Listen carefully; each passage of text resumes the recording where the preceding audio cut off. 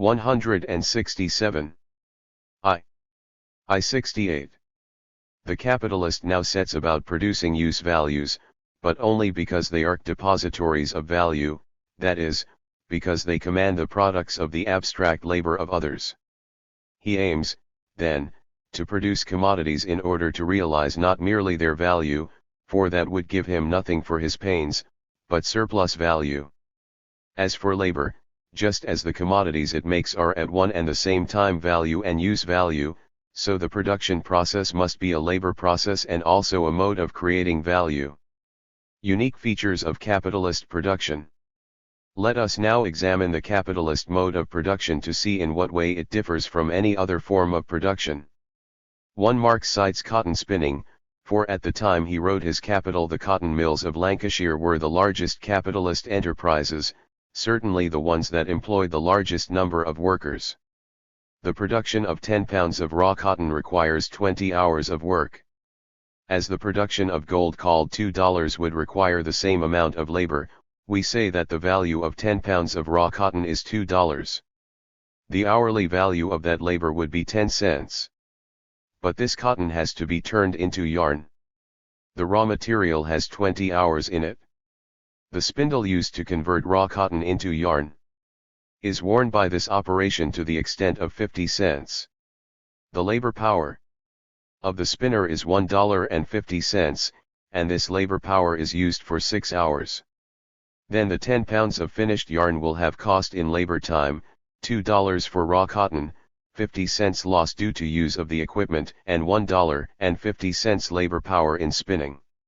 The total is $4. The value per pound of yarn is 40 cents. That is a fair price for the yarn. But where does the employer come in? The question here is not one of depreciation of his mill and machines. That is included. But if all he obtains is 40 cents a yard, he has covered raw materials, replacement of factory and tools, and purchase of labor power. Where is his surplus? The answer. 1. Marx repeatedly states that the differences between slavery and wage labor lie only in the mode by which part of the produce of the laborer is extracted from him. Is, nowhere. He must sell it for more than its value to make money. Spindle making, spinning. But they all are abstracted by the single process into one shape, value. In the foregoing illustration, the labor time computed was just enough for the production of the cotton yarn under average social conditions. But the capitalist who has paid in full for this has no surplus. If I pay for the value of a house, I get the house, but nothing beyond. When the capitalist pays full value for everything, he gets the yarn but nothing beyond. The explanation of the mystery of surplus value must be that somewhere, somehow, he must get something he does not pay for. Not even the consumption of labor power at its value will explain surplus value. Has the capitalist class an alternative to production? What is the attitude of the capitalist when after all his investment and purchases and hiring he gets no more for the yarn than its value? He argues that he is injured because he went into all this only in order to obtain more money than he put in. He may argue, I will speculate in cotton and let the other fool trouble to produce it. But someone must produce it. The class of capitalists cannot speculate, since they must have the very commodities the future of whose prices they have to guess. He can stop producing altogether. Then his machines and factories rot, his raw materials decay. He can sell to another fool. But, for a class, money is still the same in amount. Does it matter which capitalist uses it? We are discussing the relation of the whole class of capitalists to the class of workers from whom they buy labor power. They may all try to stop producing. Then their hordes will die. 170. Appear in the consumption of use values, and that world in which their money has some meaning will go to the devil. Their money will buy nothing, for nothing will be produced. The reserve of the ages would not last more than a few weeks in consumables.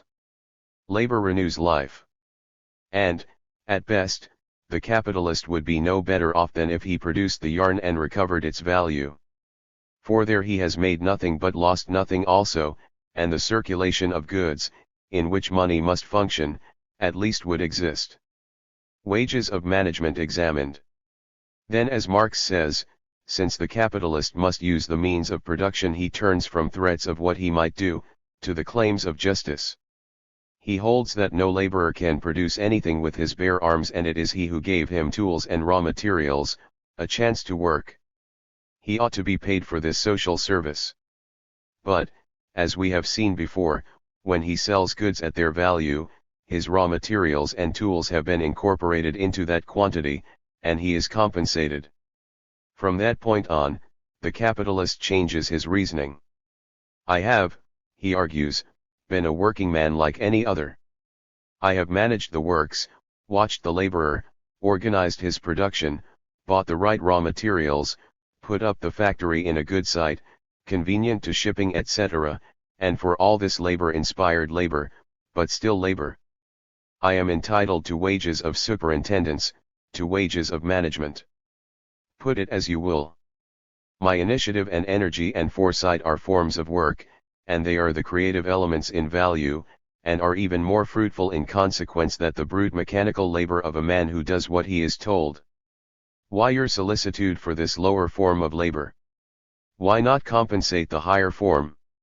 For this I claim a just reward over and above the price paid for factory, tools, raw materials, and the labor power of common or even skilled workers. Marx puts forcibly the case of the capitalist as it is given in a multitude of apologies for that class, and the reasoning of which appears irrefragable to the leaders of industry. Here the argument is on a different plane from the previous discussion in the section on the history of manufacture. There Marx argued that the capitalist is a leader of industry because he is a capitalist, and not a capitalist because he is a leader of industry. He means, not that some poor boy with a certain idea did not make a go of it in business by employing other people. Here, as in everything Marx speaks socially, that is, he means that the capitalists are leaders of industry because they are capitalists. That is, under capitalism no one without the ownership of the means of production or the utilization of the labor power of other men, can possibly make big money. Since no one can make big money except by being a capitalist, naturally all the control and initiative of industry appears to originate in the capitalists. That it usually does not, even so, originate with them, but with a paid staff, is beside the theoretical case. If yellow hats are to be manufactured for ladies, there has to be some Schwartz & Co. to act as sponsors of yellow hats. If rubber bibs replace cloth bibs for babies, the battle for rubber bibs must be conducted by some Luke Jones & Co. against their deadly enemies, the cloth bib house of Mark Smith & Co. In other words, these men are capitalists. There is no other system of production now existing. And so they are covered with the glory of producing use values merely because that is the historic mode of production. Economic refutation of wages of management. That was Marx's social discussion. But the wages of management argument is economic. The capitalist asks for wages, nothing more. That is his economic justification of his need for surplus value. Let us examine closely the actual production of surplus value, to see what part he really plays, and what is more, knows that he plays. For the question of surplus value will not be solved by saws, proverbs, or ethical arguments. It is an economic fact. The scriptural idea, it must be that the offense come, but woe to him by whom it cometh, is not the same as it must be that production 172 takes place, so glory unto him by whom it occurreth. Marx shifts the question to an internal analysis of the process of production. The labor time incorporated into the goods consumed by the worker, required by him so he can produce with his labor power, has already been utilized. The food and beer that gives power to his muscles is already there when he takes his place at the loom. The past labor time put into the worker gives him his exchange value, that is, enables him to receive pay for his labor power. But the living use of his labor power is not fixed, it is not past. It can be used, that is, its use value availed of not for the hours that are required to keep the laborer alive, but beyond. If the laborer reproduces his cost of living, and the continuation of his race, in 4 hours, that does not mean that he can say to the capitalist, I sold you my labor power for its value, the labor time required to reproduce it. Goodbye, I'm going home, I gave you that value in 4 hours. The boss would say to him, go home and don't come back. Collect your 4 hours pay and consort with yourself. You're through. This Charlie Chaplin conversation might take another turn. If the capitalist were sympathetic, he would say, but, my boy, that's not cricket. You sold me your laboring power. Our contract called for an 8-hour day. It didn't say how many hours were required to reproduce your labor power. It said 8 hours, in time. Unless you give me 8 hours of your commodity, labor power, which I honestly bought from you, you are a welcher. To which the worker would reply, but you should pay for value. My value is the labor time required to produce my labor, or rather, to reproduce it. That takes 4 hours. I've given you your money's worth in 4 hours. Why don't you pay me for the next 4? Because I have paid you full value. Your value is 4 hours, you got that? I was honest. You sold me 8 hours. I want that. I am honest. On this high ethical plane, with both sides righteous, the economic fact crashes through.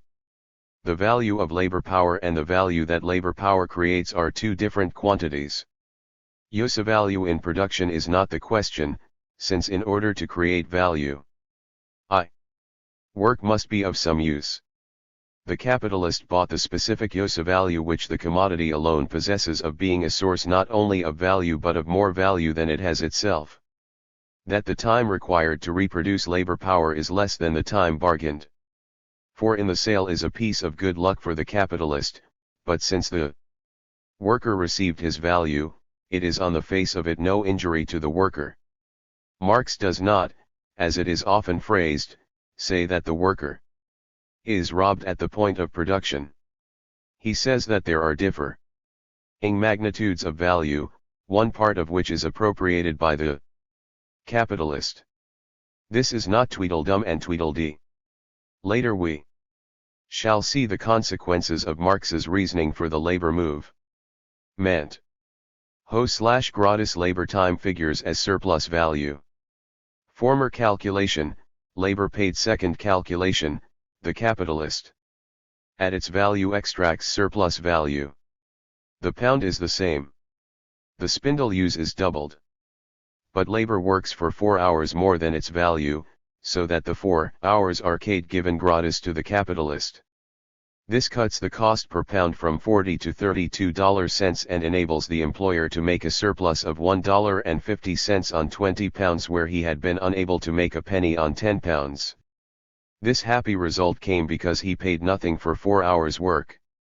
Money has been converted into capital, the investment of $6.50 turned into $8, or into 20 yards at 40 cents. And yet equivalent has been exchanged for equivalent, everything paid for at its value.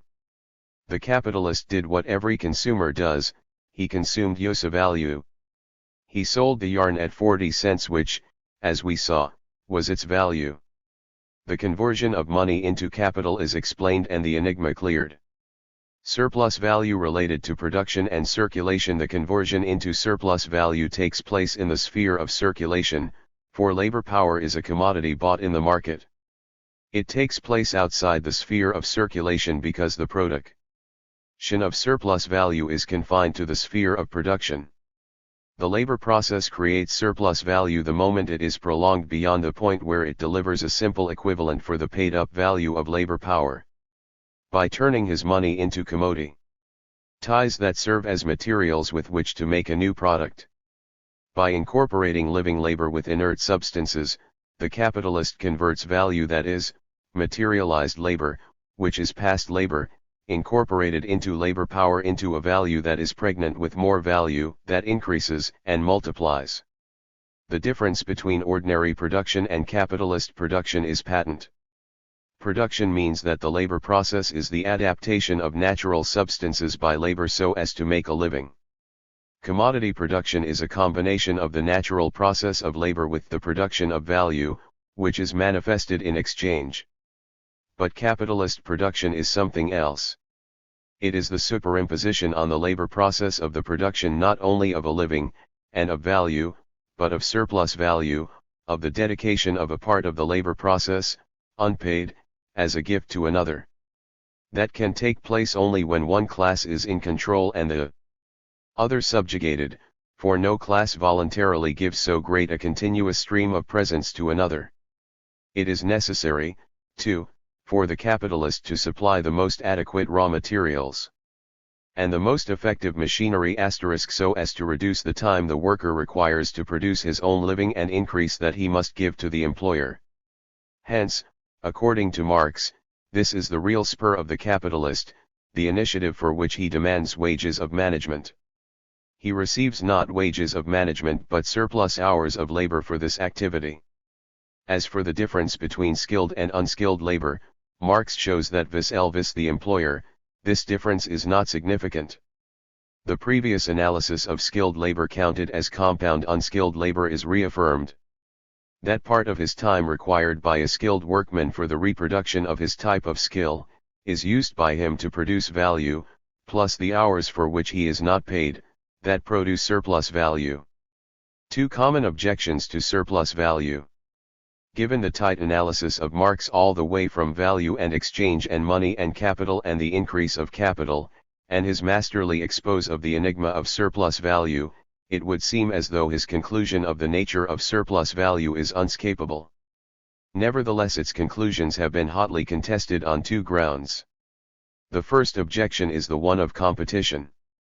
The analysis of Marx assumes that the capitalist can continue to produce the yarn for 324 cents and sell it for 40 cents.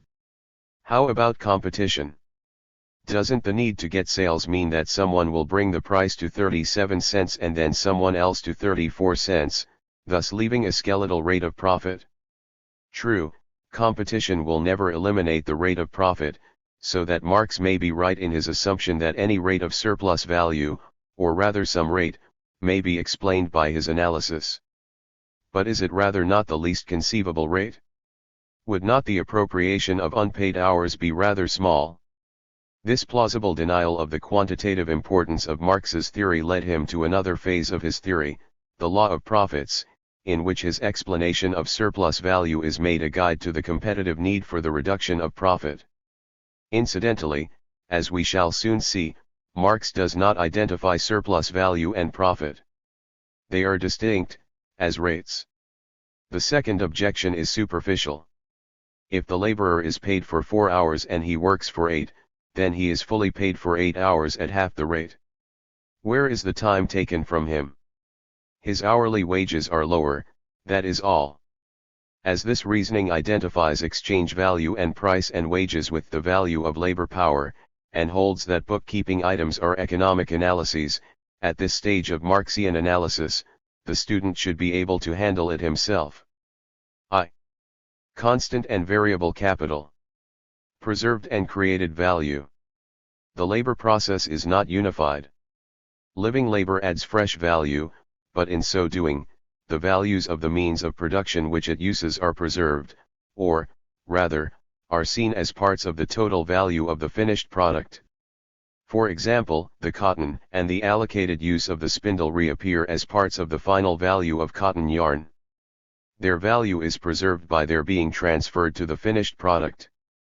But the laborer does not do two operations at once, one to add new value and the other to transfer old value into yarn. The very act of adding values preserves former values. But as these are distinct results in one operation, the twofold nature of these results must point to a twofold nature of labor, one to increase, the other to transfer, value. In the labor process, one use value disappears so as to give rise to another.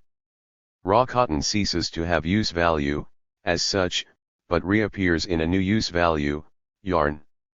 Hence value is transferred by labor, by virtue of the particular, useful character of that labor, concrete labor. It is the specific quality of labor, then, that raises inert means of production from the dead and makes them part of the living labor process. For example, it is the specific task of spinning that enables the worker to convert cotton into yarn. But if the spinner were a carpenter, he could still add value, but it would be to another material, wood. Hence the addition of value can be performed by labor in the abstract, either spinning or carpentering, in the examples above, but it is concrete labor that transfers the particular means of production into a new product. By the simple addition of quantity of labor, value is increased. By the special quality of labor, the value of the means of production is conserved. To illustrate, suppose a spinner, owing to a new invention, can accomplish in 6 hours what formerly took him 36. He can spin 36 pounds of cotton where he spun 6 pounds before. The value added to each pound is a sixth of the labor time, a sixth of former value. But the value of the raw material preserved by this process is 6 times as much, although the new labor added is but a sixth of that of the former process, since the time of labor was cut 5/6. The longer the time required to spin cotton, the greater is the new value added. But, on the contrary, the less the time required to spin, the more value is preserved, since more cotton is brought into the labor process in a given time. The two processes, creation of new value and preservation of old, though contained in the one operation, can be opposed. The relation of means of production to value. But let us suppose that the spinner takes the same time, but that cotton is produced in a sixth the time, or in 6 times the former time. In 1 hour he transfers 6 times the amount of value to the new product, or in 1/6 the value, although the new value he adds is constant, because his time is constant. Nor does this contradiction apply only to raw materials. If tools or machinery can be produced more cheaply, or dearly, their relationship to new value is the same, since their value too is preserved, that is, transferred proportionately by labor into new products. But while raw materials lose their shape in entering into another product, machines and tools retain their shape and appear to be independent of the new product. But these must be studied on an actuarial basis. If a spindle lasts 10 years, then its value enters into 10 years of yarn production, since by that time it is fully consumed and it was being consumed steadily as a means of production of yarn. Its value is incorporated into the value of yarn by being transferred thereto by the spinning. It adds no value to the yarn. Labor adds value. It simply transfers dead value, in installments, by means of the agency of concrete labor. Means of production without value. It does not follow that all means of production, though, are products of labor. Virgin forests, land, wind, waterfalls, metals in the earth, are examples of means of production into which no past labor has been embodied. They have no value to be transferred into the product. They are fashioned by labor, they are helps in creating use values, but since they are not preserved as value, for they had no value, they are not incorporated into exchange value, but limited merely to use value. Special forms of transferred value. Another exception, a machine wears out in 1,000 days. It transfers 1,000th of its value each day into the product. But at the same time the whole machine is a totality, in its contribution to production, albeit with declining efficiency. The entire machine enters the labor process constantly as a use value, but as regards its own value, if every day ruta of it is used up, then its own value is transferred piecemeal to each day's value of the new product. Still another curiosity, sometimes the waste that is necessary in production requires that a part of raw materials must always be lost in the labor process. Still it is the entire value of raw materials that is preserved in value, despite the fact that a section of it is physically not transformed into a new use value, but lost.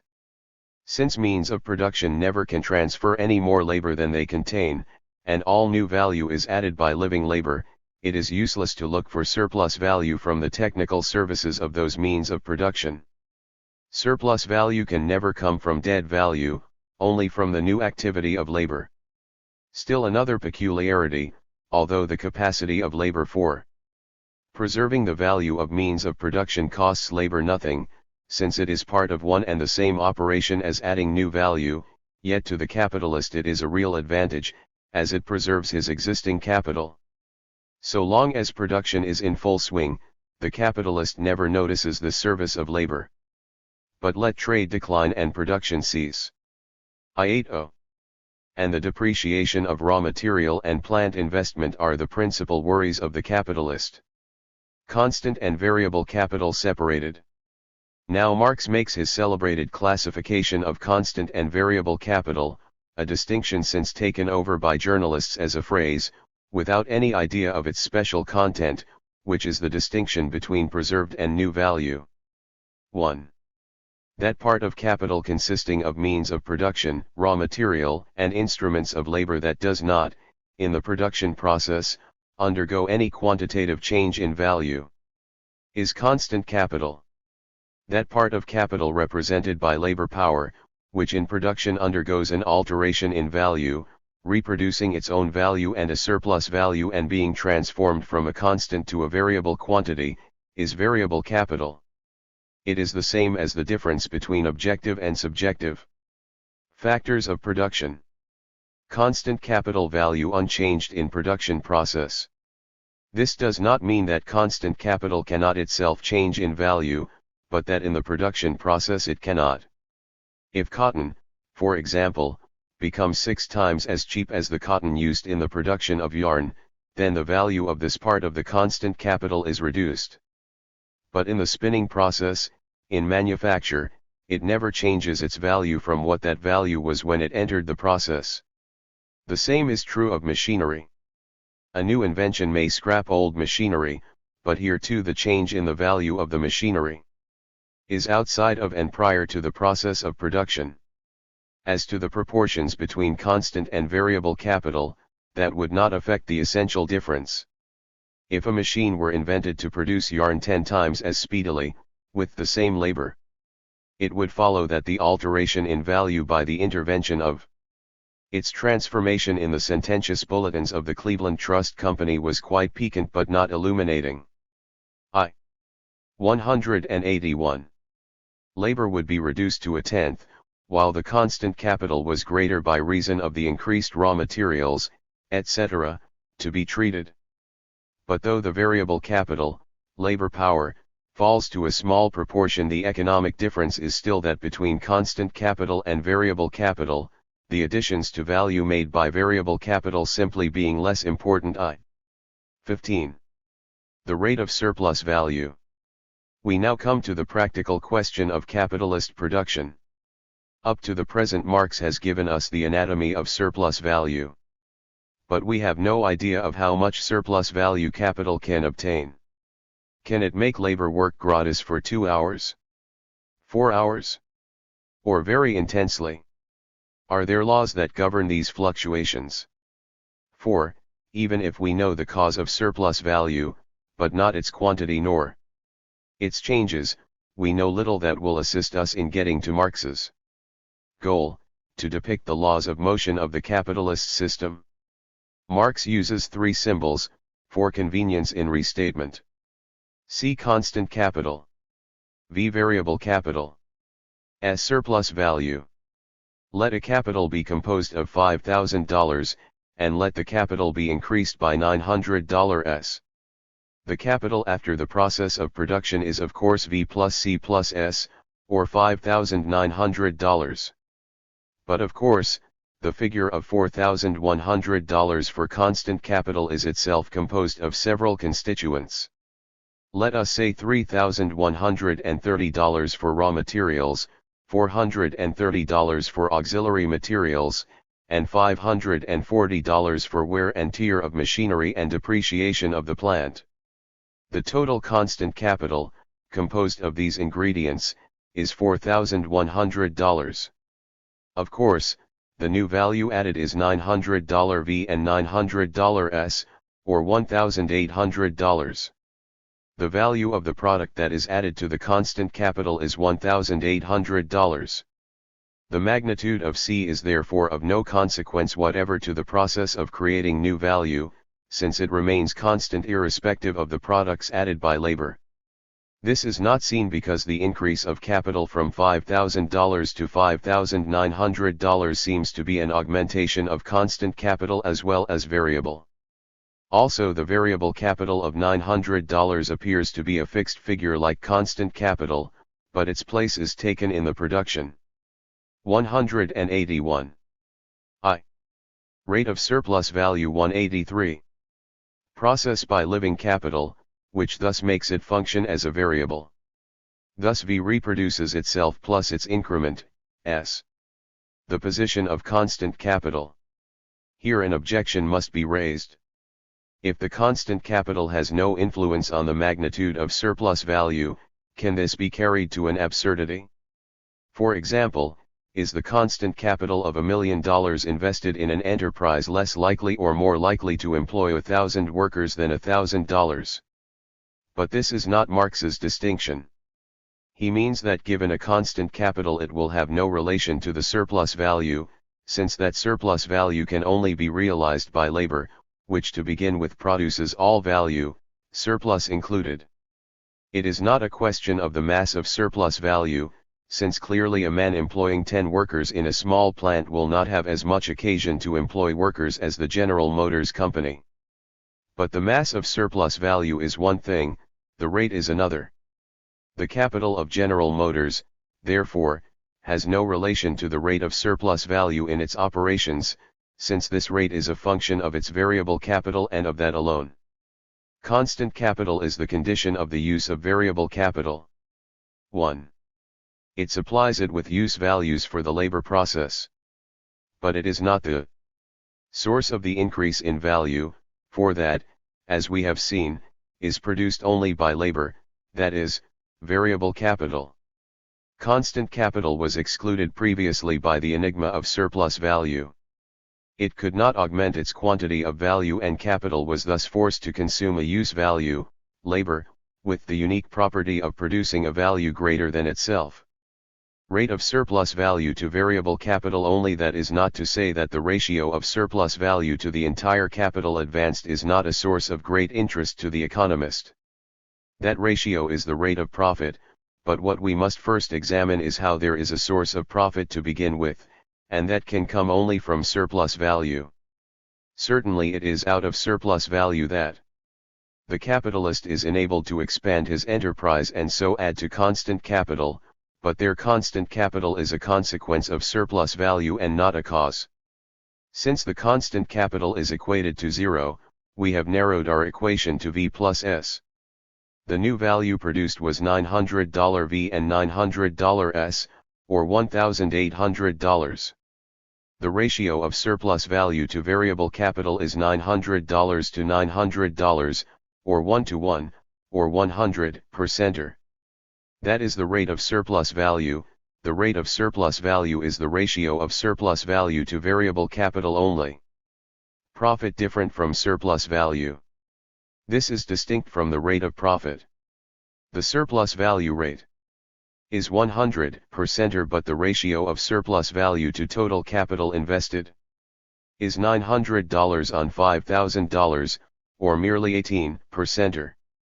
There are significant consequences of these differences in ratios for, as we shall see later, the increase in constant capital leads to a terrific decline in the rate of profit, or, to put it much more carefully, a tendential fall in the rate of profit.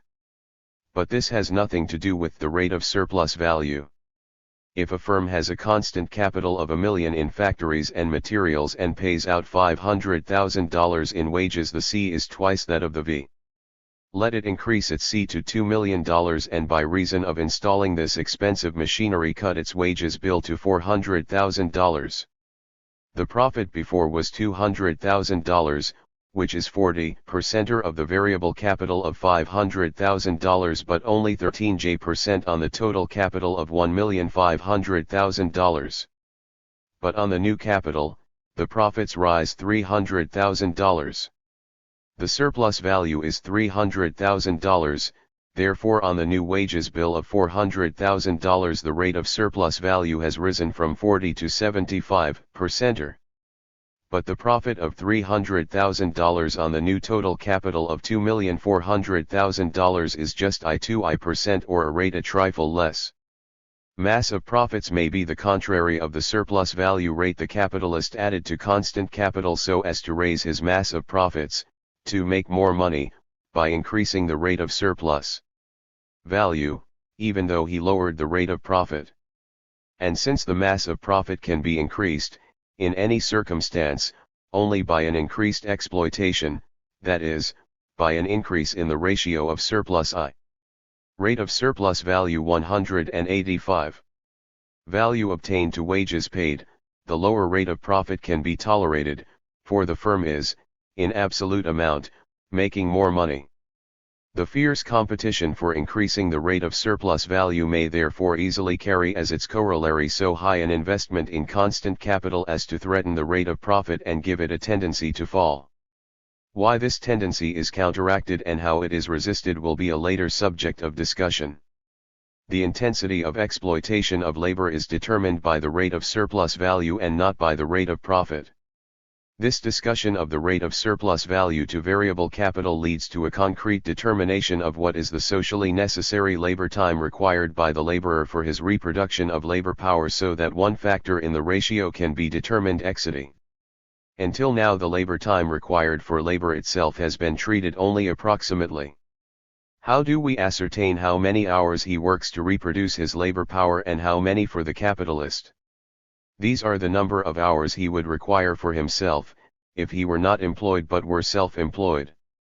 When the expression necessary labor time is used hereafter it will refer to time required by labor power for its reproduction and no longer be applied to the time labor embodies in commodities.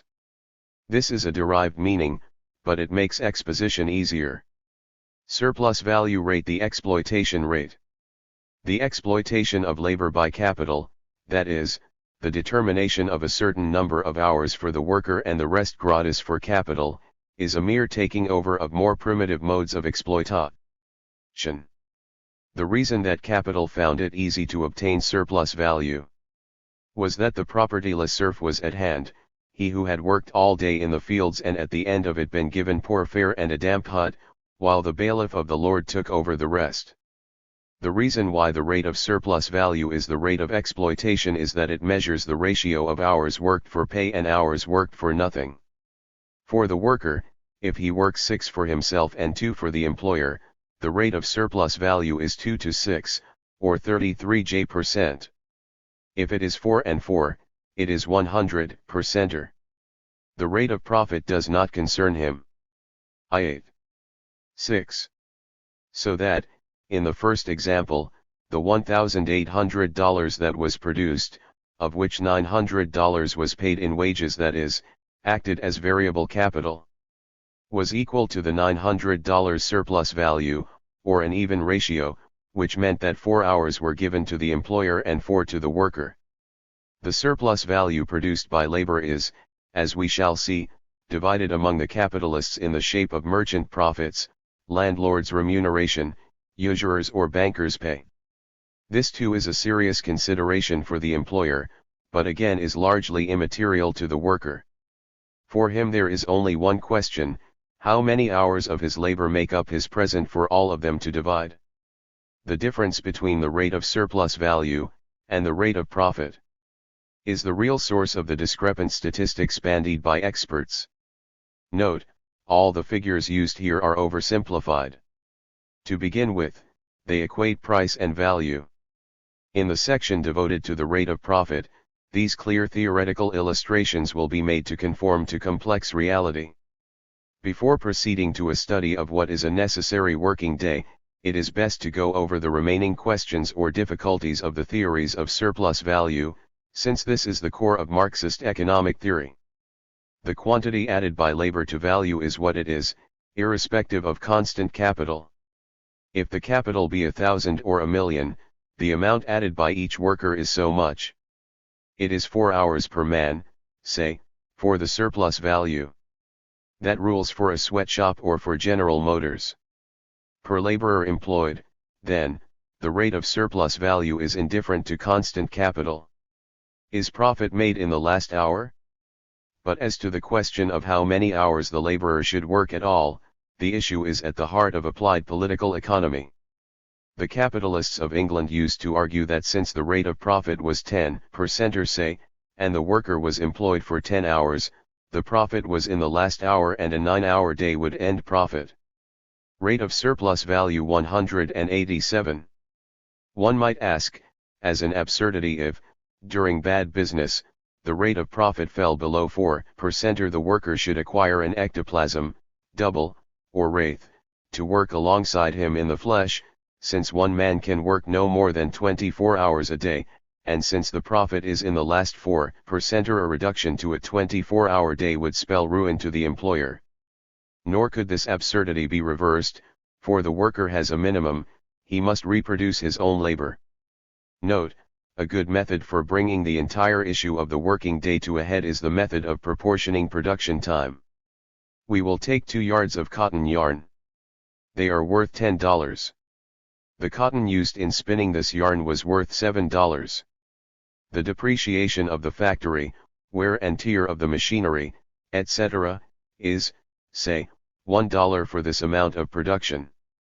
The variable capital is $1, that is, the amount paid out in wages, and the surplus value is $1.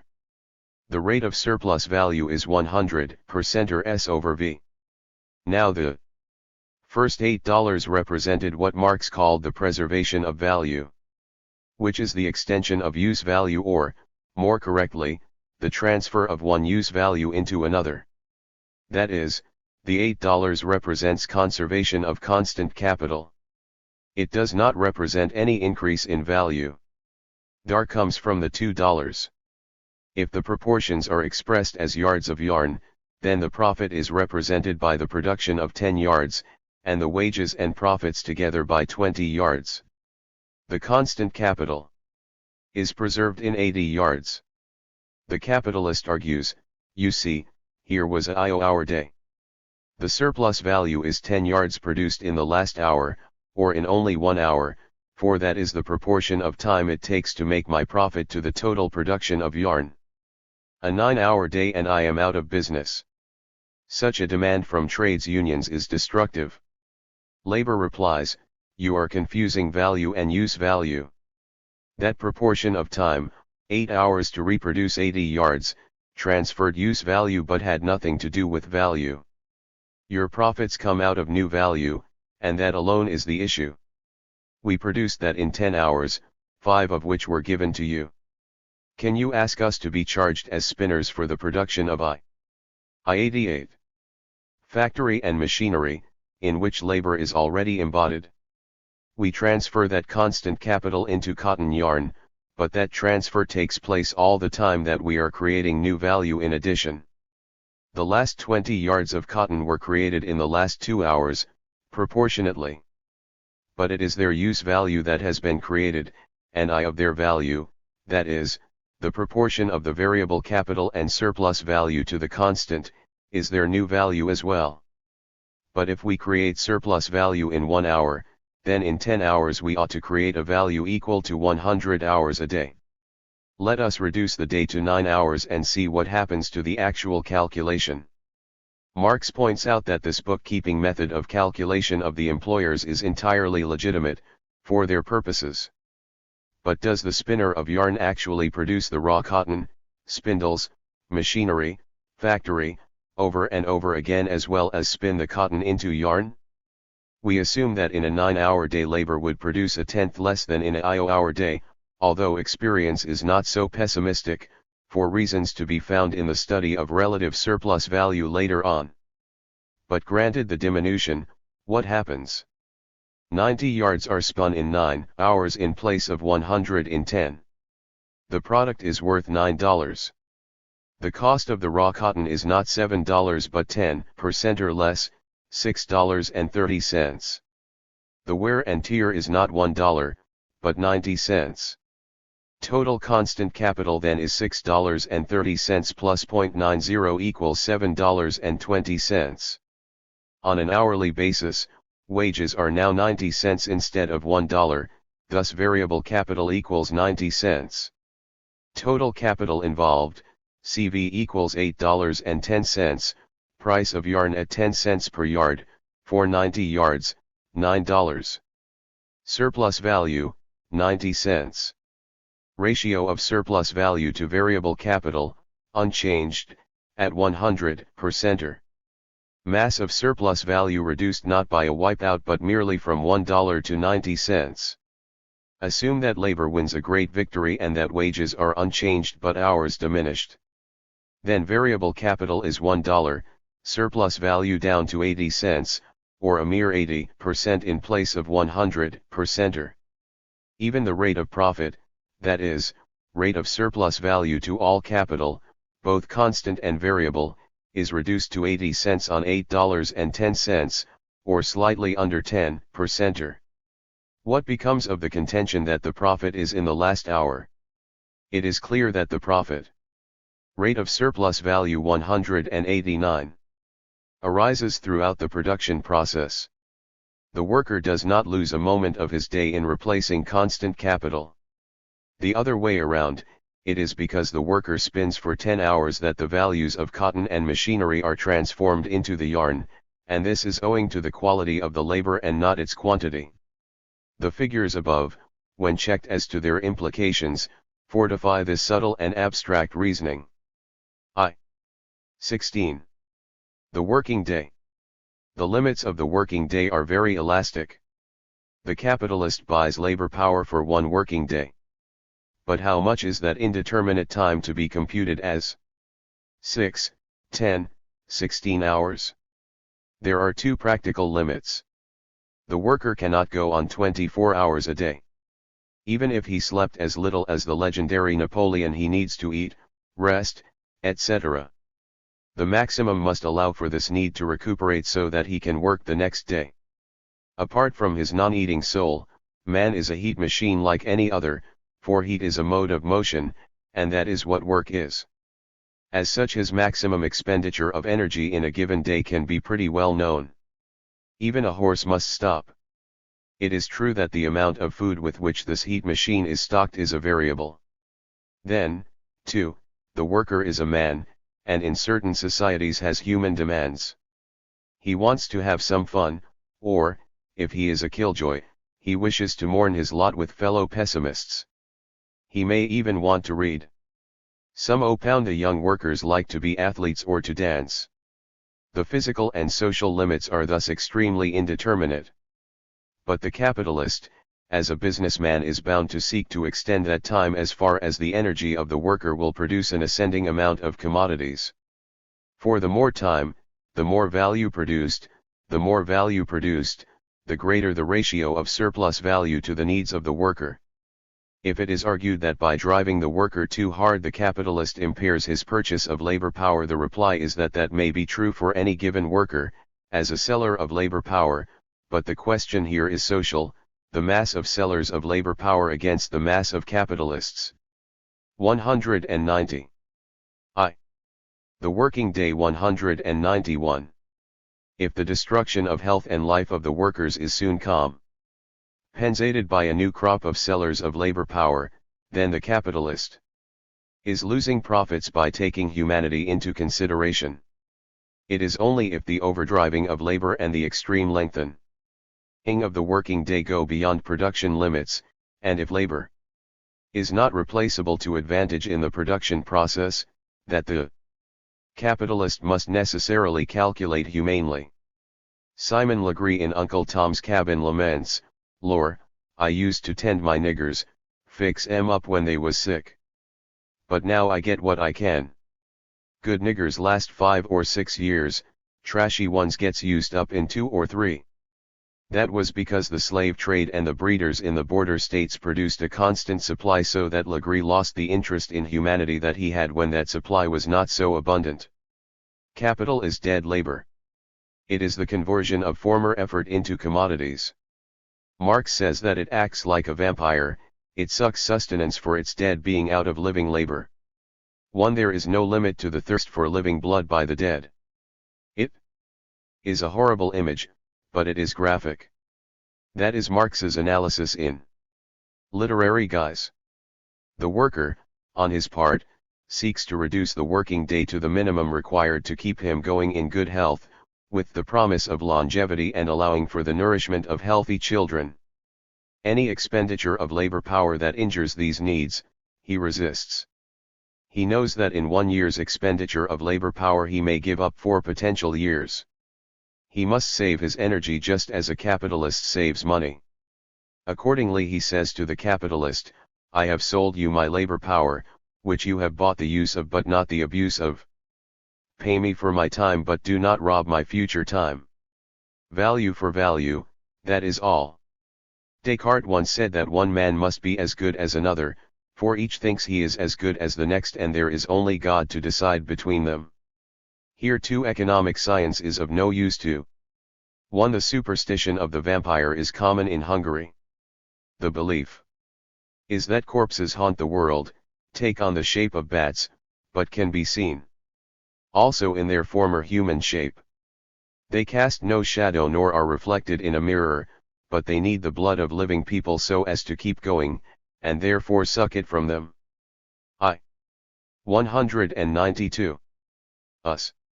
Each side fights for its interests, and although there are extreme limits, perhaps 16 hours a day on one side and 4 hours on the other, the difference is so large that it might as well be in finite force alone decides.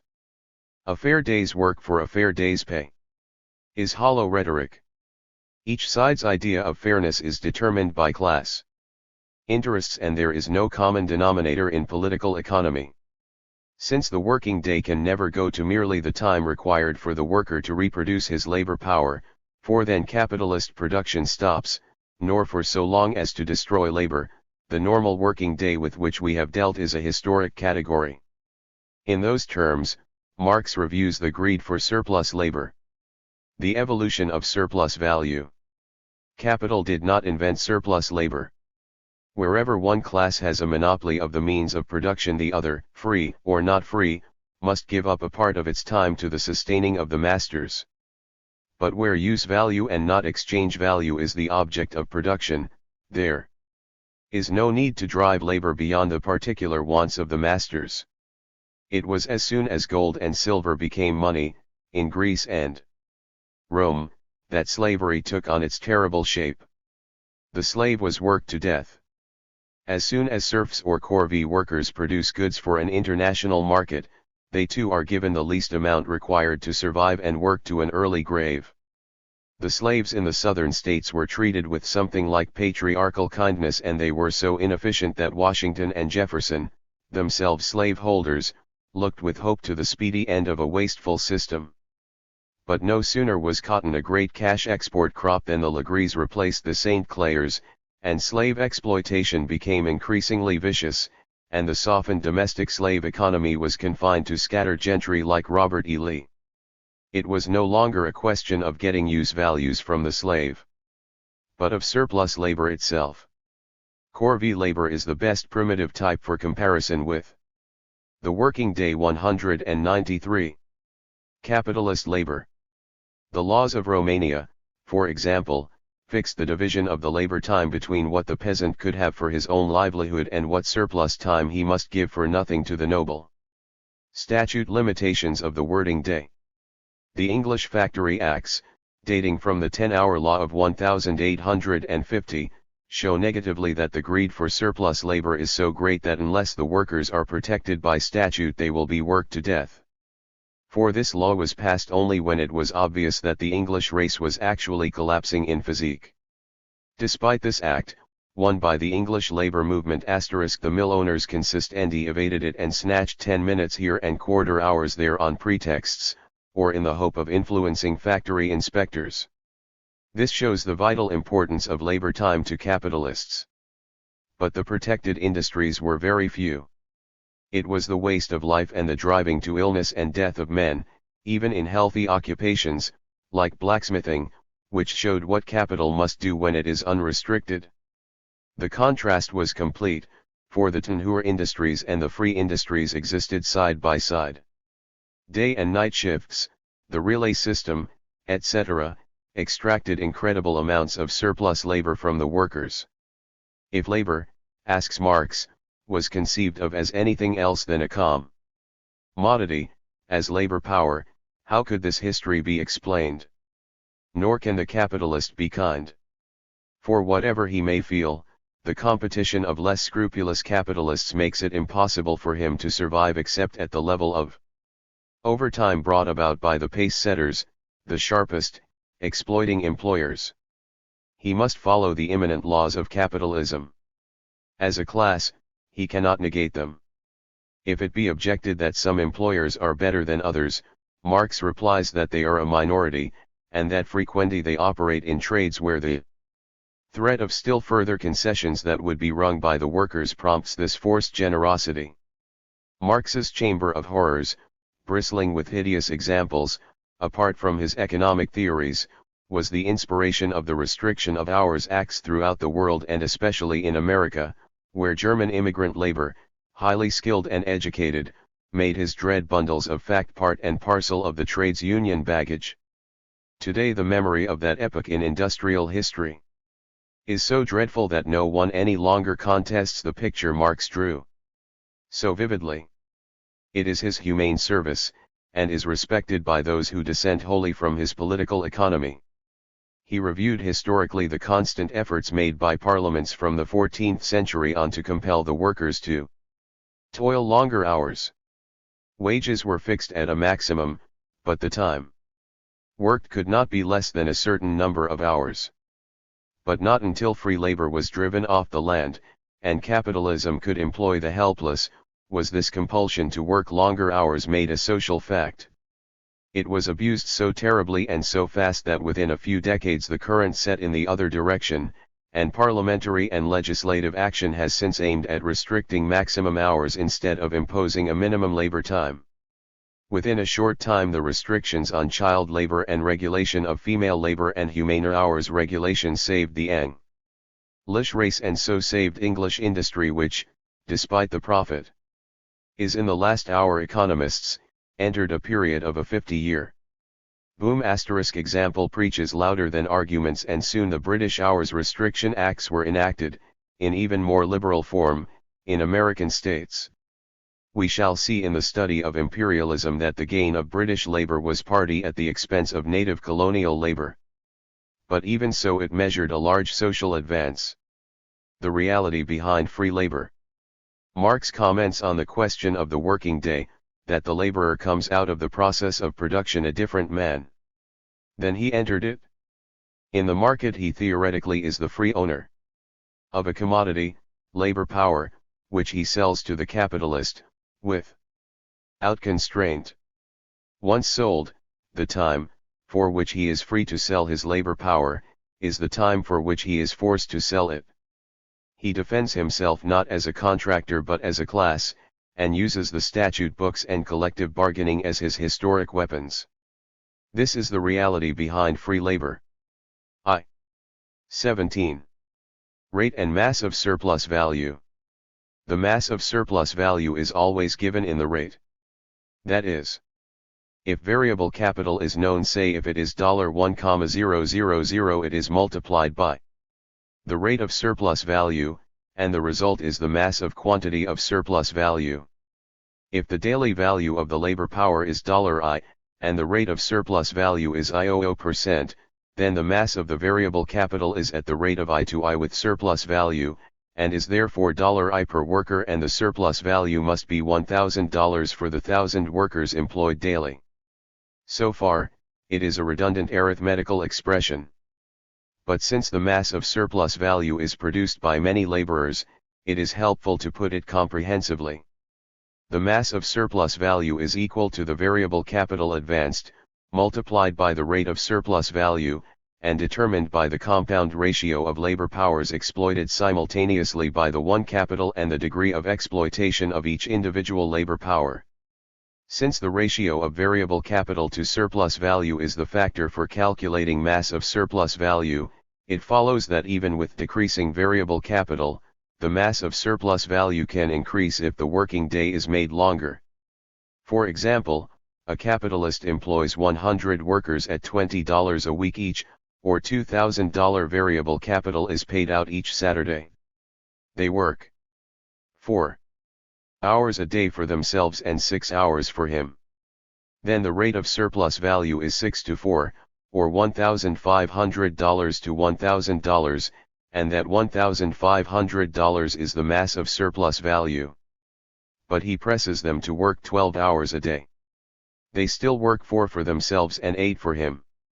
The rate of surplus value is 8-4, or $2,000 to $1,000, and so his surplus value has risen by $500 although variable capital is unchanged. But suppose that the workers win a strike. They work only 8 hours, 4 for themselves and 4 for him. The ratio is 4-4 or $1,000 surplus value to $1,000 variable. In all three cases the variable capital has remained the same, but the mass of surplus value has altered. To obtain the same mass of surplus labor on the 8-hour basis as on the 10, the capitalist must employ more men, that is, he must increase the variable capital, or pay out a greater total of wages. He certainly would rather increase the hours of labor than employ more men. It is a rate of surplus value he seeks to augment instead of the variable capital he must use. Since variable capital can even be diminished, if the rate of surplus value is increased, and so the mass of surplus value increased, it follows that the capitalist both seeks to reduce the number of workers by either increasing their time worked or, as we shall see in the next chapter, working them more intensively, in any given time. But the increase in the rate of surplus value has one limit, 24 hours a day. Since working time cannot be extended beyond a given point, variable capital can be replaced by increased labor time only within these limits. As the laborer must use a portion of his labor power to reproduce it, the range of surplus value has both a lower and a higher limit. So that no matter how much a capitalist seeks to increase the rate of surplus value to compensate him for the shortage of variable capital, after a given point he can make no progress. For instance, a variable capital of $5,000 employs 100 workers for 10 hours. They work 6 hours for the employer. The surplus value is 6-4, or $7,500. A variable capital of $2,000 employs, say, 40 workers for 14 hours even. The ratio of surplus value is 10-4, or $5,000 to $2,000. But it can never rise as high as the mass of surplus value available to the capitalist with $5,000, exploit his workers as the smaller capitalist may. Since capital seeks to reduce its variable capital, and also tries to reduce the number of workers employed, and at the same time seeks to increase the mass of surplus value, this time limit forces it to some other solution, as we shall see later, for its contradictory desires. With a given rate of surplus value and a given value of labor time, the mass of surplus value must increase or decrease in proportion to the variable capital advanced.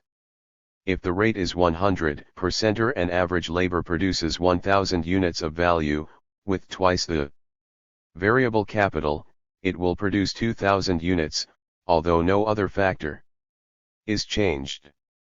The capitalist divides his capital into two sections: constant capital, the means of production, and the purchase of living labor power, the variable capital. This proportion of constant to variable capital varies in different industries, and within the same industry, it varies with either technical changes or changes in the organization of production. But since constant capital creates no new value, it does not matter whether its proportion to variable is 2-1 or 10-1 or 100-1, it is with the variable capital used that the surplus value is obtained, although it is true that with $100,000 one can buy more machinery to employ workers than with $10,000. The masses of value and surplus value, despite this, vary direly as the amounts of the variable section of this capital, that is, the section which is transformed into living labor power. The ratio of constant to variable capital.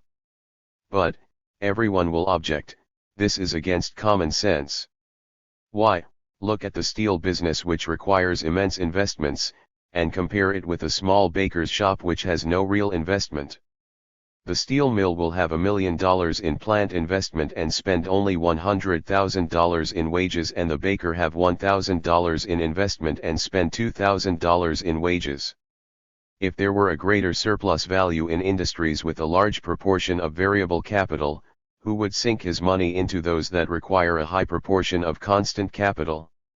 And they are right.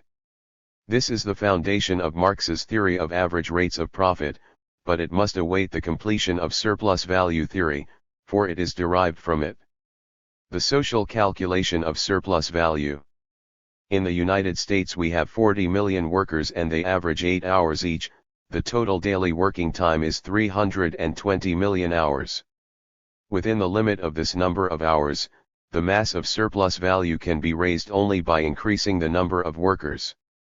The growth of population is the mathematical limit to the production of surplus value by the total social capital. If, on the other hand, the population is static, the mathematical limit is given by the greatest possible extension of the working day. And this is new. We shall soon see that these limits exist only for the absolute form of surplus value we have dealt with up to the present. Minimum capital required for surplus value. For any sum of money to become capital it must at least be used to employ one labor power, day in and day out, to produce surplus value.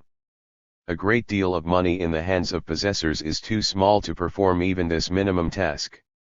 If the worker is to work 8 hours for himself and 4 for the moneyed man, the lit employer would have to employ more than one man to live on the difference they produce, for 4 hours in the case of one person is not enough surplus to sustain a boss. In that case, all he would seek to exploit 2 workers for would be merely his own living requirements. But if he wants to live twice as well as a worker, he must employ 4 workers, and if he wants further to turn half their surplus value into additional capital he must hire 8 workers. That is, since each of his 8 workers requires 8 hours to live, that is 64 hours, and he lives twice as well as any of them, that is, on 16 hours worth of means of subsistence, to use half the surplus value as capital he must use the produce of 16 hours. Anyone who cannot live better than his workers and turn part of their surplus into new capital is not really a large capitalist but is that hybrid called a small master or a little busy man. It seems, then, that a true capitalist must have the funds to employ a fair number of men. A little businessman usually works beside his men, as does a master barber, or is in dose daily contact with them and replaces them at certain tasks, like a small retail storekeeper. Special functions of the capitalist. But a real capitalist, at a certain stage, must devote himself to functioning only as capitalist, that is, as personified capital. He must look to the control of his workers and the appropriation of their labors, and to the sale of the products. The guilds tried to stop I. 200. This in the Middle Ages, for they limited the number of workers that a master might have. It is all a question of the quantity of capital, which at a given point changes the quality of the person with money from small master to capitalist. He then functions in a wholly different manner. But the minimum of money required to be a capitalist itself advances with changes in technique. Even in early times, some of these efforts required so much money that companies had to be formed, as no individual moneyed man had enough. The central feature of capital is that the worker is not only hired by the employer but passes under his command as though he were in the army, for it is considered intolerable that a man should lose money by carelessness or inefficiency of his staff. And this military organization, autocratic, irresponsible, proved more efficient as an exploiter than slavery or apprenticeship. At first capital instinctively tried to obtain more money by lengthening the working day, since it took over the primitive modes of production, and time was the only differential that counted. The altered position of labor under capitalism. The capitalist system changed the character of labor. Where once labor employed the means of production, now the means of production employed it.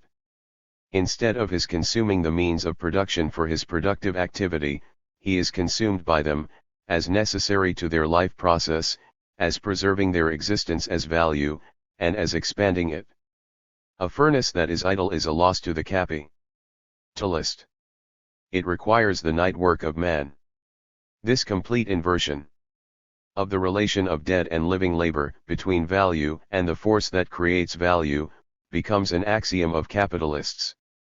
The foundations of relative surplus value. We may seem to have wandered very far from the query as to constant and variable capital and the social total working day. But these historical reflections are necessary to usher in the study of relative surplus value, which alone can indicate the means whereby surplus value is really produced, the study of the rich details within the framework of the mere hours of labor. Marx considers the whole of the country as engaged in one gigantic working day because in such a totality all individual competition is eliminated, and it is seen that when only time is the limit, the variable capital alone being a source of value, it is necessary to predicate some other mode of action of variable capital in order that these limits could be circumvented. To achieve this, Marx then asks, how does capital to begin with, in its actual functioning, use labor to create a surplus value? That is, not what is surplus value, nor how is it computed by time, but what are the constituents of the labor process itself within the time limits? For not only does labor have duration, it also has intensity. To lead to this, Marx points out that capital has the right to discipline labor as well as to purchase its time, and that it totally changes the character of labor by making the living worker the servant of the dead tool. This reversal of the role of dead and living labor is the precondition for analyzing labor in the capitalist system, and from now on, labor will be treated as a factor in making capital productive, and as nothing else. The proportion of constant and variable capital, and as we shall see later, of the almost equally significant idea of fixed and circulating capital, can be properly understood, and the seeming dilemmas answered, only when we understand the actual roles of constant and variable capital in action, as against merely understanding their relation to working hours. True, the production of any mass of surplus value requires a given amount of constant capital to produce it and a given amount of constant capital to absorb it. But these proportions emerge only in actual production. 1. The functioning of capitalist production, or relative surplus value. The necessary working day which we have hitherto discussed has, for the purposes of discussion, been considered as a fixed expenditure of labor within that time. So many hours work are so many hours, and are all equal for all purposes of the argument. The division of the day between the number of hours used by the worker to reproduce his labor power and that given gratis to the capitalist, has been the cause of our identifying absolute surplus value, that is, the ratio of time given free, to that compensated. In a sense, all surplus value is absolute surplus, for unless the capitalist gets these hours for nothing, unless they cost him nothing, he can never make money. But let us suppose that the working day is rigorously limited to, say, 8 hours. The capitalist seeks to increase surplus value, but since he cannot extend hours, what other possibilities are there for him? We mean economic possibilities, not cheating. Only one exists, reducing the necessary labor time. For example, if a worker requires 4 hours for himself, then if he can accomplish the same reproduction of his labor power in 3 hours, the employer has the surplus use of 5 hours instead of 4 and does as well as if he had extended the working day to 9 hours. The total working time is unchanged, but its constituent parts, necessary and surplus work, ing time, have changed in their proportions to the advantage of the capitalist. He has raised the rate of surplus value from 4 to 4 or 100% to 5 to 3 or 66%, without increasing the working day. Absolute and relative surplus value distinguished the surplus value produced by prolongation of the working day is called absolute surplus value. The surplus value arising from curtailment of the necessary working time and alterations in the original from lengths of the two components of the working day is called relative surplus value. But relative surplus value and absolute surplus value can coincide in the same day. The original 4 hours were absolute, the last hour economized within the same working day is the unique cause of relative surplus value. And this can be accomplished only by making labor more productive, that is, making it produce more in the same working time. It may be said that the capitalist does not seek to obtain his advantage over the worker by either a longer day or a more intense use of the same day, but also by the reduction of wages, that is, by diminishing his variable capital. But this is outside the present question. We must ask how, assuming that the capitalist pays full value, he obtains surplus value. That, in fact, he seeks to depress the compensation of labor below its value may be true, but is irrelevant here. For, in order to understand the basis of capitalism, we must first find its laws of motion, and for this we begin by assuming value. For value. If labor is cheated by selling its labor power for less than value, then the capitalist is stealing a part of the necessary working time, so that this maneuver would still be subject to the economic referent of what is that necessary working time. Reducing time for acquiring means of subsistence. How can a fall in the value of labor power be brought about? Such a fall in the value of labor power means that the necessaries of life which were formerly produced in 4 hours can now be produced in 3. Hence the increased productiveness of labor, in those industries that specially provide the workers means of subsistence, brings down the necessary labor time all around. And this, in turn, is assisted by an increase in productiveness of instruments that aid in such industries or employments. For example, the cheapness of wheat was greatly aided by the machines called the little combines. The more efficient fabrication of these combines in turn helped to make them more widely used by the wheat farmers. The cumulative effect of the cheapening of wheat by the use of the combine and of the wider use of that combine, due to its increasing cheapness, helped. GOCGLCI 204.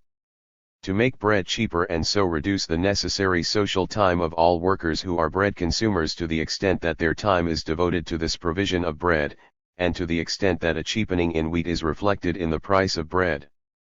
That is one way of reducing necessary labor time. Since necessary time has been defined all along as that necessary to nourish and sustain the worker and his children, any cheapening of those essentials is a reduction of the hours required for the worker to sustain himself.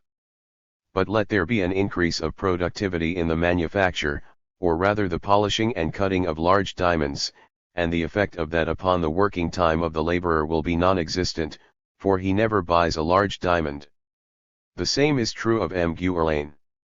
Were he to lower the price of Shalimar perfume from 300 francs to 240 by more skillful compounding or organization, the mill girls of Alabama could not have their labor time reduced thereby.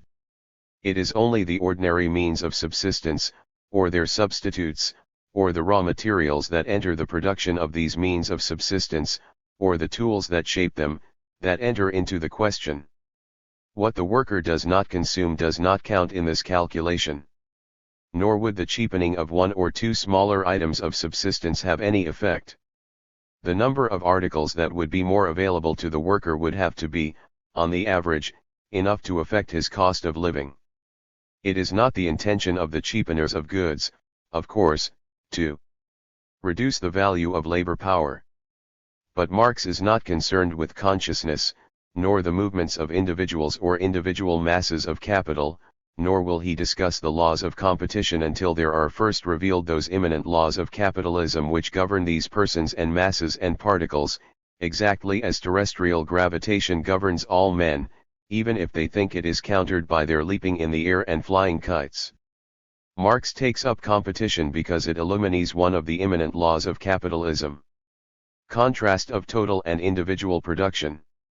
There are two values to any commodity, in practice, apart from those hitherto described.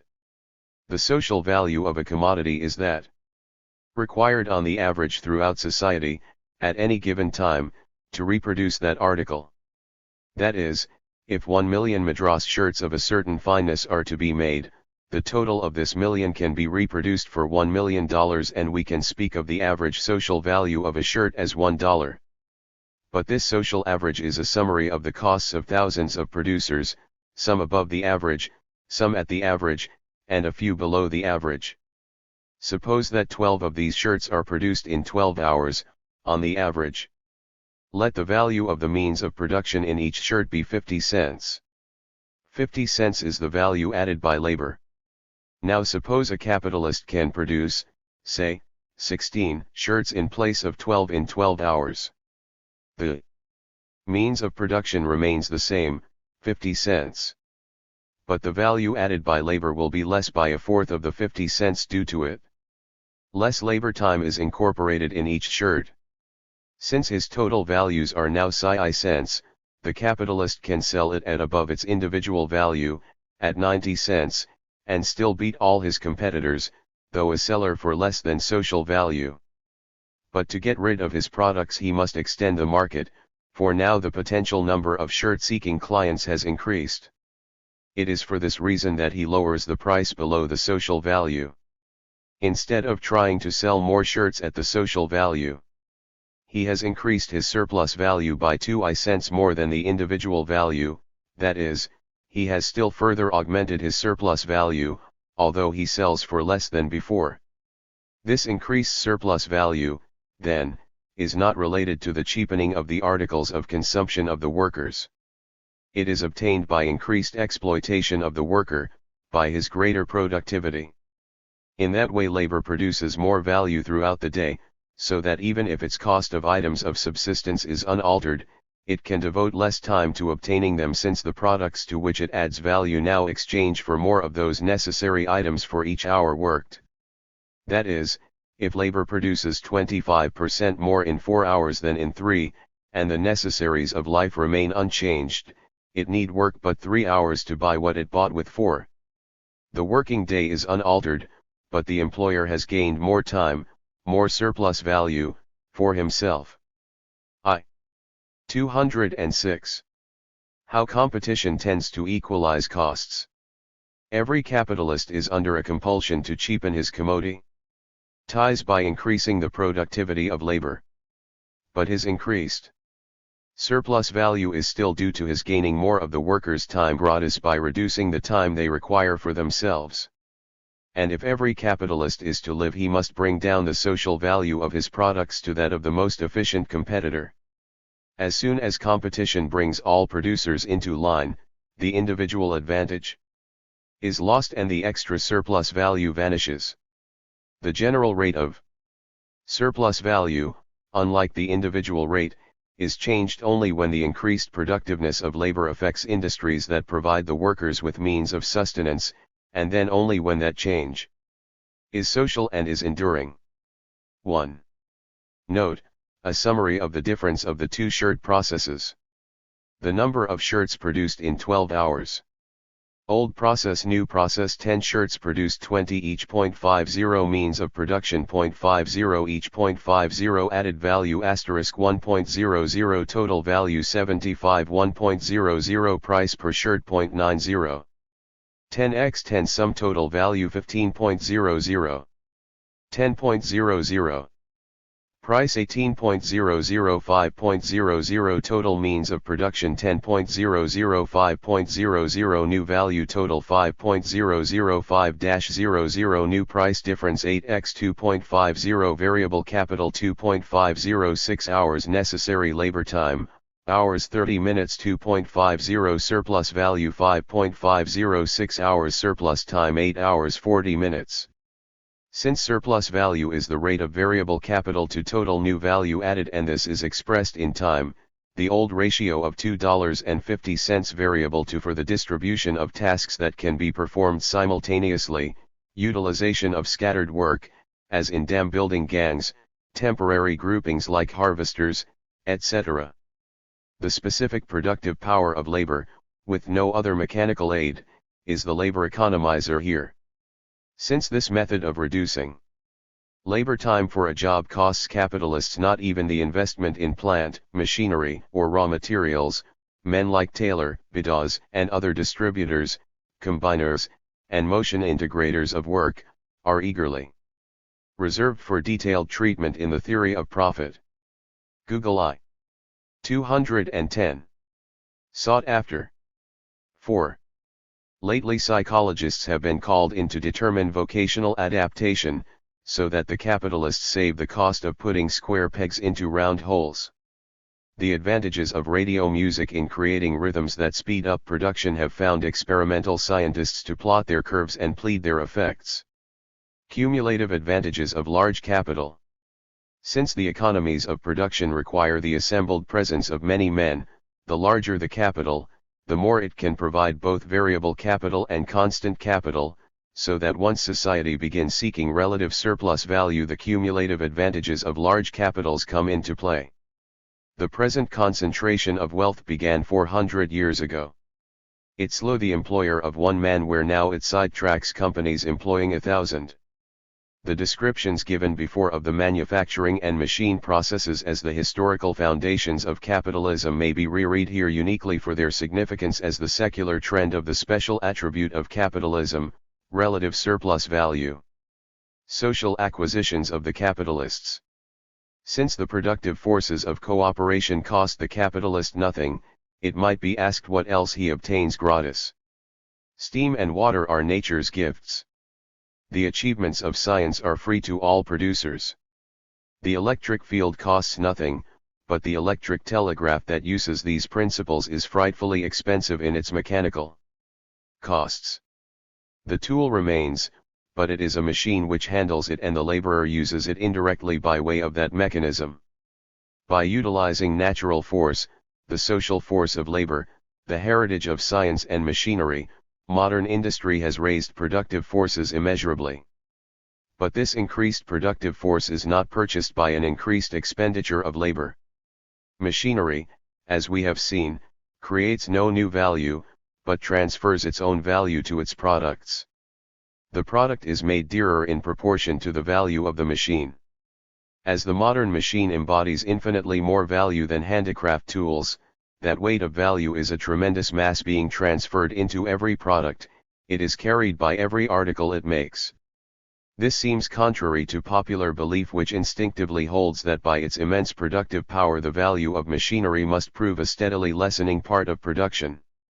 Marx's whole theory of the dynamics of capitalism is based on this assertion of increasing constant capital weight. How does machinery cheapen commodities?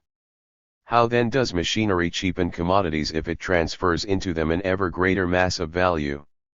Let us see what appears to contradict Marx's position. The machine, in the first place, transfers its value bit by bit. If it is long-lived, then, apart from the coal or oil it consumes, it gives its natural force gratis, and it very slowly is transformed into the value of each product. Prorated, it might become extremely small per unit. It compensates for its cost by the immense command it has over the forces of nature. If, then, machines can be made less costly and more efficient in the use of natural force, they will transfer less value to the new product. When machines are made by machinery they are cheapened, and this tendency is steadily gaining. Where then is the importance of Marx's thesis? Given the rate at which machinery transfers its value to the product, the amount of value so transferred depends on the value of the machinery. The less labor it contains, the less it imparts to its products. But the less value it yields to its products, the more productive it is, the nearer it comes to being a transformation of natural force without cost. A comparison of commodities produced by hand with the same commodities produced by machinery shows that in the machinemata product the value due to the instruments of labor increases relatively to the value added by labor, but it decreases absolutely. 212. That is, if in handicrafts a carpet made by a hand loom transfers IOO labor hours of the loom's wear and tear and takes up 500 hours of labor, in the machine economy the cost of the loom machine might be 90 hours and the labor only 200. Here the machine has cut, or replaced, labor from 500 to 200 hours, it has saved 300 hours, at a transfer cost of 10 hours less. Relatively it represents the ratio of 90 to 200, or 31% of the value produced, whereas the old hand loom represented the ratio of 100 to 600, or I6F%. Yet total value has been cut from 600 to 290, a net saving of 310 hours despite its lesser absolute value as constant capital, and despite its increase of constant capital in the value composition of the carpet from 17 to 31%. So its economies do not contradict but confirm the paradox of Marx, the relative weight of constant capital in the commodities has increased. It has to work out this way because the productiveness of a machine is measured by the labor it displaces. Less labor must be spent in manufacturing the machine than is eliminated by its use. The limit of a machine's utility is its saving of labor power purchased, that is, its gain of relative surplus value. How machinery displaces labor costs. How is the statement of Marx that the less value in a machine the greater its productivity, reconciled with the greater percentage of constant capital in the products? By this, that it saves more labor than it costs, so that relatively to the reduced labor, it must rise, and the weight of value transferred from it thus be a higher proportion of the value. Note, an important difference of calculation will show the subtlety of Marx's method. Ricardo says machines cost less labor than they displace even when the money cost is the same. Marx comments, a machine replaces labor power but labor power is less than the value it creates. The machine's money value represents all the labor in its production, in no matter what proportion it represented wages and surplus value. Hence the real economy of a machine is the difference between its value and only the labor power it replaces, not the total value added by labor. Dead labor is less, then, than the living labor it replaces. 213. Since the difference is computed as between the cost of the machinery and merely of the labor power it replaces, it follows that where labor power costs little it may not pay to buy any machinery. The higher the labor power cost in any country, then, the more likely the utilization of machinery. The United States had, for decades, real wages that were much higher than England and its utilization of machinery was proportionately higher. England's level of wages was higher than most of Europe, she was more mechanized than any European country, and was followed closely by Germany.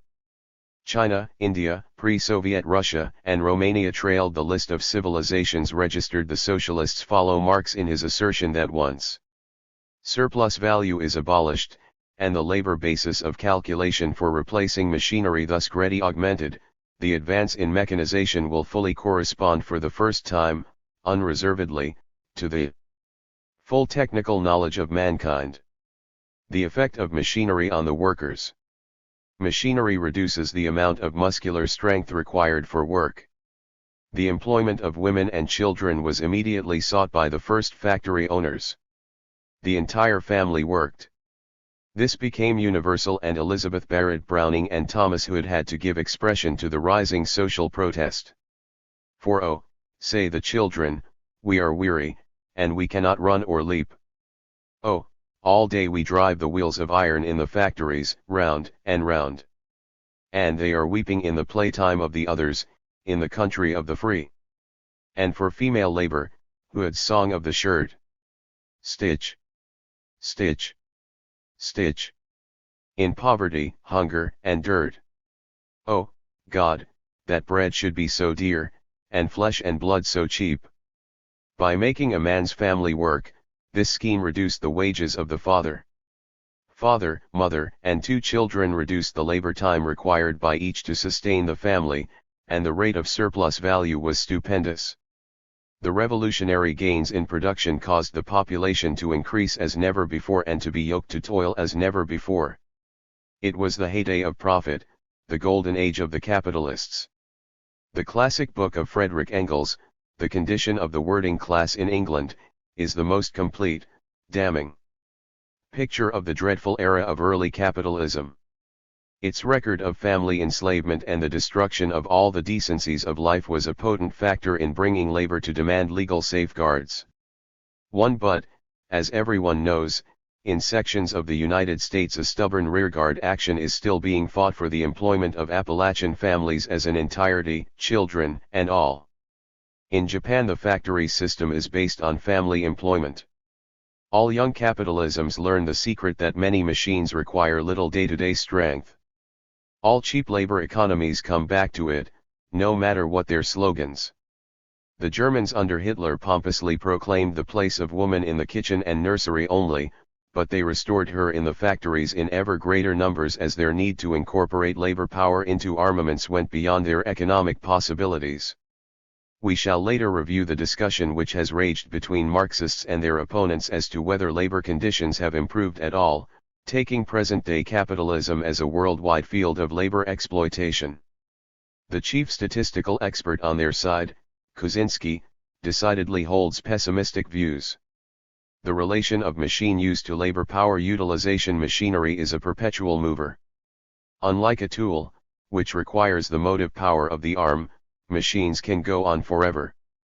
The machine is a Frankenstein creation that despises its servant, man, that feeble being that actually gets tired. Since the productiveness of the machine is inversely proportional to the value transferred by it to the product, the longer the life of the machine, the less is the portion of that value added to each commodity produced.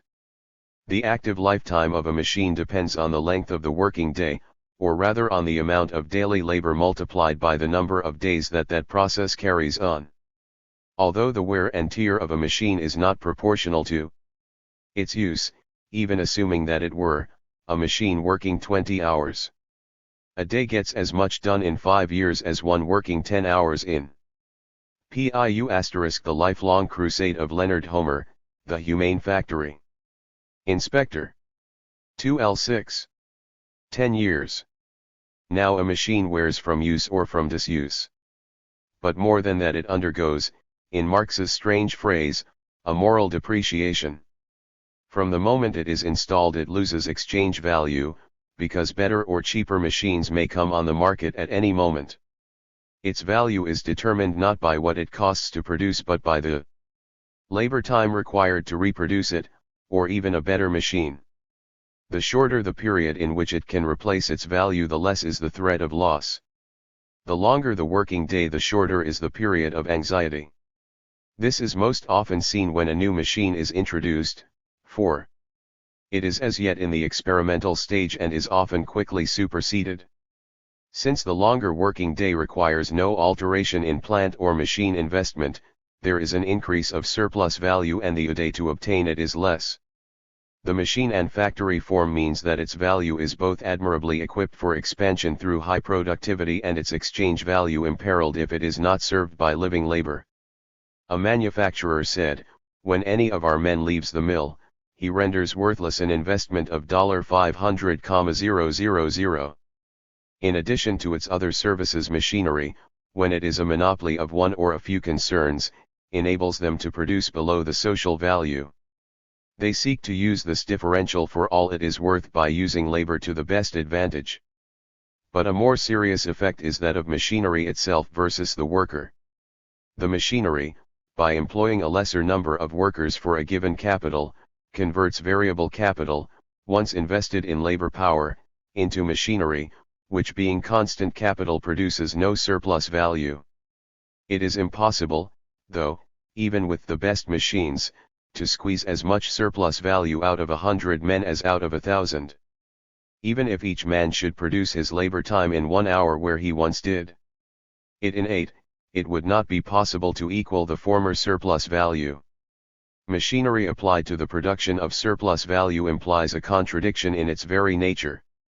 It can increase the rate of surplus value only by replacing work. Men.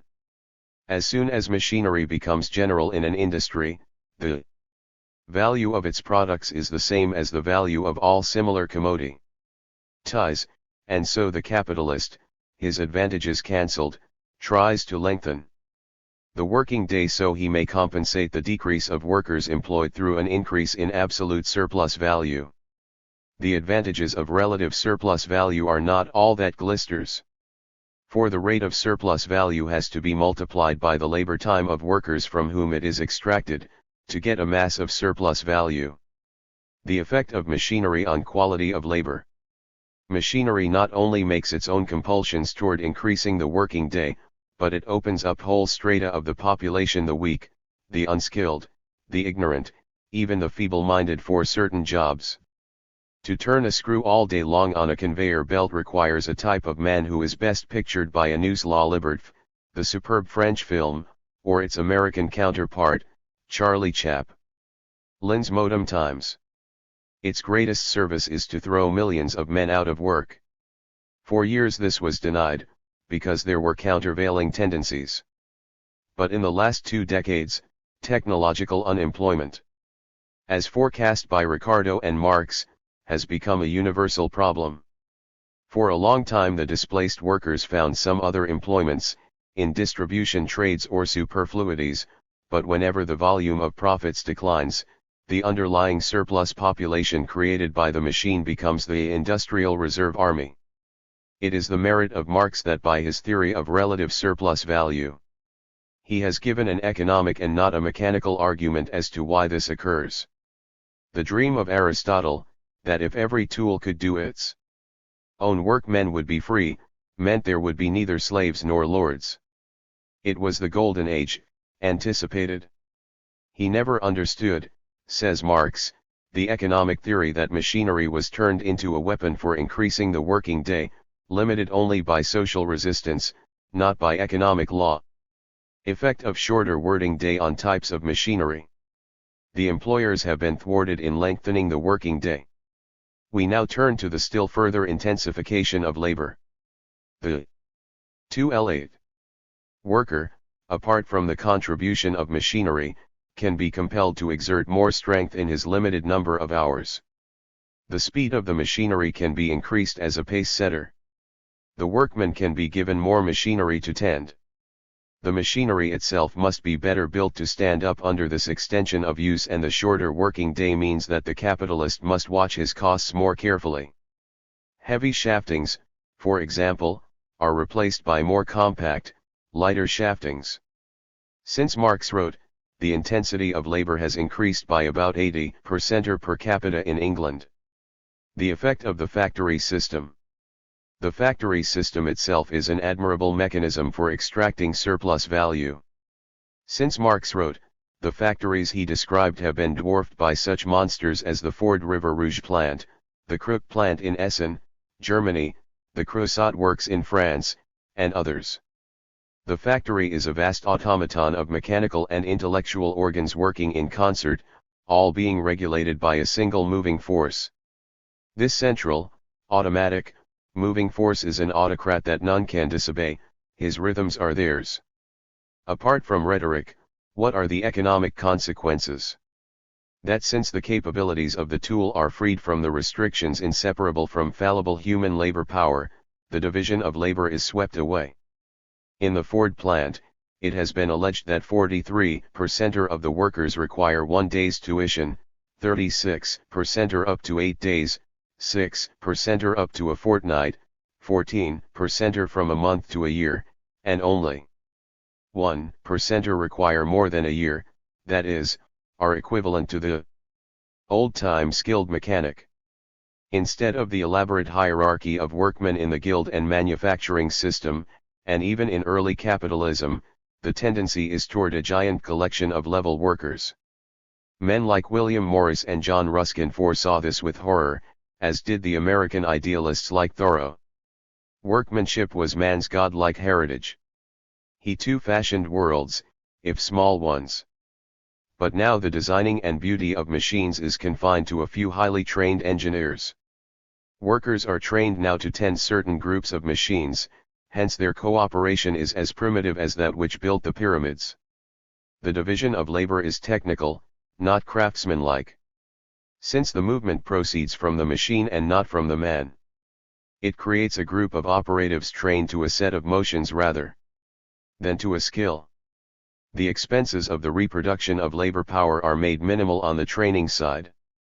Millions of Polish and Italian peasants, fresh from the farm, were hurled into American heavy industry and were paid at a rate consistent with that training. Their millions of children, trained to the same routines, have formed the background of the revolt against trades unionism, and have joined the CIO, organ of the mass production system. The annexation of masses of workers to the machines, as a detail of their production, increases the dependence of workers on capital. The worker is exhausted by the constant repetition. The play of his mind and muscles is reduced. The whole man is ended. There is no personal initiative, whereas the factory is animated by a class that has all the social initiative, the owners. They alone are outside the detail function, they alone have a comprehensive view of what they are undertaking.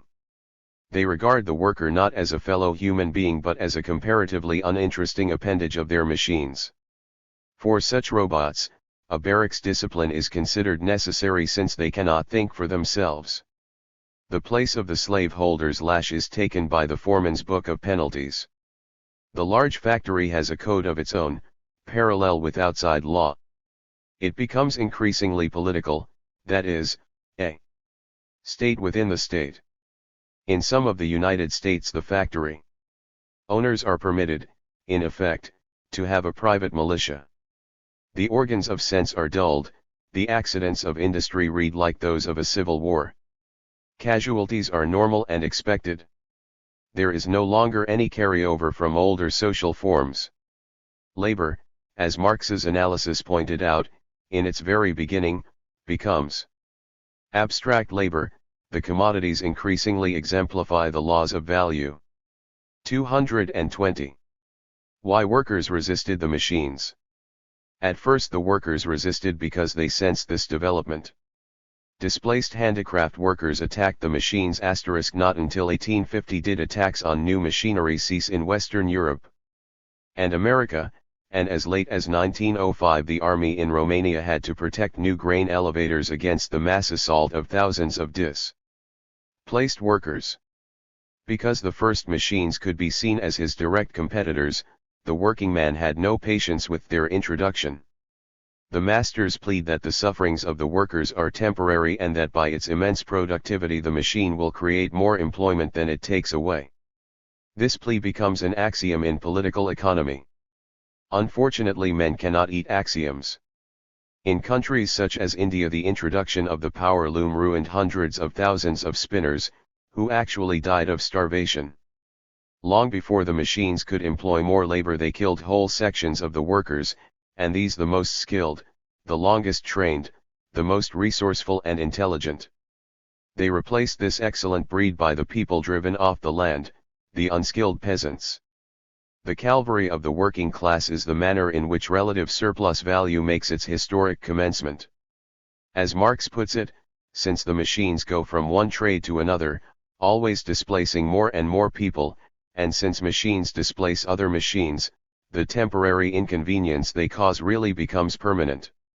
Every time the workers fight through strikes, the capitalist finds a new economic motive for introducing further mechanical improvements, since the cost of these strikes is itself part of the cost of labor power, by aiding the depreciation of plant investment. Are the workers compensated with new employments by the machine? This question is central for the cost implications of the drive for relative surplus value. Marx begins with a common example. A capitalist employs 100 workers at $500 a year each in a carpet. The Luddite riots of 1811 were the most celebrated. The eloquence of Lord Byron to his unmoved peers is one of the highest expressions of pathos, justice, and understanding on behalf of the workers. Factory. His variable capital, the cost of labor power, is $50,000 per annum. He buys machinery for $25,000 and discharges half his Staff. Suppose that the raw material costs him $50,000 both before and after the installation of the machine.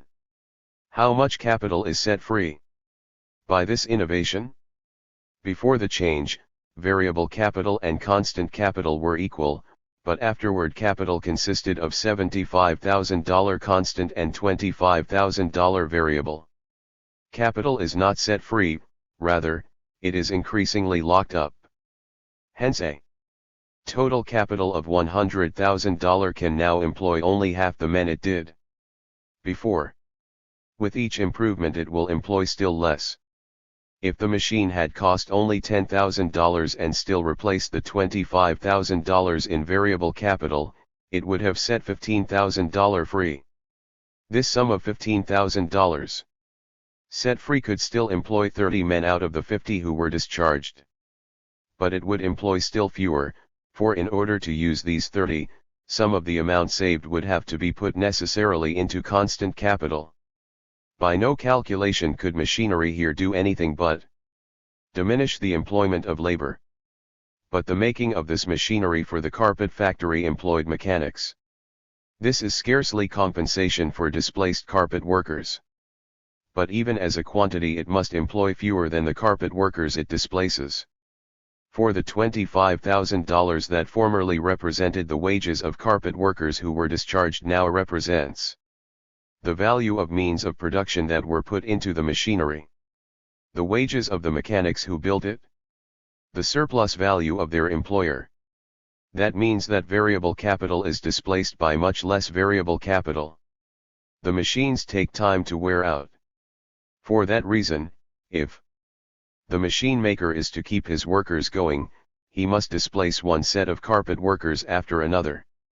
The difference between social use and labor displacement now, what the theorists mean is not that this machine uses less as variable capital than that it displaces. They mean that the $25,000 formerly paid in wages to the displaced workers must seek investment, and it cannot rest until it employs 50 men. So that, in short order, a demand must rise for an equivalent amount of labor somewhere else. Before studying that reinvestment, let us see what has really happened to the discharged laborers. They are no longer buyers of commodities. Their lack of demand tends to reduce the price of these commodities. The labor employed in making the machine must always be less than that displaced by its employment, otherwise it would not be used. So there is a net decline in demand for the means of subsistence. If this goes on for some time, there is a discharge of work. Men engaged in producing the means of subsistence, because of the lessened demand.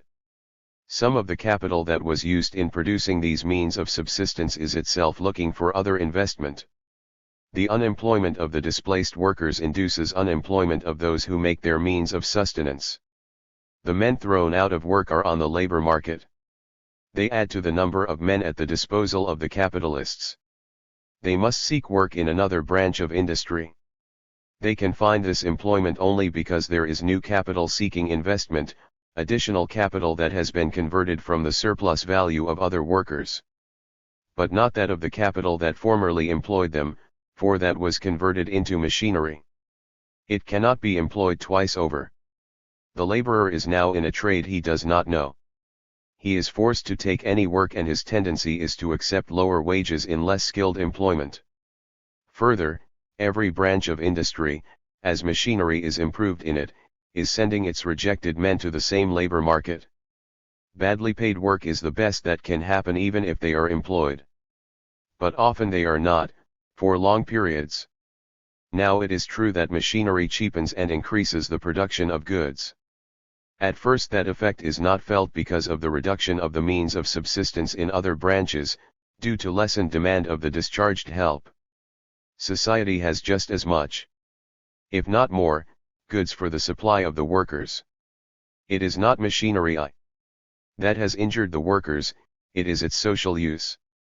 Machinery, in itself, shortens hours, lightens labor, is a victory of man over nature, and increases the wealth of producers. In the hands of capital, Marx holds, it increases hours, makes labor more burdensome, makes man the slave of the machine, and brings about pauperism. but the economists see it as a physical amelioration, and confound this with the economic contradictions in which that amelioration is made manifest. Increased demand for raw materials. What the apologists mean is that the total quantity of products made by machinery far exceeds what has been made before. If the product is trebled, then the raw materials used must be trebled. But as regards the other instruments of production, these can only be increased up to less than the difference between former production and machine production. Otherwise the economies of introducing the machine would have been cancelled. The use of machinery assists employment in the industries that supply the means of production to that industry. This is a genuine increase in employment. The amount of new employment in the trades furnishing raw materials, however, depends on their working day and intensity of labor, to take the two factors of surplus value, and on the ratio of constant and variable capital. Where machinery is simultaneously spreading in those trades, the benefit is less than the number displaced by the machines in the trade served by the raw material industries. Where it usually gives much employment is in a colonial country or a primitive country where machinery is little used. But sometimes the reverse takes place even here. The enormous development of woolen manufactures in Britain turned the countryside into pastures to supply the wool. Farmers were displaced by the million. Ireland was depopulated. The compensation of Australian pastoral employment may not have equaled the loss in the old country.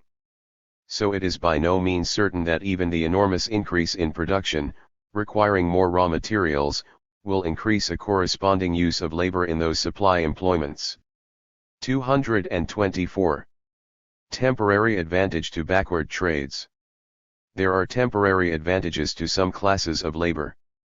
For example, the development of cotton spinning supplied yarn so cheaply to the handloom weavers that for a few years they did very well. But in a decade or so, the 800,000 weavers who were employed because of the spinning jenny, throstle, and mule were decimated by the power loom. So too at first the abundance of woolen and cotton cloths called forth great numbers of needle workers until the sewing machine got rid of most of them.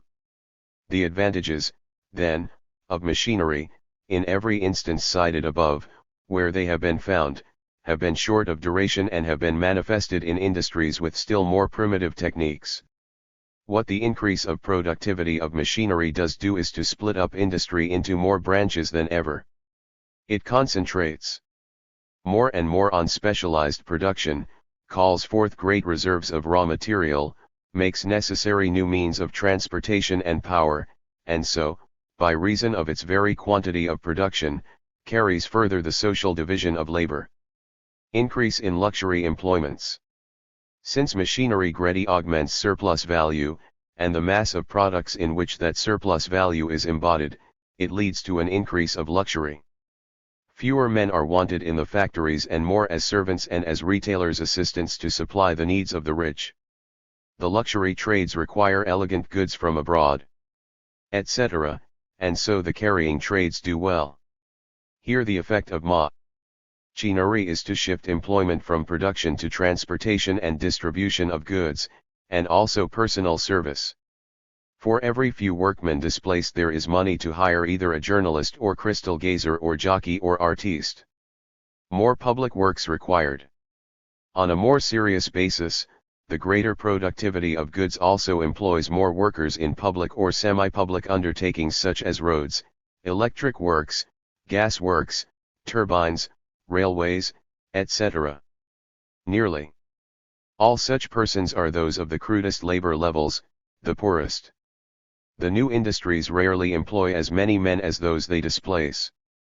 A good example appears in the United States where since 1914 electric refrigerators, radios, etc., have employed trifling numbers of people.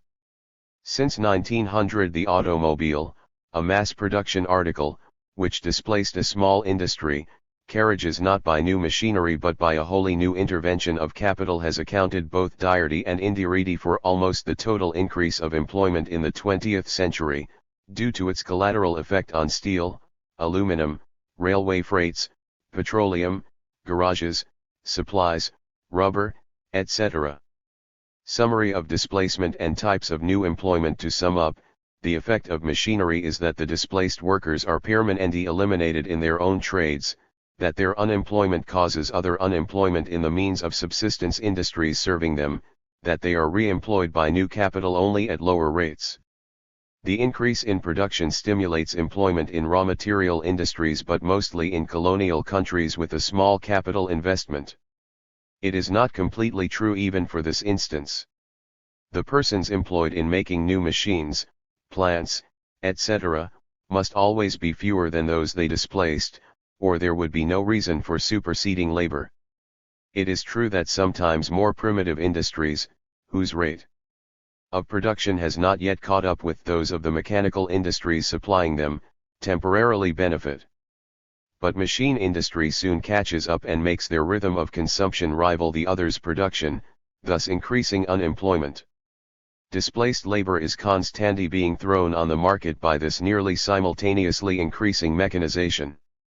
The social division of labor and specific needs of greater production bring about some, but not enough, employment in the public works industries. But the major part of new employment is in the superfluous or luxurious trades arising out of the expenditure of the surplus value by the capitalists themselves. Thus the three effects of machinery are a tendency to form masses of unemployed, to increase their 226 capricious assimilation, and to augment the less productive trades.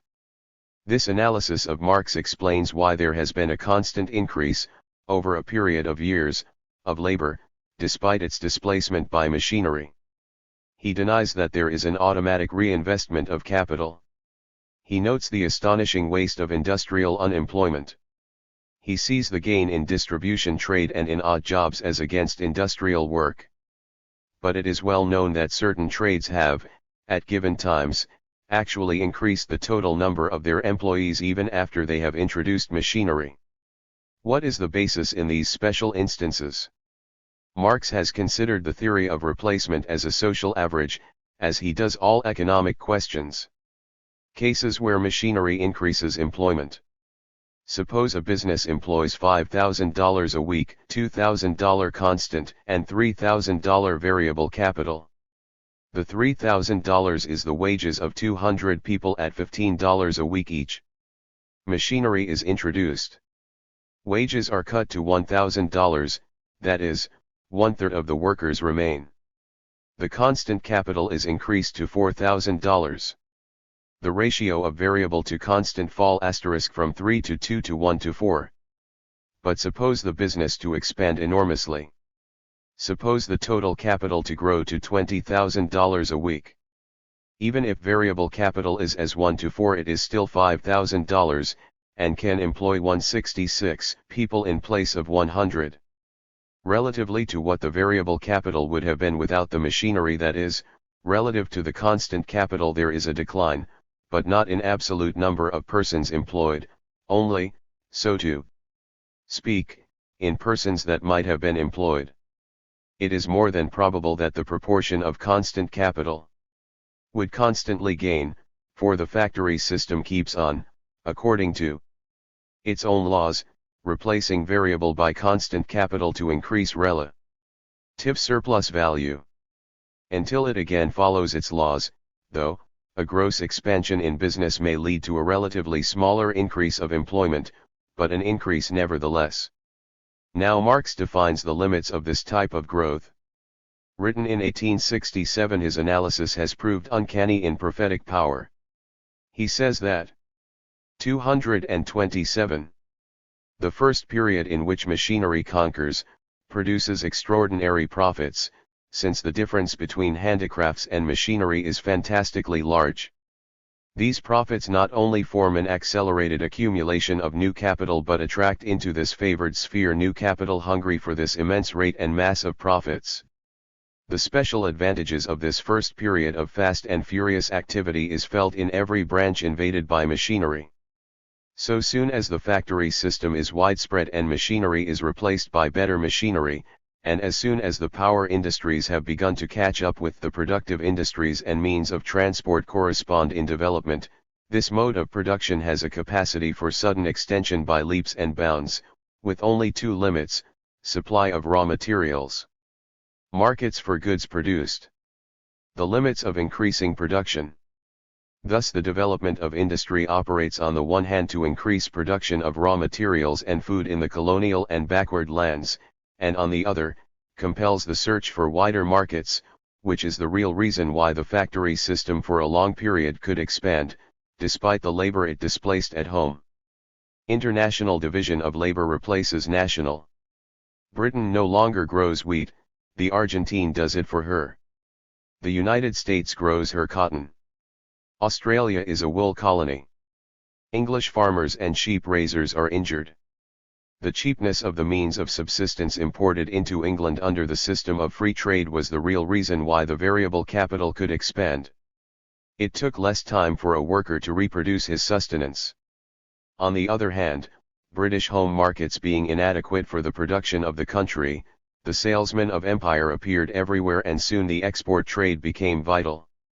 As it increased, British ships carried their coal abroad so as not to be in ballast on the outward trip to the lands from which they brought back gold and wool and wheat and cotton. 228.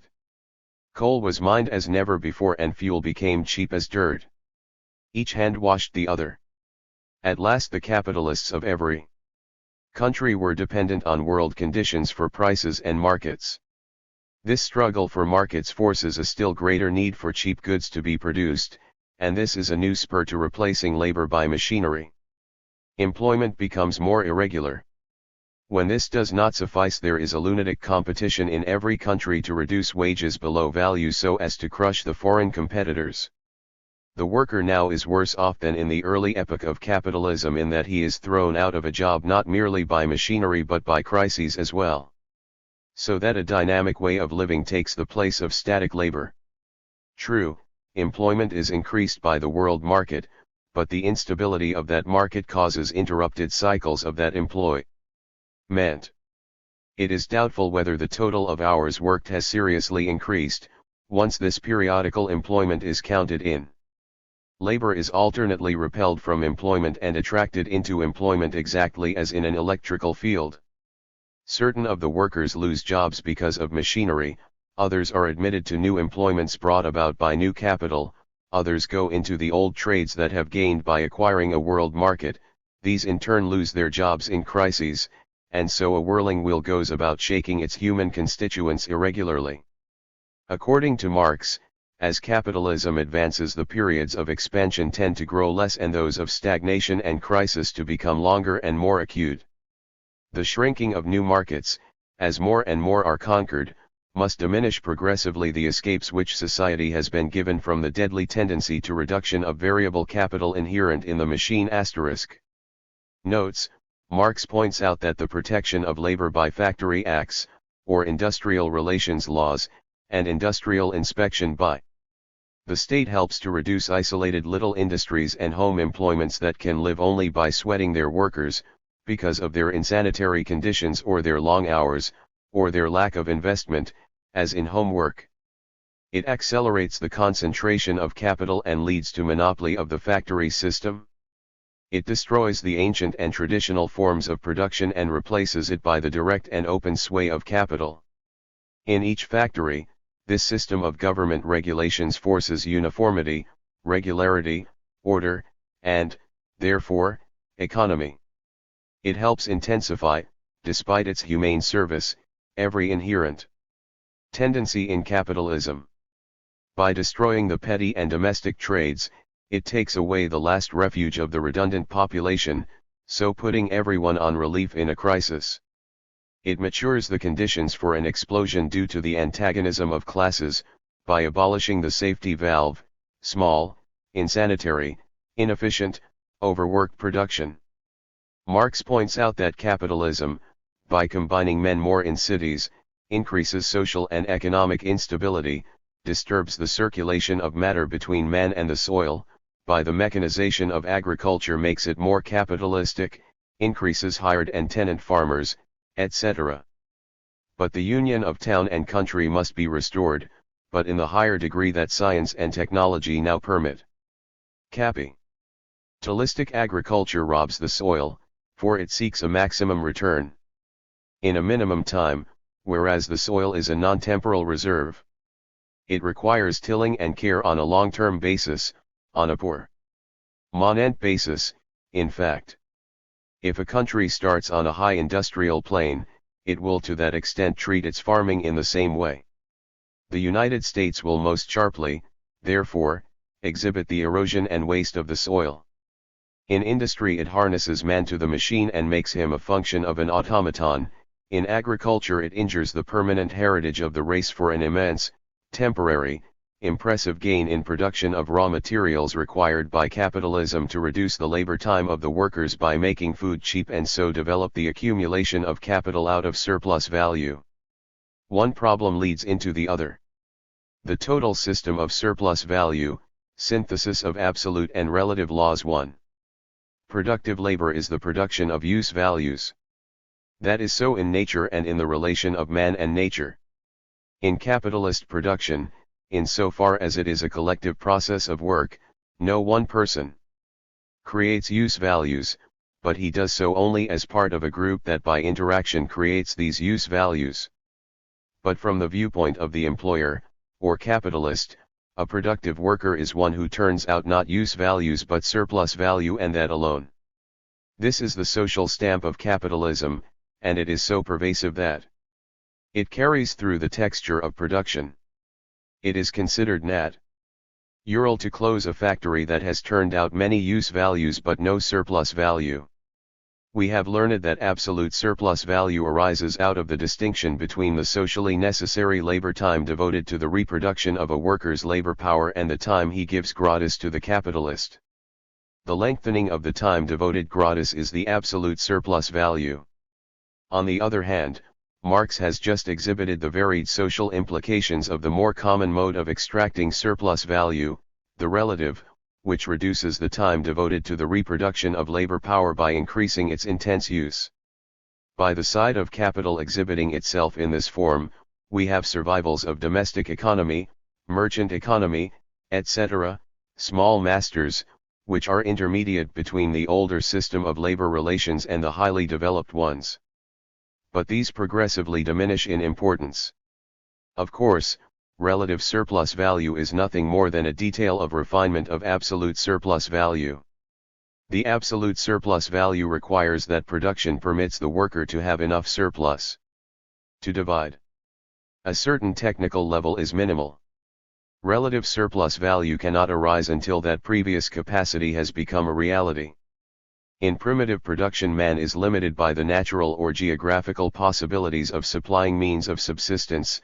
Under capitalism he is limited by the instruments of labor. This difference is shown by the replacement of the fertile tropics by the less fruitful temperate zone as the seat of modern industry.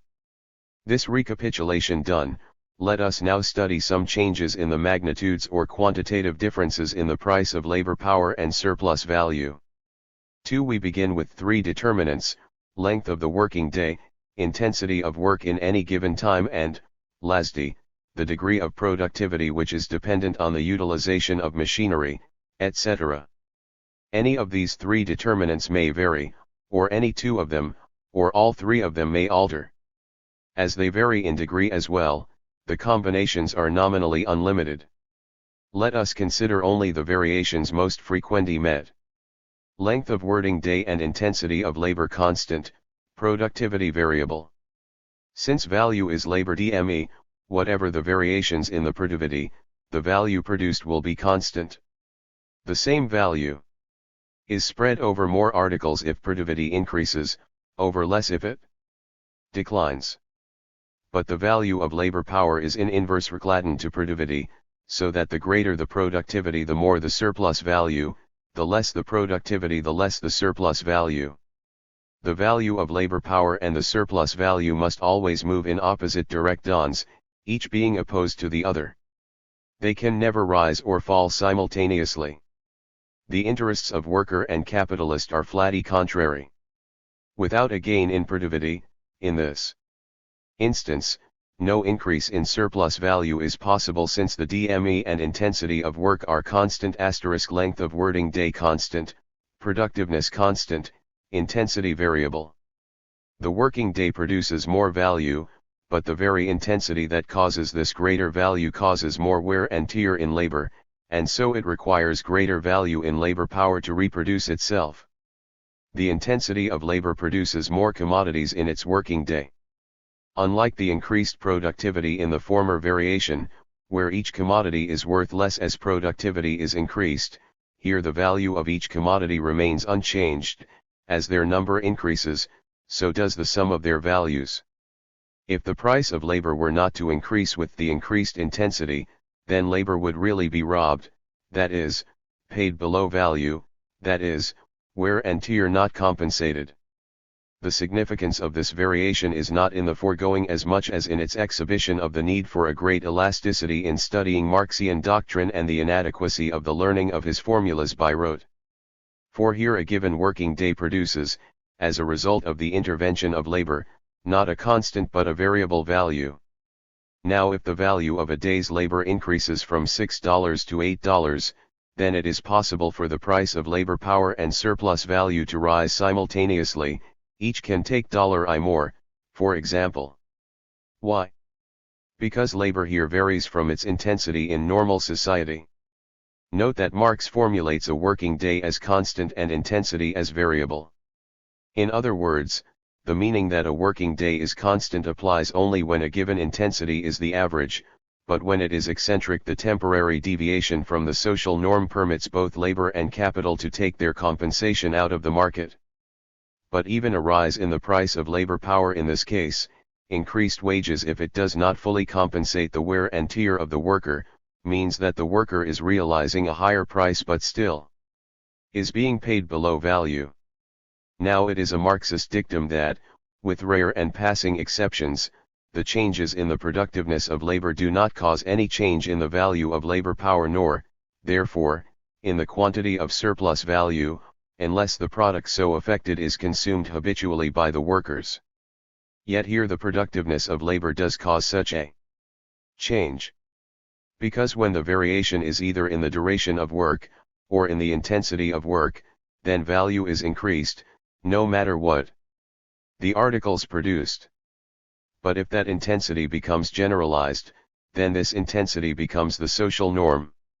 And so the Marxian law prevails once more. Marx here shows that even his most cherished doctrines are descriptions of social production, and that wherever there are temporary deviations, even the most cherished formulations cannot ignore these small variations.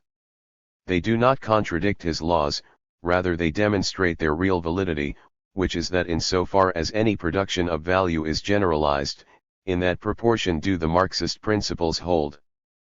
But there are comets in the heavens as well as stars and planets. Productiveness and intensity of labor constant, wording day variable. In this variation the creation of value by the worker is in exact relation to the length of the working day. The more hours the more value. Where the working day is shortened, as it cannot fall below the necessary labor time to reproduce labor power, it follows that any variation in the time worked would affect only the quantity of surplus value. This would be true, of course, no matter what the rate of surplus value. If the day is lengthened, only the surplus value magnitude is increased, since the necessary labor time already has compensated the labor power. So far it looks like a restatement of absolute surplus value, allowing only for variations in hours worked. But the third law is curious. The value of labor power, not relative to surplus value, but the value itself, can be diminished if the prolongation of the working day results only in an increase in surplus value, which thus, by not compensating the labor power for the increased wear and tear due to longer hours, really takes away from it a part of its actual value. So that, up to a given point, the increased wear and tear of a long day may be paid for in wages, but beyond that point labor is numbed, and every condition for its perpetuation is suppressed or injured. The price of labor power no longer can compensate for such a degree of exploitation because the reward and the physiological destruction are no longer commensurable quantities. Here Marx steps out of mathematical equations to show that the laws of value and surplus value cease to be operative at a point where the worker is exploited to death's door. At that point calculation ceases and biology enters. The worker fights for life, there is no longer any question of values to be compensated. This is a second illustration of the realistic approach to political economy. Transmutation of surplus value time in collectivist economy, in a series of summaries in which he gives many further variations, in one of which he attacks the foundations of fact on which Ricardo based his celebrated theory of rent and diminishing returns. Marx makes a positive contribution to the theory of necessary working time.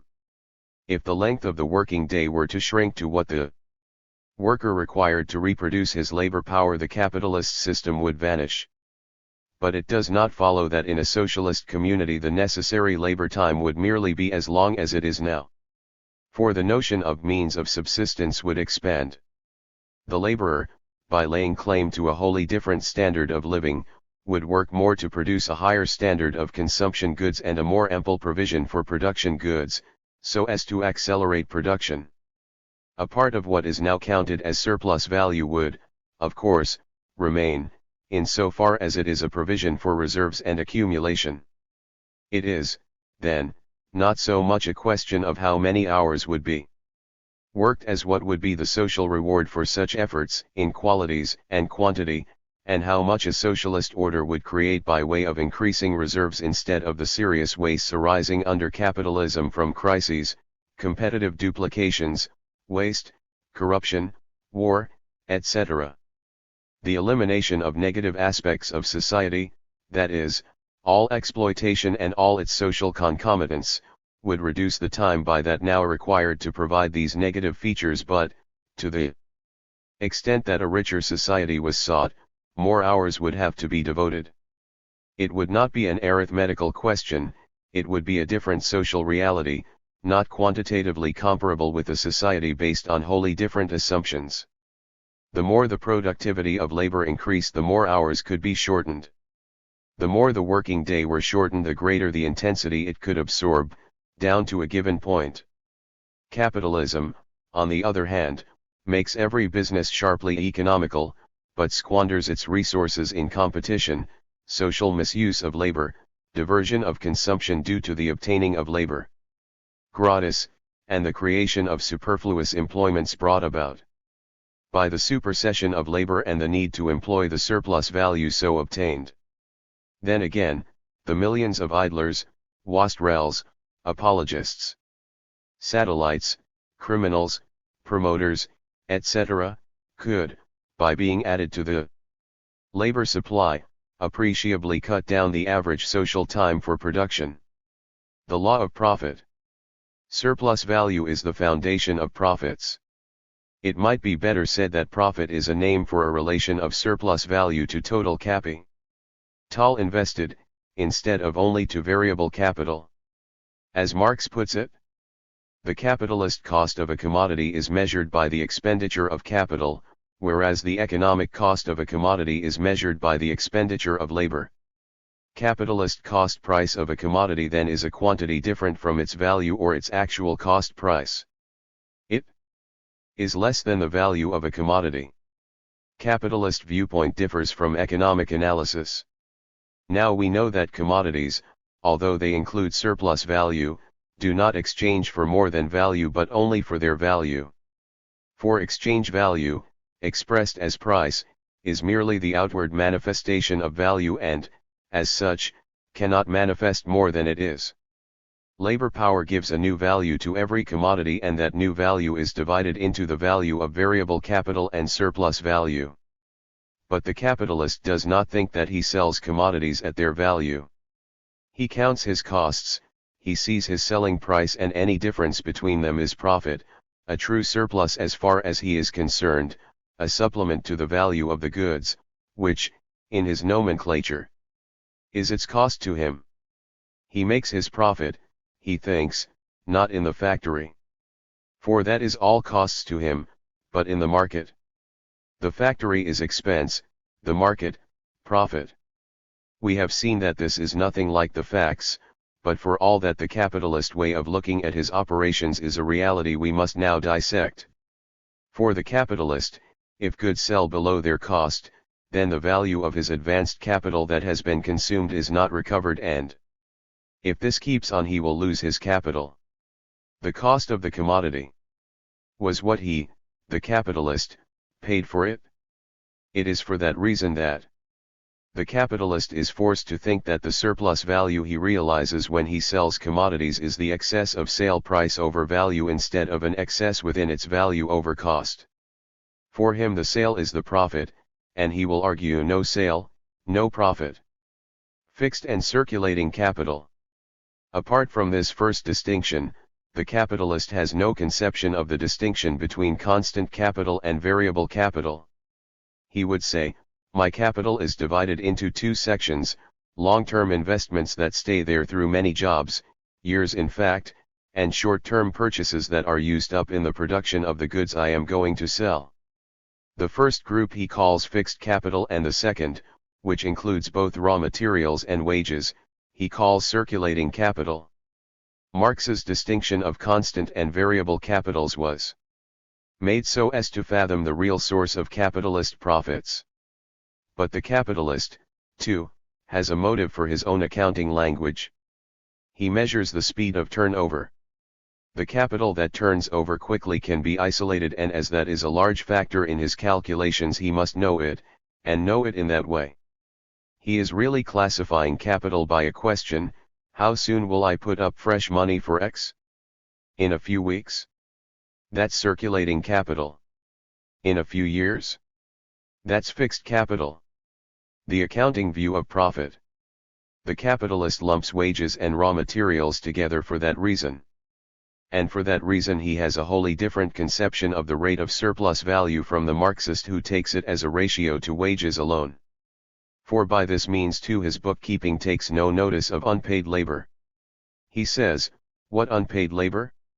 I reckon $5,000 for wages, $3,000 for raw materials, $2,000 for wear and tear of machinery and depreciation of plant, $200 for insurance, $200 for freight, $300 for commission to my salesman, $100 for trade advertising, and $200 for allocated office expenses, such as books, pen, ink, and whatnot, $150 for reserve for emergencies, and, the deuce with the government that gives me nothing, $400 reserve for taxes.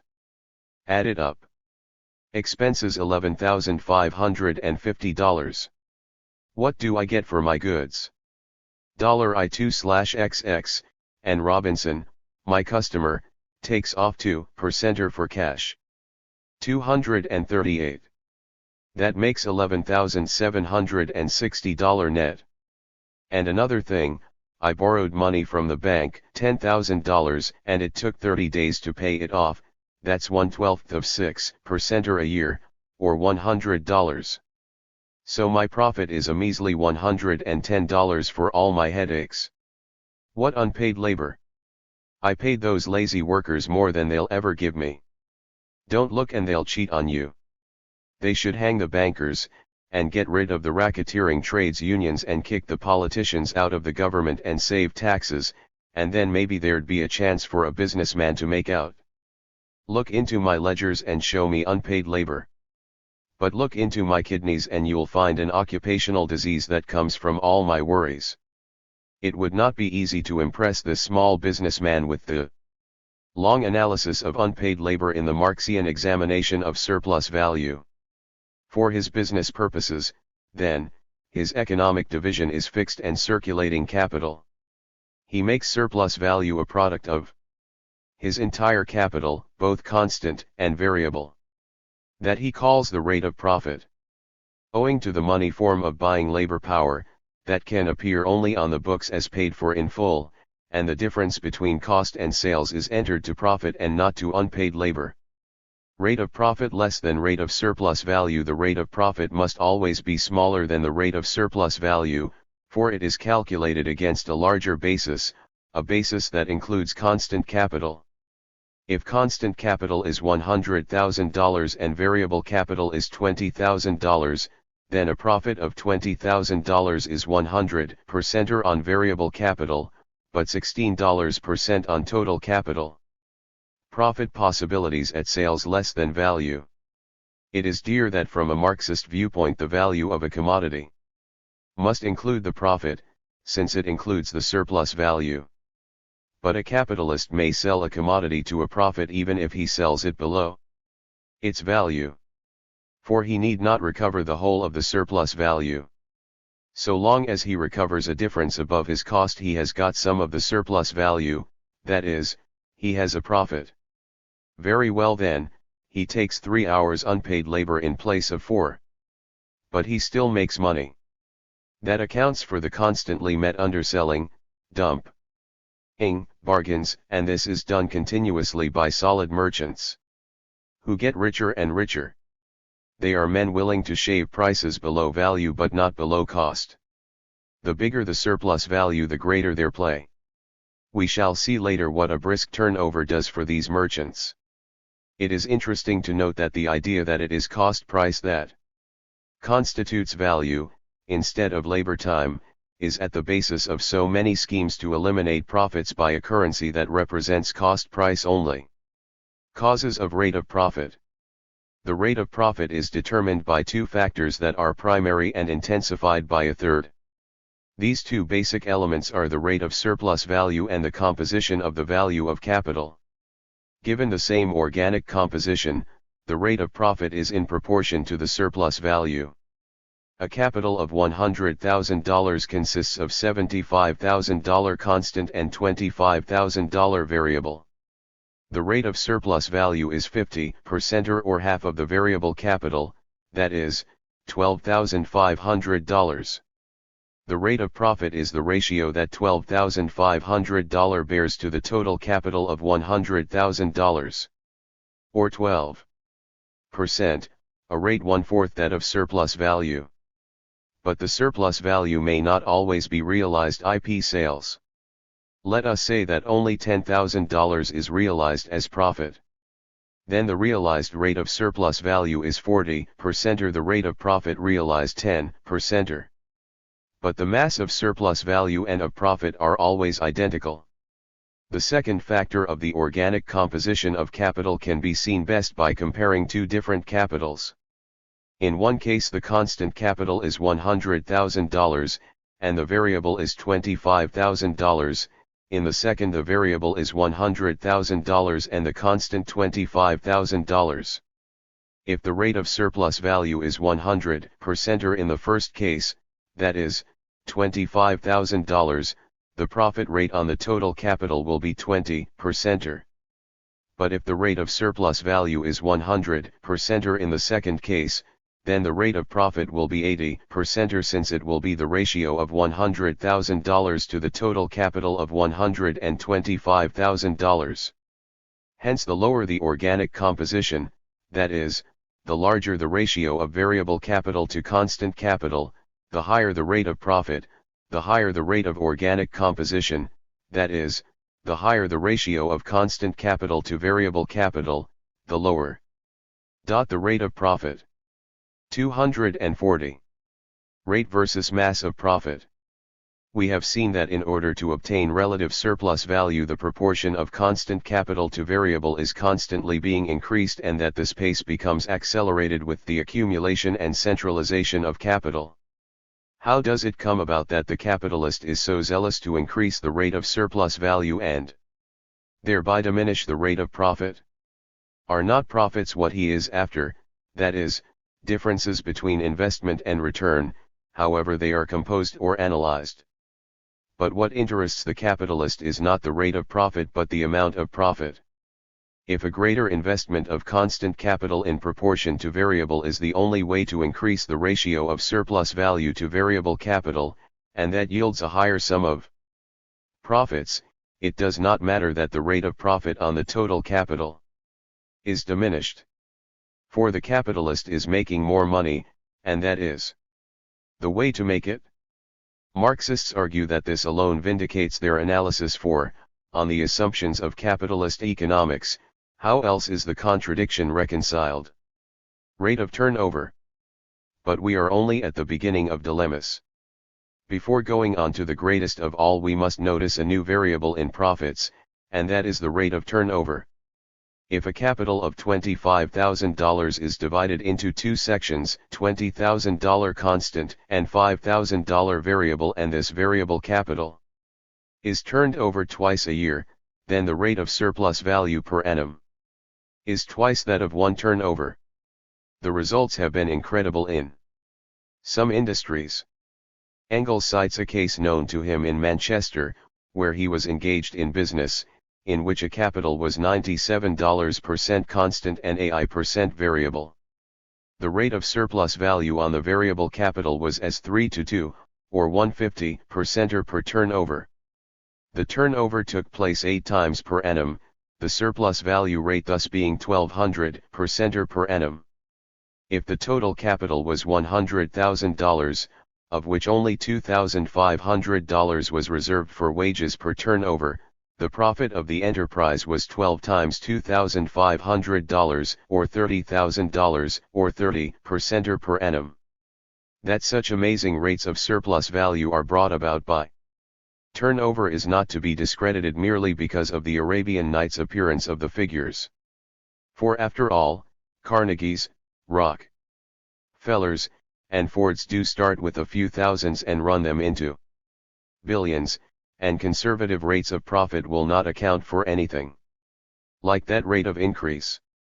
For the highly successful enterprise, in fact, almost unimaginable rates of profit are not exceptional. They must be the rule, else these companies would not so far have outstripped the others. 3 factors of profit complete the story. First, that profit is another name for surplus value, in essence, and follows its laws. Secondly, that it falls as a rate with the rise in the organic composition, and lastly, that it is increased by the speed of turnover. Differing rates of profit are short-lived. But everyone can see that this theory of differing rates of profit, though possibly true for certain short runs, or certain bulges in one trade, or for a temporary advantage due to monopoly or inventions, cannot be true of straight competitive enterprise in the long run. For if the profits of the Woolworth type of store with a high variable capital, that is, a large wages expenditure compared to fixed capital, were permanently high, and that of the steel business, which has an immense investment per labor used, were permanently low, capital would desert the steel business and go into the novelties business, and would so saturate the novelties business that profits would be slashed to the bone, and soon there would be no more money in that formerly prosperous trade than there would be in steel. We shall later deal with another of the celebrated theories of Marx on this very tendency to slash the rate of profit, but for the moment let us ask of what use the Marxist theory is at all, if so glaring a contradiction can exist. Is the contradiction in the capitalist system or in Marx? If the profits of capital are due to surplus value, and if surplus value is due only to labor DME devoted grads to the capitalist, and if the theory of surplus value is dependent on the theory of value itself, that value is the embodiment in commodities of socially necessary labor DME, and if the upshot of the whole business is that the rates of profit do not vary according to the foregoing for I. 242 mulas, but are equalized by competition, then for what did we need the preceding Marxian theories? Before studying the question to determine if there is a contradiction, let us first summarize the theory of Marx concerning this crucial point. For it is certain that there are 2 fundamental facts known to businessmen and economists alike, that in no 2 industries can the ratio of constant capital and wages capital possibly be similar, or even very comparable, and that the flow of money from one trade to another tends to equalize the rate of profit. Marx presents his reply and synthesis of both factors. To anticipate one objection, that first he must have thought of his value theory and then was surprised by its unexpected results, we know, however, that the profit theory was worked out in 1865, the value theory, its basis, published complete in 1867. It is a matter of total theory, not of a later contradiction. The average rate of profit.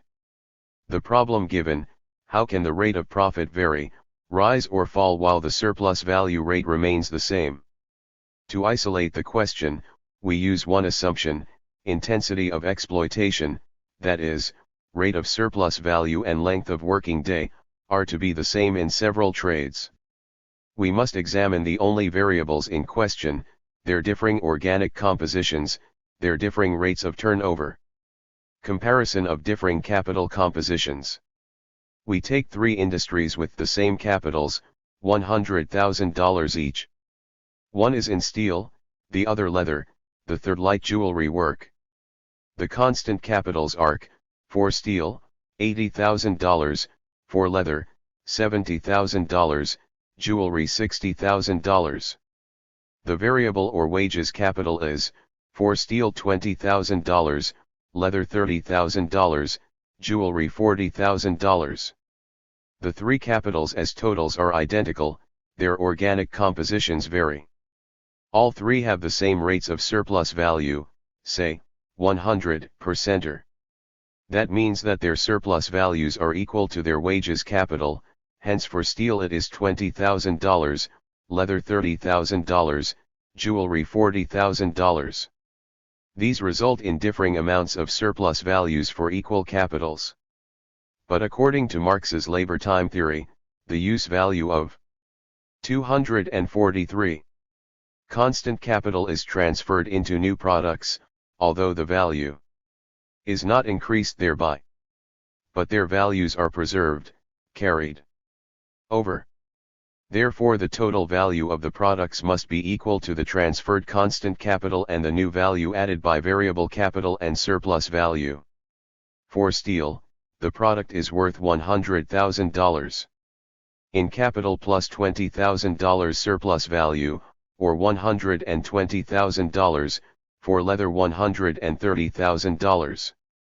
For jewelry $140,000. What happens now? Inequality still persists. For steel the rate of profit is on its $100,000 capital, 20%, for leather 30%, for jewelry 40%. The effect of divergence of prices from value. So far we have been speaking of the values of their products. Will their values equal their prices? If competition becomes the keenest where profits are largest, how does that competition express itself? By cutting down prices. And so the industry that has the largest rate of profit, jewelry, will attract the most competition, leather will be untouched, and capital will desert steel and so lessen competition. By these means the selling prices of jewelry will be cut to reduce the rate of profit to the average rate of 30%, or that of leather will remain unchanged, and the steel industry, free of this transferred competition, can raise its prices 10% and get the difference due to the fewness of offerings. Hence all profits will be equalized at 30%, or that is the average rate of profit. Not that this equivalence takes place like the movements of mercury in 2 compensating thermometers. It takes place slowly, haltingly, and allows for the variations of business acumen in judging trends of price. But this is the social tendency, and that establishes the law of profits. The average rate of profit is independent of organic composition of capitals, the surplus value rate is dependent on these organic compositions. This equalization of the rate of profit takes place in production, not in the market, though its price differences are seen only in the market. For it is by the flow from one industry to another of capital used in production that the capitals finally equalize their profit rates. The exploitation of labor remains the same, for its mass is unaltered, as is the mass of total profit. It is the allocation of rates of profit between industries that is altered. In the I. 244 industries with a high ratio of constant to variable capital, the mass of profit exceeds the mass of surplus value, and where the variable capital is the larger proportion, the mass of profit thus becomes lower than the mass of surplus value. The price of production. That is, in some industries prices are above value and in others below. The price of commodities is thus determined by the cost of production plus the average profit, and this sum total we term the price of production. Hence price is the expression not of exchange value as merely the outward manifestation of value, but differs from that manifestation by the extent of surplus or deficit from value brought about by the varying costs of production plus average profits. What does the law of value function as, under these conditions? The total sum of prices so realized, though, must equalize each other, and so the total value of commodities is their labor value, neither more nor less. No matter how much capitalist competition equalizes, or monopoly prices distort profits, they must add up to the values embodied in the social total of production by the sum total of labor time expended in their production. Quantity of profit and surplus value socially equal. We have seen that there was a difference between the rate of surplus value and the rate of profit, but none between their quantities. The qualitative difference was due to the proportion of variable capital to total capital, but notwithstanding, there was no quantitative difference. Now we have seen that the total value of commodities is transformed into the varying prices of production. Is there a similar disguise of quality, while retaining an economic identity? For price of production includes as one element cost of production, and this cost of production includes either the value of dead labor in the shape of means of production, or living labor and the new value it adds. Thus value and surplus value are concealed in the idea of prices of production. 1. The student should master this category, for it will recur more than any other in the critical section. 245. Masses of profit differ in industries. But there is a difference, and it consists in this, that as soon as an average rate of profit is established corresponding only to total capital invested, the profit and the surplus value produced in any industry are no longer necessarily identical with the profits obtained by selling the products. Not only the rates of surplus value and profits are different, but also their masses, or absolute quantities. It is the quantity of surplus value produced by the workers for the capitalists that is far more significant than that for any capitalist. For the capitalist in any given industry, the importance of the surplus value produced therein plays a decisive part in regulating the average profit. But the deviation of the masses of profit and surplus value, as well as their rates, from each other, now completely obscures from the capitalist the social origin of his profit, that is its basis in class relationships. By values being transfigured commercially into prices of production, there is no basis for a direct perception of the value basis of commodities, labor time. It is for that reason that its exposition appears so intricate, and that Marxist economy seems to bear no resemblance to everyday existence. The Marxians contend that it is only on the basis of value and surplus value as labor contributions that any conversion into prices of production can be understood. But the anti-Marxians have concentrated all their fire on what they term the great contradiction. We are advancing things a little in discussing this controversy, but some primary phases of it must be given right here. It was considered a theoretical suicide by the Italian economist, Loria * and the doughtiest enemy of Marx's theories, the Austrian finance minister, Dr. Baumgartner, entitled his critique of it Karl Marx and the End of His System. The great contradiction? Marx has said in one place that exchange value is the representative of labor time, at the other, that it disregards labor time, due. * in 1895 in the Italian literary magazine Nuova Antologia. 246.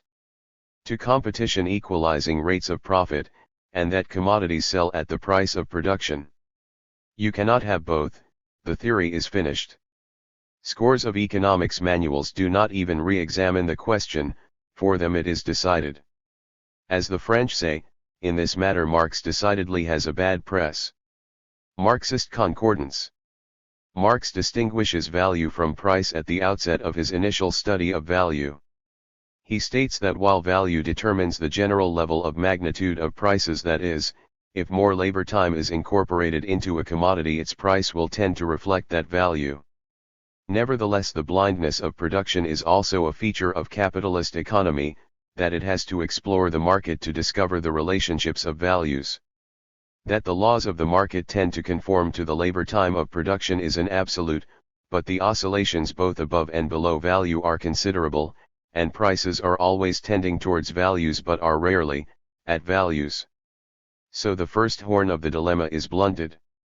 Marx holds that value is the governing influence, establishes a reference for prices, limits the time in which extreme fluctuations from value can possibly persist, and thus is always operative. But it is also to be noted that Marx used the expression socially necessary labor time. He left out of consideration wasted time, so that time itself was not his only referent. Also, he spoke of social labor time, meaning the total labor time conceived of as an abstract mass, of which each section of labor time is an equally divisible part. Commodities sell exactly at the equivalence of social labor time. A commodity need not, though it tends to move in the orbit of average social labor time. Under capitalism, value is revealed only through the fluctuations of the market. In a village, in the Middle Ages, though, the then mode of value was directly reflected in exchange. There was nothing to disturb its manifestation. These capitalist disturbances do not annul the law of value, they illustrate its working in a society torn by class divisions, producing for profit, and using an unplanned market to probe unmeasured demand. 247. Marxian method ignored by critics. Then again, the critics have neglected Marx's convention. He states that he assumes that goods exchange for their value in order. That the laws of value may be ascertained free from disturbance. He also states that he is criticizing a real society in which, in fact, disturbances exist. He promises to leave the study of capitalist production as a motionless model for a study of it in all its rich complexity, after the first volume *, but that his deductions were carried out by a series of abstractions is insisted upon by him. Nowhere does he state that their appearance in society is the same as their essence as made known by economic study. Thus Marx points out that were it true that goods sell at value, they must contain surplus value, they must yield a profit. He does not say they do, he says even if they do. The reason back of his assumption was the uncovering of the relations that are hidden. What confirms it is that even when prices are converted from social value into prices of production, this is not true of labor power. Labor power confirms the Marxian analysis. That commodity cannot be so obscured in the market, for it is basic to all commodity values whatever. It is a Marxian exhibit without trimmings. The reason for labor powers being autonomous in its action is that it is not produced by capitalists, but out of the means of subsistence of the workers. This is the Marxist Rock of Gibraltar. Let us follow the enemies gathered against that fortress. The Marxians say, we have equalized rates of profit. But how? By equalizing rates of surplus value. We got these ultimately from the theory of value. As a totality of social production, you have a sum of values, and these equal the sum of your prices of production. The prices of production explain the price of specific parts of the social total, but not of the total itself. They are a mode of division of value created by capitalist competition, but they are only comprehensible as parts of Marxian value itself. Law of value the referent. You have an average profit. But average of what? If it has no referent, why is it $50 million and not $1 trillion, why 10% and not 50,000%? The average is an average of something that limits it. What limits it? If you say it is an average of total surplus value, you have something, for then you are ultimately back to something outside of exchange, a measurable physical thing, total labor time. 4. It is true, say, that price of production deviates from the proper fraction of total value that a commodity has. Good. Now let the labor time required to produce that commodity go down by 9/10. Will your price of production still maintain its level? It can be produced in 1/10 of the time. Will it not be altered in all its relationships to other commodities? What sought the level? The prices of production. Yes. What determined the level? Socially necessary labor time to reproduce the goods.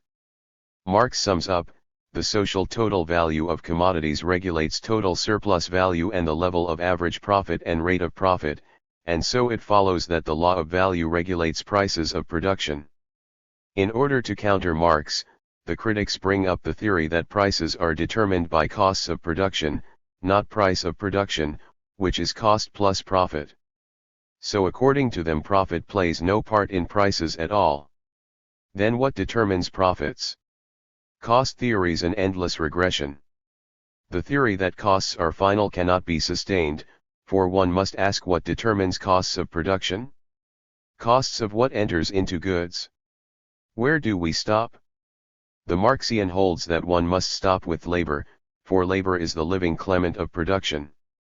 We shall later go on to the bourgeois economist's philosophy of subjective utilities as a psychological or inward way of replying to the Marxist physical or outward way of projecting the question of value. For the Marxian there is no contradiction between the law of value and the average rate of profit. There is a contradiction, says Marx, between the manifestation of value and value itself, but that is of the essence of a system whose class divisions make contradictions its normal form of action. The economic critics of Marxist theory, say its defenders, blame the doctor for the disease. Wages, the price of labor power. Wages are defined by most political economists as the payment for the services of the worker in production. Labor is classed as a factor in production and its value is compensated in money, and this money expression is termed wages. The Marxist political economy stands alone in considering this definition not merely wrong but the exact reverse of the truth. Labor has no value. For Marx, labor has no value. It is the stuff of value, all value rises from it. The cause of value can have no value. Since Marx defines value as merely another expression for the average socially necessary labor time in a commodity, it follows by strict logic that labor itself cannot have that property which it alone gives to things, that quality of itself which they embody. It is best to justify this contention, for Capt's critics have considered it a nice scholastic distinction. But that it surely is not. Once the Marxian definition of value is postulated, then there is no escape from the conclusion that the expression value of labor is nonsense. Gravitational attraction is the definition of weight, who then can speak of the weight of gravity? Wages are not a payment for labor. In the expression the value of labor, the idea of value is not merely completely obscured, it is actually inverted. Why then is this expression employed? Because, as Marx puts it deftly, in society all things are classified by the manner in which they are presented. We see that the laborer receives every Saturday a certain sum of money, and we know he would not have received it unless he had worked. He is paid for that part of the labor which is compensated, and he is not paid for that part of his labor which the capitalist has gratis, but both are under the form of one payment. Hence the payment of money wages creates the impression that it is a full acquittance of the services of labor, and wages are stated to be the price of labor. The form of this social appearance is thus the reverse of what it really is. But Marxian political economy takes the sleight of hand called the payment of wages and says, this is how the magician, the capitalist, pays, and the way in which he pays is the substance of an economic relation. That is the way one class pays another, and the reason for this form of payment is that it counterfeits the production relations so that, like bad money, it passes for something it is not. For the Marxist it is a necessity that the payment of labor appear as a compensation of a full equivalent, although actually one party, the capitalist, has received the gift of working time above the full value of the labor power he bought. Wages are the price paid for laboring power, or, more shortly, labor power. That is, they are the price paid for that part of the day in which the laboring power is reproduced. The capitalist buys laboring power at a price equivalent only to this quantity of labor power. He receives a quantity of labor power far above that, but the price of the section of labor power he pays for, and only that part, is called wages. It is a payment in full for the value of labor power, Yes, because the value of that labor power is, like that of any other commodity, measured by the time it would take to reproduce itself. But it is not a payment for labor, for that cannot be bought or sold. Why? Because labor is not a commodity. Labor power is. As this seems to be leading us into the full thicket of split hairs, let us retrace the logical path of Marxian thought. Disguised payments. In the case of a slave we see that all he does is unpaid for, but he receives some pay in the shape of cornmeal, overalls, a cabin. Paid and unpaid labor appear to be unpaid. In the case of the corvée system where labor time is allocated and seen, so much to the serf, so much to the noble, there are no illusions. The labor given the aristocrat is clearly the surplus over and above what the serf must produce for himself on his own plot of land.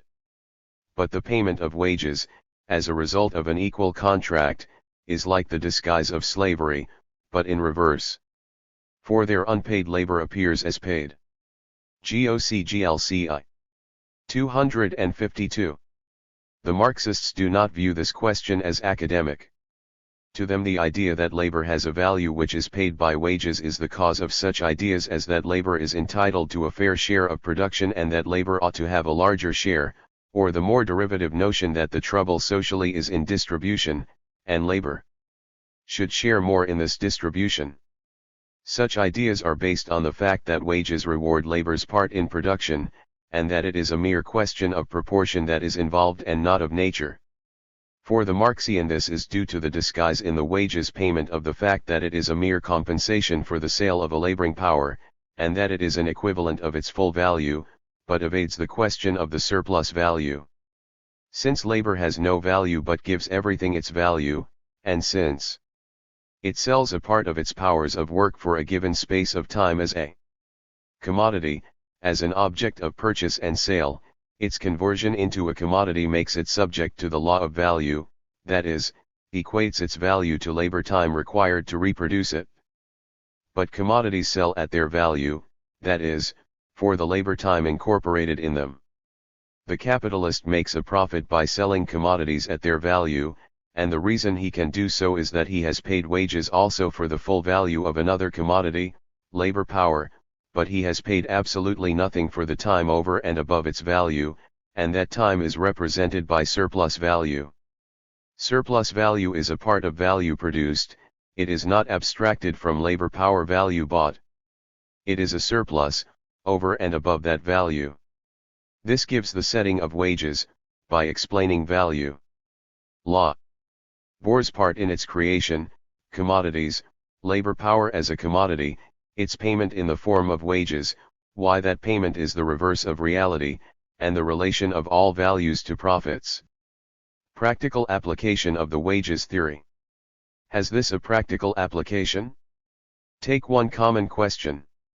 It is asked, if wages are raised, then the price of commodities is raised and then the cost of living goes up, and this cancels the benefit to labor, and so the struggle for high wages is deceit, since it sells out its benefits in higher prices. This is based on what assumption?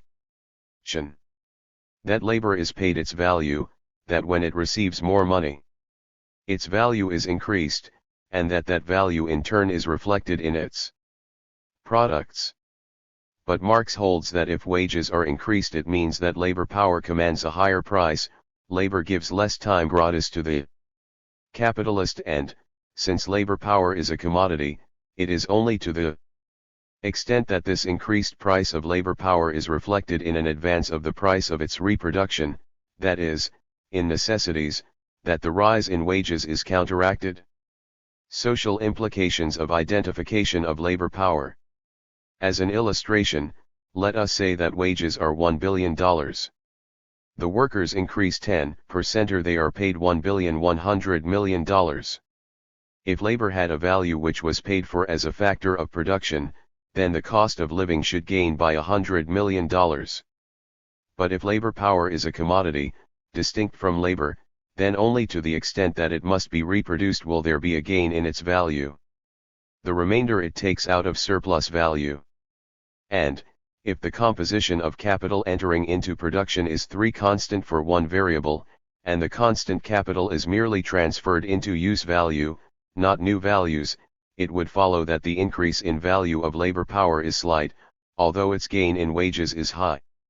If labor could sell its labor power so as practically to extinguish surplus labor, that would mean that its value would rise to the extent of the increased labor time required to reproduce it, but over and above that increase in value it would have a net benefit, since it would take the difference above value, which is exactly what the capitalist takes today.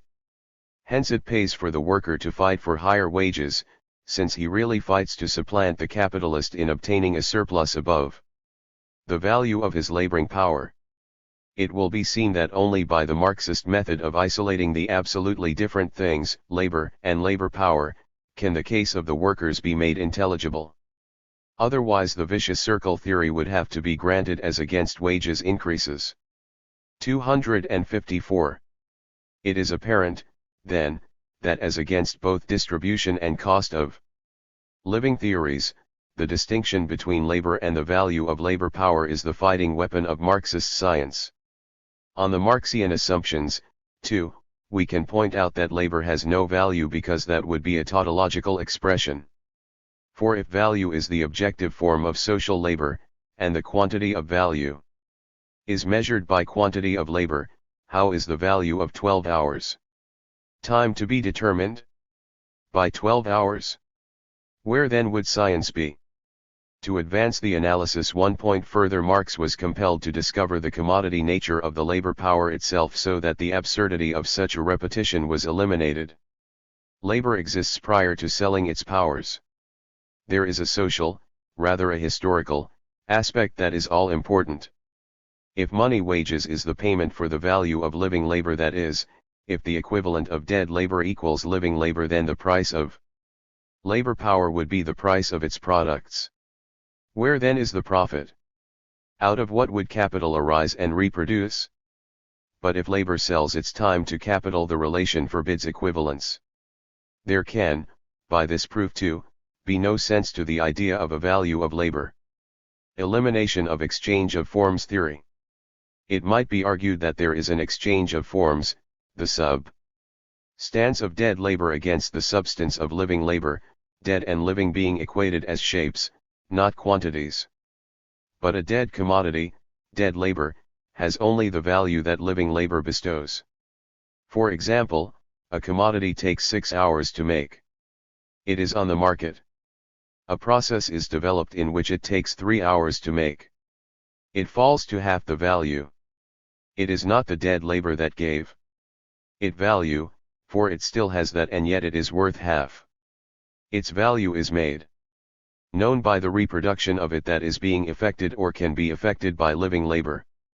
The exchange of form is nonsense, for it is always living labor that is the unique author of value. It is a one-way street.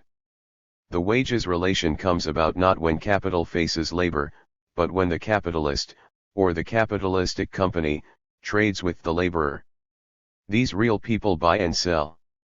The capitalist does not conceive of the laborer except as the seller of a certain amount of 255 time in which he will use his powers. As soon as these powers are sold for so many hours, they belong to the buyer. The laborer no longer has them, for he has sold them. Labor is the substance, true, of these powers. Labor is the immanent measure of value, true, but it itself has no value. Why the labor theory of value is circular. Wages must be explained by some inner connection. Nothing is less informative than to state that supply and demand determines the level of wages. Here as everywhere the phrase supply and demand is a cover for our refusal to state what causes a certain supply to emerge and what governs the limits of demand. There is a real function of supply and demand, and that is to explain the temporary oscillations around a given level. But what explains the level itself? If demand and supply balance, there is no movement of prices. It is the price of labor power when supply and demand are in equilibrium that remains to be explained. Classical political economy tackled the laws of wages. Adam Smith is a good example. The value of labor, he states, is determined by the cost of its necessaries. And these? By the cost of labor. We have not advanced one step. So long as no distinction is made between labor, cause of value, and labor power, a commodity expressed as value, this circle can never be broken. The so-called labor theory of value has been showered with contumely by modern economists. But their scorn is not that of analysis. It is based on a wholly different approach, a subjective one, mostly. Marx gave the objective reason for its shortcomings. Conservative function of the wages form. How does the price of labor power become transformed into wages? By the form of contract, whether written or in the presumptions of a code of laws. Why? Because it enables the unpaid labor to appear as paid. Why is a contract arranged to show the opposite of what happened? Because it gives three illusions in one flash, those of equality, liberty, and fair play. It enables men like the late president of Harvard, Charles W. Eliot, to refer to the scab as a hero of liberty, a freeborn American who wants to sell his labor for what is worth, with no man to say him nay. It enabled the late Samuel Gompers to declare that the object of trades unionism was a fair day's wages for a fair day's work. According to Marx, then, it stands the relation on its head, which is the unconscious social object of class society. Further, we know from the study of value that use value and exchange value are not commensurable. But by the contract relation the expression value of labor seems to be the same as any other object bought and sold, such as value of wheat. This assimilation of a use and an exchange value is subbed and so obstinate that it lingers even after hours of wearisome explanation as to the simplicity of the illusion. Since no one pays for wheat more than its worth, this seems also to be true of labor, so that wages appear entirely analogous with goods, and the unique nature of this surplus value producing commodity is totally obscure. It took hundreds of years of spade work to recover this buried treasure of analysis. Finally, the capitalist appears to be paying for a use value, tailoring or bricklaying, in the way one pays for canned salmon as a use value. That labor has a universal value creating element and that this is really what is paid for one is hard to grasp. According to Marx, it is upon this rock of confusion that bourgeois political economy is wrecked. The capitalist himself looks upon the purchase of labor power as he docks on that of cotton. He buys both at their value and he sells them for more because he is smart. He attributes his profits to guile and cunning, or to foresight, but to him all purchases are turned into profit in the same economic form. He cannot tell the difference. The appearance of buying and selling is enough for him. Individual differences of pay, too, confuse the issue. The average social labor is not seen, the compounding of simple labor in the one use is concrete labor, abstract labor is the source of value. Wages 257. Form of skilled labor is not seen *. The act of purchase and sale is visible, of analysis, invisible. For all that, liberal economists vaguely sense what is wrong. They are like the liberals in geography who, after seeing that a ship's top first appeared on the horizon, granted that the earth might not be flat but only corrugated. Time wages. Only those characteristics pertinent to this mode of payment concern political economy. It should be measured by the working hours, since payment by day, week, or month may conceal great variations in time worked. If hours are increased, although wages are the same per week, they have really been cut. If, however, hours are increased from 40 to 50 a week and wages advance 10%, then the increase of money wages covers a decline in the value of labor power. Wages have risen, though, but that does not mean that the compensation of labor has risen, it has declined. The hourly unit makes these differences easy to measure. On the other hand, if the working day is cut to 4 hours from 8, by a partial shutdown in the factory, the compensation of labor is the same per hour but money wages are halved. But as long as the rate of surplus value is the same, it follows that the worker is fearfully injured. For if in 4 hours he reproduced his keep, giving 4 hours to his employer, if he now works for 4 hours or less, the tendency is for him to work for less than value, since his employer would still seek a profit. This hourly basis is often substituted in short time for just this purpose, since it partly does away with the assumptions of weekly wages, viz., that a certain number of minimum hours are required for sustenance. Another device is that in which the normal hour payments are depressed below their value, so that time and a half for overtime must be worked in order to produce the value. Here the employer appears to be liberal, when in fact he is obtaining a larger surplus value. Payment by the hour is often made low so as to lengthen the working day. The lower the price of labor, no matter how paid, the longer the day required to replace its labor power. Overtime, too, tends to keep fewer workers on the job, and so by increasing the numbers unemployed diminishes the bargaining power of labor. Piece wages *. Wages by time is the converted form of the price of labor power, but wages by the piece is still further off, for it is a conversion of wages by time. It seems otherwise. It seems as if labor is paid for its use values, that is, not for time devoted to the work, but for the specific job turned out. Yet in one and the same shop, and for the same kind of work, the two forms of wages exist side by side. The number of pieces turned out in a day's average work must remain the basis of calculation. If in an 8-hour day 40 blouses are finished, and this day is paid for by $3.20, then in piece work the basis will be 8 cents per blouse. Time is still the referent. The surplus value in production measured by time is carried over into the basis of piece wages. The piece wages are not determined by individual productivity, they too are determined by average social labor, but the amounts paid are as so many multiples of units produced in that time. But as a basis for cheating, piece wages are superior. The job is paid for only if right. Superintendence is reduced, because only inspection of the product is required. Since superintendence is less needed, the chance for homework or sweating is increased. It permits of subletting labor. In fact, in the piecework trades of New York, the contracting system became general. The laborer under the piece system is impelled to overwork himself, so as to turn out the maximum number of pieces to increase his reward. The limitations of hours are swept away, so that he ruins his eyesight, his health, longevity, everything, to make more for his family.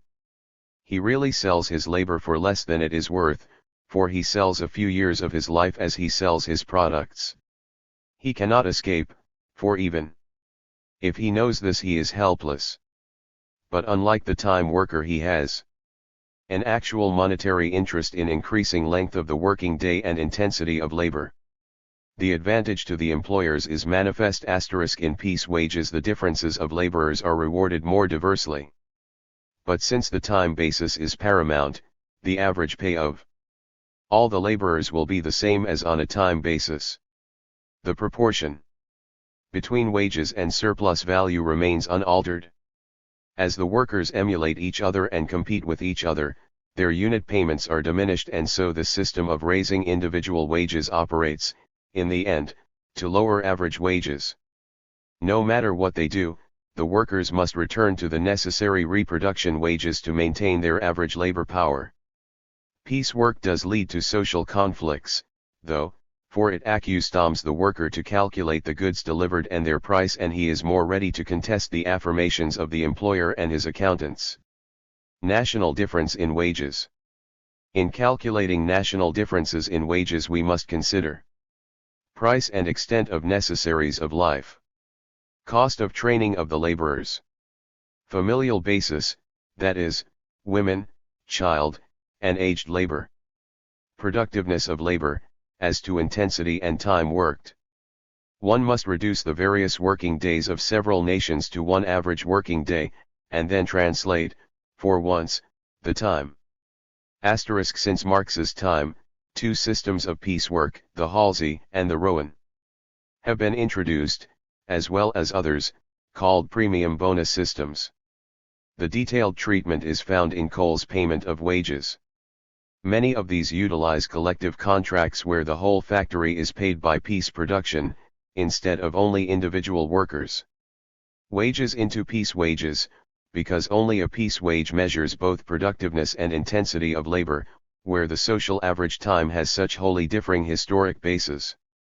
The labor that is most intensive and productive, as in the United States, produces more value in less time, and this increased value is expressed as more money. The value of labor power is high, and also the money expression of that value is high. These differences between nations indicate that the same quantity of commodities produced in different countries at the same time, have unequal international values. But the higher value of labor power in the more advanced countries may yet be relatively lower than in the backward countries, when compared to surplus value and to the means of subsistence at the disposal of the laborer. The high value of labor power should be correlated with the country's total commodities, or with the relative participation of labor power in the fruits of total production, in which case the labor of the richest countries may be the cheapest. It is well known that the unit cost of goods in America is lower than in cheap labor China, and possibly than in Japan. This has long been a free trade axiom. Its basis is given in the equations of surplus value. The accumulation of capital. The theory of the accumulation of capital is the crown of the Marxist economic state. Among its courtiers are found the distinguishing features that have made Marxian thought common property of the socialist movements everywhere. The concentration of capital, the tendency toward monopoly, the generation of ever more acute crises, the increase of finance imperialism and finance capitalism, the relative and absolute impoverishment of the working class, the colonial economy, the frenzied search for markets, the drive toward militarism and war, the extinction of the middle class as owners and controllers of the means of production and their transformation into a petty officer caste of the monopolists, the immense power of monopolies which seek to create and maintain artificial price structures that contradict competition but prove even more deforming, the scissors between industrial and agricultural prices, the emergence of contradictions that are insoluble in terms of the capitalist system, the greater, more naked, domination of the government as an organ of capital. The cross-currents of class resistance led by the proletariat, these and countless other actors in the stark tragedy of capitalism stalk across the Marxist theater of accumulation. Up to now, the system of capitalism has been treated under an artificial light. It has been assumed that exchange and wages, etc., are pure and theoretically valid. Now the curtain is pulled aside. Its two-dimensional beauties no longer suffice, the movement and growth of the living system must be revealed. Until this study of accumulation it has been useful to speak of an isolated capitalist and selected laborers. But we have not considered the relations of labor and capital in the flow of history, in the capitalist system as it shows its dynamic qualities. Not that the previous treatment has been static. On the contrary, it has been shown to be a specific historic situation in a total process of production. But it has not given the movement of wages, or surplus value, of reinvestment, nor of circulation, of disintegration. In his chapters on accumulation, Marx moves from the mere exploitation of the worker, that is, the use of some of his labor power gratis, to appropriation, to the effort to obtain labor below its value. He shows, too, that the surplus value does not remain only with the capitalist who exploits. For there are rent and interest, and neither of these come directly from the worker, that is, not in the sphere of production. And there are taxes, and other secondary divisions of the system in motion. The circulation of capital. Money is converted into means of production and buys labor power in the sphere of circulation, that is, these indispensable factors of production must be bought in the market. The sphere of production is also done with when the articles or commodities, rather, have been produced. They enter the sphere of circulation again, but are now worth more than their component parts. For they contain surplus value, from which comes profits. These products are sold, realized as money. This money is afresh converted into capital, and so it proceeds forever. The turnover of a value into capital and its utilization to produce new value and surplus value for a new turnover is the circulation of capital. Not all the profit is reinvested, but the greatest part of it must be, if the system is to live. The capitalist is by no means the ultimate owner of this surplus value. It may not be he who reinvests that money, but his landlord or his banker, who take part of that surplus value from him for the service of land monopoly, or the loans of money. He may have to part with a section of it in order to sell it to an ultimate consumer, and the man who intervenes between the producing or industrial capitalist and the consumer is the merchant. But for the purposes of a study of accumulation, the owner of surplus value is the reinvestor. Or, let us say, he represents all the 263 participants in the surplus value. That means that we study accumulation only from the viewpoint of production, in order to build a foundation for a study of it as a totality later on. The simple reproduction of capital. The conditions of production are also those of reproduction. A part of society's products must be constantly reconverted into means of production, or the elements of new products. The instruments of labor have to be replaced, raw materials grown again, mined further, plants maintained and extended, and for these purposes a part of production must be set apart. These articles are not destined to be consumed, they are producer/goods. By that we mean they are destined to be consumed in production but not in individual consumption. And as production is capitalistic, so must reproduction be. As the seed is destined to produce more and more crops containing seed, so is the endless renewal of capital. If the revenue of capital is merely withdrawn for consumption by the capitalist, then only a simple reproduction of capital takes place. That is, he has $100,000 in capital, which makes $10,000 a year net, after the capital is intact. The capitalist spends the $10,000. He has the $100,000 again to purchase means of production and labor power, but no more. He extracts a profit but does not expand his capital. But the true capitalist does not do this. He makes $10,000, spends $4,000, and reinvests $6,000.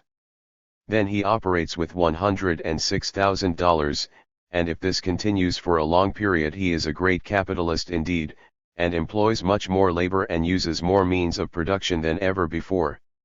The laborer is paid after he does his work and so provides a constant fund for his own payment, but only after he has produced a surplus value for that privilege. Labor provides the variable capital. That is, it is labor that provides the only capital that creates a new value. Its employments last as long as it creates that variable capital. What flows back to the laborer in wages is a part only of the product that he has constantly reproduced. The money payment, by which it seems that the capitalist pays him, is merely the worker's own fund transformed into money. 264. The laborer produces commodities, and after doing so receives order notes called money, with which he buys back fewer commodities than he produced. 1. The product has a commodity form, but, as we saw in the study of exchange, the commodity takes a money form. The process of commodity production is thus masked. Let us see what happens even in simple reproduction. A capital of $100,000 produces $20,000 a year net, all of which is consumed by the capitalist. At the end of 5 years he has consumed $100,000 in surplus value. He has $100,000 for his capital is intact, it is merely the revenue he has consumed. But is this so? The $100,000 capital he has now has been provided by the surplus value of 5 years, it is he who has eaten up the original capital. For if he had not extracted surplus value he would have had nothing left. So it is the workers who have supplied him with everything he has, even if we assume that by some mutation of the laws of history and nature he originally obtained his $100,000 by his own productive labor. It is the process of capital reproduction that creates all actual capital and does so by labor's provision of surplus value. That capitalist thinking is the exact contrary of fact is normal, according to Marx, because every capitalist thinks of interest on his money as natural, and when, as in the above case, the amount of capital is unchanged, he cannot conceive that the same amount does not imply a wholly new creation. So it is with all capitalists. When they have consumed the amount of their investment, all their present capital comes from the labor they have employed with that original capital. All capital is converted surplus value. Thus, apart from origins, the mere continuity of the process of production, that is, simple reproduction, converts every capital into capitalized surplus value. The process of production converts all material wealth into capital for the moneyed men, but the laborer quits the process as he 1. It is often said the capitalist advances the wages because, although labor has produced goods, the products are not as yet sold. But everyone knows that banks habitually advance on goods in process or in stock, therefore they have exchange value. Entered it? He is a source of wealth but has no means of making that wealth his own. His labor power, sold by him, is alienated during production, in the shape of commodities which the capitalist sells. The laborer constantly produces material wealth, but in the form of capital. An outside power exploits him and controls him. The capitalist purchases labor power, which is separated, by that sale, from the commodities it produces and by which it could be realized as value. The laborer is produced and reproduced only as a wage laborer and never as anything more. Consumption by the workers serves as a reconversion of the means of subsistence given by capital for the use of labor power, into fresh labor power, which is further put at the disposal of capital. The means of subsistence of the worker, from the capitalist's viewpoint, is a factor in the production and reproduction of capital. That the worker enjoys his beef stew is not to the point. So does the donkey enjoy his lettuce, but no one would give it to him unless he were enabled thereby to carry loads. The maintenance and reproduction of the workers, as mere sellers of labor power, is a necessity for the perpetuation of capitalism. The capitalist thus invests in means of production and also, through the purchase of labor power, in means of subsistence, and both are factors in the continued process of production which reproduces capitalism. He kills two birds with one stone. Productive and unproductive consumption. For this reason, political economists have held that only that part of labor's individual consumption that can be converted into further labor is productive. Anything beyond is unproductive consumption. Both Malthus and Ricardo state nakedly that if the accumulation of capital were to cause a rise of wages and thus lead to more consumption by the workers without an increased use of their labor power by capital, the additional capital provided them would have been unproductively consumed. 266. As Marx points out, this is the contrary of truth. The consumption of the laborer is unproductive for himself, for it only reproduces him as a needy fellow who must continuously sell his labor power to others. It is productive only to the capitalist and to the government. Thus the worker, even when not engaged in production, is an appendage of capital like the machinery in the factory. It is essential that the nourishment of the workers be so costly, compared to their wages, that necessarily they can never accumulate capital.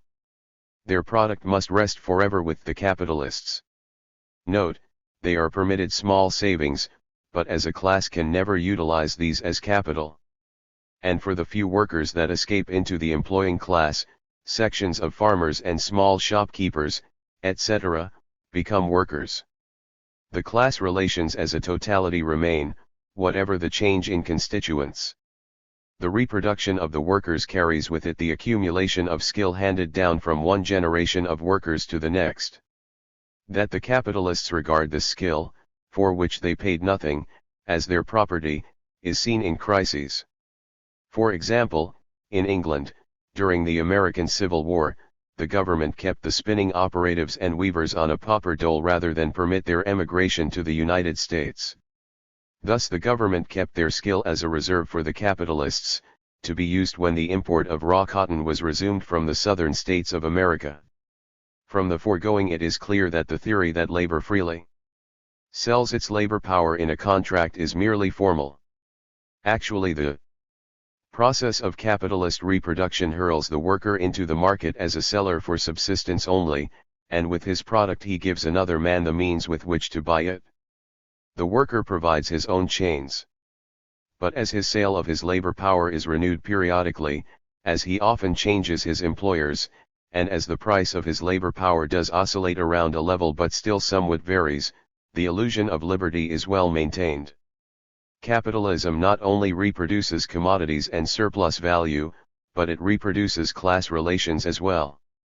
Capitalist production on an increasing scale. Production of commodities transformed into capitalist appropriation. The employment of surplus value as capital, its reconversion into capital, that is called the accumulation of capital. It differs from simple reproduction, for not merely is the capital maintained but it is enlarged. This, and not simple reproduction, is the true move. Ment of capital. A cotton spinner invests $50,000, of which $40,000 is in cotton, machinery, etc., and $10,000 in wages. He produces 240,000 yarns with a value of $60,000. The rate of surplus value is 100%. Since 200,000 yarns represent 5/6 of 240,000, they reproduce the constant and variable capital. 40,000 yarns represent the surplus value.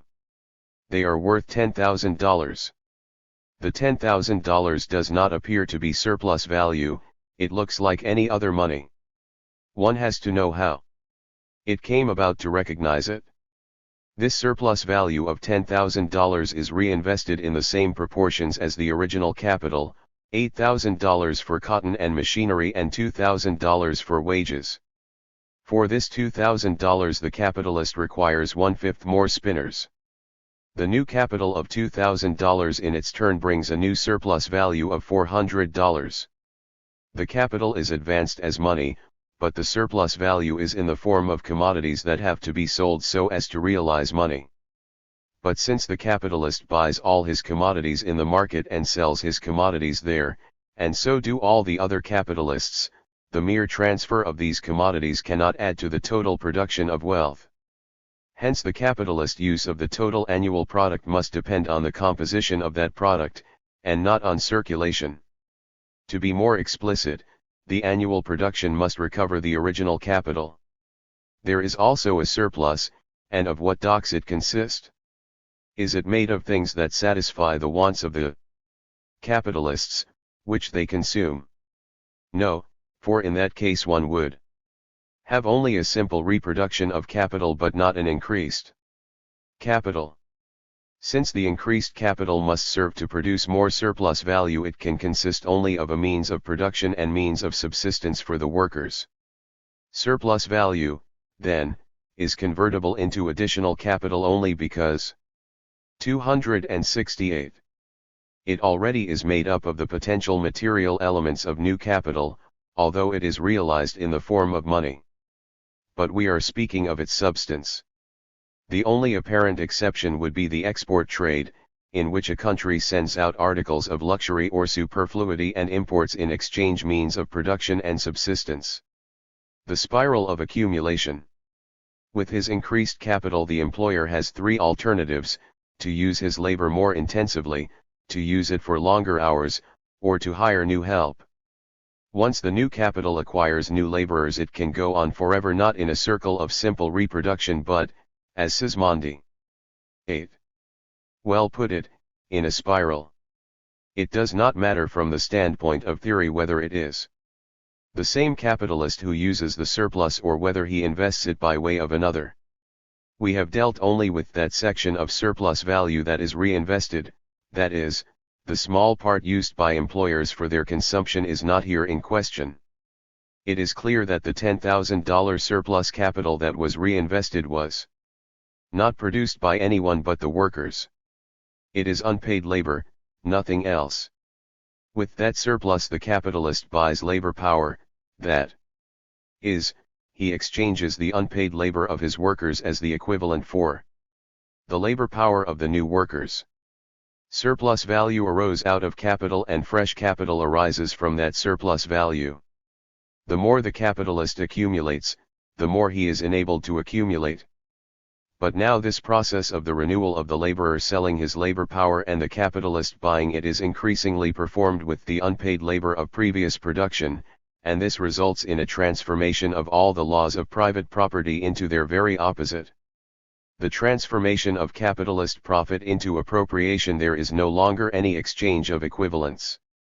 When a capitalist buys with his own money, he buys with an equivalent. Now he buys with appropriated labor that he acquired without an equivalent. Further, he no longer requires the worker to reproduce the capital, he wants him to produce a new surplus for further purchase of labor power. Under the form of purchase of labor power now there goes on appropriation, without equivalent, by the capitalist, of the materialized results of former labor which he exchanges for a still greater quantity of living labor. The separation of property from labor has become the consequence of the laws of commodity production, whereby a transaction beginning as the exchange of equivalents, by its very operation has become the opposite, pure appropriation. It is best to recapitulate, however detailed, the stages of process of production to illustrate this vital point. They are: 1. A contracting party sells labor power, the other buys it. 2. The seller receives the exchange value of his commodity, labor power. 3. The buyer obtains its use value, he consumes it in production. 4. The buyer converts his means of production, through this use value, into a new product belonging to him. 5. The value of this product includes the consumed means of production and use value. 6. Labor could not consume these means of production without transferring their use value into a new product. 7. The labor adds new value, and labor alone does this, as all other value is merely preserved, not added. 8. Labor has, however, sold its labor power for value, and it produces more than that value. 9. The law of exchange was satisfied. The laborer sold at value.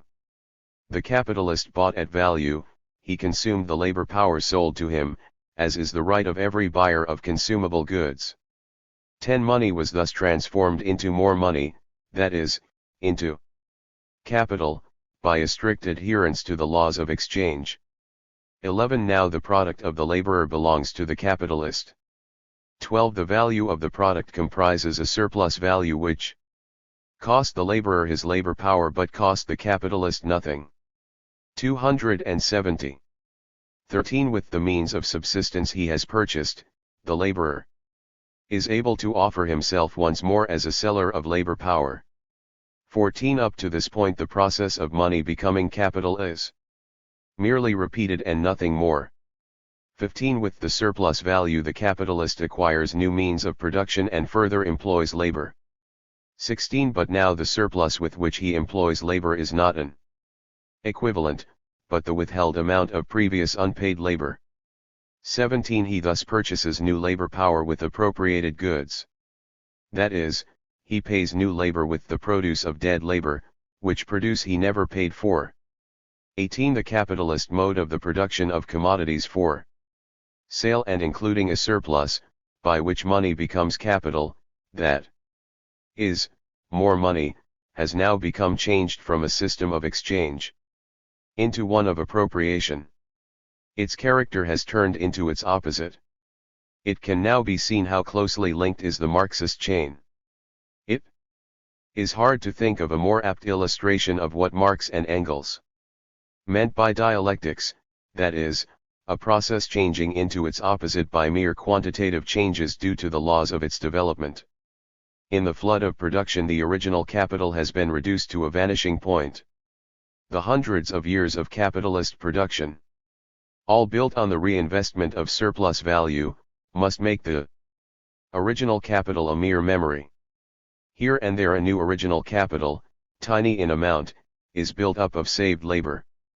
But it can now be said that well over 99% of capital, if not 99.9%, is the gift of labor to its own exploitation.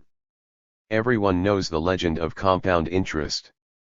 For however theatrical may be its calculations, they are simply a heightened form of saying that all capital is accumulated interest, and interest itself is merely a fragment of surplus value.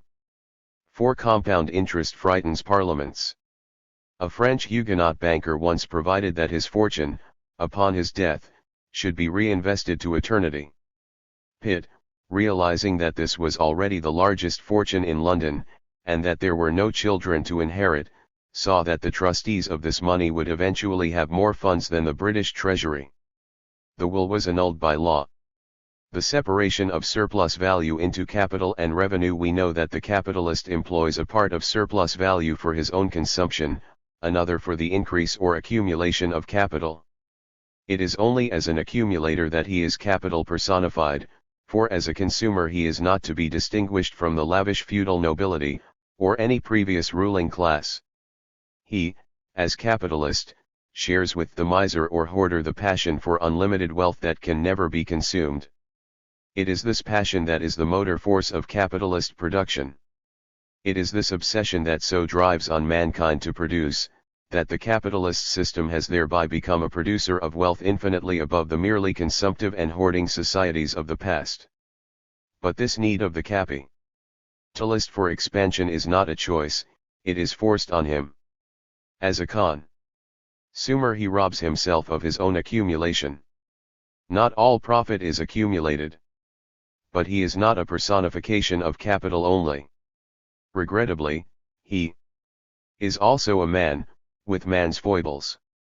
At the dawn of a capitalist's career, he has to be single-minded in the pursuit of wealth. The greater his frenzy for wealth and its accumulation, expansion, growth, the more his possibilities. While his competitors sleep, he toils upward in the night. But as he gets into the process of money-making, and speculation and credit open chances of sudden enrichment, he gets away from the primitive basis of sheer money ambition. He needs to live luxuriously. For no matter what their need for accumulating capital, rich men live in mansions and not in hotels, own cars rather than walk, decorate their homes with paintings and not with the comic supplement, and go in heavily for decorative polygamy. The capitalist is in a different position from the miser. Every time the miser buys a sandwich he parts with a coin, and so his digestion is impaired. But a capitalist can get richer and still eat the bitter bread of exile at Monte Carlo. And so he is torn between two passions, accumulation and luxury. Malthus was so impressed by this separation of functions that he counseled the capitalist to go on accumulating as a monk or anchorite of productivity, and to let landlords, statesmen, and bishops do the spending. But after the revolution of 1832 in Lyons and the Chartist agitation in England, and the creation of socialism by Saint-Simon and Fourier in France and Owen in England, no more was heard of these speculations. The political economists, headed by Nassau W. Sr., pronounced that the word capital, considered as an instrument of production, should be substituted for by the word abstinence. The abstinence theory. It appears that it is the abstinence of the capitalist from consumption that is the cause of his accumulation. He forbears to consume, to spend, he is abstemious, and by this self-sacrifice, the instruments of production are increased. It is a more journalistic way of saying that the capitalists derive their money from what they save, meaning not what they save out of surplus value but of what they save from their own exertions. The capitalists, say the abstinence school, lend the instruments of production to the workers, robbing themselves of their enjoyment by so doing. As they cannot eat locomotives or present actresses with manure mixers, this must mean that they could use their money to buy consumption goods instead of producers' goods. If they do not, capital is increased. It means that the capitalist is in the same dilemma as the slave holder who could not decide whether to use his profits in buying champagne or in acquiring more Negroes and more cotton land, a dilemma solved for him by the fiat of Mr. Abraham Lincoln. The socialist Paul Lassalle ridiculed the abstinence theory with a picture of Paris, the workers gorged with caviar and, therefore, by failing to abstain, remaining in poverty, and then the stock exchange, in which men looked much hungrier because they had 273 abstained and so had more capital, and finally he saw a wretch in rags, whose skin was falling apart from his bones, and this was of course the largest abstainer and therefore the richest man in the world, Baron Rothschild. The division between revenue and accumulation, the increase of capital having been accompanied also by an increase of luxurious expenditure by the capitalists, the economic problem, seriously, is to discover what circumstances, independently of the allocation of surplus value between capital and revenue, determine the amount of accumulation. These are the degree of exploitation of labor power, the productivity of labor, the growing difference in amount between capital employed and capital consumed, and the quantity of capital advanced. Given any definite division of surplus value into capital and revenue, the quantity of capital accumulated must be based on the magnitude of the surplus value, that is, on its mass. Suppose that 80% were reinvested and 20% are eaten up. If the surplus value is $100,000, the new capital will be $80,000, or if the surplus value is $50,000, the new capital will be $40,000. The rate of surplus value, as before stated, is the degree of exploitation of labor power. Ricardo holds that the acceleration of accumulation due to the increased productiveness of labor is the same as that due to the increased exploitation of the laborer. One is the other. But in fact, the need to pay labor less than its value and the carrying out of that desire play a constant part in practice, in the accumulation of capital. It transforms a part of the consumption fund of the worker into a fund for capital accumulation. Attempts to lower the value of labor power. The present standard of living of the workers in any country is always compared to their disadvantage with that in more poorly paid countries. The English laborer is rebuked for his wasteful consumption of pipe tobacco, while the French laborer is content to roll his own cigarettes out of the debris of Virginia tobacco. The French laborer is rebuked because he insists on excellent white bread and common wine, whereas the German worker accepts rye bread and adulterated beer. 274. The American worker has been everlastingly reminded since 1919 by press and pulpit that once he was vicious enough to buy silk shirts. He always consumes too much. Hence schemes abound to make him consume less. The number of calories in his food is calculated, and if the 2,500 required can be got out of potatoes rather than meat, meat is a waste. If the various vitamins can be got out of citrus fruits and fluid milk, the social experts regret that he thinks of certain savors and has just a touch of the connoisseur in him. Since the reproduction of labor power is largely traditional, this attempt to depress the value of labor power is a constant theme. During a crisis these maneuvers become successful and the minimum standard of life, fixed for relief or by minimum wage laws, tends to become the maximum. This is an important source of appropriation, of obtaining more than previous surplus value. Economy of constant capital. Economy of constant capital is another form. Suppose that 100 workers in a factory work 800 hours a day. If the capitalist can lengthen hours, he does not have to invest in new equipment, but if he adds to his working staff, he must do so. The machines would be more quickly consumed, true. But if that consumption were slow and the saved outlay large, the rate of surplus value, source of accumulation of capital, could be raised without any investment in constant capital to correspond. In the case of mines, where God furnishes the raw materials, the constant capital consists almost entirely of instruments of production which can absorb more labor. Here the mass and value of the product rise in proportion exactly as labor is expended. An increase in exploitation is enormously profitable. For this reason the temptation to exploit the last ounce out of the mine workers is constant, and it is not for nothing that the most savage conflicts of labor and capital have converged in the mining industry. Higher degree of productivity. Another factor in the accumulation of capital is the degree of productivity of social labor. 275. By means of the increased productiveness of labor, the accumulation of capital is accelerated, although the additional capital has a smaller value since it is produced in less time. To explain, when the productive powers of labor increase, so does the mass of its products, in which a certain value is embodied, and in the bosom of which value is a certain surplus value. Even if the rate of surplus value falls, and the productive power of labor rises more than that, the mass of surplus products is increased. The capitalist may take more for his consumption and yet not reduce the amount required for accumulation below that previously so set aside. On a social basis, the accumulation fund may even gain relatively, strange as this seems, if the increased productivity of labor has cheapened the articles of consumption of the capitalist, for then he spends absolutely less on his consumption than before and has an additional contribution to make to accumulation beyond that due to greater productivity of labor. But as the productivity of labor gains, the time required for the reproduction of labor power also diminishes, and so this increase is a cause of a higher rate of surplus value, even if wages have somewhat risen in the meantime. A great many factors that seem to contradict each other are in operation here, yet they all conform to the Marxian analysis of the foundations of capital accumulation. But a far more important, because progressive, factor in accumulation, is in the development of technology.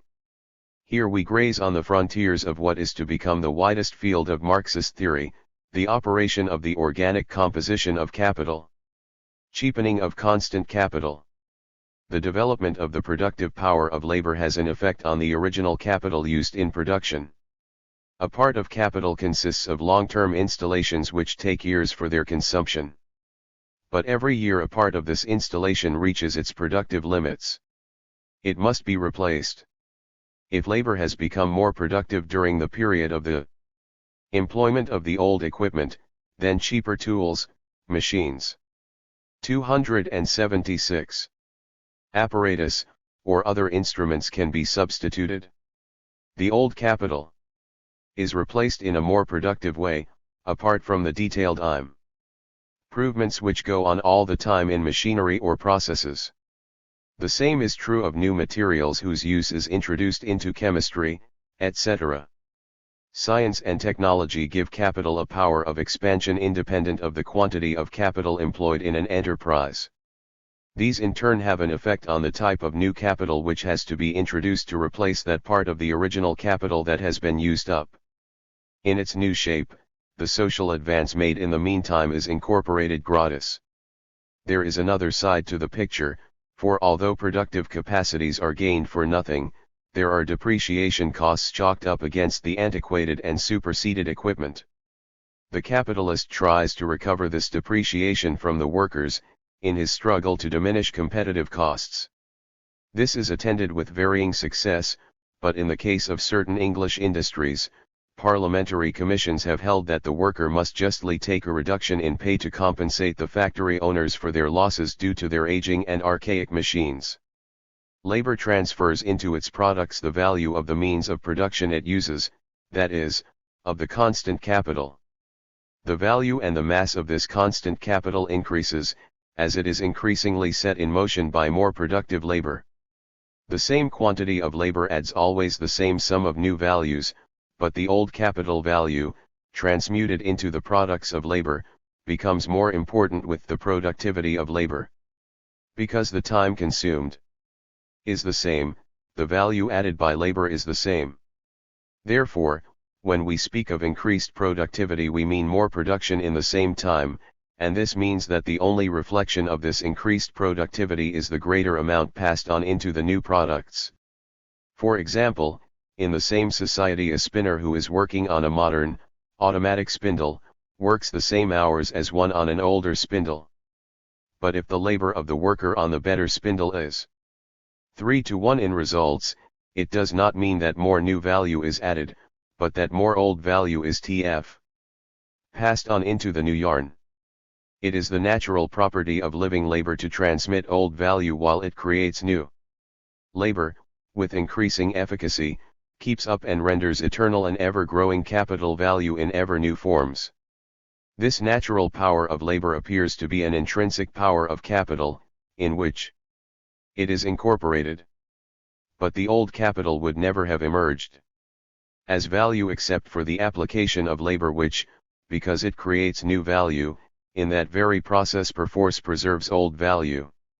The economic consequence, due to advance in the arts, is that with the consequent increase of capital, the difference between capital employed and capital consumed is increased. The amount of capital put into buildings, equipment, etc., is a constantly augmenting mass, and so the laborer is more and more transforming values that are incorporated piecemeal into his products. A factory good for 20 years is replaced by 1/7300 carat 1 part every day of production and enters to that extent into ribbons produced daily in a ribbon factory. A loom good for 10 years is incorporated I/3650th every day into ribbons. By being wholly employed at every instant but only partially consumed, they act very much like natural forces: water, steam, and electricity.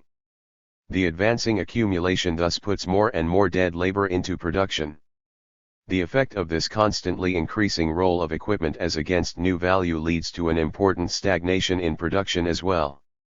Elasticity of capital.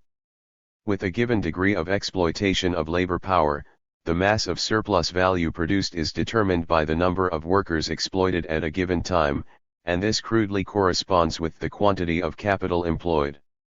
The more capital is augmented by these successive accumulations, the more does the surplus value gain, so that dead labor is an increasing gift to living profits. The greater utilizations of labor power, land, and science, give capital an elasticity, that is, a chance to go beyond the limits set by its quantity. And that elasticity, that ability to extract surplus products, itself increases with the greater quantity or accumulation. 278. Of capital. The greater the capital, the wider its independence from the limitations of its given magnitude. 1. If we add the effects of circulation, an even more complete picture can be given of the dynamic capacities of capital. 5. 0. Capital is thus seen not as a fixed but as an elastic quantity. It is not the whole of society's wealth but a special segment. It can prolong labor time, increase productivity *, exploit the ores and land more, utilize the heritage of science, and is enormously affected by the mass of accumulated fixed capital. This is the exact contrary of the idea that capital is a definite quantity, such as was held by the celebrated wages fund theory. The action of capital is given in analysis, but its real history permits of much latitude. When WC come to the sphere of circulation, its action will be known in full. The general law of capitalist accumulation. Accumulation and demand for labor post/er, organic composition of capital as given. Marx now takes up his most important social theme, the fate of the working class as a result of the growth of capital. For him, the most significant factor is the composition of capital, constant and variable, as it is affected by the process of accumulation. As labor power is paid by variable capital, this composition is fundamental to the workers' interests. Technical and organic composition distinguished as value, capital is either constant or variable. As material, it is either means of production or living labor power. The latter ratio is that of the mass of means of production to the mass of labor employed on them. The value composition is the name given the first division, the technical composition the second. Both are aspects of organic composition. Between the two there is a strict correlation. Therefore, it is best to state that insofar as the value composition reflects the technical, it can be called organic composition. These terms should be retained, they are key themes. The organic composition of capital is considered as an average, since individual capitals vary considerably. Wages can rise for short periods. The growth of capital must involve the growth of its variable part invested in labor power. Let us assume that the composition of capital remains the same, that is, that a definite mass of production requires a definite mass of labor power, all other things being equal except that production is advancing. In that case, the demand for labor would increase in the same proportion as capital itself grew. Since capital is added by the reinvestment of surplus value, and 279. 280. Since there are special stimuli to enrichment, such as new markets for goods or new possibilities for sales of goods, resulting from changes in social needs, it follows that the pace of accumulation might suddenly be greatly quickened. It might be extended by several means. A change in the proportion of surplus value put into capital instead of spent as revenue is highly probable, for that would be productive of future profits. Under such favorable conditions, the requirements of the capitalist for an accumuladon might be such that his present supply of laborers does not suffice and he may have to increase the numbers of those he employs. With such a demand for labor, and with no change in the composition of capital, between constant and variable, and with a gaining business a boom, in fact this demand for labor might lead to a rise in wages. For surely, if the accumulation of capital, as a social total, continues for some years, a point must be reached where it will increase faster than the available supply of labor can increase. In the earlier stages of manufacturing, prior to capitalism, this state of affairs lasted a considerable DMC. The first half of the 18th century was such a period. The whole of the 14th century in England was a really happy DME for labor, the period enshrined in folk memory, in glees and catches. But the relation is somewhat different, for under capitalism even an increase of wages must conform to the deeper necessities of the system. Conditioning of wage rises. As simple reproduction constantly reproduces the capital relation itself, that is the relation of capitalist to laborer, so reproduction on an extending basis, on the accumulation of capital, reproduces the relations of larger capitalists on the one hand and more workers on the other. The working class, even with wages improving, must reproduce a mass of labor power, they must incorporate their surplus labor with capital, they must supply the entire expansion of capital. Any accumulation of capital must increase the working class, the proletariat. But while the wage level rises and the mass of wages increases, the yoke of capital is tolerable and even compatible with some prosperity for the worker. For, under the conditions given, the employment of labor does not become more intensive, but rather extensive, that is, there are more workers. A larger part of their own surplus product enables them to live better and to save a certain small sum. But their class relation is not altered, not even in the slightest. Labor power is bought by the capitalist to produce commodities that contain more labor than he pays for. He must receive a few hours of unpaid labor. The conditions of the sale of labor power must always allow of the means of production preserving their value as capital, and yield an additional capital, as well as provide for the revenue of the capitalist. Wages, since they express the value of labor power, imply this relation. Leaving aside the fact that higher wages often conceal a lower price for labor, or that the cost of his means of subsistence expressed in money might be more than the gain in wages, even if these negative aspects do not occur, still, such an increase in wages at best means that the worker has reduced only slightly the amount of unpaid labor. This sounds like a mere dogma, or prejudice, but the reasons are pervasive. How wage rises are terminated. Either the price of labor keeps on rising because its rise does not interfere with accumulation of capital, or accumulation slows down just because of the rise in wages, because the stimulus of profits has been reduced by the shortage of labor. Once the rate of accumulation slows down, the cause of that slowing down vanishes, that is, the disproportion between capital seeking labor power and the supply of labor power. The price of labor must fall to a price corresponding with the need of capital for expansion, and that level may be a trifle above. 282. At, or below the level at which the extra demand for labor power began. To sum up, capital was in excess of the supply of exploitable labor power.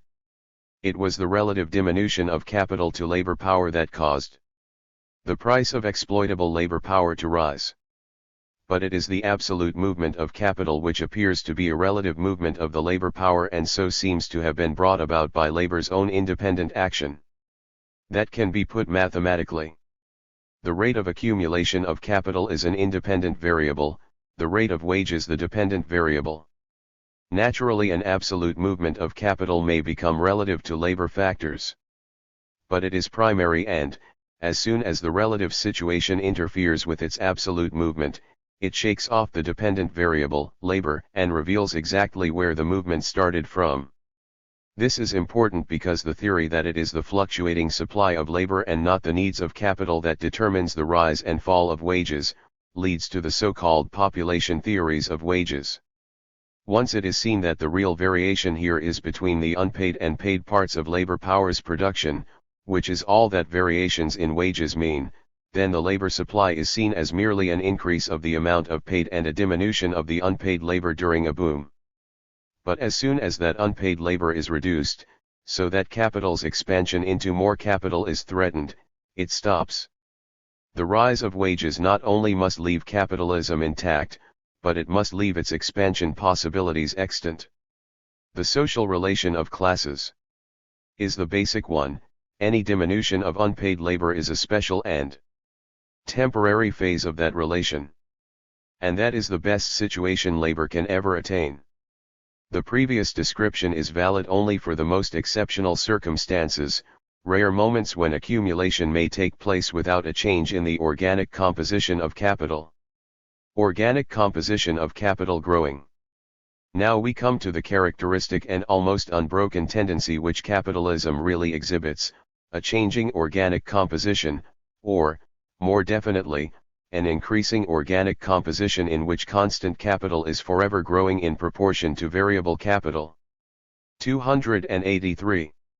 That is, more capital is steadily put into means of production and relatively less into wages. This section is worth more concentration than any other since the original exposition of value, for the dynamics of the capitalist system is here revealed. Any change of technique must disturb the organic composition of capital. The words change in technique mean a change in machinery or chemical process, on the one hand, or, on the other, a different organization of work, so as to get more out of labor, and, in either case, they must mean the relative diminution of wages to means of production. Even the classic economists, before Marx, held that it was not the actual social wealth nor even the quantity of capital actually used that determined the growth of wages, but rather the constant gains in accumulation and the speed of those gains. We have seen, too, that the first need of capitalism is to obtain relative surplus value, and that what is called technical progress is but a physical name for the economic activity of increasing relative surplus value. Competition drives every capitalist on to reduce what he terms his cost of production. Hence, to increase the productivity of labor in every way, including increasing its intensity, is the most important weapon of capitalism. Without it, even the devices we have described for obtaining a greater elasticity of treatment of labor would be ineffective. A reduction in the value of labor power is of vital interest to its buyer, the capitalist, in the way that cheaper goods are the need of any buyer. And that points to a relative diminution of labor costs, since what the capitalist wants is that with these smaller labor costs he can transfer the value of more raw material and instruments of labor. In simple language, produce more. Apart from natural variations such as the fertility of the soil or the skill of exceptional producers, the degree of productivity of labor is expressed in the relative quantity of the means of production that any laborer, in a given time, turns into products. The mass of the means of production that he transforms into other use values increases with the 284. Ductiveness of his work. These means of production now play two parts. First, with the division of labor, and the use of machinery, more raw material is worked up in the same time, and therefore a greater mass of raw material and other substances enter the labor process. This is the consequence of an increasing productivity of labor. Secondly, the mass of machinery, equipment, tools, plant, etc., is a cause of the greater productivity of labor. Both aspects have one result, that the labor factor in adding to value becomes of less consequence compared with the former labor that has been transformed into commodities. In this way a factory that begins, say, with constant capital and variable capital equal, soon reaches a point where the ratio is 4:1 for constant capital. That is the law of organic composition. This principle is confirmed by an analysis of commodity prices. Relatively, the quantity of price of goods that constitute constant capital is in direct proportion to the means of accumulation, while the mass of wages of labor is in inverse proportion to the advance of capital accumulation. This is confirmed, further, as follows: let us say that organic composition of a cotton mill today is constant and I variable capital. It was formerly I and I. This means that the means of production utilized by labor has risen far more than that proportion would indicate.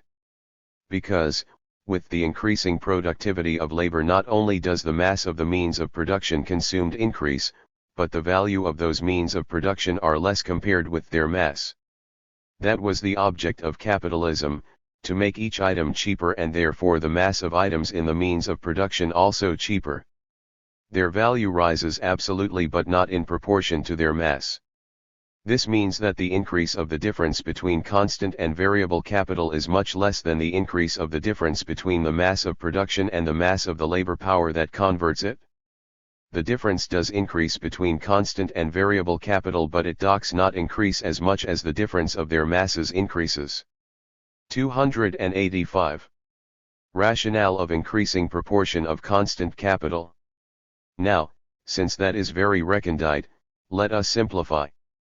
Where more means of production are used steadily than labor power, for any given product, the total price of those means of production must be increasing to correspond with the increase in capital accumulation. But as less labor power is used, the reverse is true. Relatively to the means of accumulation, the contribution of the total labor employed diminishes. But if the means of production used are cheaper than they were formerly, then their physical quantity will be relatively greater than their value, for there was less labor time incorporated into each item of the means of production than had previously been the case. In other words, as production grows more and more efficient, the quantity of labor incorporated into each article that makes up the means of production is less, so that its value is less. That means that the value of dead labor is smaller, relative to that of living labor, for each unit employed, but this is more than counteracted by the greater proportion of this dead labor, as a quantity, to the living labor that uses it and transforms it. This, then, is Marx's meaning when he says that the difference increases steadily between constant and variable capital, but that the differences in their quantities become far greater than the differences in their values. Absolute magnitude of variable capital increased, but if the progress of capital accumulation lessens the relative magnitude of variable capital, it does not stop its absolute magnitude from growing. A capital of $100,000 is composed of $50,000 constant, $50,000 variable. It rises to $300,000, $240,000 constant, and only $60,000 variable. But now it will take 4 times the constant capital to employ the same amount of labor. And thereby hangs a tail. The concentration of capital. The capitalist mode of production requires both the accumulation of capital and that capitalist accumulation raise that mode of production to a greater development. These two factors in the 286 compound ratio of their impulses reciprocally given each other, compel the increase of accumulation of constant capital, and the relative growth, therefore, of capital advanced as wages. Every individual capital must be considered as a concentration of larger or smaller means of production and as commanding a small company or a large regiment of workers. The growth of social capital is brought about by the varying growths of many individual capitals. There are, however, two kinds of development. First, there is the employment of new capitals. Fathers have sons who want to go out for themselves, there are quarrels between partners in business and they split up, inheritance subdivides concerns. Secondly, there are always some members of the non-capitalist class who accumulate some money by gambling or professional skill or true saving, and engage in new businesses. Hence, with the accumulation of capital, the number of capitalists at first grows, irregularly, and less as more capital is required to enter business. But this is merely a numerical aspect, and it leads to the conflicts that follow. There are two features of the concentration that grow directly out of, or rather, are another expression for the accumulation of capital. First, the increasing concentration of the social means of production in the hands of capitalists has a limit, the degree of the increase of social wealth. Second, in each industry, capitalists fight each other as competing tours. The increase of each capital is thwarted by the formation of new capitals or the division of old capitals. Accumulation has two faces, one requires more capital to acquire the ever-increasing constant capital needed in business. At the same time, that capital must watch the limitations of its maneuvering due to the limits of gains in social wealth, and it must provide for its collision with competitors. This combination of an increasing need for larger capitals and for warding off the constant attacks of businesses on each other, in a given market, leads to the characteristic features of modern concentration. 287. The centralization of capital. Within the limits of the growth of social wealth, a conflict between capitals leads to the defeat of a certain number, their destruction or their absorption. Capital grows in one enterprise because it has been lost in another, or, as is more usual, in many others. This is centralization. It is distinguished from concentration. The latter is due to fewer and fewer capitals being engaged and to accumulation, which is the growth of individual capitals already in the field. But centralization presumes a fairly mature concentration in the business units it absorbs, controls, or annihilates. Although we shall develop the law of centralization in another section, here are its present implications. The battle of competition is conducted by way of price. Cheapness of commodities is the weapon. The cheapness of commodities depends on the productivity of labor, and the extent to which labor can be made most productive on the amount of means of production provided per worker, which means that it depends on the scale of production. Therefore, larger capitals beat smaller capitals. The beaten smaller capitals crowd into spheres of production where modern industry is incompletely developed, where less investment in means of production is required. The smaller capitals have to pay out more in variable capitals. They are numerous, weak, and run at great expense. They die like flies. Part of their assets fall to their larger competitors or creditors. Part vanish. We are not considering here, as we shall later, the effect of credit. The larger businesses with adequate capital and ample resources enjoy all the facilities of large credit and cheap financing. The smaller ones, whose reserves against disaster are less and whose competitive costs are high, enjoy little credit, and for what credit they get are burdened by high charges. Competition and credit combine for their deadly work. The technical requirements of new or of expanded capital restrict the possibility of economic investments to previously centralized capitals. 288. Public financing. These centralized capitals have another advantage, they can get their money from the public. If General Motors wishes to acquire new enterprises, the company issues, say $10 million of 4% preferred stock, and the public will give it the money.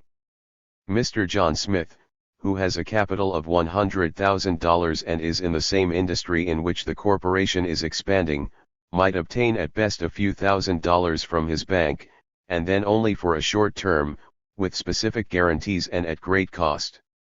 Marx prophesied the trusts. Marx predicted in 1867 this tendency toward an immense centralization of capital. It is the one prophecy of his for which all critics unite in bestowing on him the mandate of the seer. We know that there are trusts, billion-dollar corporations. We know that hundreds of thousands of men are employed by single corporations which are no longer businesses but really local governments. We know that 1,000 important corporations, between them, and with their financial connections, dominate the whole industrial life of the country. Here and there someone points to the numerous small businesses surviving, but no one disputes the proportion of social capital in large hands. But when Marx, by his profound studies of relative surplus value and its concomitant, the increasing proportion of constant capital, startled the economic world with their projected consequences, he was considered to have exaggerated, if not to have been downright wrong. The largest companies in the advanced countries, then, never employed as many as 10,000. Krupp in Germany had got to 7,000, and some of the new American railroads, like the Vanderbilt system, were passing 10,000. But compared to total labor employed they were unimportant. Now they are representative forms of capital, the others are the exceptions. Their centralization is far greater than appears on the surface, as a result of cunning legal devices whereby their too challenging power is veiled. 289. Capital is centralized in numerous styles. There is amalgamation, absorption during crises of the weaker by the stronger, sellouts, etc. These are merely forms, it is the Marxian essence which is seen through them. The consequence of business requiring an ever-increasing constant capital to employ labor is concentration, which is the daughter of accumulation. The increased volume of establishments causes a more comprehensive organization of labor, that is, a progressive transference of isolated processes of production into socially combined and scientifically managed processes of production. This social feature, this tendency more and more to manage large enterprise more nearly like the totality of society, is the reason Marx sees in the inherent laws of development of capitalism the foundations of the socialist system which he believes will take its place. Centralization ends gradual accumulation. We saw that accumulation reproduced capital as a spiral form. By constantly allocating parts of surplus value to new means of production and variable capital. But centralization, at one bound, passes these step-by-step processes. Centralization does not wait for accumulation. It calls up the savings of millions by stock promotions. It utilizes the entire social capital in its service. It does not build 10 miles of railroad and then add 2 miles a year. It mobilizes all accumulations and directs them quickly into new channels. It suddenly builds 1,000 miles of railroads, it conjures up a new cellophane industry in a few months. It wipes out age-old accumulations by immediately employing a single new technical device, on a ready-made gigantic basis. It smashes phonographs and installs radios within a year or two. It increases the fluidity of enterprise and more imperils the old ease of life that went with safe investment. 1. About 1925 it dawned on the pundits of Wall Street that investment was a questionable policy in some aspects. The deduction drawn by many experts was, gamble in stocks of large monopolies and ride like a fly on the nose of the monopolist ox. Those who followed that advice were shaken off in the panic when the ox stumbled. 290. It organizes socially, but it transforms in a revolutionary sense. It does this by shifting the quantitative grouping of parts of the total social capital. By intensifying the hitherto slow process of accumulation, it speeds up the changes in the technical composition of capital. The ratio of constant capital to wages paid rises to unprecedented ratios, to previously unimaginable heights. Here is another illustration of Marx's favorite thesis: a change in the size of capital changes the ordinary quality of accumulation, stops its orderly movement, and now advances by leaps. This is dialectical materialism as opposed to the usual evolutionary philosophy. The Industrial Reserve Army. This chapter requires a summary of its thesis before it is developed. That is, that the rapidity of accumulation of capital due to centralization leads, first, to a constantly relatively diminishing demand for labor, secondly, to a worsening of the position of labor relatively to capital, thirdly, to the absolute worsening of labor conditions, in any area where a given capital exploits it, fourthly, to the formation of a reserve army of labor, fluctuating but always present, consisting of unemployed, paupers, or occasional labor, and fifthly, to the use of that body of miserable s as the permanent lever for depressing wages below value. In addition, of course, the rivalries of national capitalism reflect the immense concentration of capital within each country, and the need for markets and investments leads to wars, which are fought primarily by the workers and farmers. This account will guide us through the long analysis to follow. The demand for labor is determined not by total capital but by its variable constituent alone. Therefore it falls progressively with the accumulation of capital, that is, it falls relatively to the magnitude of capital, and falls at an accelerated rate, as this magnitude of capital further accumulates.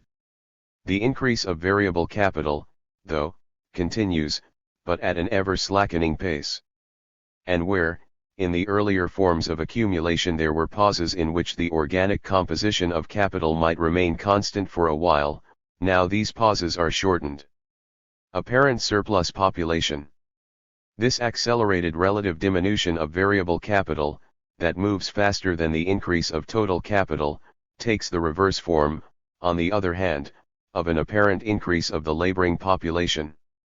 The number of laborers seems to be increasing at a rate greater 1.9x 2.9.2 than that of variable capital, which is their means of employment.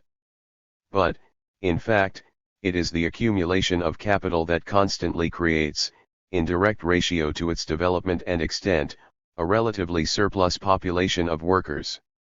That is, capital accumulation produces a population of workers greater than its own needs for self-expansion can utilize, and so this population is a surplus population only because that capital cannot use it. But the centralization of capital has consequences peculiar to itself. In some branches of industry a change in the composition of capital can occur without an increase in its total quantity, and this would happen because of simple centralization. In others, growth of total capital diminishes the proportion of labor power it absorbs, in still others capital grows for a time on the same old technical basis, and so adds more labor power than before, etc. Uneven movements of variable capital. That is, the movement of accumulation in various spheres permits each industry, or type of endeavor, simultaneously to exhibit the most varied combinations in the growth of capital and its constituent sections. But this means that there are great irregularities within the total production, violent fluctuations, needs for adjustments, to catch up or to deflate. Workers are constantly thrown out of certain occupations when employment is gaining elsewhere, or the absorption of labor becomes stickier in certain industries, though very slowly. This simultaneous development of every type of change in variable capital becomes characteristic of the system even during periods of average prosperity. For example, it is notorious that in all industries employing large capitals, in the United States, where these capitals were invested primarily in labor-saving machinery, there was a decline in men employed even during the period of boom from 1922 to 1929. This was compensated by an enormous increase of white-collar workers, agents, etc., and those engaged in what are called the service industries. That is, the relative surplus value which throws out millions of workers is diverted into The Industrial Reserve Army. 293. Supernumerary expenditure and employs persons in those occupations where the variable capital is still high compared to the constant. As soon as there is a crisis, that is, as soon as surplus value is available in extremely small quantities, the superstructure of non-mechanical employment topples. The capitalist law of population. The laboring population, then, by its very exertions in creating a new capital, produces the means by which it renders itself relatively superfluous, and it does this to an ever-increasing extent. This is the law of population peculiar to the capitalist mode of production. It is not biological. Plants and animals may be governed by Darwinian law, but man's social system produces a special law of population valid only for each historic method of producing wealth. Percent. Special capitalist use of the unemployed. The relatively surplus laboring population now becomes a lever of further capitalist accumulation. More, it is the very condition for the existence of the capitalist mode of production. It forms an industrial reserve army that belongs to capital, which does not pay for it. It creates, for the expansion needs of capital, a mass of human material ready to be used at such temporary junctures as it shall be required. With accumulation, and above all with centralization, as we have seen, capital acquires the new capacity of developing by leaps. The elasticity of capital is greater, the absolute wealth of society increases, credit places social accumulation at the service of certain sections of capital. But these are aids, not special new features. It is rather that the technical conditions of production themselves, such as automatic machinery, swift transport, now permit of the quickest possible transformation of means of production into new capital. When new capital must throw itself frantically into sudden expansions of older forms of production, or into new forms, it must have at its disposal great masses of men who can be hurled into these decisive spots without injury to the functioning of production in its more steady manifestations. 294. Industry becomes Napoleonic. Like that military genius, it keeps regiments in reserve for the moment of decision. It gets these reserve battalions in the way most armies get new recruits, from the unemployed, from the so-called surplus population. Now that industry has come to operate in cycles, years of prosperity followed by years of disaster, one boom and stagnation or crisis alternating, it needs the constant formation of new reserves for expansion and a really gigantic human scrap heap when the crisis comes. So, by turns, the industrial cycle recruits the reserve army and, through its crises, is the most potent agency in forming ever greater reserves. This is an absolutely new phase of human history. Whatever the lucubrations of economic historians who seek to assimilate the crisis of 1562 to that of 1929. 3. The fact is that the rise and fall of human employment is an innovation of capitalism. Asterisk. Malthusianism is irrelevant. Marx points out that here the effect of the accumulation of capital produces a relatively surplus population for its requirements, and of course the relative surplus population is declared to be a surplus population and its excess to be the cause of its non-employment, of its misery. This is the doctrine called Malthusianism. It has never explained why it is that with the birth rate progressively declining for the last 80 years the percentage of unemployment, on a secular basis, has gone just as steadily forward. Britain, with the lowest net reproduction rate in Europe after the war, had a frightful increase of permanent unemployment for more than a decade, and even during its stimulated prosperity, the residue of unemployment remained large. Variable capital not a reflection of numbers employed. There is an important reinforcement to unemployment apart from the diminution of variable capital as a proportion of the total capital. The number of pound laborers may be diminished while variable capital increases. If each laborer employed yields more labor, and his wages increase, the mass of labor may fall, although a smaller number of persons receive individually larger sections of the variable capital. Increase of variable capital, in such circumstances, is a sign that more labor is put into production but not that more workers are employed. It is the interest of every employer to get as much possible labor out of a smaller number of workers than out of a greater number, even if the labor cost is the same. The outlay of constant capital would be increased somewhat more in proportion were the greater number employed, and so it is more economical to drive fewer workers than more workers, even if the wages bill be no greater. The more extended the enterprise, the greater its quantity of constant capital involved, the greater its need of intensive rather than extensive use of labor. The force of this pressure increases as does the concentration of capital.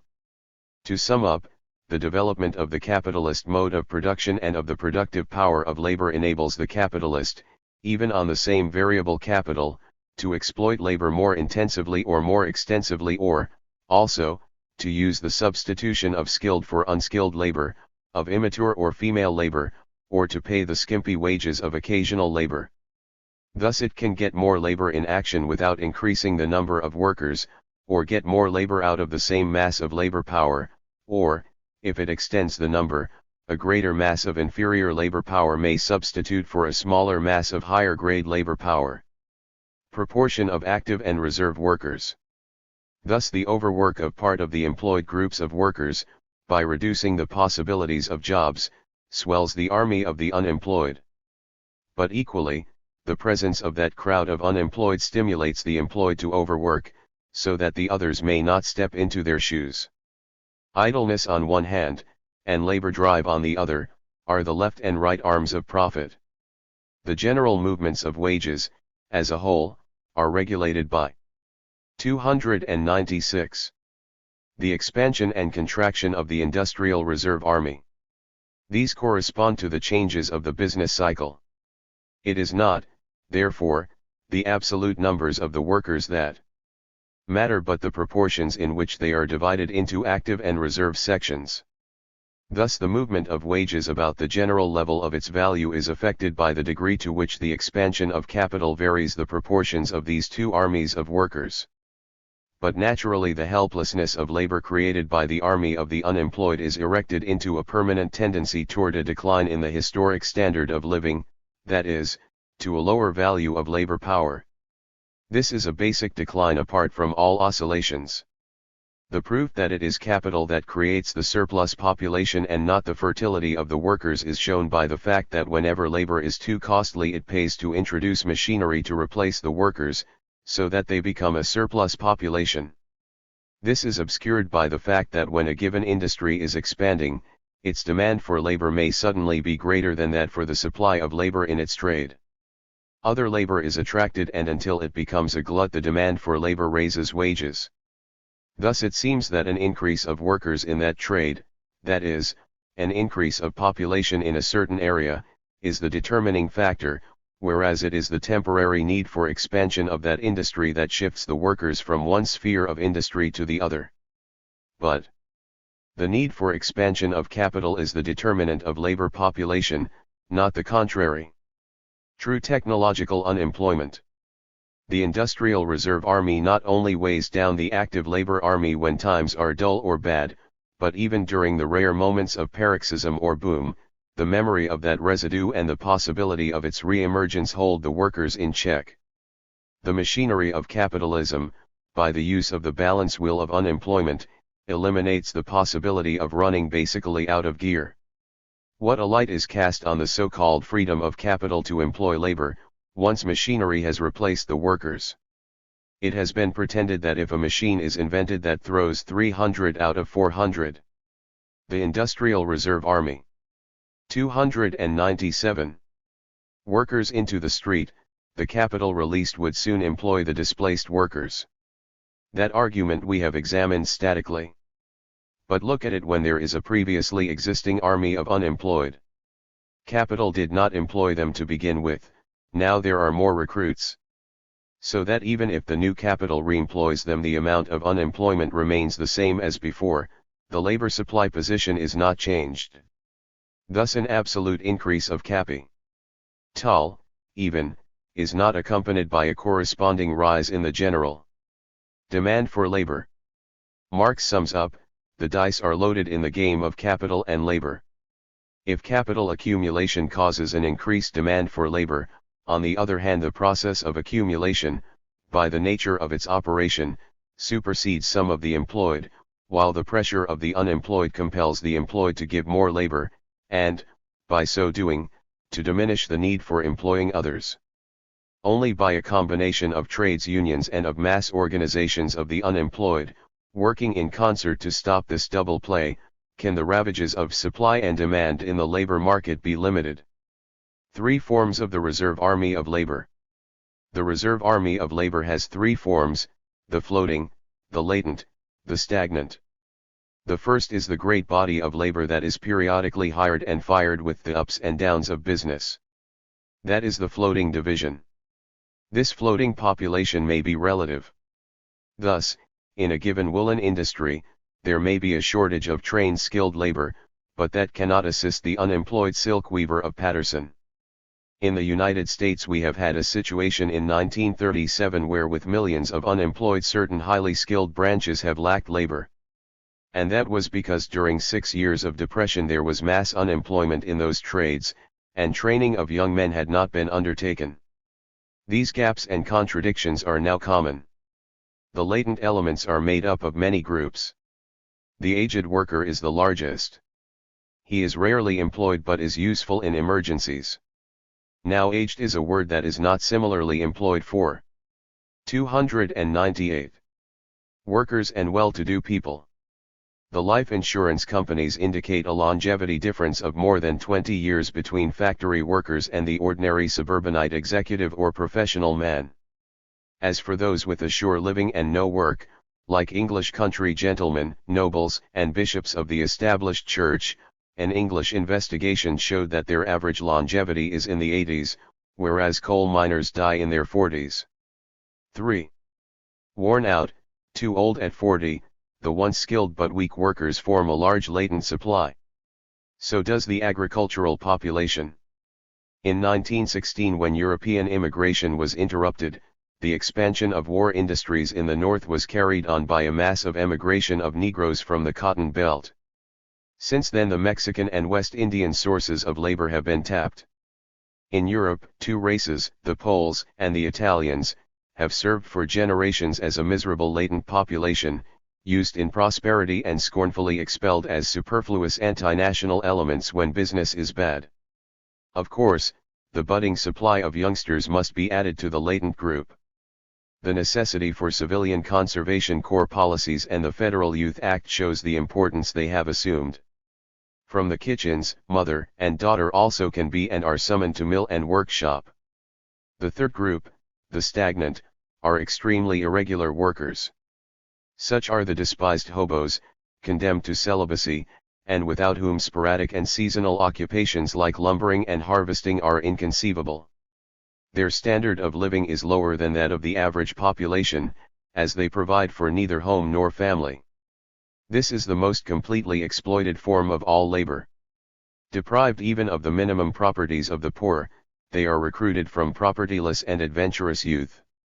Nomadic in habits, they are outside of political thinking, and it is characteristic that their classic form of labor organization, the IWW, declared the ballot to be useless for labor struggles. 4. On a higher income basis we have the retailers who fail in business, the professional men who never obtain a career, decayed artisans, persons displaced from any trade by technical improvements, etc. The War of 1917 showed, for example, what a large reservoir of labor power could flow into the factories from the hundreds of thousands of poor women vainly struggling to make a mean living out of shabby lodging houses. So great is the need for income on the part of these latent groups. 5. That they are forced to calculate income on a family basis. So it comes about that for the first time in social history the latent working class has the highest birth rate, while persons of higher income have few children. Undernourished young persons, who are told by a biological instinct that they cannot live long, try to have children at 20 to help sustain them at 36, which for them is advanced middle age. In Shakespeare's day it was the gentry and the higher clergy who had large families, the artisans in London were comparatively less well provided.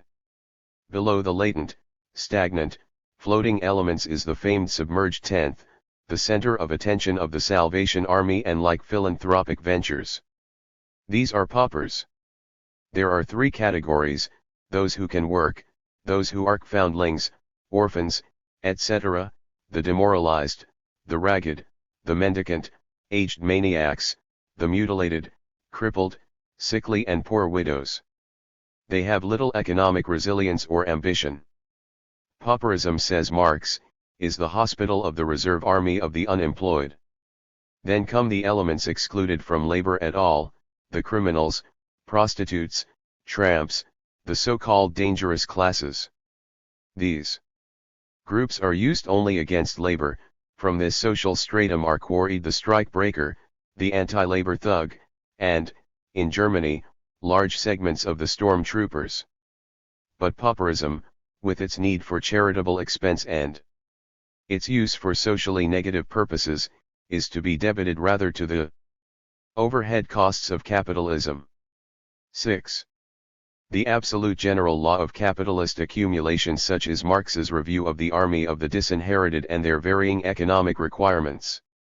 According to his economic theory, the greater the social wealth, the extension of capital, the absolute mass of the workers and the productiveness of its labor, the greater is the industrial reserve army. No statistics can reveal the immense impact of this class. The same causes that expand capital expand unemployment. This is the absolute general law of capitalist accumulation. It may have 1,000 modifications, it may show temporary and startling ameliorations, but the general law must always obtain, always finally prevail, always determine the great mass of economic facts. Then comes Marx's indictment. For him the capitalist system has turned from its superb service to mankind, the multiplication of its wealth beyond that of any previous society, into its opposite, one that merits destruction, for it has become the enemy of human welfare. It raises production only at the cost of labor, it transforms production from its purpose into a means of dominating labor, it makes the laborer live to serve the factory or business. He is a fragment of a human being. The system estranges from him intellectual participation in toil, while utilizing everything that outside science can offer. By accumulation, which his labor brings about, this condition is intensified. Production no longer makes goods for man, no one remembers what it all started for. Man makes goods for others to make money. The more the system develops, the worse off the worker is. The unemployed chain him to the cycles of capital. Accumulation of wealth at one pole is accumulation of misery at the other, that is, of the class that alone produces capital. The special economics of this population is so amusingly given in John Gay's Beggar's Opera and by his modern disciple, the German novelist Bert Brecht, that all learned books are cast in the shade. The tendency of capitalist accumulation. Capitalism took mankind out of a productive level so low that, as a Frenchman put it, it decreed universal mediocrity. A small leisure class could almost have justified itself before as the carrier of culture. For even if it were overturned, there would be little in social productive capacity seriously to raise the then level of prosperity. At that time, the now meaningless saw, if you divided X's fortune, every poor man would have only an extra orange, would have had some pertinence. For the question belongs only to a society where the means of production are few and inelastic. Out of the so-called primitive accumulation, by loot and crime, the original accumulation of modern capital began. Once the capitalist system is fully developed, competition reduces the number of capitalists. One capitalist kills many. The labor process grows increasingly cooperative and social, the world an economic unit. The magnates who monopolize all the advantages of social knowledge, common production, and world markets, become fewer, they shrink to a small collection. The misery and exploitation of the workers grows. But their training as masses grows, too, for they are organized in production and they learn its lessons. They fight together as they work together. The monopoly of capital becomes a drag on its development, It produces crises more frequently, and these crises become more acute. In its struggle it seeks to recur to its methods of primitive accumulation, wars, colonial plunder, even to political tyrannies. The centralization of ownership of the means of production and the socialization of labor reach a point where they are incompatible with their capitalist skin. That skin is burst asunder. Private property is doomed. The expropriators of others' labor are themselves expropriated. Marx predicted that while the transfer of social resources from the few to the working people, the immense majority, would be difficult, it could not compare in length or horror with the 400 years of war and terror during which the capitalists established their dominion. For the many must find it easier to displace a few usurpers than the usurpers found it to engross all the goods of mankind. Interlude. From Production to Profits. We have summarized the doctrines of Karl Marx as they appeared in the celebrated first volume of Capital. This is the only one of the 3 volumes of Marx's major treatise that has enjoyed wide reading. It was finished by Marx himself and issued by him. Its literary style, despite the captious references of those who have not tried to read it seriously, is remarkable. It is a storehouse of wit, satire, learning, allusiveness, and it is an expository and oratorical triumph. The freight of European thought is unloaded in precious packets in the book. But it remains only a first volume. Marx specifically confines it to a study of capitalist production, as a process, that is, not as the real or total position of capitalist production, but a study of it, isolated from its great context, so as better to illustrate its mechanisms. Since for Marx historical materialism is always based on the modes of production and the study of society begins with a study of production relations, this is a most apt proceeding. True, he refers in the book to the sphere of circulation, especially that in which the capitalist buys labor power and sells his commodity ties so as to realize the surplus value therein. His study of the universal equivalent, of the general form of value, of its money manifestation, are also given in the first volume. But basically it is the process of capitalist production, hedged by a series of assumptions, such as that goods are exchanged at values, that interests Marx. But even if the process of production be primary and the circulatory phenomena of economics derivative, the latter exist nevertheless, and if they do not reveal either the skeleton or the physiology of capitalism, they certainly are its morphological aspect. We know our friends by their appearance, whatever the zoologist may classify them as, the physician treat them as, or the chemist dissolve them into. Capitalism presents itself to the human race not as a transient historic form but as the life they live, and they act in their daily existence as though its mask were its face, but since the history of men is also the history of their outward behavior, Marx studies that as well. The second volume of Marx, which deals with the circulation of capital, and the third, that deals with profits, rent, and interest, were edited by Engels from Marx's notes. This heroic undertaking was faithfully accomplished, but the literary style of Volume 1 is missing, although certain sections, like the critique of Adam Smith in the second volume and the exposition of rent in the third, are admirably written. Not only were the notes unfinished but they are repetitious in a curious sense.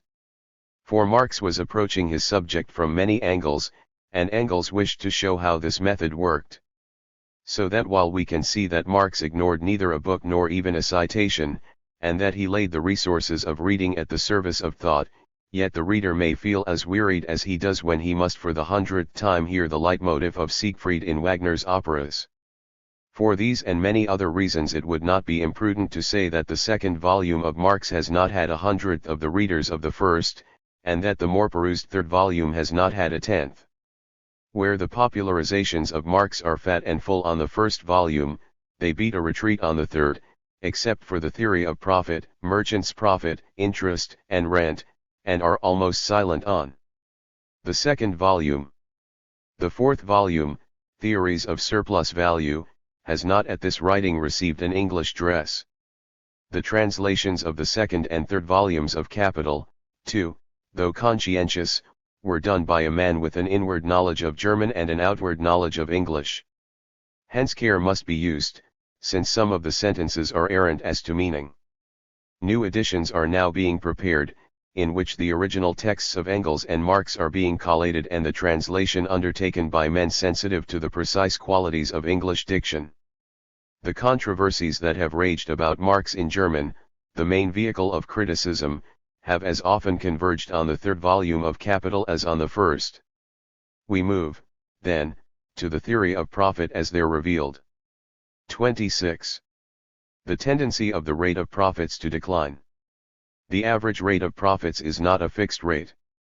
For Marxian theory, the development of capitalism itself from small to large, from diffuse to concentrated, from distributed to centralized, from limited to universal markets presents for each stage a different setting for the play of profits. But above all, it is the change in the organic composition of capital that affects its profits. The larger the constant capital, the deeper the threat to the rate of profit. The development of capitalism implies the increasing ratio of constant capital to total capital. We are speaking here of the totality of capital, not of individual producers. If in the total social capital the ratio rises of constant to variable capital, then the rate of profit is adversely influenced. We have seen that in order to obtain relative surplus value, each competitor sought to cut the prices of his products, by intensifying labor, and so to reduce social value, and yet, by means of his advantage, to increase the mass of surplus value. We now see the same situation mirrored large. Since the quantity of surplus value is increased by the number of workers and the length and intensity of their work, if this is accompanied by a gain in the ratio of constant capital to their wages, it may show a rise in the mass of surplus value, and yet be the result of a decline in the rate of profit. We have seen that if the social capital of the United States is $200 billion, and 160 billions are constant capital and 40 billions are in wages, the rate of surplus value being 50% or the profits of capital are 20 billions, or 10% or on combined constant and variable capital. Should the capital grow to 240 billions, 200 constant and 40 still variable, and the rate of surplus value is raised to 55%, the profits are 22 billions, that is, down to 9.1% on total capital, but 2 billions more in money. In the United States, the decennial average of profits in manufactures has declined from 25% during the McKinley heyday to 15% after the European War, and yet, despite that decline, the profits of corporations rose considerably in dollars. It may also happen, and this is the point, that it may decline both as rate and mass. This was true of 1929 to 33. Larger investments reduce rate of profit.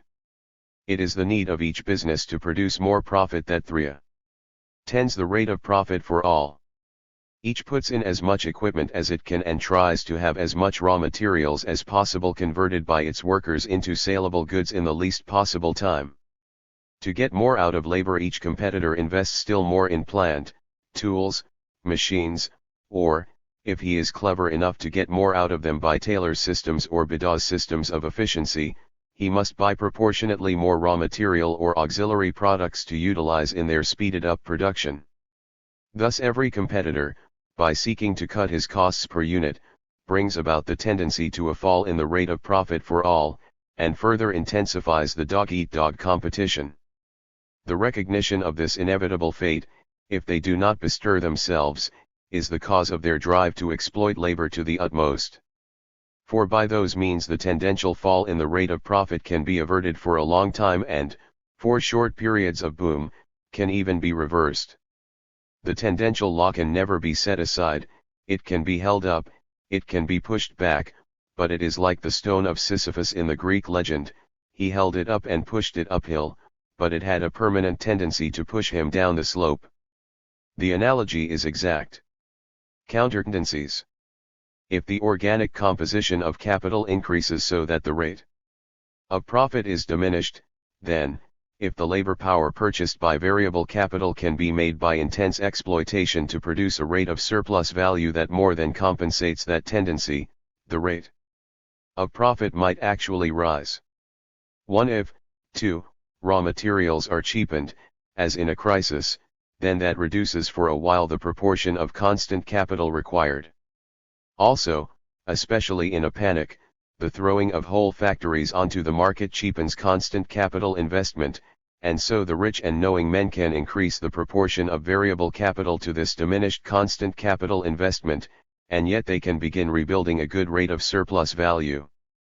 But again, competition forces another attempt at increasing relative surplus value, and the constant capital investment and organic composition gains once more, and so the tendential law of a fall in the rate of profit must always recur, only more forcefully than before. More machinery must be installed, or new and costly technique introduced.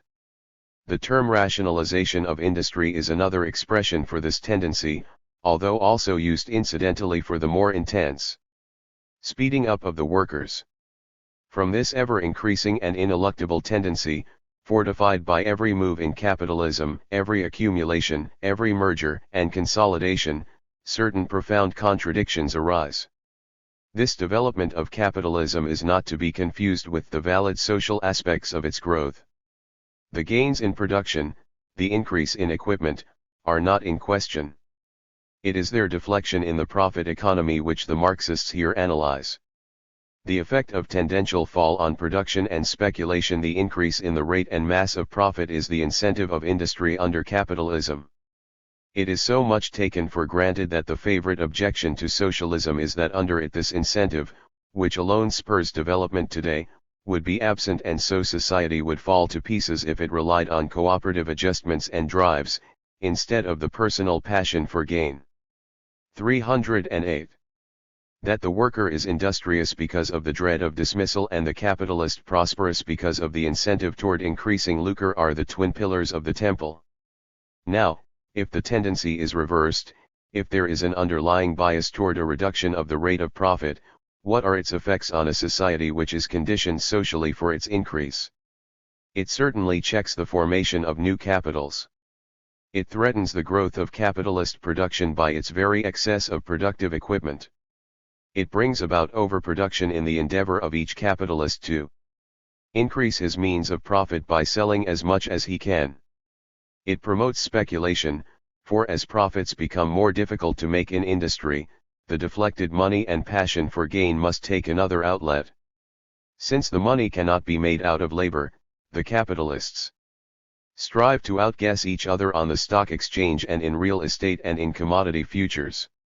They try to plunder each other, for that is all there is left to do. The frequency of crises is greater, their depth is greater, surplus capital abounds, surplus workers are enormous, until a painful rectification occurs, but one still more unstable, at base. Since the tendential fall in the rate of profit does not diminish the rate of exploitation of workers, nor necessarily diminish the number exploited, capital seeks to counter that tendency by employing cheaper labor in the non-capitalist lands, or in backward areas. It is thus able to increase the rate and mass of profits for several years at a time. Monopoly control cannot defeat the tendency.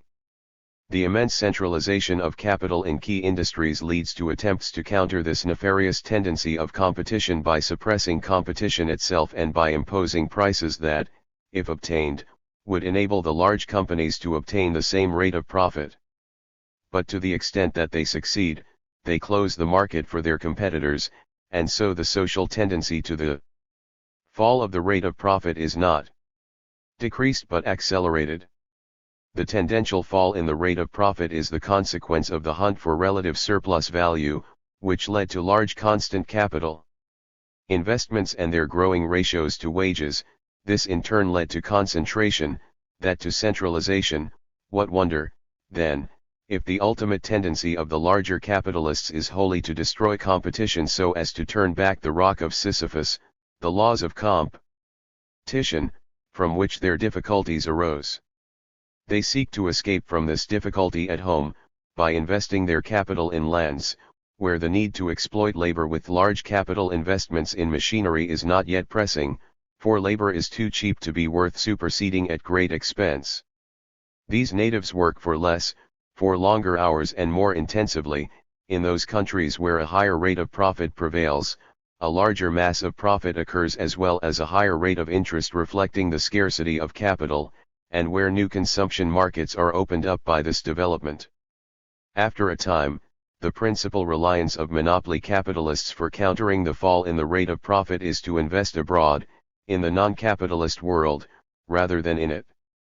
But the same monopolistic power enables them, at home, to dictate onerous conditions to those who supply them with means of production, and to attack labor. As we shall see in the chapter on imperialism, monopoly does not escape from the tendency of the rate of profits to fall, it deepens it. The Marxian theory thus holds that the restrictions to increased activity, which are unthinkable in view of the physical development of the productive apparatus, are caused by their capitalist utilization. The barrier to capitalist production now becomes capital itself. That is what Marx means by his metaphor that capital becomes, in its latter developments, a fetter on production. Mechanism of lessening rate of profit. The mechanism is as follows: the higher the rate of profit, the less the part of the product at the disposal of the masses that produce value. The social production is based on low consumptive possibilities by the majority of buyers, that is, by workers or their dependents. 310. The commodities produced are not as saleable, and large sections of them, since they cannot be sold, fail to realize their surplus value as money.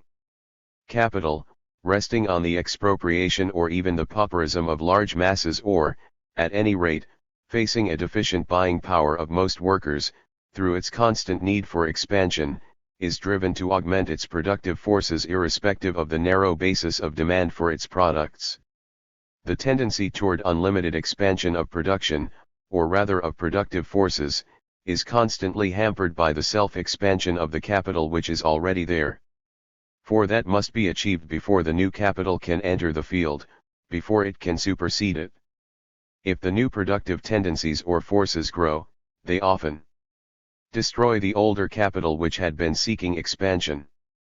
The realization of this tendency, the collision of older and new capital, the tendential fall of the rate of profit, the narrow basis of consumption for products, is already commented on by the classical economists. To account for this they formulated the celebrated law of diminishing returns, thus putting onto nature what the Marxists attribute to capitalist limitations of innate laws of development, which thus come in conflict with those limitations.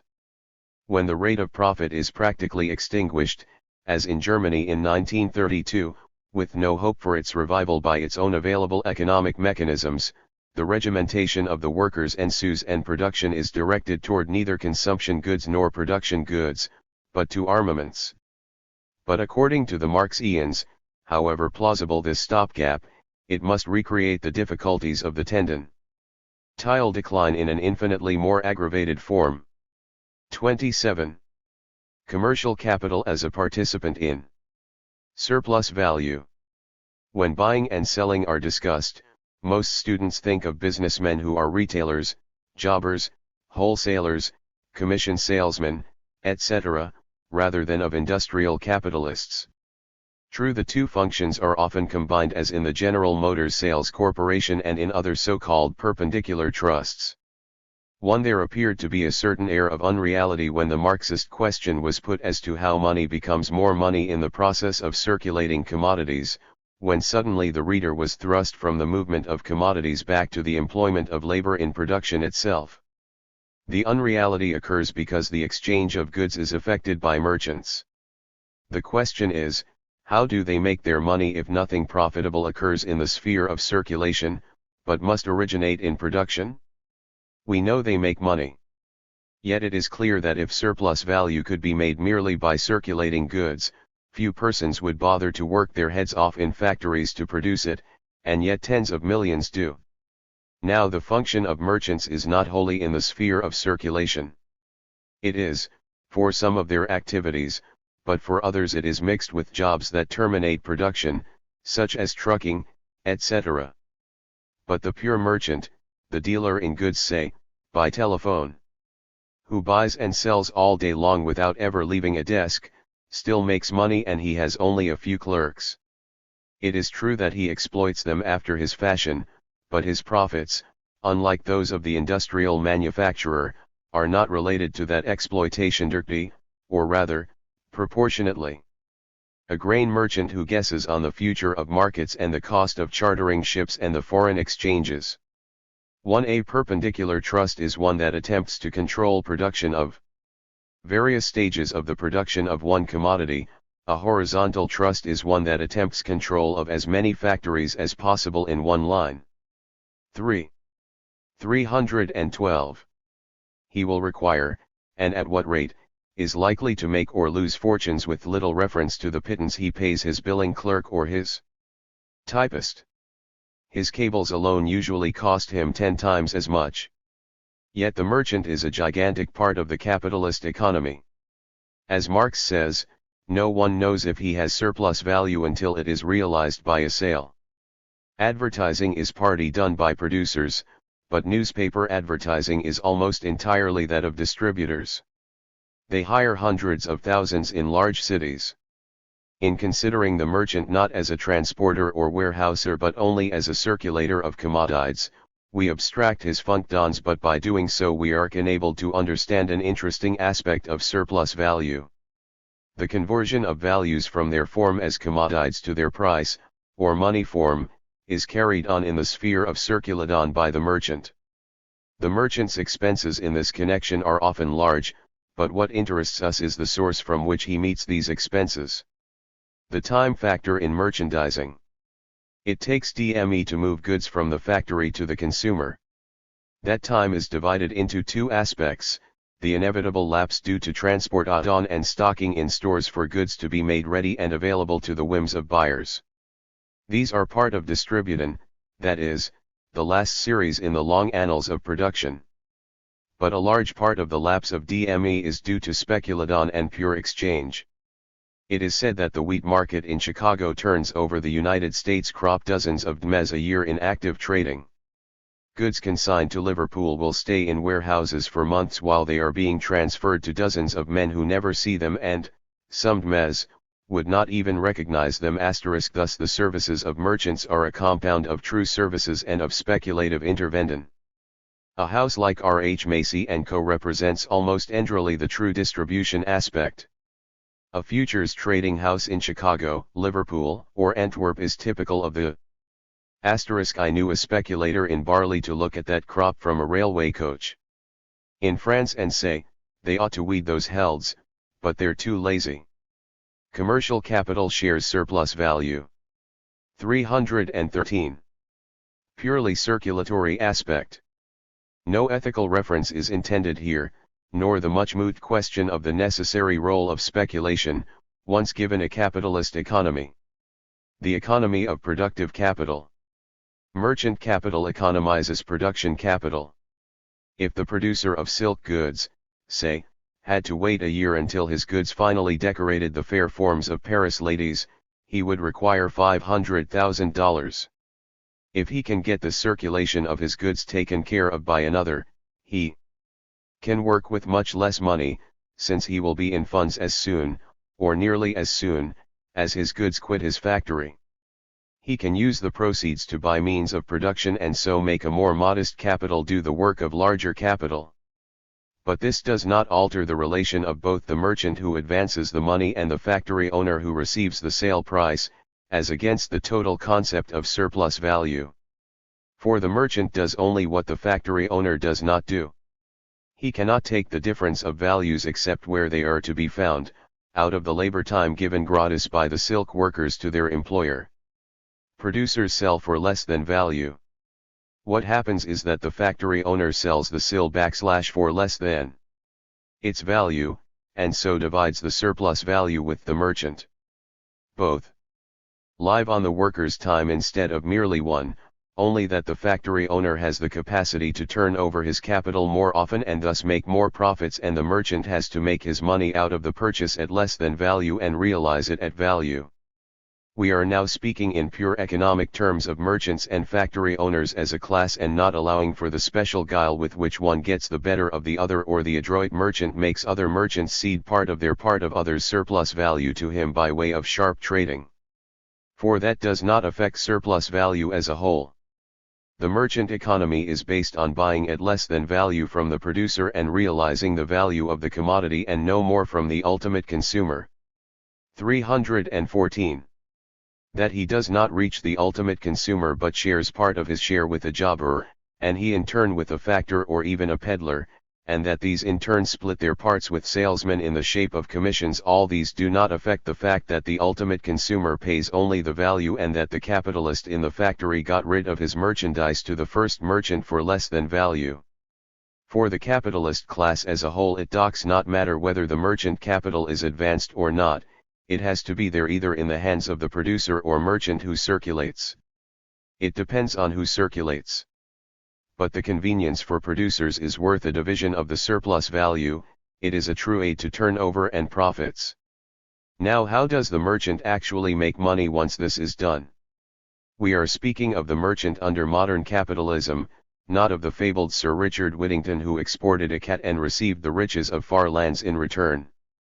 The cat is in the bag, today, of the average rate of profit. The division of average profit. The total productive capital is no longer figured on the basis of what the factory owner alone requires. If his capital is $90,000, and the profit $18,000, it would be 20%. But what really happens is that the factory owner would require $100,000 to make his $18,000. If he himself had to wait out the circulation of his goods, he could not get that full $18,000 surplus value unless he did so. So the rate of profit is really 18%, counting the time between production and the realization of value. But the capitalist is willing to take his 18%, the average rate of profit on the actual productive capital. The merchant makes the same average rate of profit, for if merchants made less, their capital would flow into direct production, and if they made more, factory owners would transfer their investments gradually into trade. That the merchants make less money than the producers, as a rule, is not due to a lesser rate of profit but to a need for less capital, since they must provide no money for plant, machinery, wages, etc., and there is, accordingly, more competition. But all this does not. Commercial capital shares surplus value. 315. Alter the fact that the sum total of goods are sold for the sum total of their values. There is no money added by the process of pure circulation. 3. Lately the merchant has not been receiving his share of the value, as is prescribed by the law of the average rate of profit. Monopo. Lies tell him what to sell at or lose his agencies. Frequently he has to buy their worthless class of stocks so as to curry their favors. Chain stores are reducing the profits of retailers, in so far as they represent pure circulation, to nothing, leaving him only the recompense of his hour of ordinary labor. Large companies sell their own goods through dummy competitors. 8. What about those who work for the merchant? This applies also to those who work for any non-industrial capitalist. How is the rate of surplus value determined, since there is no question of the production of goods? We must distinguish two types of employees. Those who work in the department stores, for example, and are actually completing the production of merchandise in its last movement to consumption, are subject to the same laws as the industrial workers. But how about those who work for the mere circulator of goods? And, by analogy, those who work for the banker? Or for lawyers? Or for all that varied collection of persons who go to offices every day to work for promoters, etc. Their wages are, to use a big word, homologated to industrial capital. They are sellers of labor power, whether at a typewriter or working with a pen. Their compensation is reduced to their means of subsistence, for the rate of profit or return of their employers as a class approximates the average rate of profit and would be diminished, exactly as that of the industrial capitalists, if they paid more. But how is that determined, since there is no value being produced, and both live-off goods being sold at less than value? There is a division to be made, though, between the pure circulator or money lender and his help, which is analogous to the industrial capitalist, the analogy being in the average rate of profits of all employers. Actually, the wages of the mass of white-collar workers in the cities is exactly the same as that of factory workers in the city in which they live. In New York, the average factory worker received $24 in the boom year of 1929, the average clerical help about the same, or less. In London, the average worker made $14 a week, the clerks about $15. The surplus of labor brings all classes of ordinary labor to the same basis. The average rate of profits compels the capitalist to act similarly to industry. Of course, there are exceptional cases where wages are not related to profit. These are freaks. They do not affect 1% of office and store help. 316. We shall see later in our study of finance imperialism that the merchant is slowly going the way of the horse and buggy. But there are still a great many of him, and, in some countries, like France, he is really a gigantic economic and political force. Whatever the tendency of merchant capital, whatever its diminished part in economy, it is still very important, and will be as long as capitalism endures. 28. Division of surplus value outside production and circulation. Interest. In the next section, on interest and rent, we are considering not the division of surplus value between two sections of the capitalist class, one the producer of value, or rather the employer of the producers of value, and the merchant class occupied with circulation, but rather with the two types of payment made by the capitalists of either species, producers and circulators, to a group of money lenders and landlords. The money lender assists them in their operations, but neither adds to value nor makes use value available, nor does he add to the entire social capital, although he appears to be the source of all capital, especially in the most highly developed forms of capitalism. As to the landlord, he is an altogether different category, for he has no more relation to production than a highwayman has to savings. Even the state, for its taxes, is, as we shall see later, of service to certain economic groups and renders some smaller service even to the poor. But it would be impossible to figure the economic equivalent of ground rent. In discussing interest, we shall take it up in its restricted form for the time being.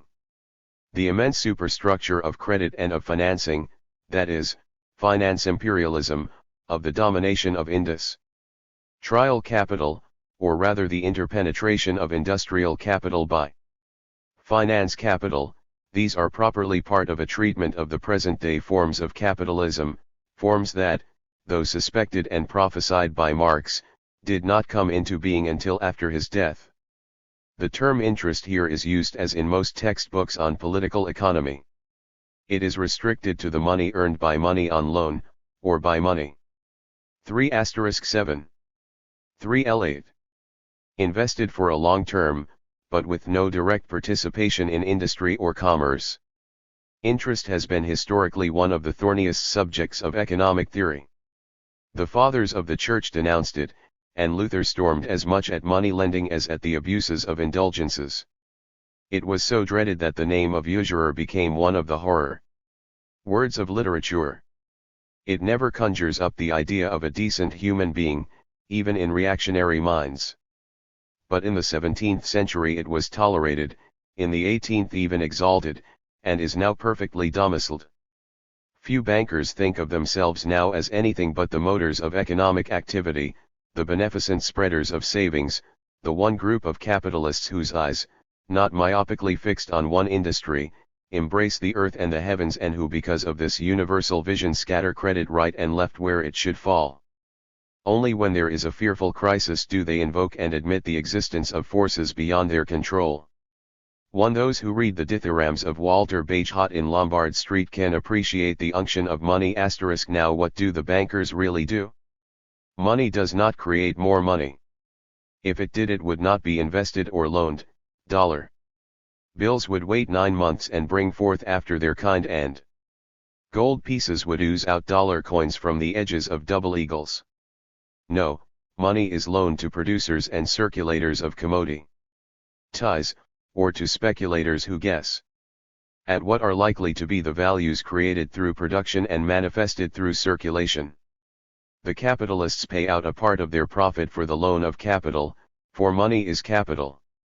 It does not matter whether a producer or a merchant does this, he is parting with some of the surplus value created by labor for the accommodation of a loan. Why does the capitalist borrow? Because he can make more profit for himself by so doing. For example, with $100,000 he can employ 100 workers and produce $20,000 in net profits. But if he borrows $100,000 more from the bankers, then he can employ, say, 200 men, and make $40,000. He pays the banker, say, 6% for the loan, that is, he pays him $6,000 a year.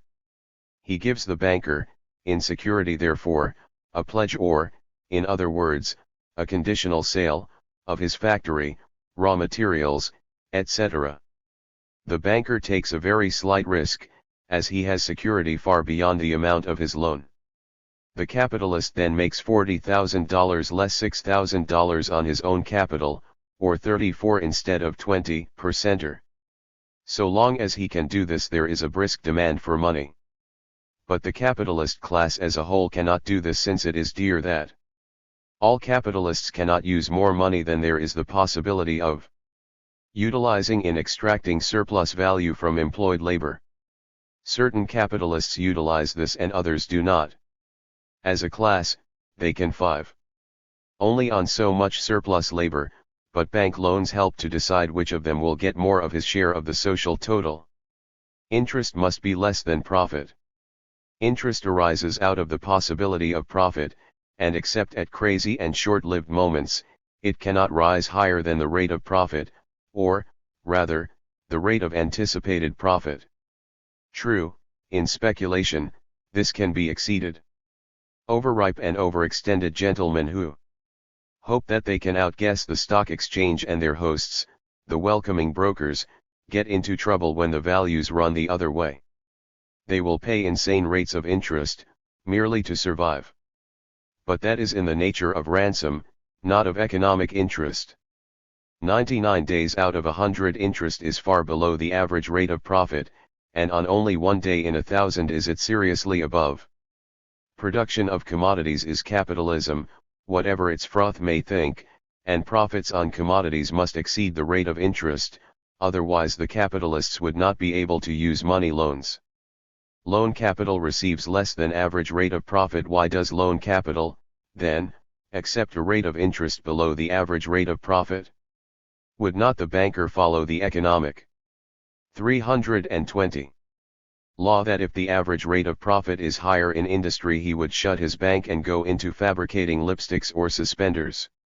First, let us recall that, unlike the merchant, the banker is outside of the production circulation process. He neither completes nor adds to social capital as a whole. He channels money but does not augment it. To participate in the equalization of profits, one must be in the realm where profits are produced. The banker must choose to stand inside of the production of surplus value or outside of it. He chooses to stand outside.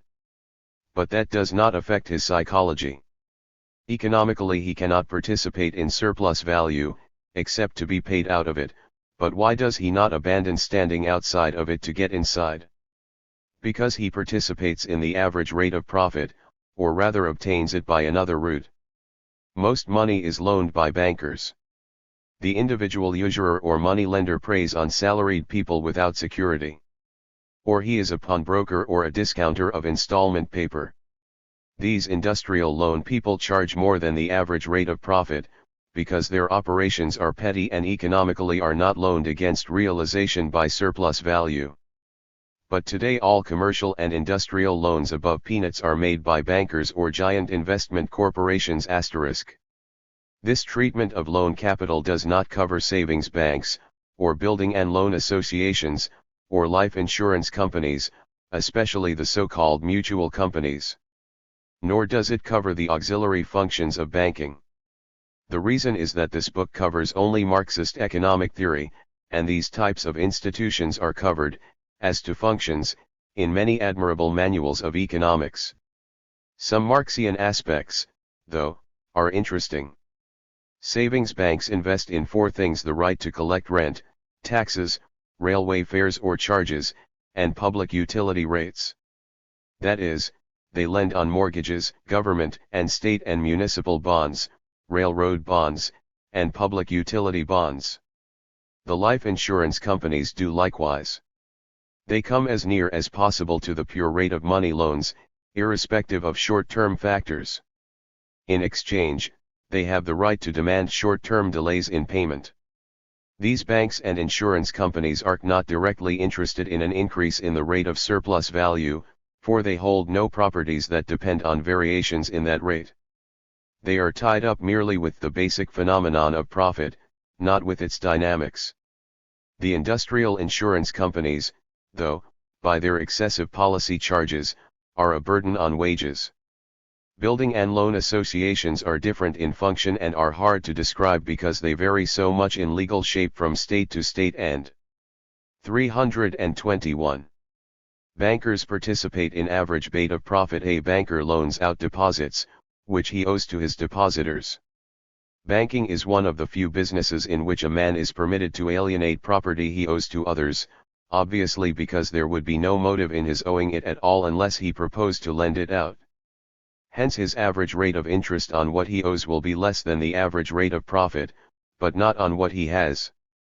A banker has $1 million capital, $10 million deposits. He lends out the deposits at 4%, say. He receives $400,000.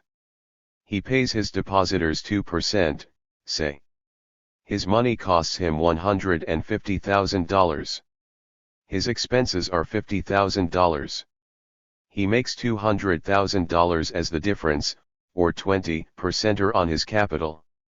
Thus he obtains the average rate of industrial profit, although his interest must always be less than that average rate. Since interest is a part of profit, and does not rise above it, neither can it fall to zero, for there would be no motive then in lending money. At times of either stagnant trade or, as is now the fashion, of artificially cheap money, short-term funds amply secured by saleable securities, are loaned at less than 1% per annum. Country to country. But they have some curious consequences for workers. One is, for example, a reduction in the wages of labor. In England there has recently been a Build Your Own Home campaign, far wider in scope than in America. The worker has paid about $3,500 on the average for lath and plaster Tudor shacks, built in ribbon series. Every week he pays, say, £1 for principal and interest. This goes on for 25 years, to include interest rates and charges. If he pays rent he pays $60 a week, that is, about $3. For years he pays $2 a week to the Building and Loan Society, more than he would have paid for rent, but he is becoming an owner. Actually he is losing $2 a week to acquire a property that will be junked in 25 years under a Slum Clearance Act and wholly depreciated. In the meantime this wretch is financing recovery. This shameful business has reached billions of dollars. Engels's housing question should be read for a philosophical study of such illusions. The British have discovered that you can pay good wages if you take it all back. The tendency of interest rates to fall. But even at these times commercial capital is rarely obtainable for less than 3%, usually it is 4% even when money is cheap. One great historic tendency must be noted. Since the tendency of the rate of profit is to fall, the tendency of interest, which cannot exceed it, is to fall also, and it is notorious that the more highly developed a capitalism, the cheaper is money, the lower the rate of interest. The average rate of government interest was 8% in 1690, 5% in 1810, and is now slumping to 3% or less wherever currency is reasonably stable and industrial development high. The lender of money is wholly divorced from production. He sees money become more money and he never sees the intervention of labor at all. The investor, who is really a lender at long term, is in the same position. Both invest X funds and receive X funds. This tinctures their thinking. They nearly always believe that the secret of cycles of business is to be sought in finance. An interesting example is the financier and head of an insurance company, Mr. J. M. Keynes, whose theories converge on finance and to whom all production is a function of available money. The Marxian analysis opposes this derivative point of view. It must not be forgotten that the great mass of deposits of commercial banks are those of the commercial and industrial capitalists who borrow from these banks. Hence there is no clear-cut opposition between the money lenders and the borrowers as is often pretended. Business may be subject to an autocracy of credit, but it gives the autocrats their weapons. The position of the rentier. It may be asked, true, the banker makes the average rate of profit on his loans, since that rate is computed on his capital, but how about the ordinary saver in a savings bank or purchaser of government bonds? They certainly make less than the average rate of profit, they receive only, say, 4% when the average rate is 10%.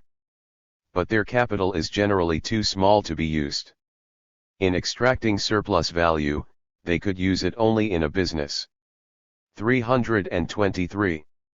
Where their own labor would be primary, or that of their family. We have seen the minimum number of persons that must be employed to allow for surplus value for the capitalist's excess consumption, for the conservation of capital, and for its increase. It can rarely be less than 8 employees. Short of this, money cannot command the full rate of surplus value and the expansion of capital to produce more surplus value.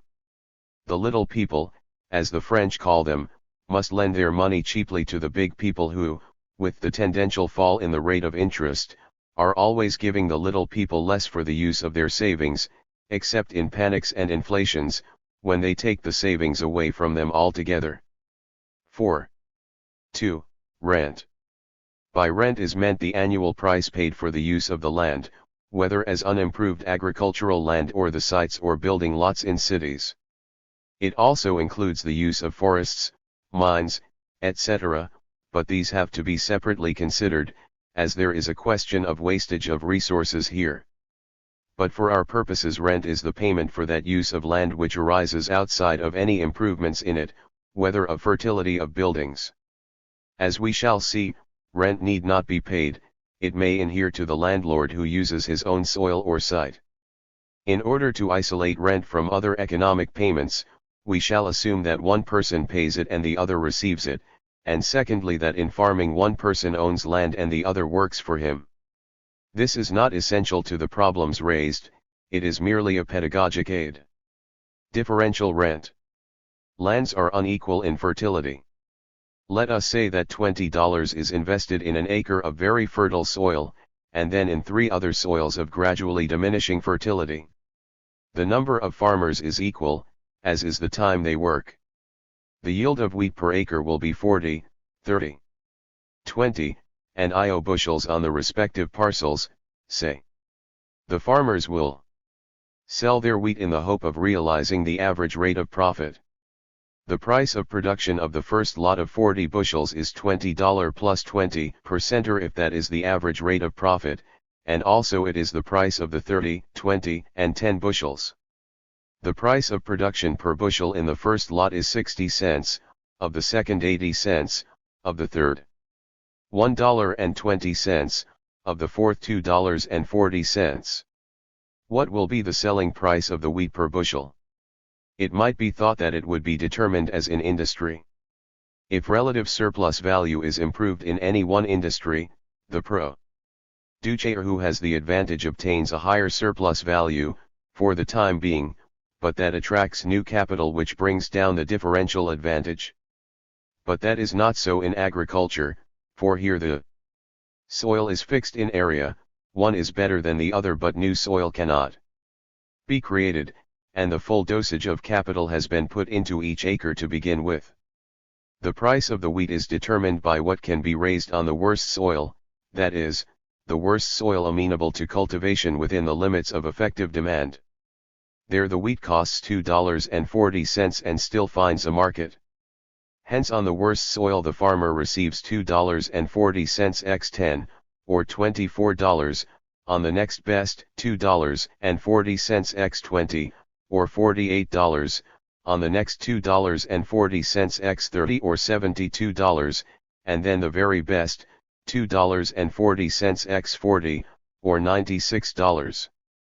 The net profit above the $20 invested per acre is $4 on the worst soil, $28 on the second best, $52 on the third, and $76 on the fourth.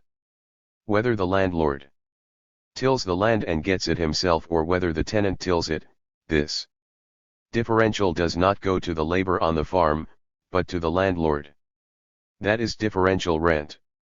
Rent is an extra surplus value. Rent is not like interest. That was paid out of profits. Rent is paid out of the surplus value arising from the labor of the farmer.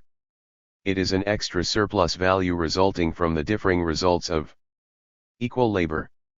If the price of wheat, though, falls and the most that wheat will 325 realize is $2, then the poorest soil is not worth cultivating and differential rent falls all along the line.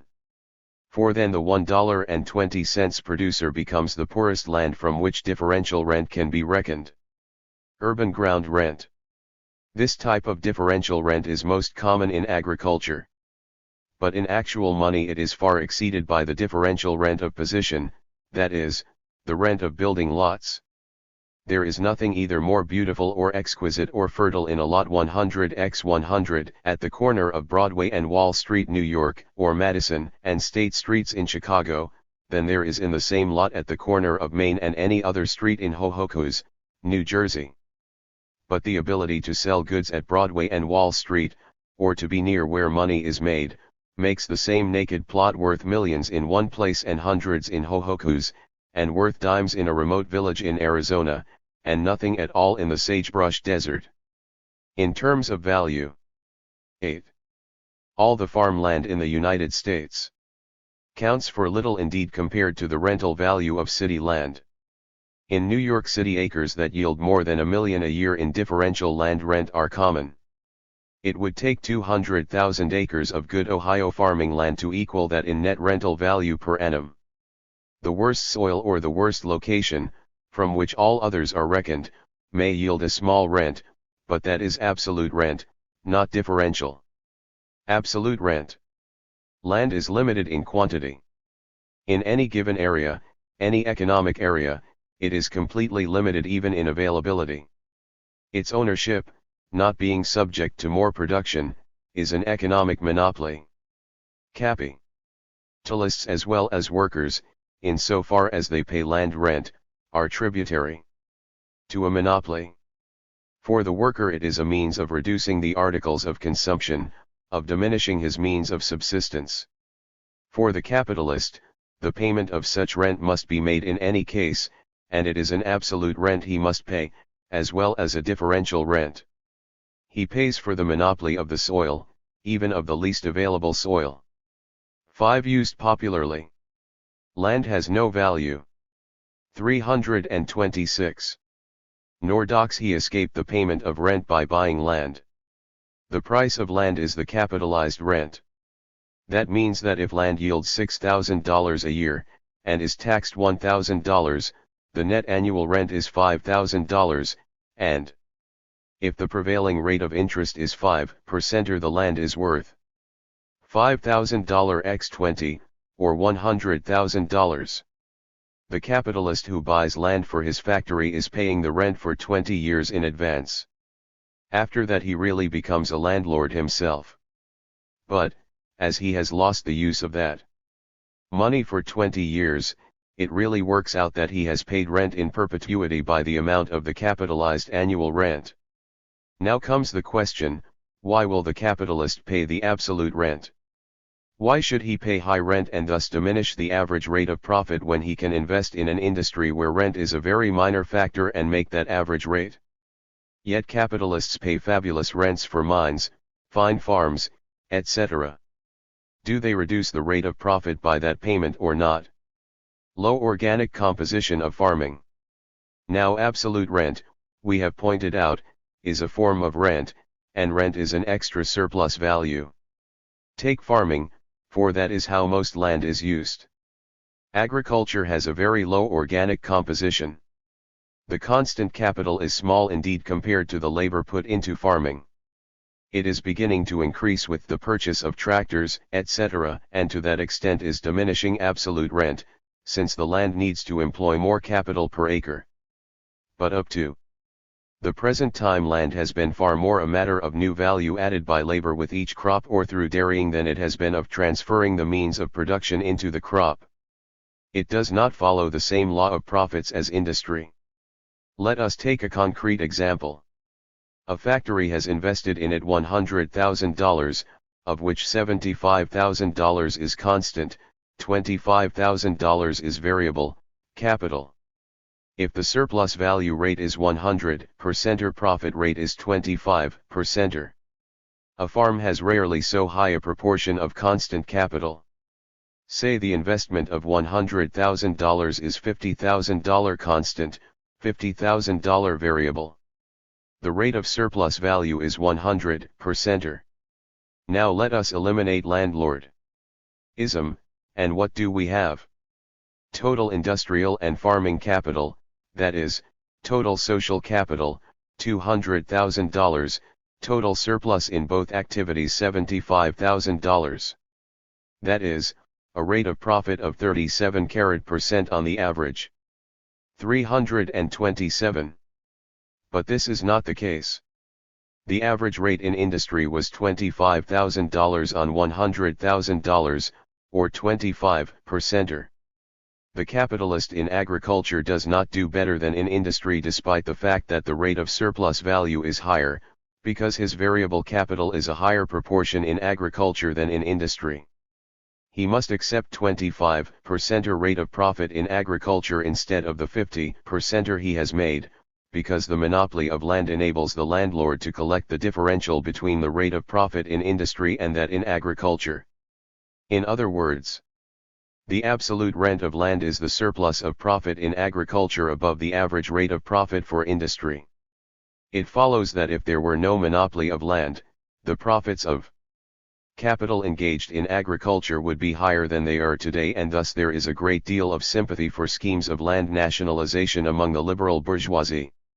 Even among the classical economists such as John Stuart Mill, this hostility to landlordism has been manifested.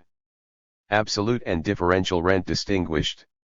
From the theory of differential rent and absolute rent, Marx is able to explain critically the price of land. Land has no value, since no labor is incorporated into it. But it has a price. The capitalization of the rent is composed of differential rent, whereby the landlord capitalizes an excess surplus value, and the absolute rent, whereby he takes the surplus profit in agriculture over the average profit in industry, when such a difference exists.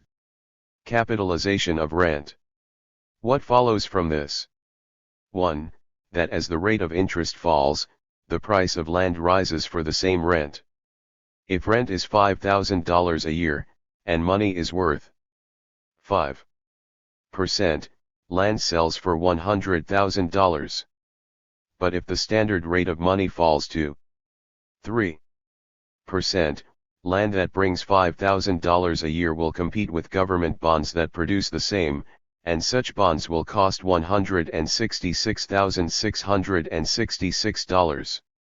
Landlords know too that the rate of interest has had a tendency to fall, and those who sold their land only at the prevailing rate of interest were not the gainers thereby. Hence, as the rate of profit 3 to the power of 8 has a tendency to fall, and so the rate of interest to fall, the price of land has a tendency to rise beyond the rent basis for such a rise. But the rent too has a tendency to rise with gains in population and industry. The greater need for money to buy land is a grievous burden on the capitalists who, in so far as they are not landlords, resent this division of surplus value with a wholly non-productive class. That accounts for the popularity among the smaller capitalists of theories, such as that of Henry George, that the rent of land tends to absorb all profit and to pauperize the laborer and despoil the capitalist. According to this hypothesis, the rent of land is the sole beneficiary of progress. It records all social gains, since it is a monopoly. And it appropriates them. From this, the single taxers, as the followers of Henry George are called, have evolved the quaint and plausible hypothesis that were this rent of land made common property, the capitalist and the worker, having lost their common vampire, would both flourish and there need be no conflict between them. Organic composition increasing in agriculture. Before examining some aspects of this theory, we must note that there are two factors operating in the other direction in respect of rent. The first is the gain of heavy investment in agriculture. As machines are used more and more, the organic composition of agriculture is beginning to approach more nearly to that of industry. If this tendency is not checked, and it seems rather to be gaining, absolute agricultural rent may end of itself. For if there is no greater profit in agriculture than in industry, due to a different organic composition, then the landlord will be reduced to differential rent. Effect on absolute rent. It may seem surprising to those who think of the rich lands of Illinois and the sparse lands of South Carolina, to know that the difference of fertility in land, near to the same markets, with similar 329 transport and labor charges, is not as large as people think. The proportion of absolute to differential rent is very high. Hence we may see absolute rent imperiled in agriculture, and to that extent, the higher price of land, due to lower interest, counteracted. Also, in cities the tax on land is rising with greater civic needs. Hence, since rent of land is always net of taxes, wherever taxes are increased, the net rent that can be capitalized is diminished. But so far the advancing rent of land, coupled with lower rates of interest, have more than outweighed these two restraining factors.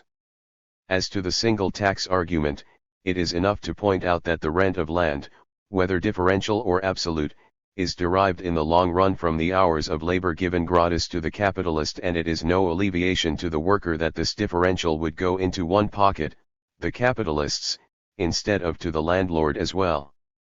The other argument, that labor would receive the wages it could get working for itself on the best free land, and that land, once rent were socialized, would be the corner of 42nd Street and 5th Avenue, New York, is negated by the existence of rent at all.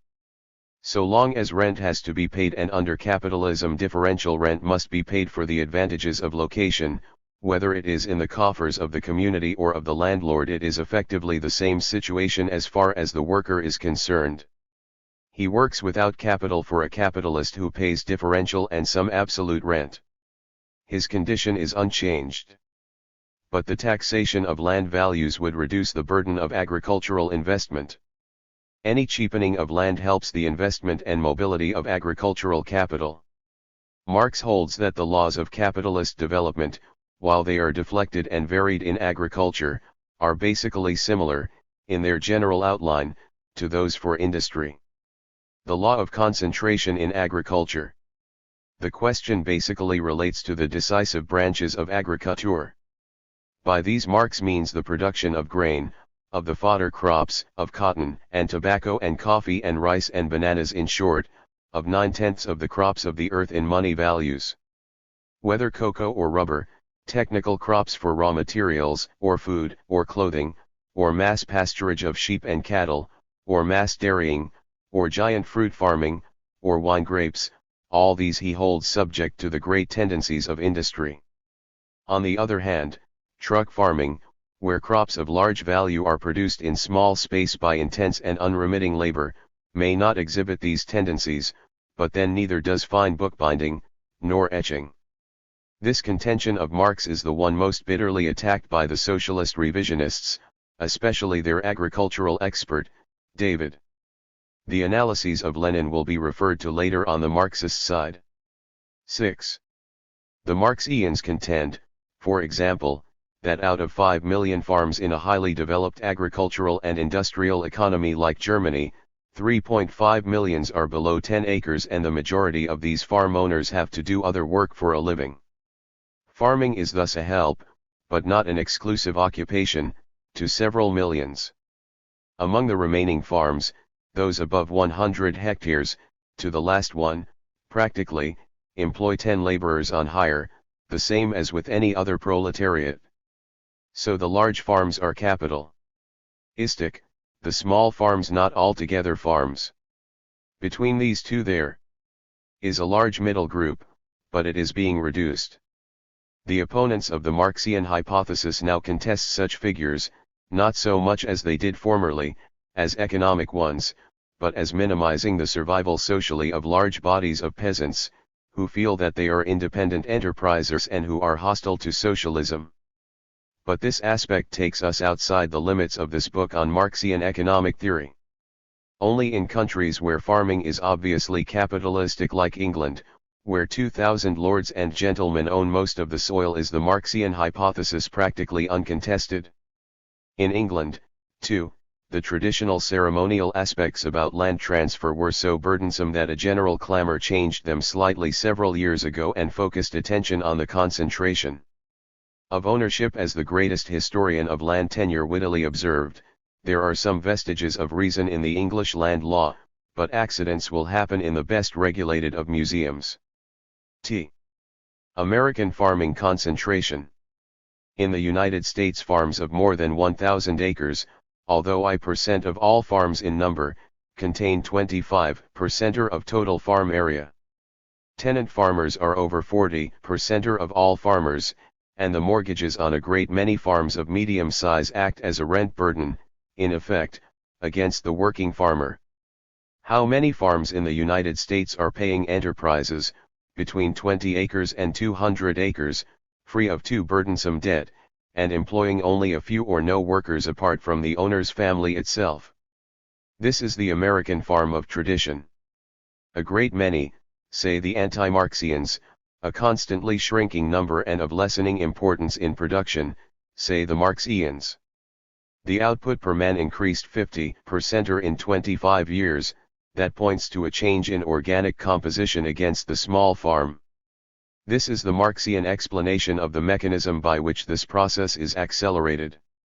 The Marxians point out that the formally independent farmer is often working for usurers, mortgage companies, feed companies, tractor companies, etc., and that when his accounts are squared, his means of subsistence, at least for millions of farmers, are comparable to those of the wage worker. For the southern states, this is undoubtedly true. It is still contested as exaggerated for the older Middle West and the more prosperous farming sections of the Middle Atlantic states. For the Marxists, the small farmer produces hours of labor gratis for others, he is a donor of surplus labor time like the worker. Marx pointed out that land nationalization would technically assist the capitalist farmers and the capitalists generally. Private property in land was a feudal survival that hampered their development. But socially they cannot permit this, as an annihilation. 7. F. W. Maitland, whose historic works are gold mines of economic fact.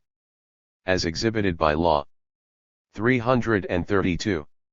Of tens of billions in values would be a precedent they dare not establish, even for their own good. Notes on agriculture. Collateral aspects of agricultural theory are legion. A subtle point of the Marxists is that the small holding, by reason of not sufficing to nourish a family, increases the supply of cheap labor in the rural districts to the big farmers, and thus hastens the concentration of agriculture. What appears in statistics as ownership is a weapon of pauperization. Its legal character, property, is the reverse of its economic character, a lever of low wages. The Marxians, too, argue that the principal reason why the tempo of agriculture has been slower than that of industry, as to concentration, is not at all in the mechanical differences involved. The small properties, tenancy, peonage, mortgage debt, etc., under the guise of title deeds, etc., are a barrier to technique in the way that the rules of the guilds prevented the development of the industrial system. Legal rather than mechanical factors have been important. Centralization, however, by assisting mechanization, must reach a point where the industrial costs are so lowered that the technical development will no longer be at an even tempo, but will take a leap, and agriculture be mechanized with incredible rapidity. It is stated by Corey that farmers whose holdings are insufficient for a living are, with tenants, 4,300,000, whereas rich and successful farmers appear to be about 1,900,000. Clearly concentration is taking place. But the percentage of survivors is still higher than in manufactures. The decisive criteria for capitalism in agriculture would be the capital investment used in farming, the employment of machinery, either per acre or per man, depending on which was the significant, and the number of wage workers employed. As to the latter, the evidence is all in favor of the Marxians. There is a considerable rural proletariat even in the United States. Nor is it possible to deny that the hobo or occasional labor, used for harvesting, etc., is a departure from the tradition of independent farming, and assumes an unattached proletariat. Lenin pointed out that between 1900 and 1910 in the United States the number of rural wage earners increased by 27%, while that of farmers increased by only 5%. There must have been a considerable transfer of independent farmers into field workers, paid by wages. The cost per unit of the great money crops is considerably less on farms where there is a large capital investment than it is on those that rely on manual crops. Hence, the mechanism of prices that affected concentration in industry is beginning to operate in agriculture. This was not necessarily so 100 years ago, when no matter how intensive a capital investment on the Atlantic seaboard, the opening up of free black loam soil in the Mississippi Valley made die little man often as cheap a producer as the patroon in New York State. As land becomes more settled, the influence of capital on costs grows proportionately. The Marxians need to prove concentration of ownership, increase of tenancy, increase of debt, number of farmers requiring industrial means of employment for a subsidiary living, reduced costs due to capital investment in agriculture, increase of wage labor.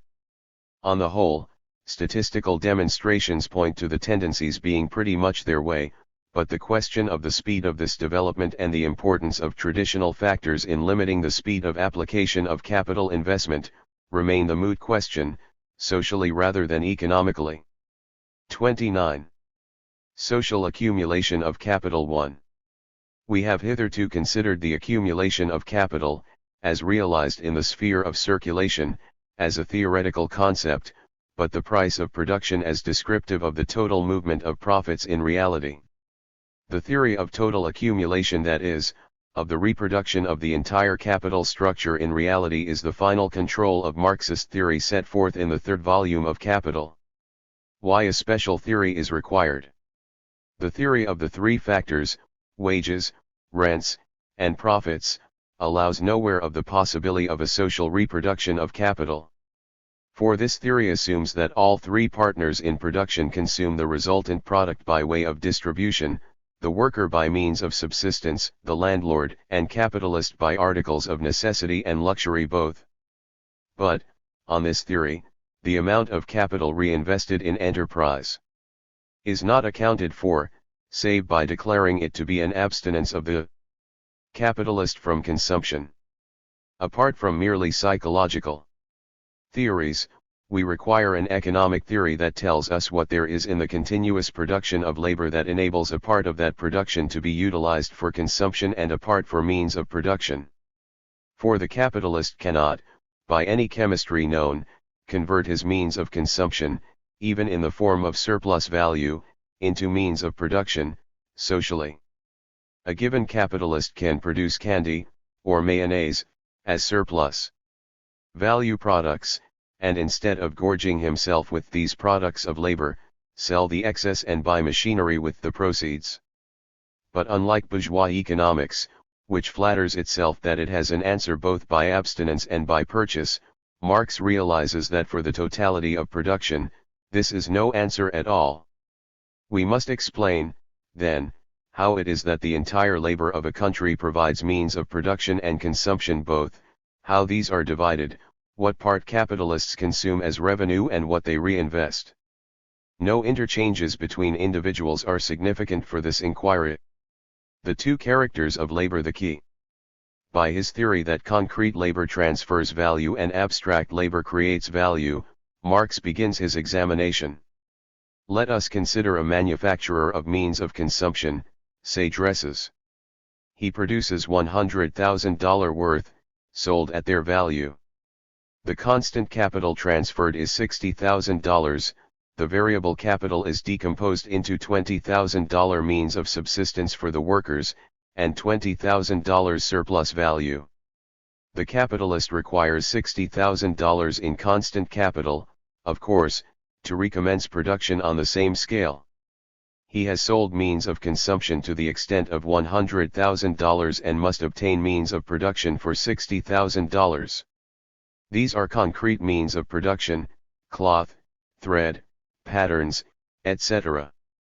These concrete means of production mean, of course, that other enterprises exist that make a business of these means of production.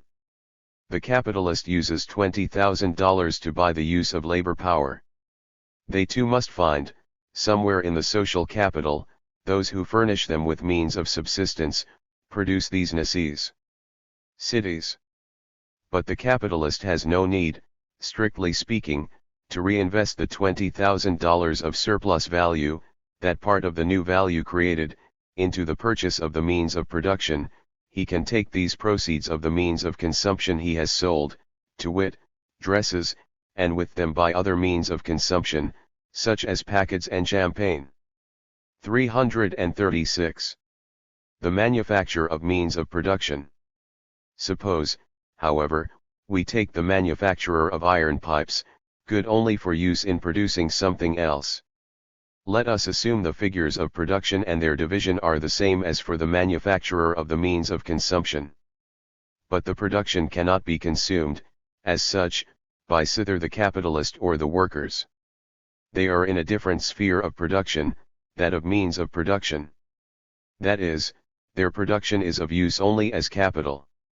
It must be employed in the reproduction of capital.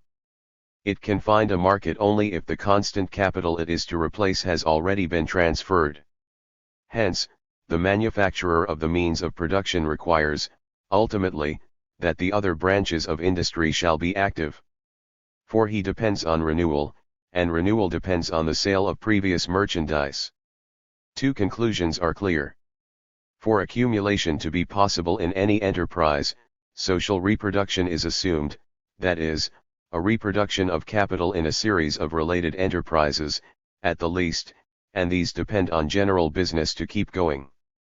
Secondly, apart from the division of production into transferred constant capital, wages, and surplus value, it is necessary that commodities exist which by their utility, that is, their specific adaptability to production, can replace the constant capital utilized in previous production. So that for total accumulation, it is necessary that the total production of society have a determined composition, not only as to value, but as to specific utility. How the two sections operate. Up to this point we have a mere resume of what was previously known. But for the motion of capital we simply need to know that commodities are made either for consumption or for production. Let us suppose that the total production of the United States is $90 billion. Section I has a value of 33% and Section II of $66%. Let us assume the following divisions. Section I constant 20 billions, wages 5 billions, surplus value 5 billions equals 30. Section 2 constant 40 billions, wages 10 billions, surplus value 10 billions equals 60. Total constant 60 billions, wages 15 billions, surplus value 15 billions 90. Here we have the division by value of two sections of production divided according to specific utility in production. Concrete and abstract labor are shown as reproducing constant capital, 60 billions, variable capital, 30 billions. The total of means of production is 60 billions, that equals constant capital, of means of consumption 30 billions, that equals total wages and total consumptive revenue of the total capital. This addition, which makes all sections congruent, is not a mere summation, it is a check-up on total production by the separation of the two kinds of labor cutting across the two modes of production, and yet combining them significantly. If Section 2 is to be realized, its production must be sold to Section I. For Section I, the production must be realized by way of sale to wage workers and capitalists for consumption. Both must be realized, Section I, because otherwise there would be no sale of consumption goods. For Section 2 there must be a realization by Section I, otherwise their constant capital has no possibility of being utilized, since means of production are not an end in themselves, the end of production is consumption. We see, then, that the sum total of constant capital in both sections of production must equal Section 2 as a total, and the amount of variable capital must equal Section I as a total. The constant capital is an accumulation of objects of concrete utility to the producers of Section I, thus the asterisk amount of value that is transferred as constant capital by concrete labor is equal to the total of Section 2, and the amount of value created by abstract labor is equal to Section I, as amounts, but their disposition cuts across the two sections of production. But, of course, since means of production are used internally by manufacturers of means of production, such as coal for steel makers. 338. A part of the constant capital is used within Section 2 before the total production of means of production is made available to Section I. Means of consumption specifically. Since workers employed in the manufacture of means of consumption purchase these means out of the production of that sphere, it follows that a part of Section I is realized within that sphere, it is that part represented by new value created by abstract labor. The two sections as an ensemble. The internal consumption of these two sections can be shown in parentheses. Section I, 20 billions constant. Section 2, 10 billions variable, 10 billions surplus. In Section 2 20 billions is not realized, for these are in the concrete form of means of production and cannot be consumed as such by the workers or the capitalists. Nor can it be used as means of production within the section, for the 40 billions has provided this. Hence the 20 billions must serve as means of production for manufacturers of means of consumption. But in Section I the 20 billions of constant capital transferred has not been realized within the section. As it consists of consumption goods, it cannot be utilized for more production. It is clear, then, that the 20 billion surplus of one section must be exchanged against the 20 billion surplus of the other. Details of the relations of the two sections. The capitalists of Section I buy 20 billions in constant capital from those in Section 2. In words, the new value added by abstract labor in Section 2 is being realized by means of money sales to Section I. Out of these receipts the capitalists of Section 2 spend 10 billions in buying the consumption goods of Section I. Out of these receipts the capitalists in Section 2 spend 10 billions in wages, which their workers use to buy consumption goods from the capitalists of Section I. By these means the relations between Sections I and II are terminated. This is what we term the scheme of simple reproduction, or the realization of all sections of production at an equivalence.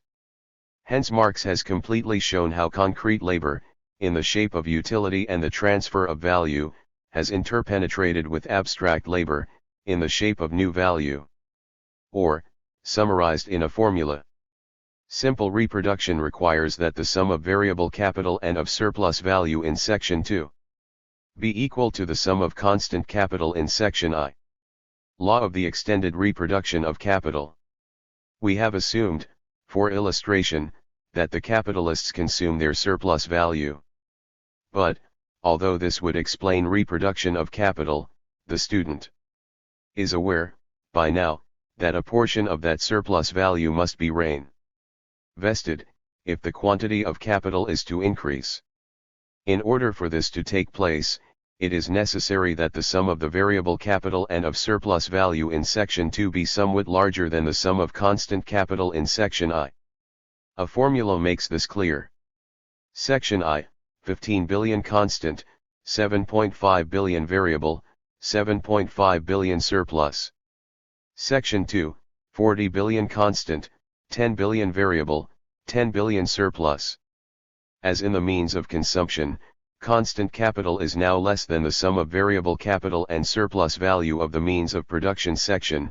The capitalists of section I will not demand the full sum of 20 billions from those of section 2, but will convert a part of their surplus into capital.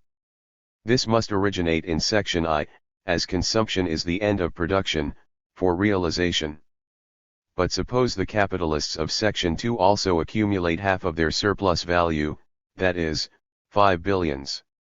Assuming the organic composition of capital unchanged, they can add to the previous total of 34 degree 40 billions in constant and 10 billions in variable by 5 billions, divided as follows: 4 billion to constant and 1 billion to variable capital.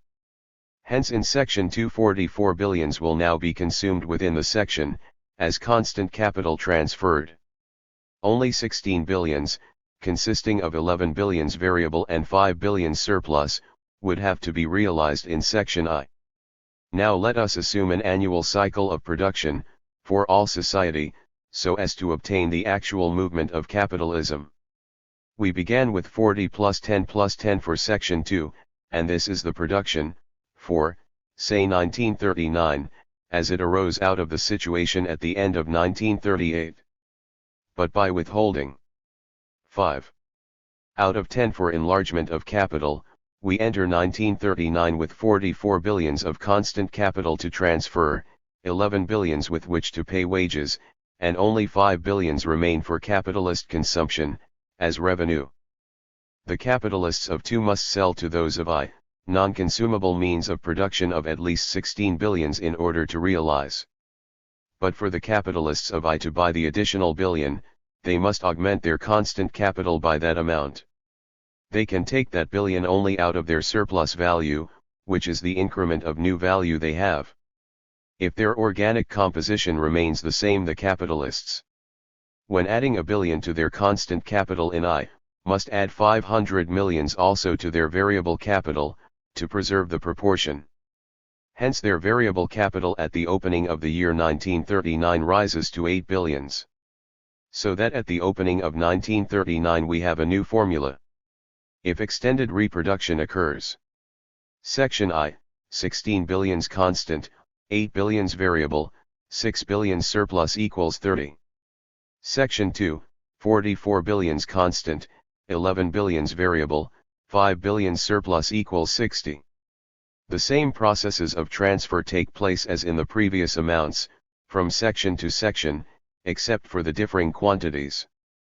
But the new production takes place on the basis of a total constant and variable capital, for both sections, of 79 billions instead of 72.51 billions, owing to 5 billions being added in section 2 and 1.5 billions in section I. Now, if the rate of surplus value to variable capital remains identical for 1939 as for 1938, we enter 1940 with the following picture. Section I, 16 billion constant, 8 billion variable, 8 billion surplus equals 32. Section 2, 44 billion constant, 11 billion variable, 11 billion surplus 66. And this goes on in increasing amounts, ideally, from year to year. Origin and consequences of the theory of social accumulation. Although it is true that the social process of accumulation is now made known to us completely, it is clear that for the millions of competing enterprises that make up capitalism, Their internal fluctuations of fortune, expressed by the whirl of prices, make it extremely difficult to trace this total, unless one had a guiding theory of production from the very beginning. The apparently innocent beginnings of the theory of Marxian value, the distinction between use value and exchange value, the separation accordingly of concrete labor that produces use value and abstract that produces value itself, manifested only in exchange, the realization of this exchange quality of value by the use value of another commodity, the consequent lesson that use value can transfer value, so that constant capital, or use values are transferred, whereas new values are added by abstract labor, that concrete and abstract labors are united in the same process so that the eye does not distinguish their contributions, that one is physical and the other social. All this filiation of ideas that so many superficial critics say Marxism could do without, comes to fruition in the schemes of total reproduction, which show how this system of definitions is confirmed by the final test, the motion of capitalism as a whole, its reproduction on a historically enlarging basis. And this motion was what the theory of value was originated to explore. Without the 342 characters of labor, the theory of reproduction becomes impossible and the theory of a surplus merely static. Apparent equilibrium is only an illustration. It would seem that by these formulas Marx shows a harmonious equilibrium between the two sections of production. But that is to misread his purpose. He illustrates the mechanisms by which the transfers take place. For this he assumes an ideal model, exactly as for the theory of value he assumed that objects exchanged at their value, and, to isolate surplus value, at exact equivalence.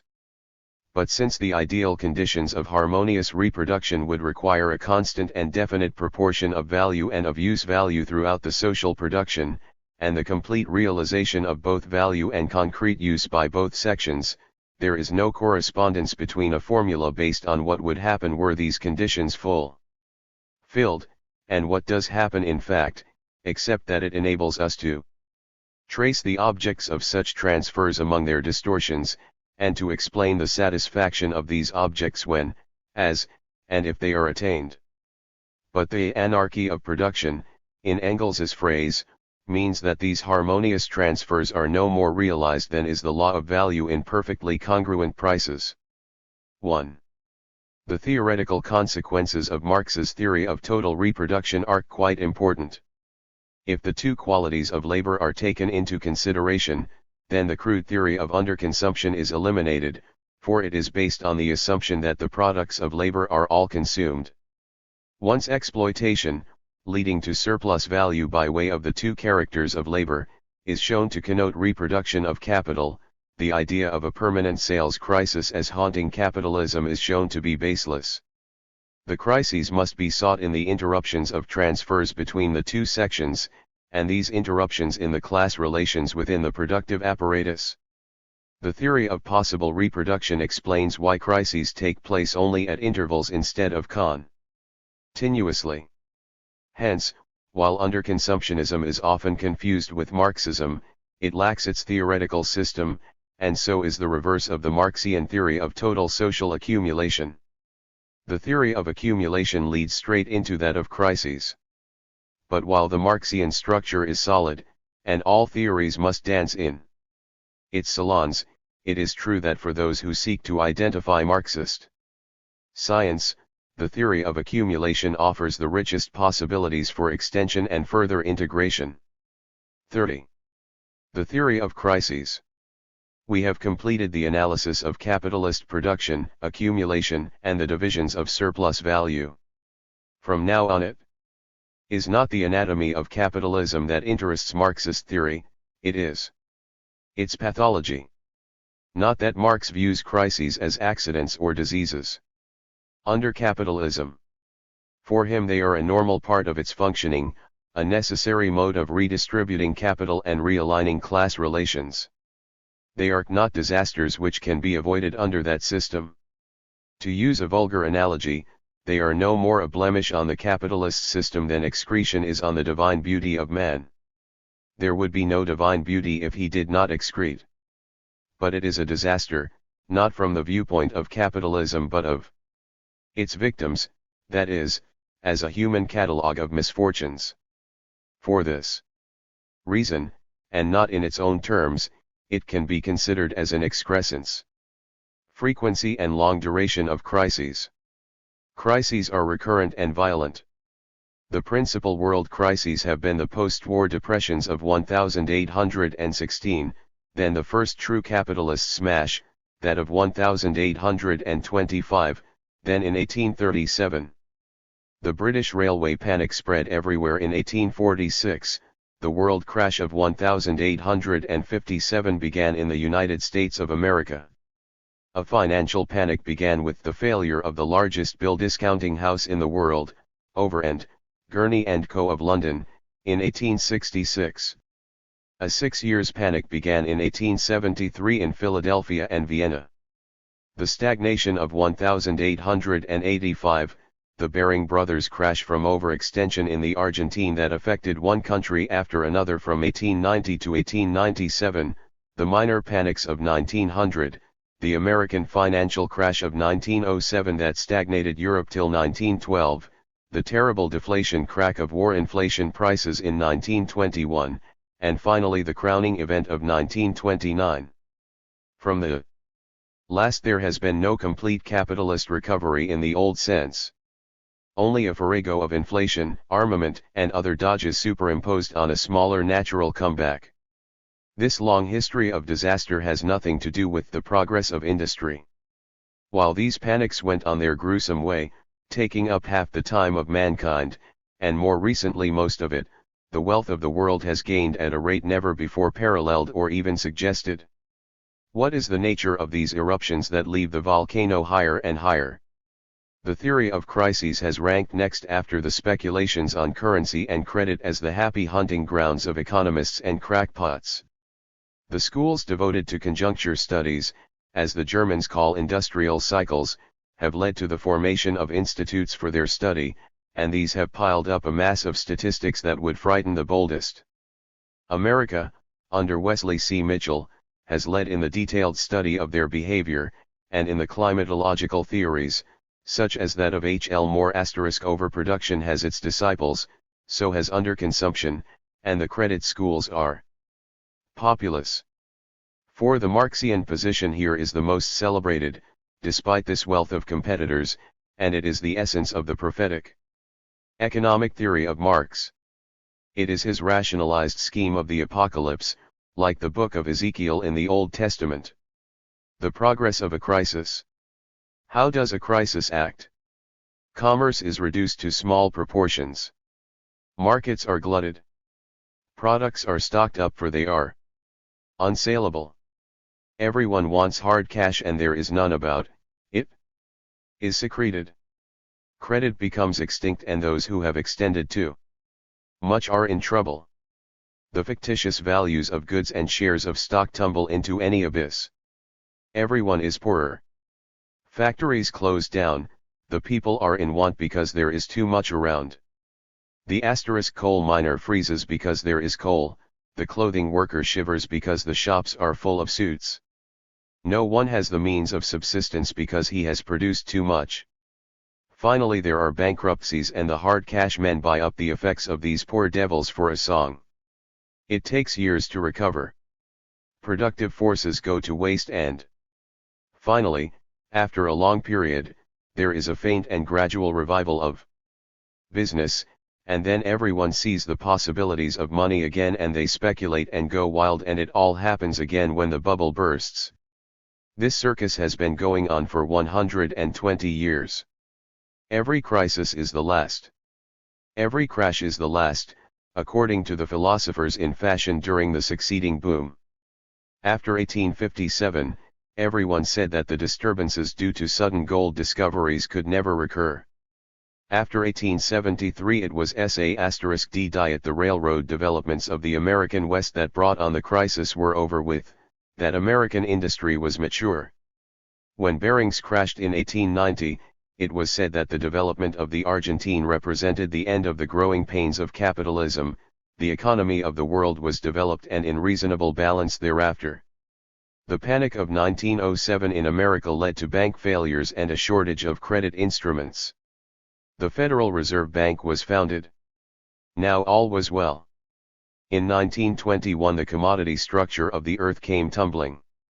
Then from 1924 to 1929 America made a startling recovery and the values of its meanest huts were expressed as patent gold and all paper became precious. The theoreticians of the prosperity buried Karl Marx, that exploded thinker, and pointed out that Ford's rationalization of industry had produced a permanent prosperity. The systematized inanities of Herbert Hoover gave countenance to this recurrent illusion. The crash of 1929 finished all that. And now, especially in England, that a series of tricks based on exhausting her historic reserves to sustain a hysterical front, has given 5 years of respite. The theorists in London, like mushrooms after rain, have come up to show that these manipulations are purposeful and can avoid any future disaster. They are wrong. The next panic will rival all previous ones and may even be more serious. They got deeper and deeper and the recoveries shorter-lived and less convincing. To the honor of Marxist thought, whatever may be our opinion of its theory of crises, it has never fallen a victim to such illusions. The prophecies of the shape and scope of crises in Marx and Engels have been fulfilled in uncanny style. Its opponents may assail their deductions of inevitable and ultimate disaster, but on the intervening phenomena Marx can stand vindicated. But this does not mean that the mechanisms he assigns are correct. That is the central theoretical issue. How crises appear to originate. Crises manifest themselves first, or rather are seen most vividly, in the sphere of money, credit, and stock speculation, and for that reason it is in the sphere of circulation and not in the inherent position of the process of production that the cause of crises is often sought. The Marxian analysis makes credit contraction or expansion a mere symptom, and the periodic changes of the industrial cycle a cause. Circulation, exchange, distribution, credit, reflect the movement of capitalist production. Prices are the instrument by which a manufacturer knows that there is a slackened demand for his goods. Stock exchanges are sensitive instruments, as are bankers, for ascertaining the onward movement of prices. Their discovery of something wrong in the industrial cycle is manifested in their hesitations, in their selling. Since the production crisis first appears because of their acting on their recognition of it, crises have been supposed to originate because of their behavior due to that recognition. If this were not so, the actions of capitalists would appear either as capricious or as merely a mass psychosis to realize paper values, which defeats its own object, since all values are subjective. Minor crises may be derived from secondary causes, not that there are not genuine money crises. But these are partial crises, due to overlending and overspeculation. If the industrial situation is sound they are soon rectified, leaving but little true blee in their wake. There are local crises such as land speculation. 348. Smashes, as in Florida in 1926, and still this was followed by a 3 years general boom. What we are dealing with is general, enduring, industrial crises. Crises caused by relative overproduction. Prices fall when there is a relative excess of commodities produced, that is, relative to the purchasing power of the population. Since labor receives the means of subsistence to maintain itself at a given level, any amount of surplus production could, at a certain time, surpass the possibilities of purchase. The factors of growth, such as new capital, foreign markets, etc., defer this contradiction for long periods, but it must eventuate at some time, because production is based on the antagonisms of classes, and the poor are expected to buy but not to receive proper wages with which to buy. Crises under capitalism are brought about by relative overproduction. That is not an overproduction theory. It is an overproduction determined by the production of commodities not for wants but for profits and in a class relation based on exploitation. The proof that it is a relative overproduction, not a physical one, is that customers everywhere languish for the want of goods that are present in abundance, in fact in more abundance than ever. Yet society acts as though there were a famine and their supplies cut off by a siege. For the Marxist, this means that the conditions of capitalist production are too narrow to contain its productive possibilities. On the contrary, in order to remedy the crisis, the productive relations themselves are diminished. Factories close down, machinery rusts, whole businesses are dissolved, superseded, scrapped. Why is this productive power lessened? Because it produces. Capital can no longer turn its means of production into new capital. The industrial reserve army is demobilized and does nothing. Abundance prevents the transformation of means of production and subsistence into the only purpose of production, to increase accumulation. There has been too much accumulation, no one can use more. Labor power is no longer worth purchasing. Where there is no transformation into capital, the worker is deprived of producing for his own subsistence.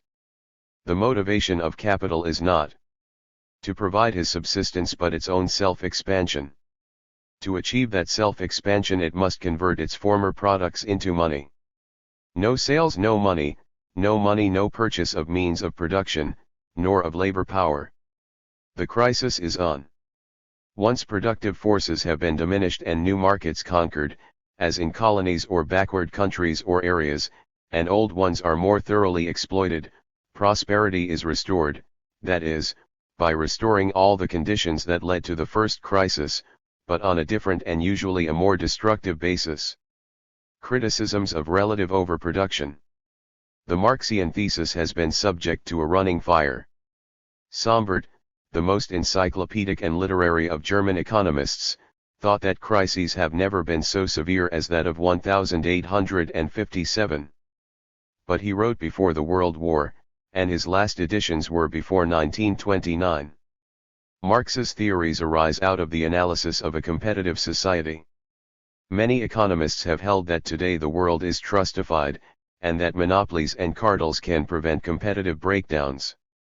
This is another form of the theory of organized capitalism that gained currency before 1929. It does not appear to be so easily sustained a hypothesis at the moment. We are not here reviewing the innumerable crisis theories but the special points made against Marx. The principal critique of Marxian theory is that it ignores the constituent element in production. That is to say, Marx speaks of a crisis in commodities as a general thing, and then measures this breakdown against the class contradictions in production, as an inherent development that can never be circumvented. But how can there be such a thing as general production? Too many shoes may be produced and too many drawing crayons and too many crops of broccoli, but what are commodities? A summary of an almost unlimited variety of goods. Thus a crisis may arise by a want of proportion between various industries. Were these proportions planned by a national planning council, even under capitalism, there would never be disturbances in proportionate consumptions of goods, and so there would be no originating price breakdowns which bring about weakness and cause general disturbances. The two most conspicuous socialist critics of 350. Marx, the Austrian Hilferding, and the Russian Tigan Baranowski, have maintained this type of socialist reply. 4. Be it noted. These critics assume the truth of the Marxian theory of surplus value, unlike the academic opponents of Marx. Analysis of trade's disproportion theory. Let us separate goods first into their basic market appearance. They are means of production and means of consumption. But the object of means of production is to furnish means of consumption, to sell goods at a profit to consumers. Buildings are built to house workers, who in turn work in factories or shops or stores or on railroads.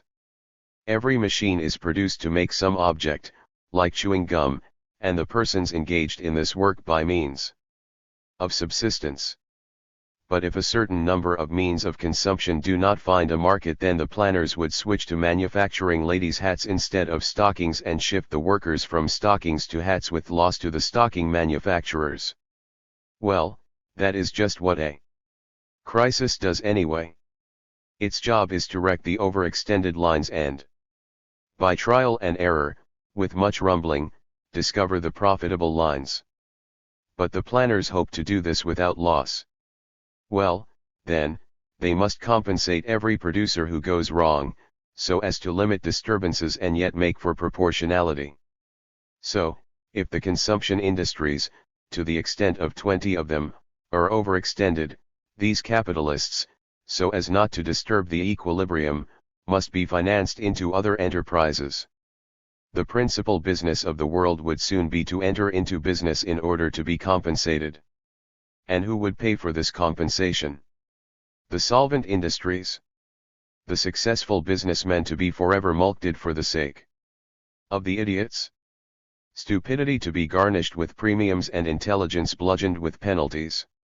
And if this is done, what right have businessmen to a profit?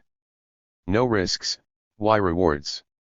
That this nonsense imposed on socialists shows how deep is the natural desire of men not to espouse violent remedies but to seek moderate ones, even at the cost of ordered thought.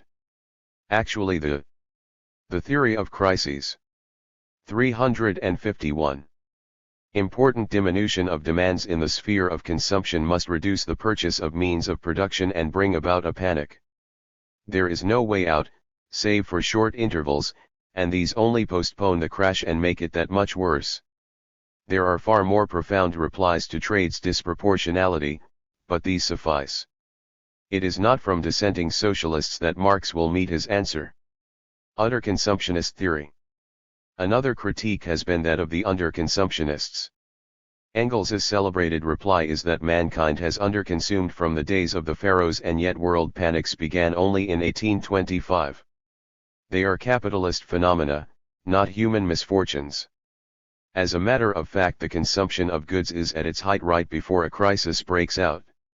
More than that, employment and wages are at their best levels at the height of a boom, right before the panic begins.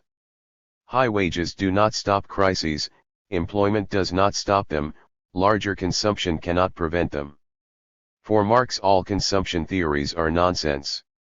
The production process, by its antagonisms, alone provides the mechanism of crises. Changes in consumption are a consequence of these production disturbances, but not a cause, except as a secondary cause, a consequence that reacts on its original cause. The positive theory of crises. We have not yet dealt, except by implication, with three principal points. Why do crises break out only at certain intervals? Why do they break out only under capitalism and not merely in earlier forms of commodity production? Why are they compatible with the continued growth of capitalism? What services do they perform for capitalism? To begin with, the system of commodity production does contain the possibilities of a crisis, but only that. Since a seller need not purchase but can interrupt circulation by not re-entering the 352 market, there is already implicit the possibility of a stoppage of trade. But that was true in 1700, and still there were no crises. Every purchase and sale creates all sorts of dependent relations. One sale determines a host of future sales and purchases. But now let us see what happens when the seller has to wait for his money. Each seller is dependent on his buyers making good at a future time. He engages himself to buy goods on the assumption that he will be so paid. If that does not happen, a row of orders come tumbling down like a file of wooden soldiers. And as each cannot realize his bills, since he depended on the others, you have a crisis. It is not as simple as all that. A few cancelled sales would not do this, but enough cancellations to injure the possibilities of numerous sellers would. So that the interruption of the primary commodity situation, purchase and sale cycles, is the condition without which crisis would never occur, but the credit machinery is the mode by which this possibility is carried out. But even this is a mere beginning. Capitalism adds some new complexities. Labor power becomes a commodity and it, like any other commodity, has to be bought and paid for. Production is split up into numerous industries, some large, some small. For all that the machinery of commodity economy, of the hiring of labor, of capitalists supplying each other, of their depositing together, and selling on credit on the basis of their mutual business, makes each of these scattered private units dependent on each other to a marked degree. Unless wool is obtained from Wyoming, the Massachusetts woolen industry cannot go on. If the machinery company does not supply it, it cannot expand. The machinery company must receive its metal from the steel companies, and so on. Hence the mere possibility of a crisis is dangerously near to reality. For all the producers are really partial producers of total social products. There are no producers of totalities, in the way in which even a medieval small town was self-contained. This partial production is assisted by mutual dependence on credit, and on the need for money with which to acquire expanded capital, and so the possibilities of crisis are enlarged. The theory of crises. 353. Productive forces vs. private appropriation. For Marx, the crisis begins in the collision or conflict between productive forces and production relations which are specific to capitalism. That is, goods are produced socially, appropriated privately. In early commodity production there was not the web of mutual interdependence, on a world scale. Social labor becomes more socialized, the number of important capitalists tends to diminish, but production is all in one social stream. But each capitalist decides for himself what part he is to play in this involuntary social production. And, since no capital can stop expanding, it follows that one has an endless chain of developments, but each of these unlimited processes must jibe with other unlimited processes of other capitalists. There must be room for all, but none knows which room is wanted. When capital is transformed into money, then that circulation can know no limits. Soon production, with every competitor driven to do his utmost to increase his profits, or even to hold his ground, expands without reference to consumer limits, until it is violently checked by finding that it has produced without being able to dispose of production. Indispensable prerequisites of crises. Every capitalist determines his production by his reinvestment or accumulation and strives to increase that production by that sign. As long as he can sell, he will never stop, and that goes for every competitor. Therefore, for real possibilities of crises, one must have a self-expanding capitalist system, based on large purchases of labor power and using a complex credit and selling system, and in mutual interdependence due to specialization of each, and this interdependence must embrace a wide area. These are the specific conditions required. But this does not provide the fuse, only the bomb. The chase after profits requires more efficient techniques, that is, more refined and successful methods for getting the most out of labor power. To increase capital, one must increase profits, and for that one must augment productivity, so that, as Engels says, finally production is 354. Carried on with a frenzy that indicates that 2 billion new customers were just discovered in the moon.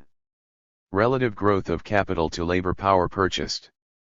But these productive forces of capital, that grow extensively and intensively, lead to a relative decline in the demand for labor power.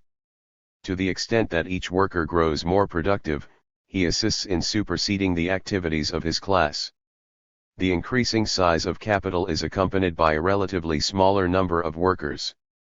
The struggle to reduce wages continues, despite the fact that wages are really much lower in terms of productivity. But even where, as in moments of boom, wages increase, that increase lags relatively more and more behind productivity. That is why the underconsumption theories, by themselves, are meaningless. It is the contradiction of capitalism, the relative growth of capital as more than that of labor power and of its pay, that creates the dangerous discrepancy. Hence the productive powers of capitalism are hampered by the widening space between capital growth and the lag of labor. How can the productive forces go on when this gap widens? They cannot. That accounts for the crisis breaking out only at definite periods, that is, when all these conditions are fulfilled. We now know why it requires a high capitalism and also why capitalism requires intervals in which to develop the discrepancies out of its own inner needs for expansion. It is because these discrepancies are the very means of its increasing capital, and that capital expansion comes to a dead stop when the volume of goods cannot be disposed of. Its own meat is its own poison. It thrives on the contradiction of labor, but it sickens from it. Credit and speculation assist relative overproduction. There are subsidiary factors, too. Money is cheap during a boom. Everyone wants to lend to firms that can show increasing profits and reserves. Brokers' offices are crowded with dopists reading Stadsti. The theory of crises. 355. Cards on companies that have a curve ascending to the throne of Jupiter. The banks lend freely, they lend all they have, and very often they are driven by their enthusiasm to grant book credits beyond their real resources. Everything is marked up in terms of everything else. They own securities and these go up as profits go up, and so they have the right to lend more on these shares, and then the share owner uses the increased loans to buy more, and then the bank advances him still more, etc. But socially something more profound has happened. Bank credit to a great extent ends the function of private capital. It is not the capital of Smith, Jones, and Robinson that is autonomous.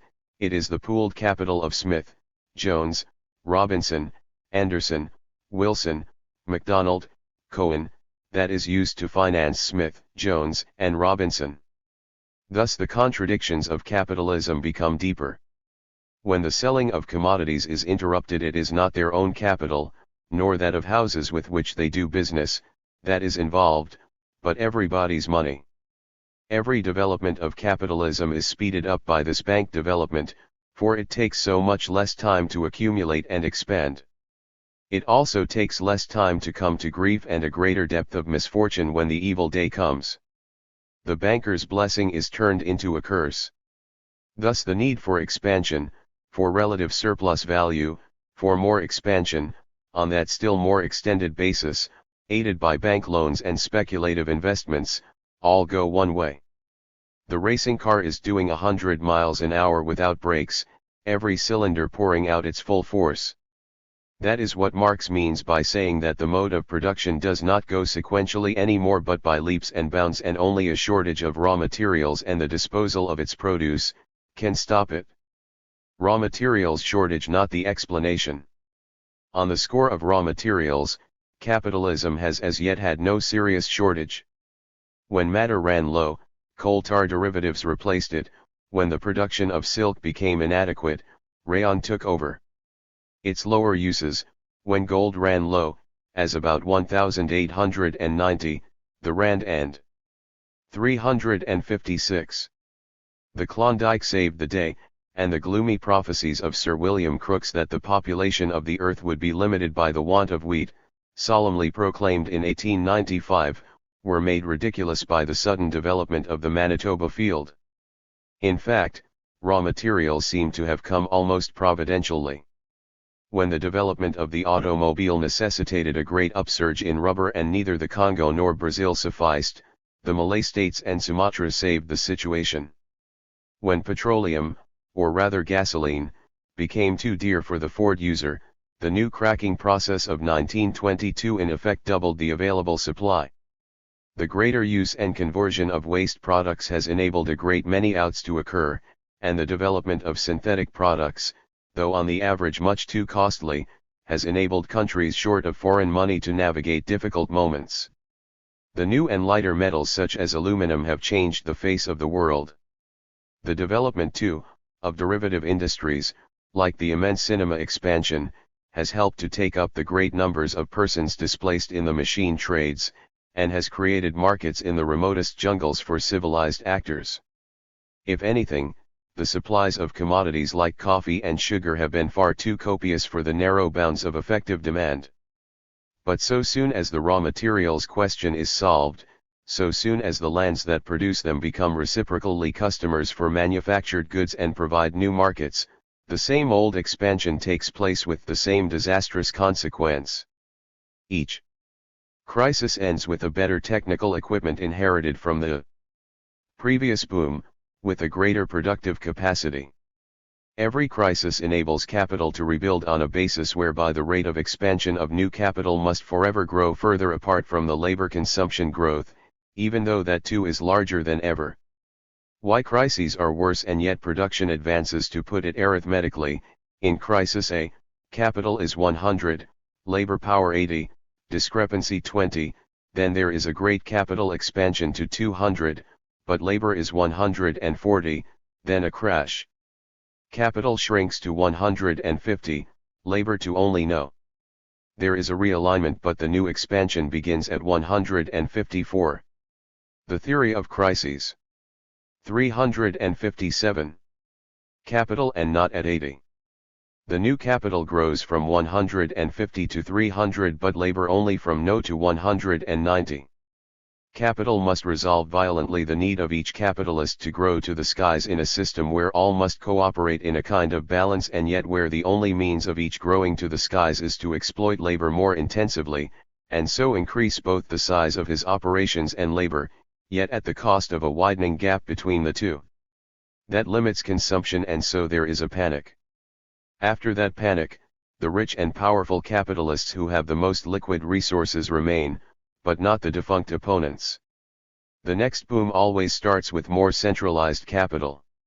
So that after 10 alternations of boom and crisis, we stand as follows: capital has risen from 100 to 1000, labor from 80 to 600, the discrepancy has increased from 20% to 40%, yet there is a far greater amount of wealth and employment. Every gap as it increases causes wilder efforts to escape by passionate searches for new markets, however obtained. Every crash increases the number of capitalist victims relatively, and reduces the number of survivors, relatively also to total production. By this shuttling process capitalism attains both its growth and its concentration, so that crises are the historic expression of its need to reconcile unlimited capital expansion with the eternal limits of relative consumption. But as each crisis, beginning with a higher proportion of constant capital, must seek to obtain a higher wealth by still further intensifying relative surplus value devices, the truth holds that crises are both normal and disastrous for the system. That is how the underlying contradiction of capitalism manifests itself. But it does not describe fully the underlying weaknesses in the productive apparatus itself, only the totality of its manifestations as against the limit of relative consumption. The true theory of disproportionate branches.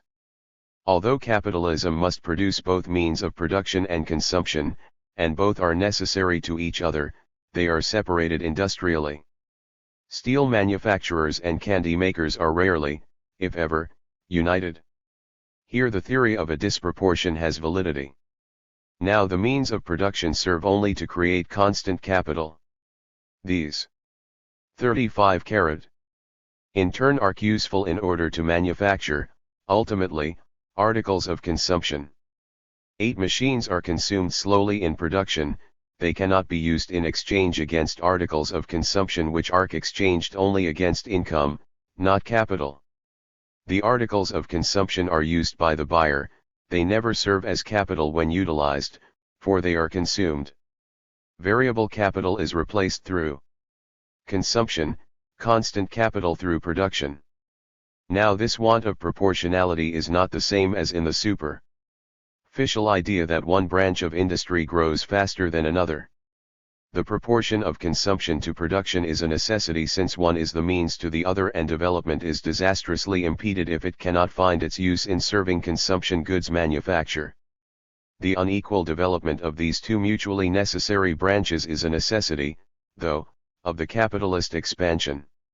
Since machines are developed to economize labor, and this is the lever of capitalist expansion, it follows that investment in the means of production, of constant capital, must outstrip that of variable capital, the means of subsistence. This contradiction is given in capitalism.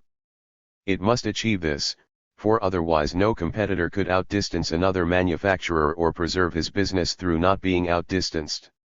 Since capital flows more than ever into means of production, that is, into steel, machinery, etc., and relatively less into means of consumption.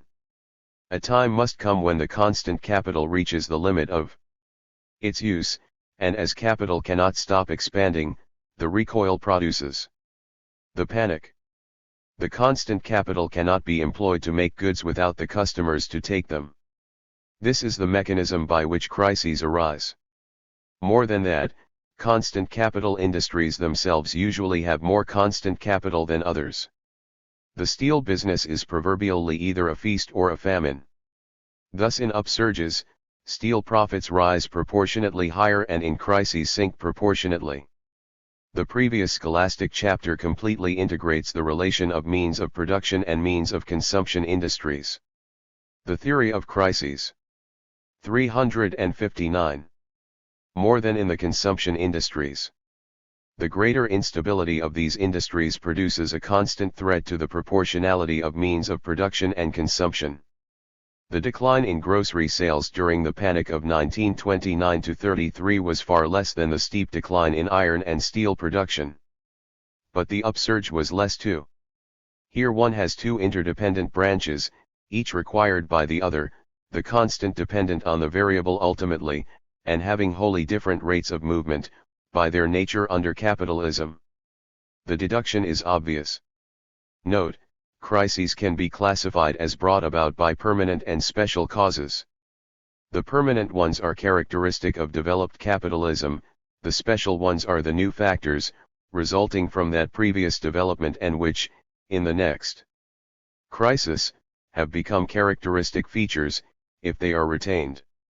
The permanent features are accumulation of capital, high organic composition, increase of unemployment, increased exploitation, tendential fall in the rate of profit, centralization and monopoly growth, contradiction between production and consumption, expressed as disproportion of their industries, and of the barriers in the markets to the realization of produced values, due to declining relative wages. The crisis moves from the barrier to the producer's goods industries and soon the consumption is adversely affected by recoil. But every crisis must be explained by its own position in the development of capitalism, as the above scheme is not progressive enough and is much too universal.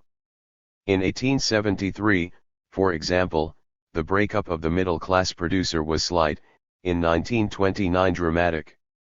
Panics in 1873 were related to overinvestment of production goods in colonial countries, the Panic of 1929 to the chronic surplus of production capital in each of the domestic countries, especially the United States and Germany. The Panic of 1846 came from too rapid a development of producers' goods at home, etc. Economically, the developments that ruined Europe in 1846 proved wise, but they were too quickly done, etc. In the theory of the general crisis, an important synthesis of the permanent factors, changing their respective weights and characters by interplay with their secondary factors, is the capstone of the Marxian crisis theory, especially in its bold concept of the 360 general crisis of capitalism, an attempt to give the timbre of the knell of the expropriators. In using the concept the cause of the crisis, we may either use the mechanisms, as they actually function because of the particular traits of present-day capitalism, or we may ask for the recurrent situations created by the capitalist need to increase capital, without reference to any social considerations.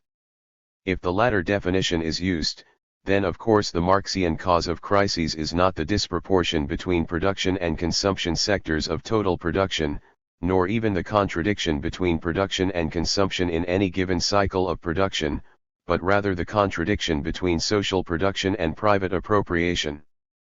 But the best use of the term would be to say that this is the reason why crises occur, the causes are in the operation of the system, and must be given in terms of actual maladjustments. The mechanisms of crises are given only sketchily in this study. They are worthy of large textbooks for themselves. It is a nice question how many branches of production must be stricken by a want of demand to generate a true crisis, whether it is their size or their strategic position that is the more weighty. It would be interesting to inquire why some great stock exchange crises leave production almost unaffected and others are required to act as the alarm clocks that wake the crocodile, crisis, from his 10-year dream of prosperity. Within the framework of Marxian theory there are many possibilities for more delicate treatment, such as was shown by Lenin when he developed his theory of the general crisis as having a different economic quality than previous crises, not referable merely to greater magnitude. The Marxian theory of crisis is closely woven and is related to the modes of growth of capitalism. It is a great deal like pediatrics, which traces the growth of a child through infantile disease. But the child does not need the disease, the system, the Marxists aver, docs. Note, consult Appendix 4 for special bibliography. Note, recovery from crises. We know that nearly 9/10 of the profit structure of capitalism is bound up with means of production, and that the manufacture of these do employ the greatest number of industrial workers. Since their decline in production is the more precipitate during a crisis, the subsequent recovery must center on how this section of production re-establishes profitability. A crisis breaks out, roughly, in proportion as the situation is remote from the causes of the crisis. Either securities or credit first crashes. The decline in inventory values appears to generate the crisis.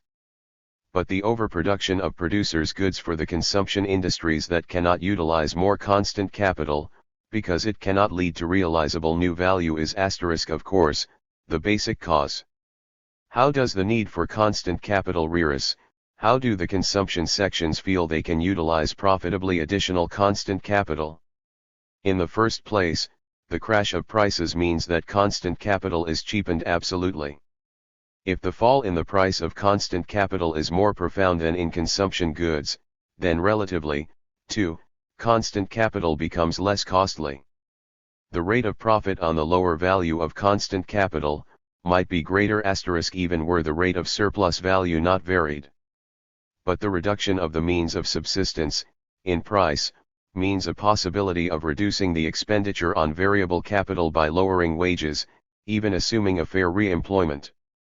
There are further factors, such as the actual destruction of redundant capital, thus reducing the actual amount of capital competing for the total social production. Lower prices, lower constant capital value, lower wages reduced production, actual destruction of use values, numerous bankruptcies, increase of monopoly. Nearly all these are characteristic of the end of a period of cyclical crisis. The rate of profit is the ratio of surplus value to total capital, both constant and variable.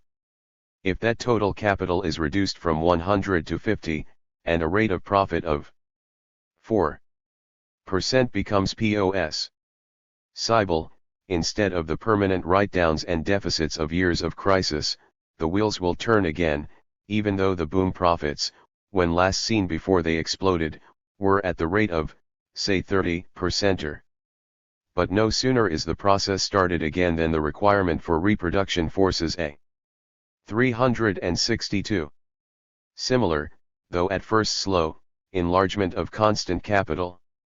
But since the new recovery comes from a widespread destruction of individual capitalists, and with a higher organic composition than when the last recovery began, the contradictions are deeper, the possibilities of recovery less brilliant, the length of recoveries shorter, the depth of the consequent crisis increased, even though the peak point is lower, relatively considered, as against the capital employed. The recovery from crises has been outlined here, as though the entire capitalist system were in a closed circuit obeying only its own laws. But until very recently, of course, the ability to obtain profits from primitive accumulation, or rather from conversion of non-capitalist sections of the world, or even internally, into capitalist reserves, played a part in recovery.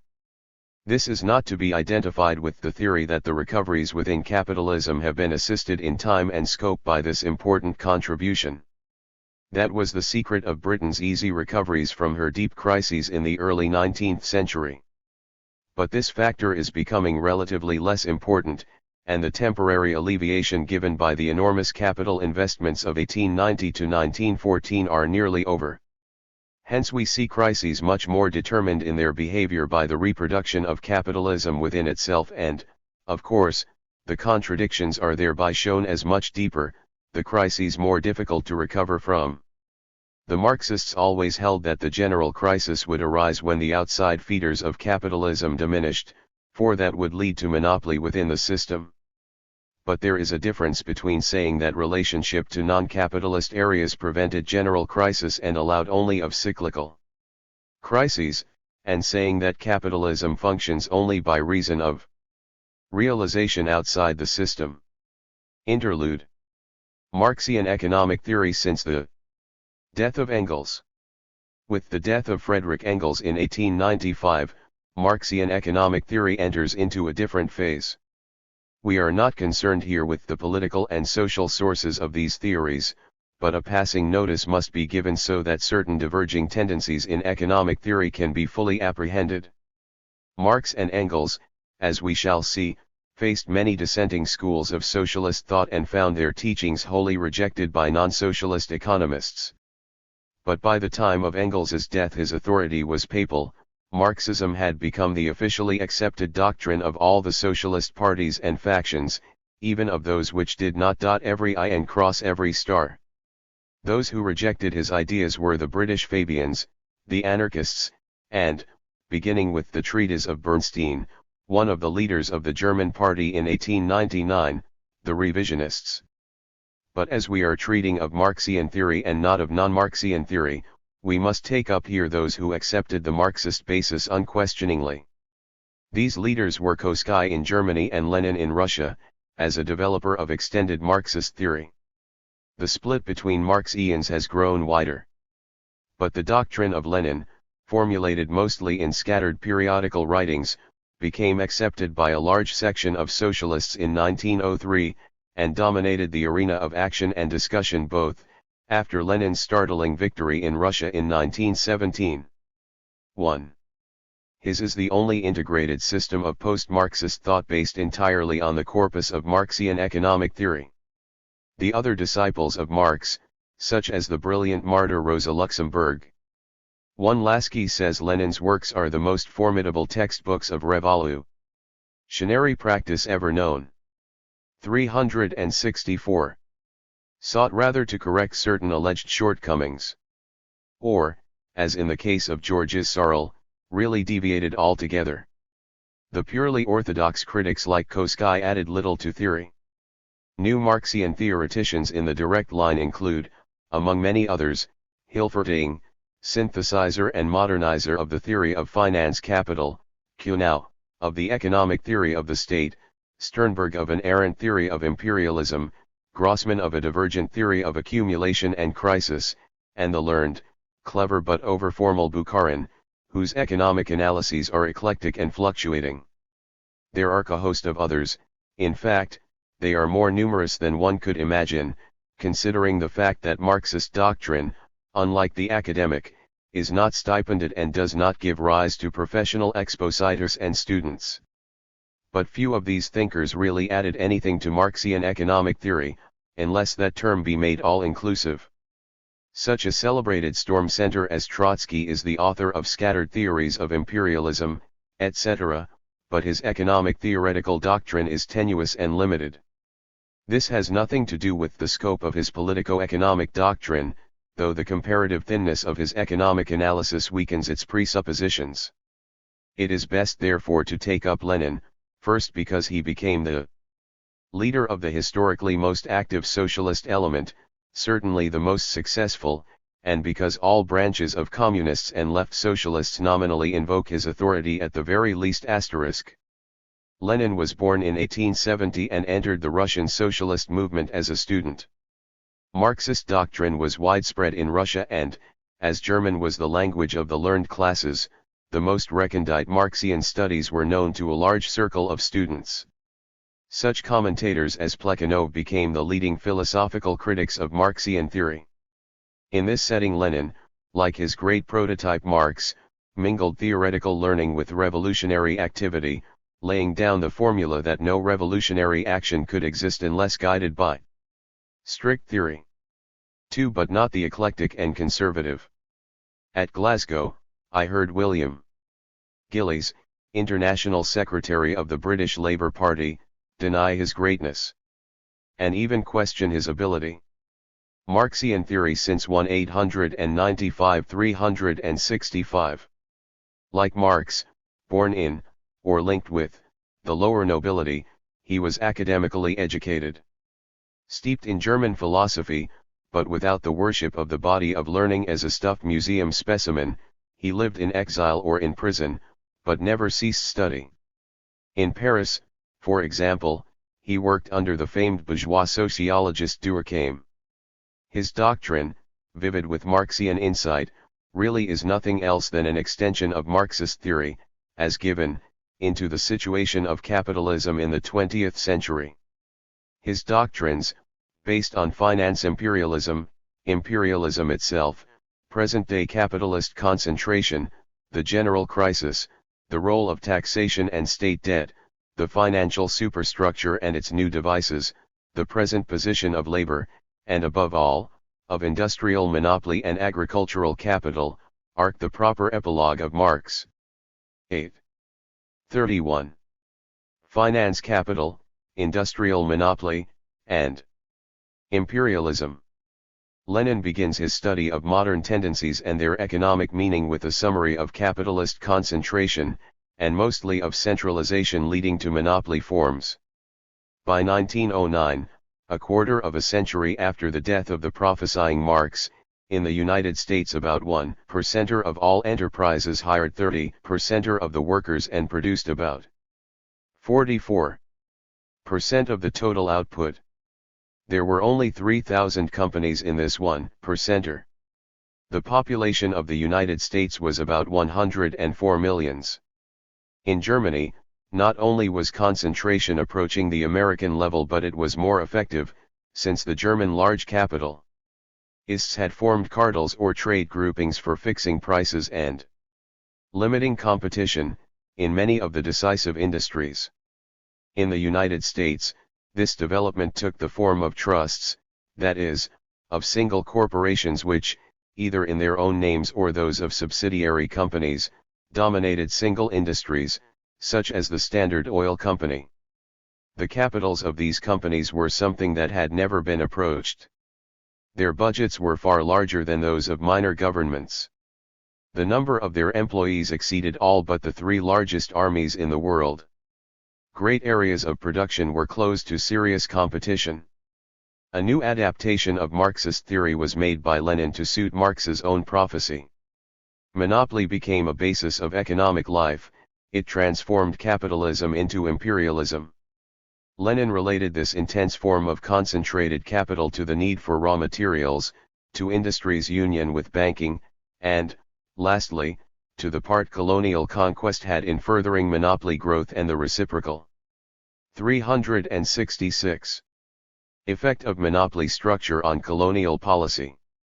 The latter feature was subsidiary in the United States, but primary in Britain, France, and Germany.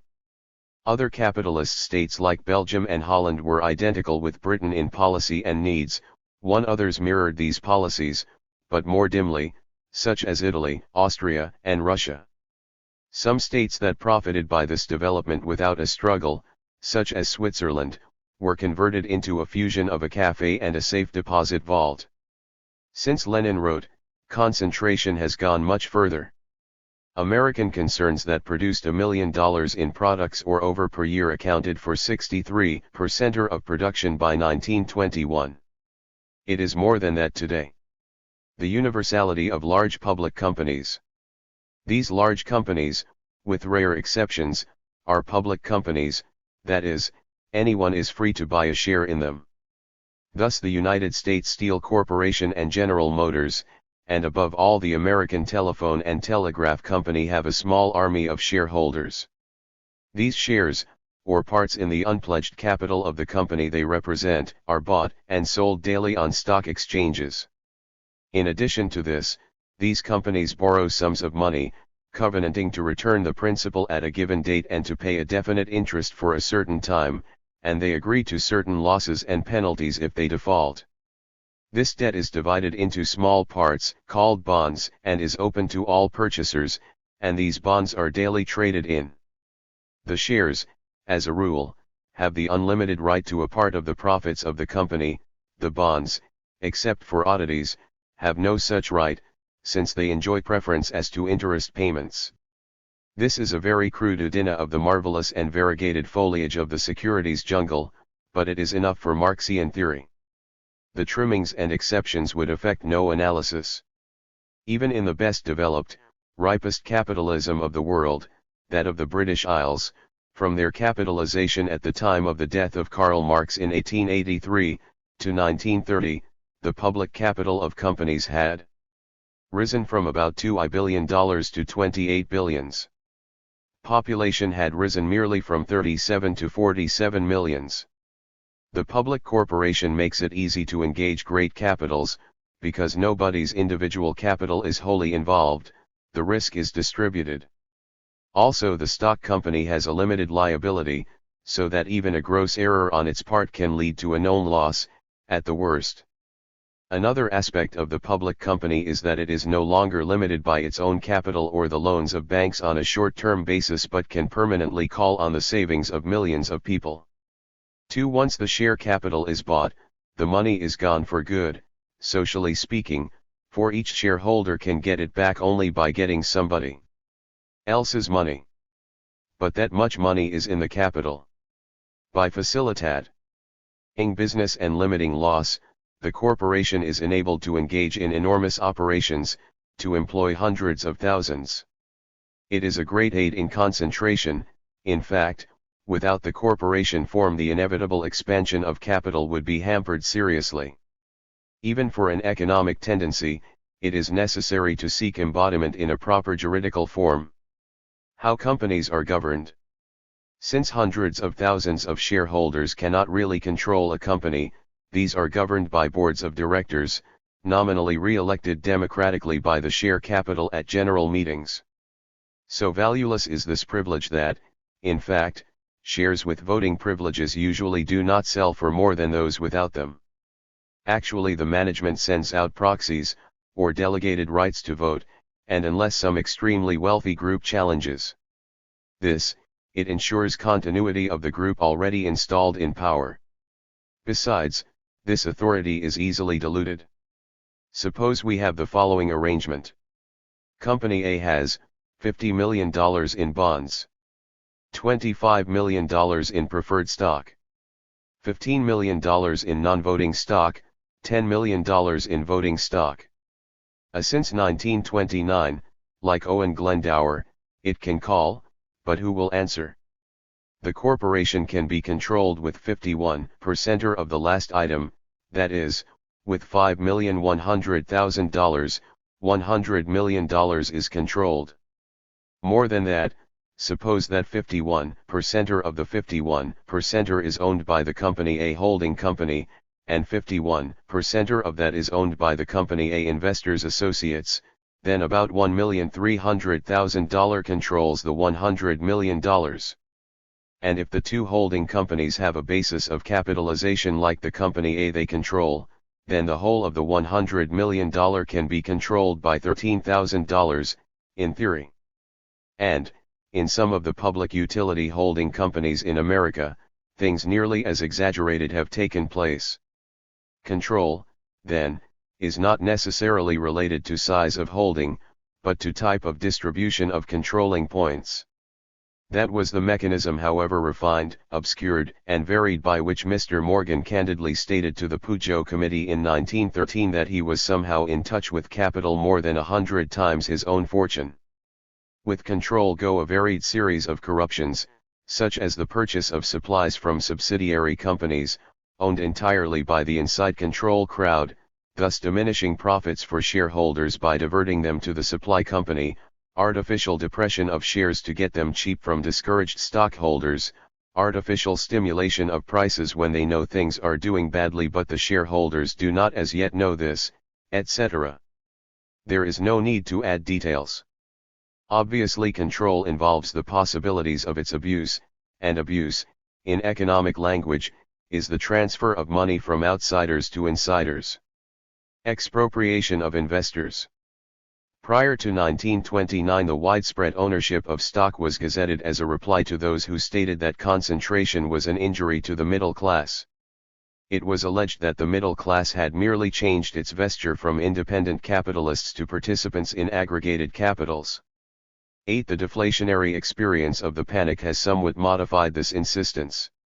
It matters little to the shareholder who bought steels at 200 and was forced to sell at 80, that some millionaire could repurchase them at 25, and that they are again at IOO. They are somebody else's IOO, and that is what matters. These abuses have existed since the early days of merchant capital. Relative to the total capital of the country, the panic of the 1640s in tulips in Holland, of the South Sea bubble of 1721 in England, and of the crash of the Mississippi Company in France in 1729, were greater than any subsequent panic. But that is a superficial view. Now these abuses and crises lead to a different alignment of industrial capital with reference to labor, than they did not. The class content is wholly altered. Today every contradiction of constant and variable capital is promoted by financial panics. It is like comparing a broken wrist of a youth of 20 with that of a man of 80. The transfer of capitalist management. What happens, though, is that the actual management of corporations is in the hands of employees, engineers, executives, usually high-salaried workers. The control of the company is increasingly exercised by men without a specific knowledge of the industry, not specially trained for it.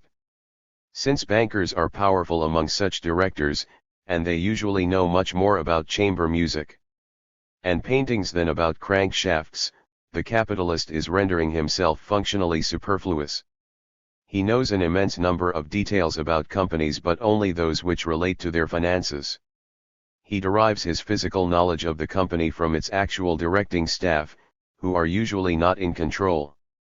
The state of productive forces, competition, and monopoly centralization of capital has so altered the economic body since Marx's day that his anticipatory analysis of the effects of relative surplus value appears almost skeletal compared to the fat his creation has since taken on.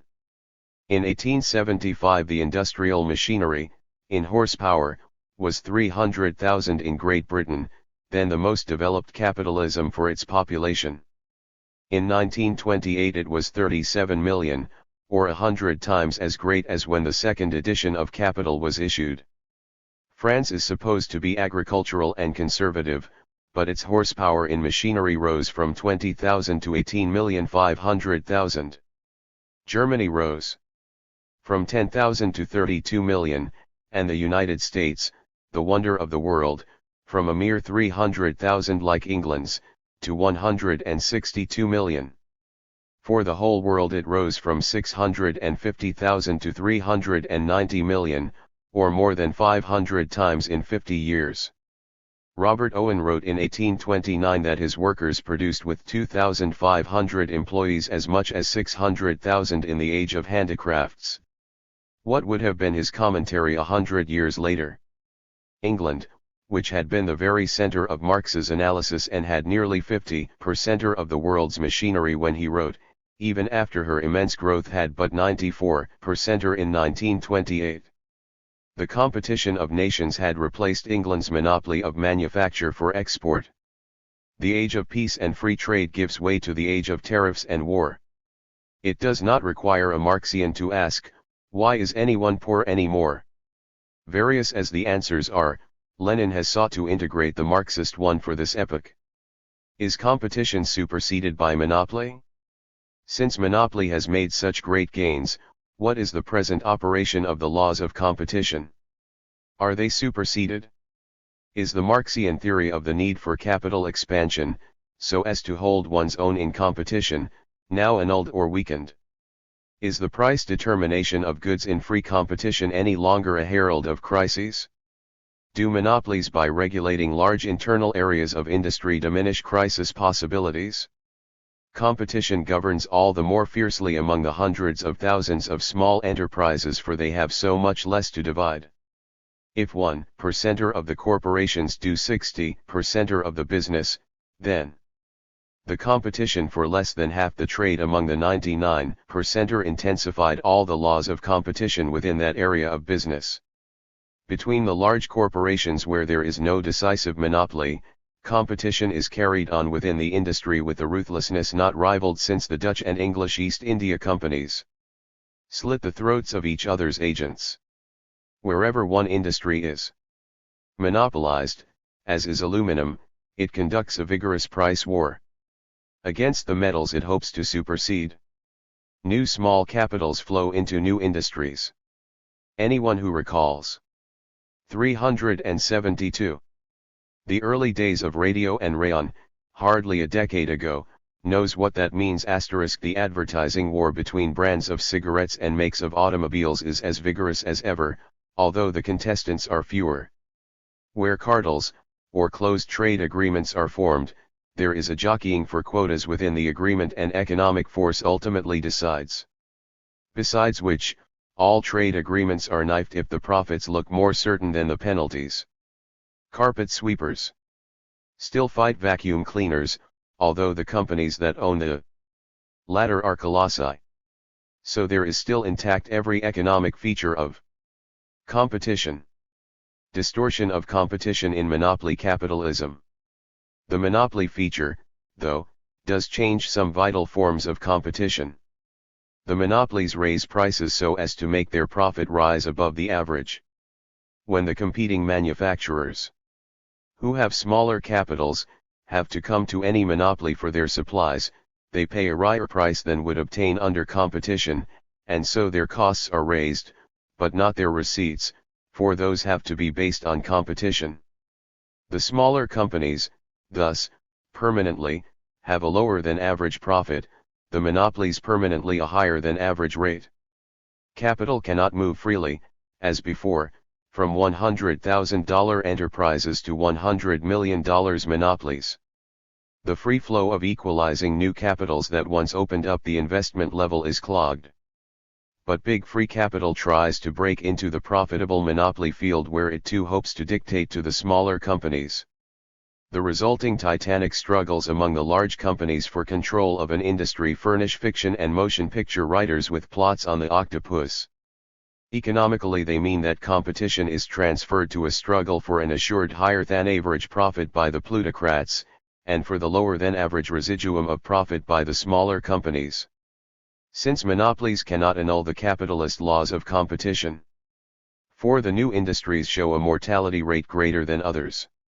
Larger capitalists prefer to have hundreds of small concerns ruin each other, and develop demand and technique, after which they enter finance, capital and imperialism.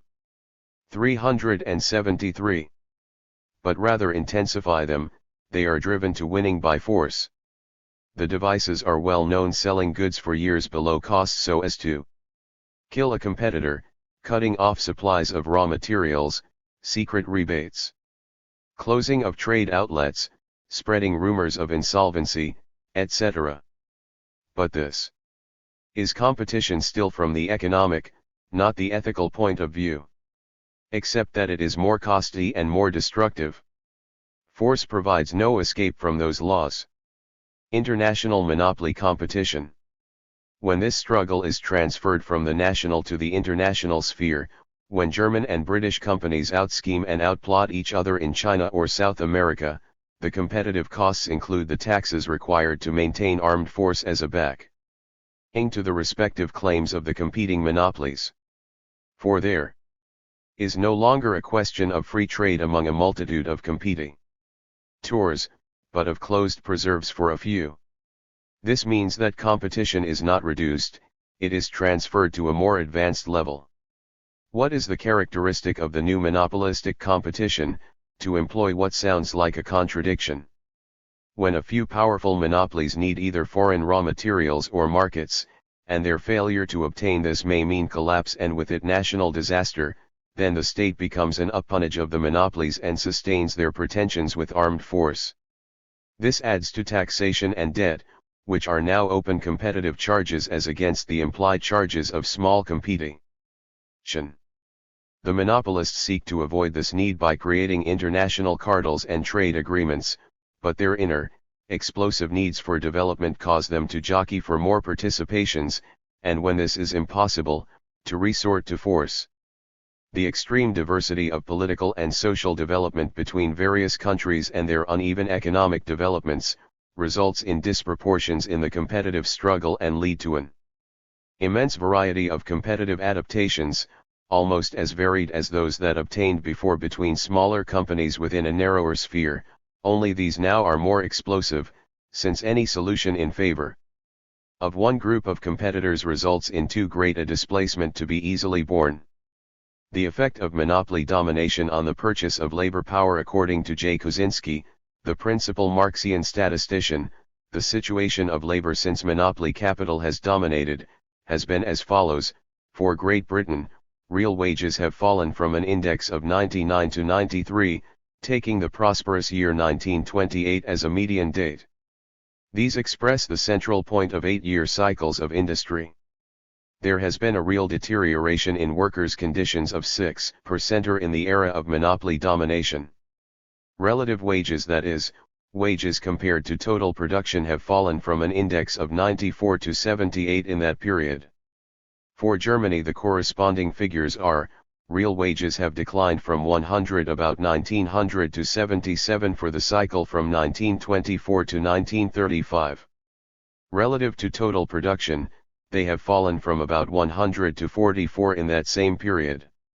This absolute catastrophe may help to explain the throwing overboard of all liberal economics to produce national unity in order to head off a class antagonism that could not possibly endure. German industry has for 50 years been the most monopolistic in Europe. For conservative France, largely agricultural and with an immense small professional, bureaucratic, and petty artisan class, net real wages declined from 109 in 1900 to 83 in 1935. But net real wages were really more erratic. In 1930 they were even 114 for a good year. For the 20th century as a whole, on a cyclical basis, there is no marked decline. Relative data are unobtainable. 5. Kosinski's interpretations, rather than his calculations, have been contested.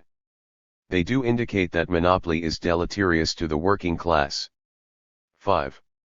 The reasons for this bad result are usually the ability of monopolists to raise the prices of workers' means of subsistence while they impose agreements among themselves to regulate labor conditions, to gazette blacklists of workers who oppose their policies, to sustain each other in strikes, and to maintain lockouts. Where there is wide competition among smaller capitalists, this is not so easy, as many of them would rather treat with labor and so for the moment produce goods while the competing shop is idle. But monopolies considerably reduce the strategic possibilities of labor for dividing the capitalists. Monopolies and the general crisis.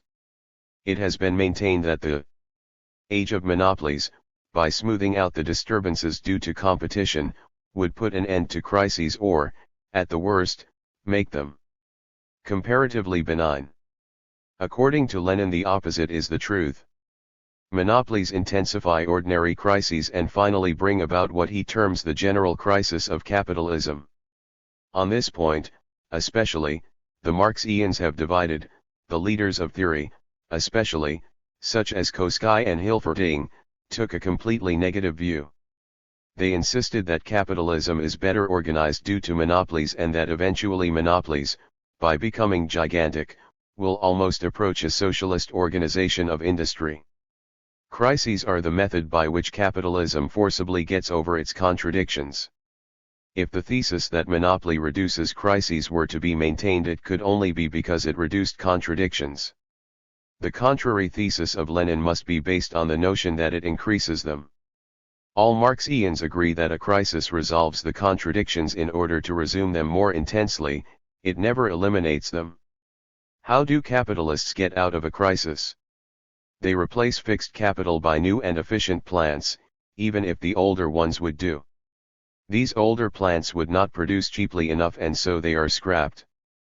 The world is full of ghost towns where once prosperous industries have been abandoned. They utilize new inventions that cut costs. They cut wages to the bone. These operations do not take place in the order named. 376. As a matter of fact, a revival in the capital goods industries sometimes follows one in the consumption goods trades. But a revival in the manufacture of means of production is necessary before the new boom is in swing. The life of constant, or rather of fixed, capital, is shortened. In every crisis, the life of that fixed capital is shortened still more, since crises become more frequent and enduring. The renewal of plant investment during epochs of recovery being speeded up by the very intensity of each crisis, the flush on the cheek of capitalism is like that of the wasting consumptive. Is this crude process of fixed capital renewal really required by monopolies, or can they overcome their difficulties by less costly means? Theory that monopolies /e consumption continuous. The argument for a lessened need for a crisis uses the uncontested fact that consumption industries rarely decline quite as much as means of production industries, and therefore, since monopolies make employment social and can maintain enormous numbers of workers without fear of dismissal, that they reduce the possibilities of non-sales of consumption goods, which was the barrier that caused all the wooden soldiers of capitalism to fall back. One on the other. Now, says Koski, it is different. The millions of people employed by the trusts need not be discharged because of the blind overproduction for a market that was characteristic of a host of small producers. Trusts can plan, and so they do not over-anticipate, nor do they have to revise their plans and dismiss workers because of over-optimism, thus engendering a crisis by breaking down purchasing power. This is a reassertion of three ideas and, say the Leninists, a distortion of a fourth. The three ideas are that the unplanned strivings of each individual capitalist for expansion are reduced by monopolies. That monopolies can equate their production, by proper forecasting, to possibilities, thus reducing the maladjustments of capital. That capitalism can thus obtain a profit, a surplus value, and still be able to sell all it produces. And the fourth, which is said to be distorted, that there is a minimum of goods that must be sold. People must eat to 5. Whereas production goods can be dispensed with, as to new production, production for consumption goods must go on no matter what the condition of society. Hence the breakdown of consumption, which initiates a panic, can never be as great as the breakdown of production goods manufacture, and therefore, once employment can be stabilized, thus being more susceptible to control, consumption goods can always be demanded at above a panic level. Thus panics can either be blunted or eliminated. The Leninist reply. The Leninist reply is as follows: begin with consumption goods. It is the production relations of capitalism that determine employment, and hence a slackening of demand for consumption goods. That is how the contradiction is manifested, but it is implicit in the needs of capital for endless extension, as otherwise relative surplus value will decrease, and there is a limit to the expansion of absolute surplus value, as hours cannot be indefinitely extended. The minimum of consumption goods can never sink as far as the minimum production of production goods if zero is your limit. But zero is not in question. It is not what is the limit to which either can be driven, nor even the percentage of decline of one compared to the other. It is that the decline in consumption goods proceeds so far that the expansion of capital is arrested. Once that is done, you have a panic. Begin at the beginning. Is the need for the self-expansion of capital by an increase of relative surplus value reduced by monopolies? If so, the need for crises is diminished. If not, the very bulk of the monopolies would make it all the worse, as also the absence of spreading among isolated producers. For, in so far as there are feudal and artisanal survivals in capitalism, the ravages of its peculiar diseases are diminished for those small areas. 378. But what are monopolies? they are an extension of the socialization of production of which capitalism itself is a specimen compared to feudalism or mere manufacture, or merchant capitalism. The socialization of production with private appropriation is what brought about the whole business of crises. How can an intensification of that which led to crises lead to their suspension? If the dialectic answer is made that the increased quantity of centralization, by that very fact, changes its quality, then the test of how it changes quality must be made by a study of its specific products, socially. Does it retain the reserve army of the unemployed? Even the apologists admit that on a secular basis permanent unemployment is on the increase. Then the monopolies must be producing relative surplus value more intensely, or this could not happen. They are forced to overcalculate the market, but with this difference, they overcalculate a world market where the more primitive capitalists overcalculated a local market. That is the characteristic of the age of imperialism, the identification of monopoly capital with banking and government. Any crisis, so conditioned, must be more widespread, not less. As for the contention that consumption declines can be prevented from reducing production, the two most disastrous short-term drops in commodity prices within economic history took place in 1921 and 1929 at the apex of monopoly capitalism. It has every sign, then, of continuing the inner contradictions that led to crises and of making them more widespread and therefore more intense. The fusion of industrial and finance monopoly. If the possibility of a crisis remains inherent in the monopoly system, that crisis must take on forms peculiar to the new stage of development. The specifically new features that determine this change of the crisis form can be summed up as residing in the fusion of industrial monopolies and finance monopolies. This fusion is basically a new feature of capitalism, becoming significant in the I-89 dominant before the war, and far more aggravated since. It began, formally, in Germany, where the Bismarck government tried to develop industry at a pace that would duplicate Britain's 300-year development, in 30 years.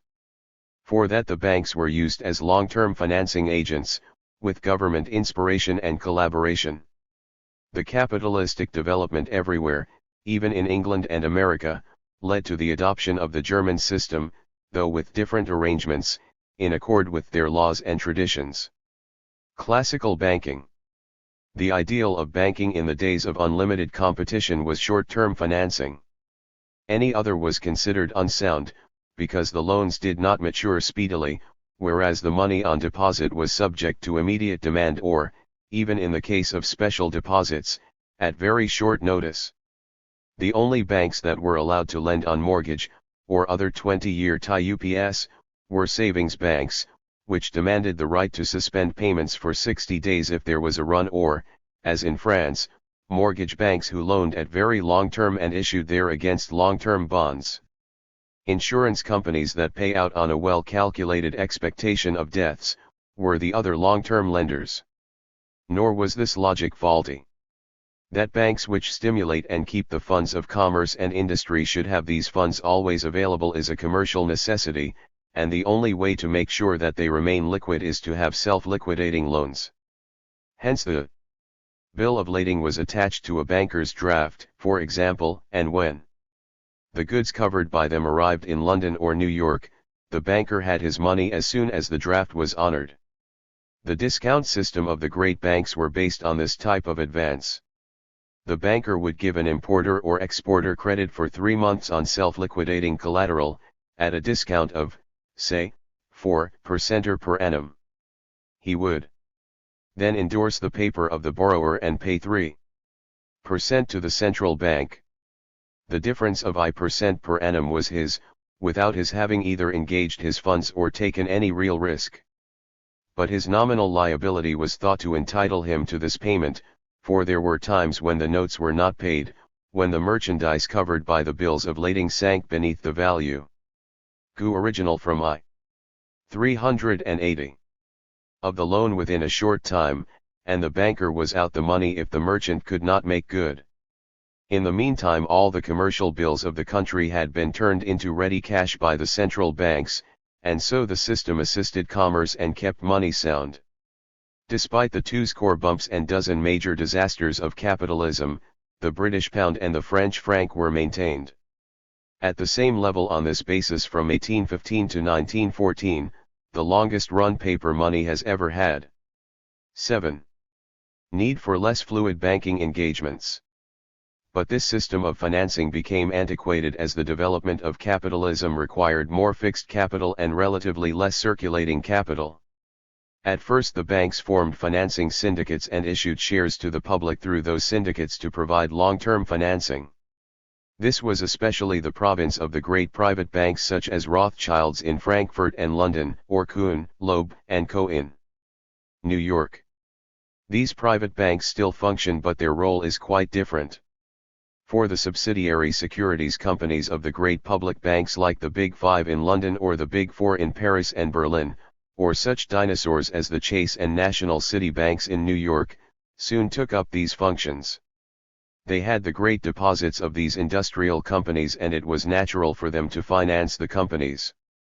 Actually, their own advances, however disguised, were now made on a basis of constant renewals, so that in essence banking credit became more frozen, whatever the apparent maturity of the notes. The inevitable development of industry by way of the factors that compelled the capitalists to seek a higher relative surplus value or go broke, mirrored the banks in the image of these industrial needs.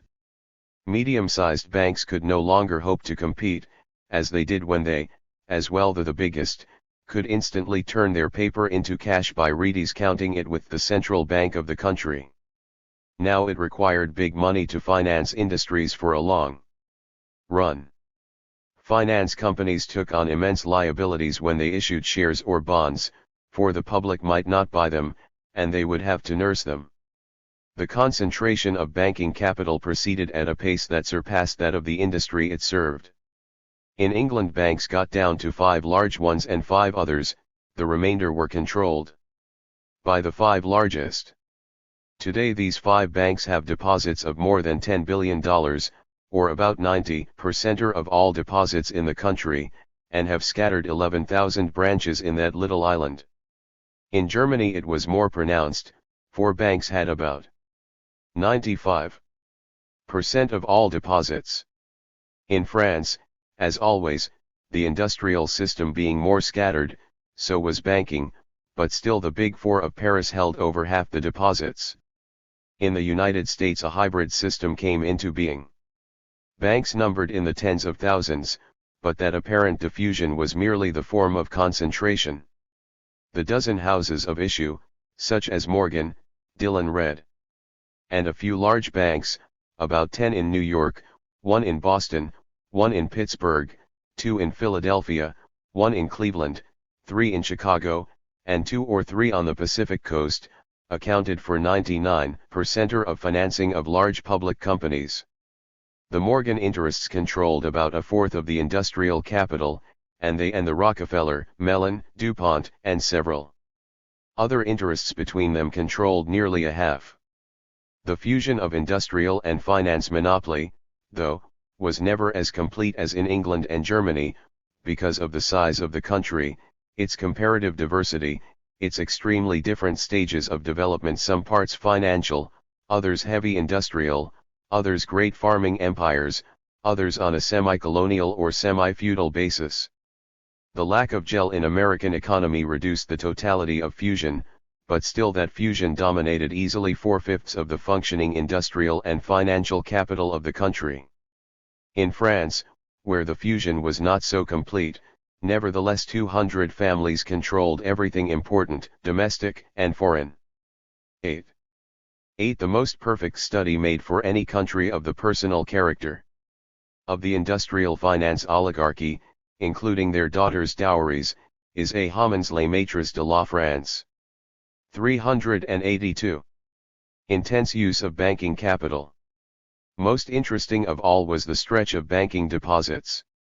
In 1890, when British banks financed on a self-liquidating basis, deposits were 6 times the capital and reserves of the bankers. By 1932 they were 16 times the bankers' capital and reserves. The ratio of profit was greater, since profits arise from the loan of deposits, and the higher the ratio of deposits to capital, the higher the rate of profit on the capital. In this way the banker compensated himself for the long-term tendency of money to get cheaper. Besides this, he now had a real money-making need for cheap money, unlike his father before him, who liked dear money. In 1931 the situation of the British banks was deplorable.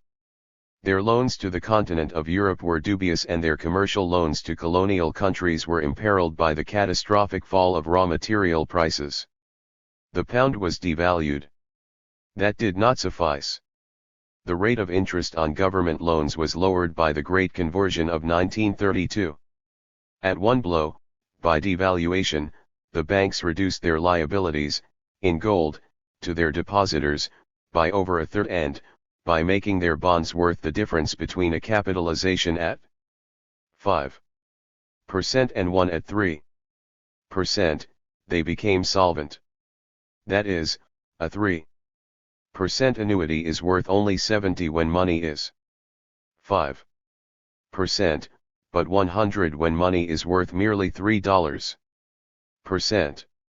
Their commitments in bonds and fixed investments were so much greater than in liquid investments that they clamored for cheaper money, and got it, and even got economic philosophers like J.M. Keynes to prove that this is the permanent method by which countries can be made rich, the Ponce de Leon fountain of youth of banking. Interlocking directorates. The proof that they are no longer banks in the classic sense is that the directors of the big 5 banks of England, between them, held 1,275 industrial directorates besides. The fusion of banking and industrial monopoly was fully accomplished. In the United States, interlocking directorates were nearly as complete.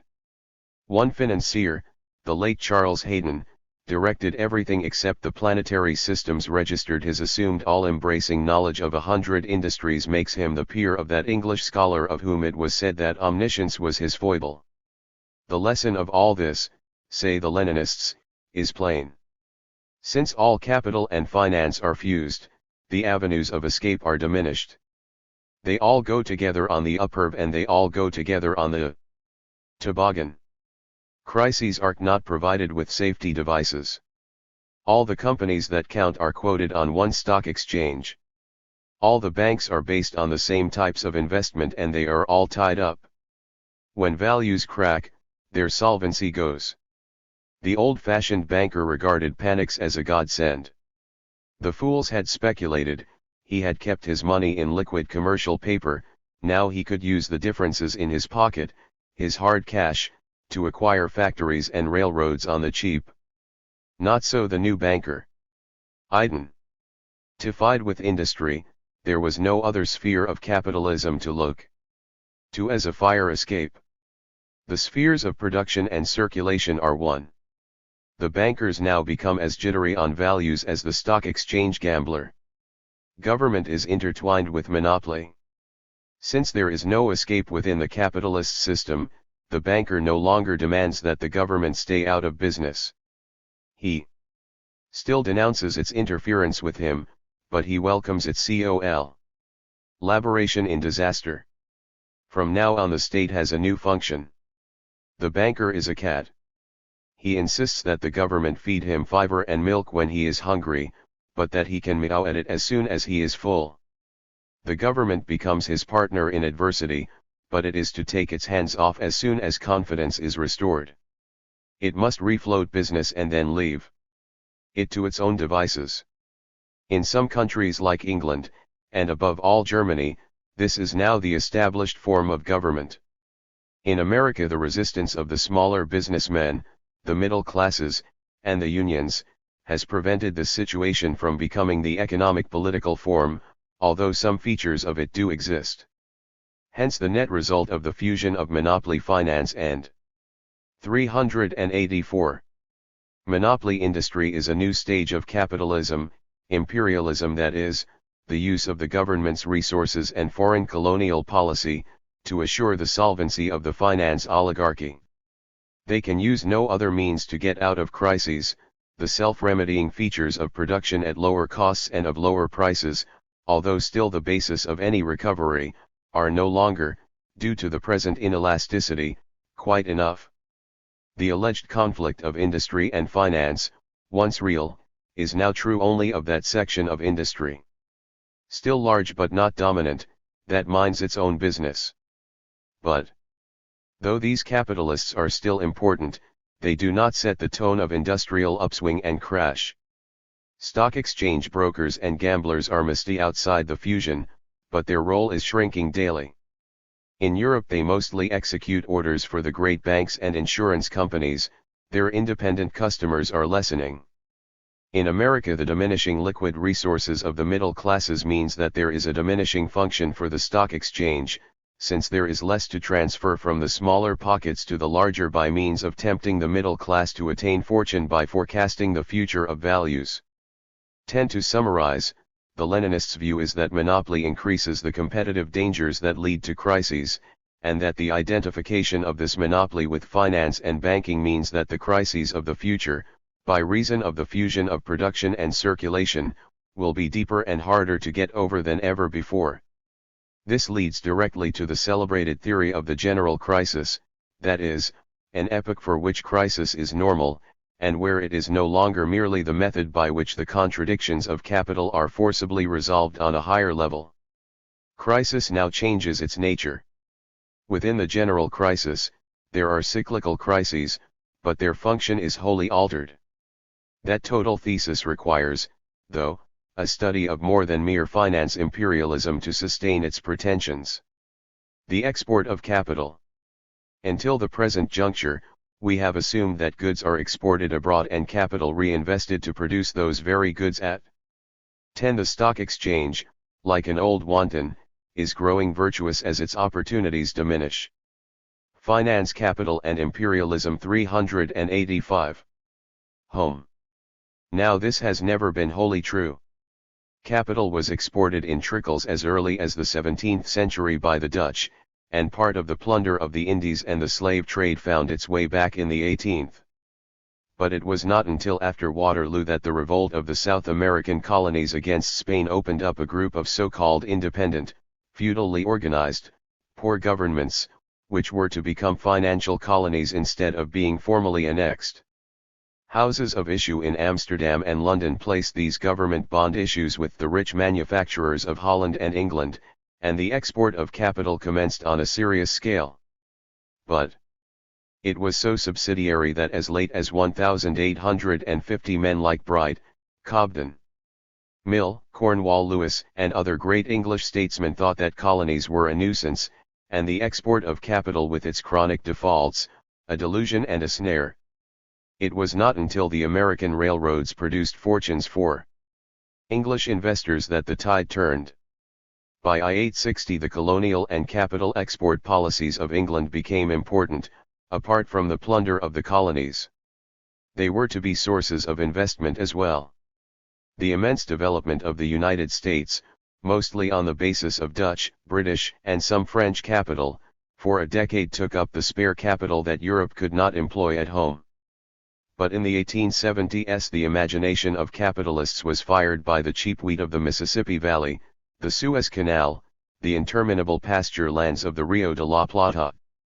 Profits were higher than at home. The stream of capital thickened.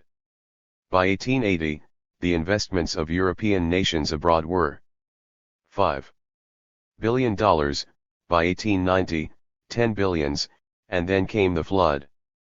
By 1914 they were in excess of $44 billion, and even the United States, their then debtor, had 2 billions abroad.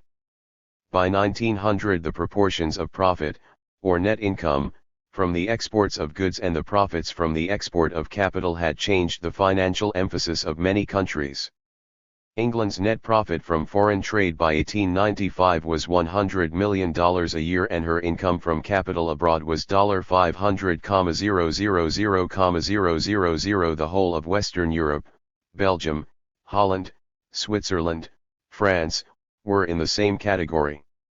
11 In our day the figures are for foreign trade $500 million, for income from capital abroad $2,100,000,000. 3. 86. And even industrial Germany, though not so overbalanced, still was assuming similar features. The United States, which owed money on balance at the outset of the Great War, had a foreign capital income twice as great as its trade income from abroad, by 1928. In this way capital had escaped partly from its dilemma of overexpanding capital at home in proportion to consumption growth. It transferred part of that surplus capital, whose yield at home was small and whose scope was circumscribed, to the colonial or primitive or underdeveloped lands where the rate of profit was higher. Even on secured loans, the rate of interest on foreign bonds was from 2 to 2% or greater than on domestic securities. But the bonds were nothing compared to the infinite returns on the gold and diamond mines of South Africa, the public Udlides undertakings and railroads in the Argentine or Egypt. Thus capitalism escaped strangulation from its own contradictions. It took care at first, to develop agriculture and mines and transportation and some local consumption industries, but it never developed factories for manufacturing the means of production in the colonial countries. Later on it had to permit some of this, but it always held the reins of productive power at the source, in the home country that exported the capital. Vital results of capital export. The lands to which capital was exported became primarily sources of cheap raw materials, through this stimulation of capital, and thus not only provided the domestic capitalist an income from investment but cut his raw material costs as well, and so increased his profits. It also created new markets for products, thus overriding the limitations of consumption at home. The export of capital fed the export of goods, but the emphasis remained with the export of capital, for it was the cause of this trade feature. It was not so much a question of the proportion of business in the capital export lands to those nearby. The trade of every European country with its near neighbors far exceeded the trade with the capital importing countries. But it was the profitability and the use of that market as the special solvent for home difficulties that made it invaluable. It had a quality as well as a quantity of profit that was needed. It did not matter for certain purposes whether these countries were made political colonies or not. But for others it did. The Argentine was effectively a British colony like South Africa. But there was a sureness in controlling sources of raw material and closed markets that political control alone could give. Here too calculation is not the surest guide to analysis. At any rate, the colonial domain of the great capitalist states increased from 3 million square miles and 148 million inhabitants in I-860 to 20 million square miles and 600 million people by 1914. If one adds the colonial conquests of Russia, the figures come to over 22 million square miles, or again more than 2/5 of the globe. The so-called independent countries, South America and China, conserved a fragile political independence but were financial and commercial colonies. Expressions of international monopoly rivalries, the effect of the export of capital, coupled with the fusion of industrial and banking monopoly, means that the financial oligarchy at home is identified vitally with this outlet for capital abroad, with the control of raw materials and of subsidiary markets. Hence the struggle for these advantages, at first expressed by unstable international cartels and later more by unrestricted competition, when the agreements break down, can end only in wars. Armaments are a basic industry. To equip the state to defend monopoly interests, a new set of industries and activities become significant, and later even primary. These are the military and armament trades and professions. Designed to serve the interests of the finance oligarchy abroad, to protect their capital and the markets for goods that have become but a function of those investments, and the raw materials that would be imperiled by a loss of that capital, and driven by the ever greater need to overcome the capital consumption contradiction at home. 388. These military forces take on an independent life in the economic system. Their great importance begins with the imperialist age.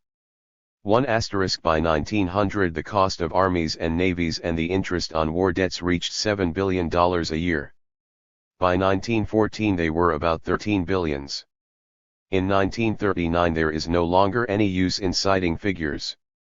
For Germany and Japan, the production of war materials has become so important a part of their economy that it is unthinkable how it can ever stop, unless it is successful in obtaining for them a profitable set of new countries that will yield actual capitalistic income. But to do that requires a major war, and that in turn is so costly that it is doubtful if it will not lead to capital consumption contradictions too deep to be resolved within the system. Italy is nearly as completely governed by armaments, and it is no secret that in England armaments are expected to be the balance wheel of industry from now on, if not, indeed, its motor. That so large a section of capital provides no new means of exploitation but, from the standpoint of the creation of future surplus value might better be thrown into the sea, marks the end of a cycle.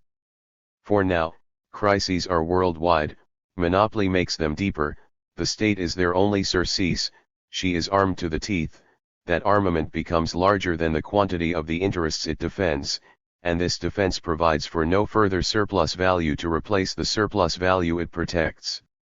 Hence the general crisis is manifested, that is, an epoch in which the restoration of surplus value by the ordinary mechanisms of capital is no longer possible. The crisis overlays industry, although within it there are upsurges and declines, but they take on a character special to this era. Thus over 900 million persons are either excluded or diminished as subjects for new exploitation in territories in which capitalism can extend its operations so as to blunt its contradictions in the home country. The example of these colonial or proletarian resistances, once they are well established, will imperil the entire area of the export of capital, with the possible exception of that to Latin America by the United States. Constant capital is so gigantic compared to variable that unemployment is now universal, reaching the tens of millions and never really solved except by charity or slavery.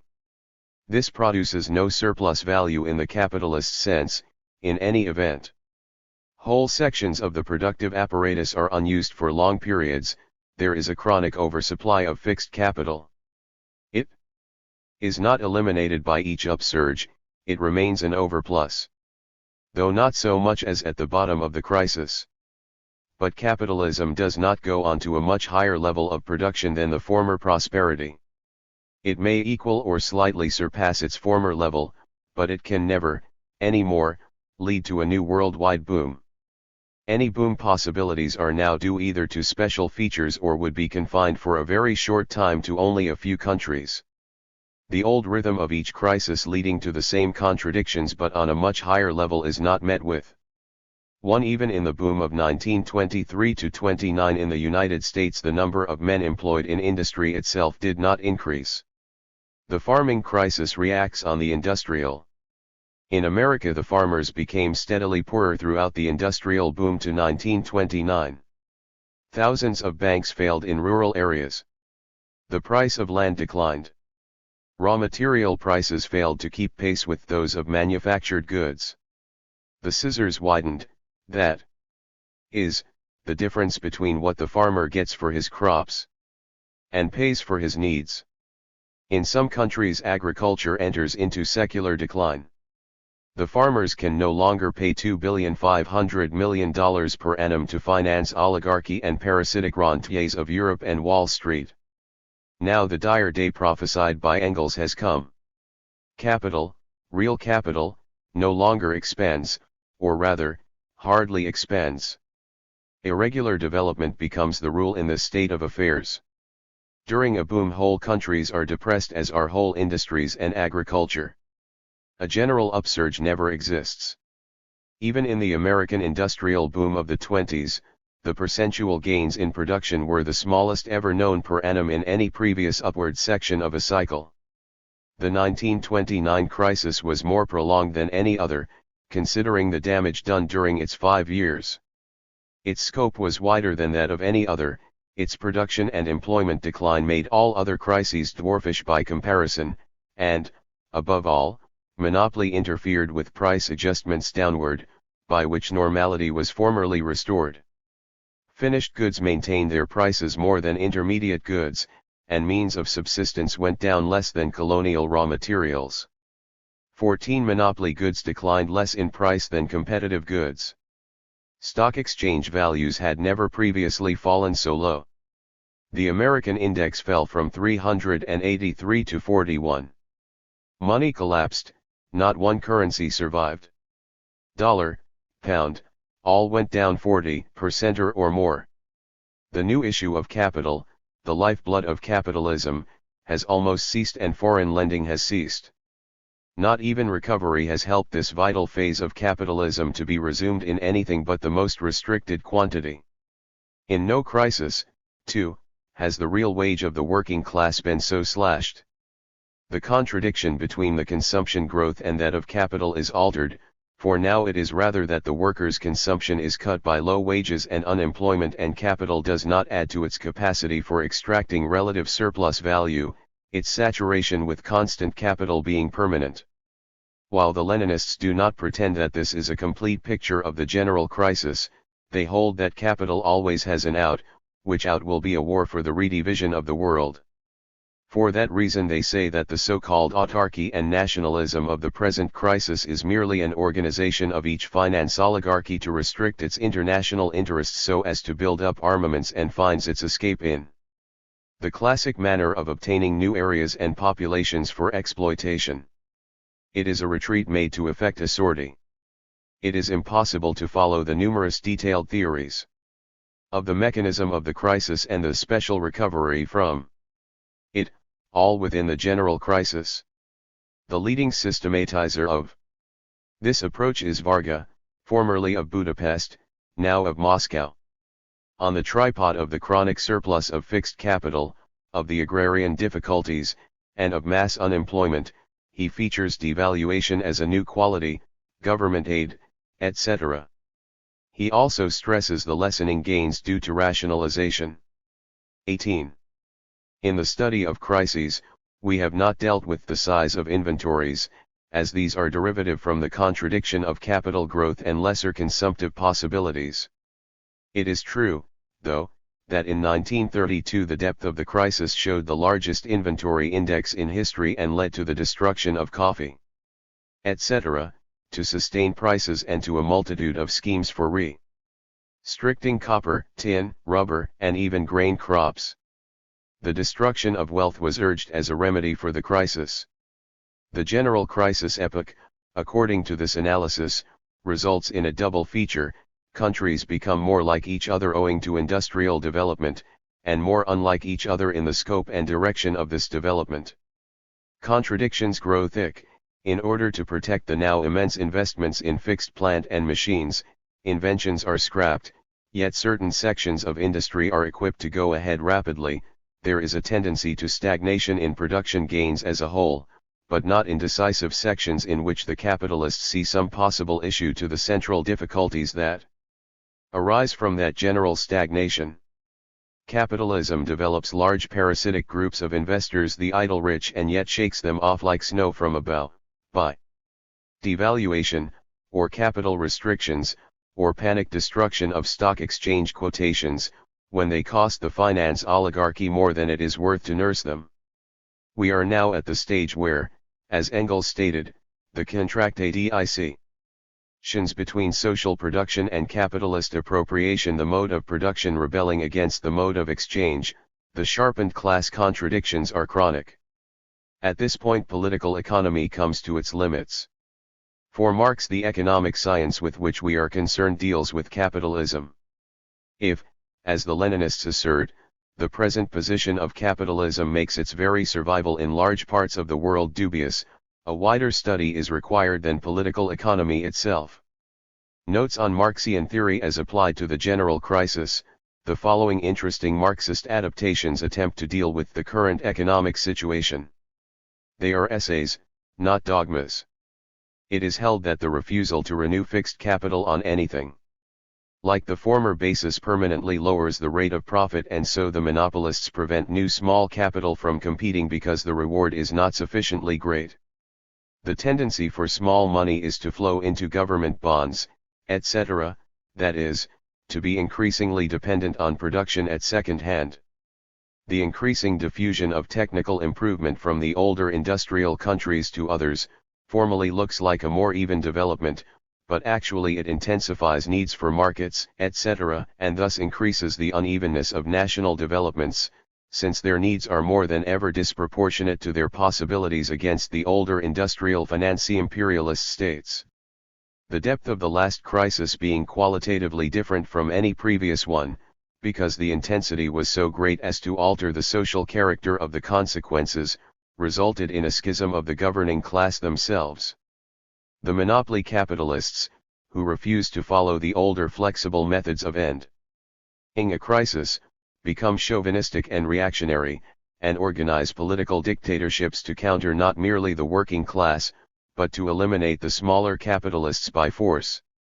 This is done by utilizing all the non-economic heritage, such as nationalism. This is objectively a vindication of Marxian prophecy, since it reduces the exploiters to a mere handful and, ultimately, diminishes class divisions among the other people. The economic basis is their monopoly of surplus value. As this monopoly means that the reproduction of capital is no longer possible in a closed capitalist economy, as a long-term realization, they seek war or its equivalent, a gain of markets and resources by the threat of war. The social legislation and accompanying unionization of workers means that the industrial reserve army may be stripped of its historic function as the cause of lower wages. When the next cyclical crisis occurs, then the remedy cannot be lower wages, for the provision of relief, etc., will reduce the capacity to extract surplus value. This scissors of no reduction of wages and the increasing levy on profits for relief, by way of high corporate taxation, may create a new balance of class forces.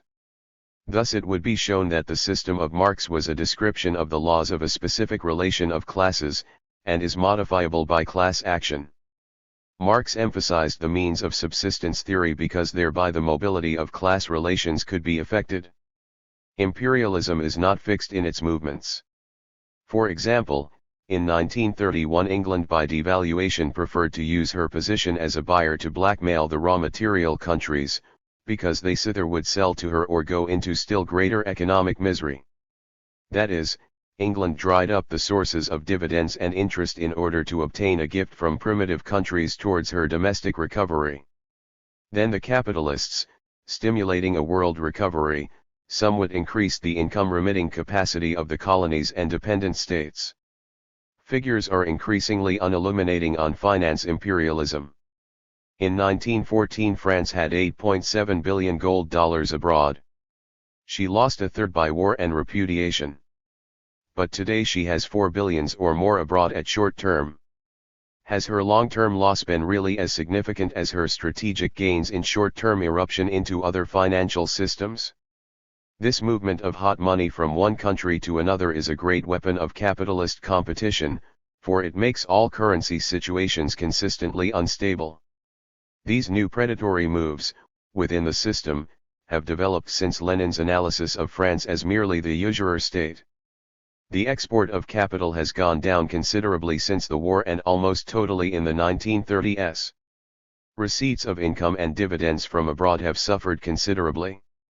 Stock exchange collapses have also clipped the parasitic incomes. It is dear then that Lenin's analysis of growing parasitism must be translated as the last great channeling of middle-class survival wealth into the service of monopoly capitalism. When this is completed, then its appropriation is the order of the day. Dumping is increasingly used to dispose of goods abroad without allowing of increased wages at home. So long as the home situation can thus be kept profitable, the loss abroad is merely a necessary charge to permit the fundamental relation at home to continue. This is the reverse of the underconsumptionist theory of Sismondi or Luxemburg. For here reproduction on a home basis is the object, dumping abroad not a means of realizing surplus value but of paying for its realization at home. Giant armaments are declared to be a function of the second stage of monopoly capitalism, since previously small armaments could subdue primitive peoples, as in the first stage of imperialism, but now the struggle of the monopolies to divide each other's spoils requires large armies for the contest. Hence large armies, etc., are a direct secondary cost of monopoly capitalism. This theory is plausible but somewhat too cut and dried. The armament burden of Europe has been increasingly grievous in the last 80 years. From the Crimean War on, the competitive costs of rearmament have advanced. Imperialism was only one reason. The need to acquire resources in Europe and to control an increasingly urban and industrial population at home were important factors too. But the theory of the second stage of monopoly capitalism is the only one that explains the substitution of military production as a basis as against production ultimately aimed at consumers' goods. 32.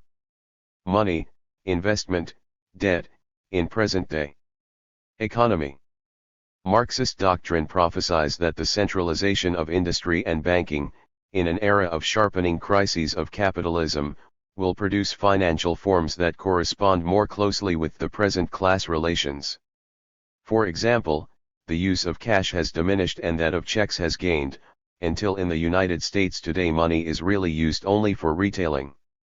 One has only to compare the circulation of money in a country where actual bills still circulate and where well-to-do people walk about with large amounts of money on their person, as in France, with a country where such a person would be an eccentric, as in the United States. The population of France is 42 millions, of the United States 129 millions, or more than 3 times that of France. The circulation of money here is about 6 billions, whereas in France it is not 2 billions, but on a basis of 35 francs to the dollar, is our 3 billions. When francs were 15 to the dollar, instead of per capita circulation being a mere 50% or more, it was over 100% or more, in terms of dollars. That does not explain the total discrepancy. For although the United States today uses far less actual money than in 1913, the circulation of money is far greater.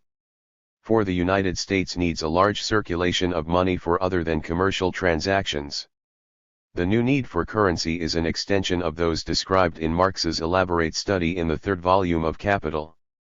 Its special feature, above all others, is the increase of debt and share capital that has called for so astonishing a divergent use of money from its normal circulatory purposes. Rise of paper prices. The national debt of England was terribly swollen before the World War. It was $4 billion. Now it is 40 billions. The United States federal debt was 2 billions. Now it is 40 billions. The French debt is in the stellar regions. The printer's fonts must run short of figures to record it. All paper values have increased beyond belief. The value of shares on the New York Stock Exchange, which was surely not in excess of $10 billion in 1913, rose to 88 billions in 1929, and when now it sinks to 30 billions, it is indicative of national ruin. When an industrial stock once sold at 10 times its earnings, solid men in Wall Street shook their equally solid heads. Today they consider that ratio conservative. There are many explanations attempted for this strange fact. The Marxian is one of the fundamental studies. For Marx, the tendential fall of the rate of profit carried with it a still greater diminution of the rate of interest. That means that it is harder to get a return on money, but, paradoxically, those who get that lessened return are richer. This turns on capitalization. Capitalization rises at the rate of profit falls. For example, when money is at 4%, a bond yielding 4% a year sells for $1,000, that is, the right to receive $40 a year and keep your principal is valued at $1,000. Suppose the rate of interest to fall to 3%. At once the right to receive that $40 a year is worth more, since a $1,000 bond yielding 3% would now sell for $1,000, hence one commanding 4% is worth above $1,000. Shares of stock are affected by this movement. If money invested in government bonds will yield only a %, investors look gladly to good common stocks yielding 5%. Hence these shares are bid for and rise in price. The declining rate of interest is fundamentally part of the declining tendential rate of profit. That means that the shares of stock represent an equity in declining rates of profits. But that does not put down their values, as common sense would indicate, but puts them up. No one is going to let a first-class share yield more than a certain amount above that of a good bond. So it comes about that as the rate of profit tends to decline, all persons who hold claims on income are richer. Along with the lamentation that they do not know what to do with their money goes its increased capitalization. How British capitalism used this tendency. An interesting example of this reasoning appeared in England in June, 1932. Trade was at the lowest level in a generation. So were profits. The currency had been devalued by some 25% and still share prices tumbled even in the bad money, because profits looked far away. Money went to absurdly low levels because no one could make any profits with borrowed money. The government bonds, despite this low rate of money, were very low because it was argued first, that the money in which they were expressed had received a body blow and might get worse, so that one got no yield at all in terms of gold, but only a loss, and secondly, that bad trade means a poor yield of taxes, and so the bonds were shaky as to their interest basis, since if the government kept on yielding deficits there was a possibility of real trouble. Thus one had a situation in which no one would bid for money and yet bonds were on a 5% basis. This very absence of use for money was seized on by the government as an excuse for conversion. They were right. Once the 5%er bonds were converted to 3%. The question for the resistors to conversion was what could they do with the money if they declined to convert? Put it into trade loans. These yielded still less. Commercial discounts? Still less. Other government bonds? England's mess was part of a world mess, it was a general crisis. They took the $3% instead of 5%, and exchanged their old 5% bonds for the new 3% bonds. The old $3% bonds that had stood at something like 70 were worth now 100. The shares that had yielded 10% were now eagerly sought, and despite dark business prospects they fell to a yield of 5%, that is, they doubled in value. At one stroke of the pen England was nearly 100% richer. We see why Marxism is not a formal science. The fall in profit rates does not lead to automatic collapse but to its strategic use by monopoly capital to save itself at the expense of smaller capitalists. American experience. The United States went off gold, repudiated its very receipts for gold, its very $10 bill, which stated that that bill was merely a receipt for a specific piece of gold deposited in Washington and payable to any bearer without a moment's delay, on his demand. Then the wail went up from the sound money crowd in Wall Street. 2. That no one would ever trust the government again and its credit was ruined. He that filches from me my good name, cried honest Iago, is a rascal. Perhaps in Shakespeare, but not in life. The credit of the United States has never been so high as it is today, with a dollar at 59.06% of PAR, after a wholesale repudiation of its covenants, and with the debt mounting perpendicularly. The more we owe, the greater our deficits, the worse our money, the deeper our dishonor, the higher our credit. This requires not an ethical but an economic explanation. Credit is not correlated with massive debt.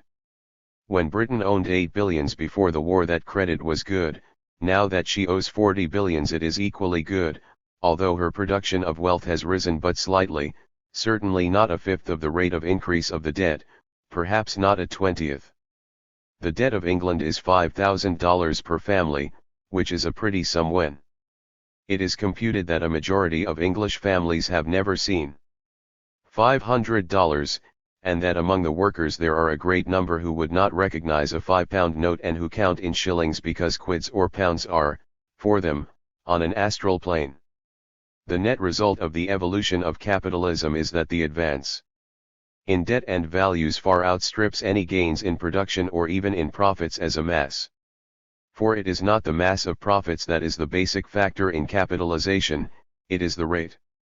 That is not to say that the rate of profits is the only factor, but it is, so to speak, the accordion spreader.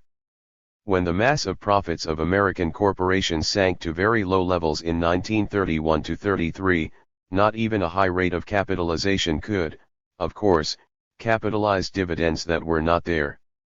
But for all that, the prices of these semi-defunct shares also rose, because the valid ones that paid a return had risen, and there was a hope that revival meant a revival of profits for the fallen as for the upright. Values, a class conditioning of physical production. One sees this different most clearly in land values. The price of an acre of ordinary grain land in the Prussian province of Pomerania has always been a multiple of that of similar grain land in Iowa.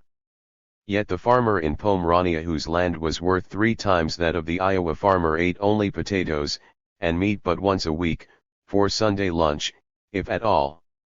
The difference in prices was due to factors having little to do with production and, in this case, even unaligned with net profits. Circulation of money is constantly less aligned with trade. The increase of circulation of money since 1914 has been related to these needs, rather than to commerce and exchange. The volume of world trade since 1900 has increased at a snail's pace, the price at a hare's run. It has been largely due to the need of moving this immense weight of paper resulting from the tendential fall in the rate of profit, combined with the fact that war, and its waste, has transferred claims from those who own goods to those that claim them from the producers. Surplus value remains less with the producing capitalist and more with the sharers. The share of taxation is enormous and its class meaning is rather new. For the sphere of circulation now becomes more dramatic. If a Proudhon and his followers looked for the source of all our woes in credit in 1844, the present world thinks of little else. Everyone wants to restore stock prices as the prelude to production. That stock prices represent a capitalization of profits and that these arise in production is completely obscured. The stock market is an index, it is thought, of future profits. Put up the index and producers will be encouraged. Therefore men like Keynes regard the whole game now as psychological, as manufacturing confidence, and they have come to believe that political economy is a species of hypnotism and that if the eye of the producer is kept glimmering long enough on the diamond of hope for we will never have another panic. In other words, the thermometer governs the weather, the barometer the winds. These are not analogies, say these learned psychologists. For the wind bloweth where it listeth but man is conscious, he can be influenced. 8. This is the crowning absurdity of subjective economics. Poor Bohm-Bawerk would not recognize this spotted grandchild. But why have these indices, devaluations, etc., become the qualitatively new factors in capitalist evolution?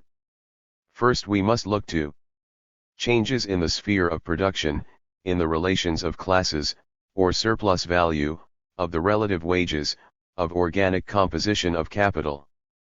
Then we must see how, out of the surplus value, a new partition has occurred in the sphere of circulation.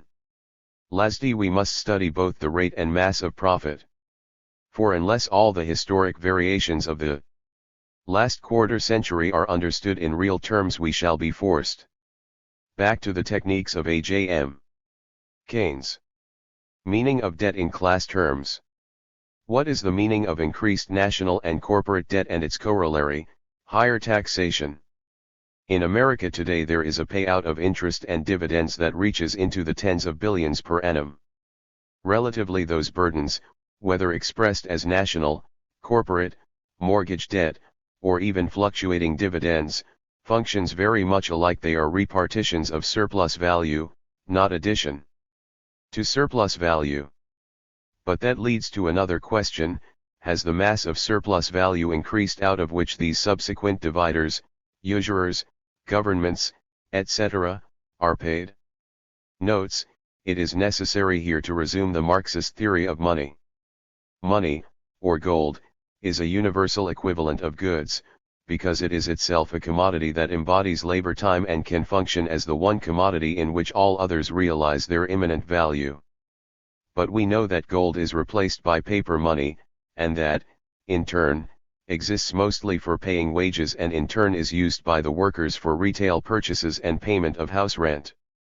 It is also used by rich people only for retail transactions, and even these are mostly billed and paid by check. The proportion of gold to paper is usually less than 100%, it ranges from about 25% to 80% in most countries with a sound currency. We have seen that an inflation exists only when the amount of money in circulation, however composed, exceeds the amount of currency. Actually, money transfers can reach fantastic amounts without there being an inflation, since they would not exceed the velocity of circulation times the price of commodities, for which a currency is required. Thus the circulation of the Bank of England is some £450 million, the gold back of it some £300 million, the exchange equalization fund that sustains it either 0 or £300 million, depending on the fortunes of British in and out payments, and yet the clearing of checks, that is, the use of currency, is £42 billion, or 100 times the official circulation, and as in England there are only 5 great banks that do 90% of the business, one must add checks within each bank so that it is probably 140 times the amount of money in circulation. Yet that is not an inflation. If it does not exceed the turnover of commodities multiplied by their prices expressed in the value of gold, the pound will remain good money. That is, if the value of gold is 1,000 labor hours per troy pound and, despite this amount of paper circulating, it appears still to command 1,000 labor hours of other commodities, it is good money. 402. It is only when 1,000 labor hours expressed as, say, 50 pounds, buys twice the commodities it did formerly that we call it 100 pounds instead of 50 and say that the pound has been devalued, lost half its value. The Marxian referent is always the labor time embodied in the universal equivalent, gold, and it is only when that time commands more than it should that we speak of prices having risen, that is, it takes more commodities to buy the same amount of gold. Then the paper certificates or book credits have to be twice as high to acquire that gold. The actual currency of money has been doubled. The basic Marxist theory requires elaboration. Now, what occurred during the World War was first a continuance of the permanent tendency of money to cheapen. For if the amount of production is still gaining, if more commodities are acting as capital, then money capital is making more money, quantitatively, all the time, and the currency of money required is increasing. The total of exchange values can be increased only by further production, by a further accumulation of capital. Each accumulation gives a capitalist the right to command an equivalent amount of commodities, and so he has more money. Not only this, but although gold is more abundant, commodities on the whole are being produced even more efficiently, so that they constantly are worth less gold, that is, they rise in price. That is why, despite all the gold mines that have been discovered in the last 3 centuries, prices have risen very much. That would explain why prices have risen by, say, some 50% in the last few years, but it would not explain the enormous increase in the use of money in the sphere of circulation which those prices somehow maintain. It is some explanation but not the explanation. A second explanation is that of booms. In booms goods are sold above value and so everyone thinks he has an immense amount of profits to reinvest as capital, but so soon as capitalist production is stopped by the Chinese wall of consumption, goods are offered below their value, and the fictitious money used as credit goes the way of any soap bubble. True enough and important. But it would not explain to a Frenchman why his money has gone down by 93% since 1913, whereas it blithely supported a round dozen of crises for a century. Nor would it explain to an Englishman how his debt has gone up 5-fold, and prices expressed in pounds are still not fantastically above those of 1913. How debts operate. During a war a government needs billions. During a reflation, such as we have seen in the United States since 1933, it needs billions. Taxes simply cannot suffice, since if this money is taken by taxes, surplus value is abolished. But we live under capitalism, which exists to conserve this surplus value. Some diminution of surplus value enjoyed by the producing capitalist, and even by the circulating capitalist, must occur, since they have the mass of capital and the people have merely consumption savings. But it can never interfere with the basic drive for profits, or the system is over, and we are not here concerned with utopias. So that if the government needs billions for war or recovery, it cannot get them out of profits actually arising within any given year. Instead of drawing on claims on commodities that exist, it must create claims on those that do not as yet exist. It must borrow. To borrow means that it transfers claims from present to future goods. Those capitalists who buy its bonds have an option on future labor products. Up to a certain point, actual idle bank credits, etc., can be used, that is, claims on present goods can be transferred into claims on future goods. But now comes the rub. There is not enough for taxation to get at, and there are no longer enough reserves for the government to use.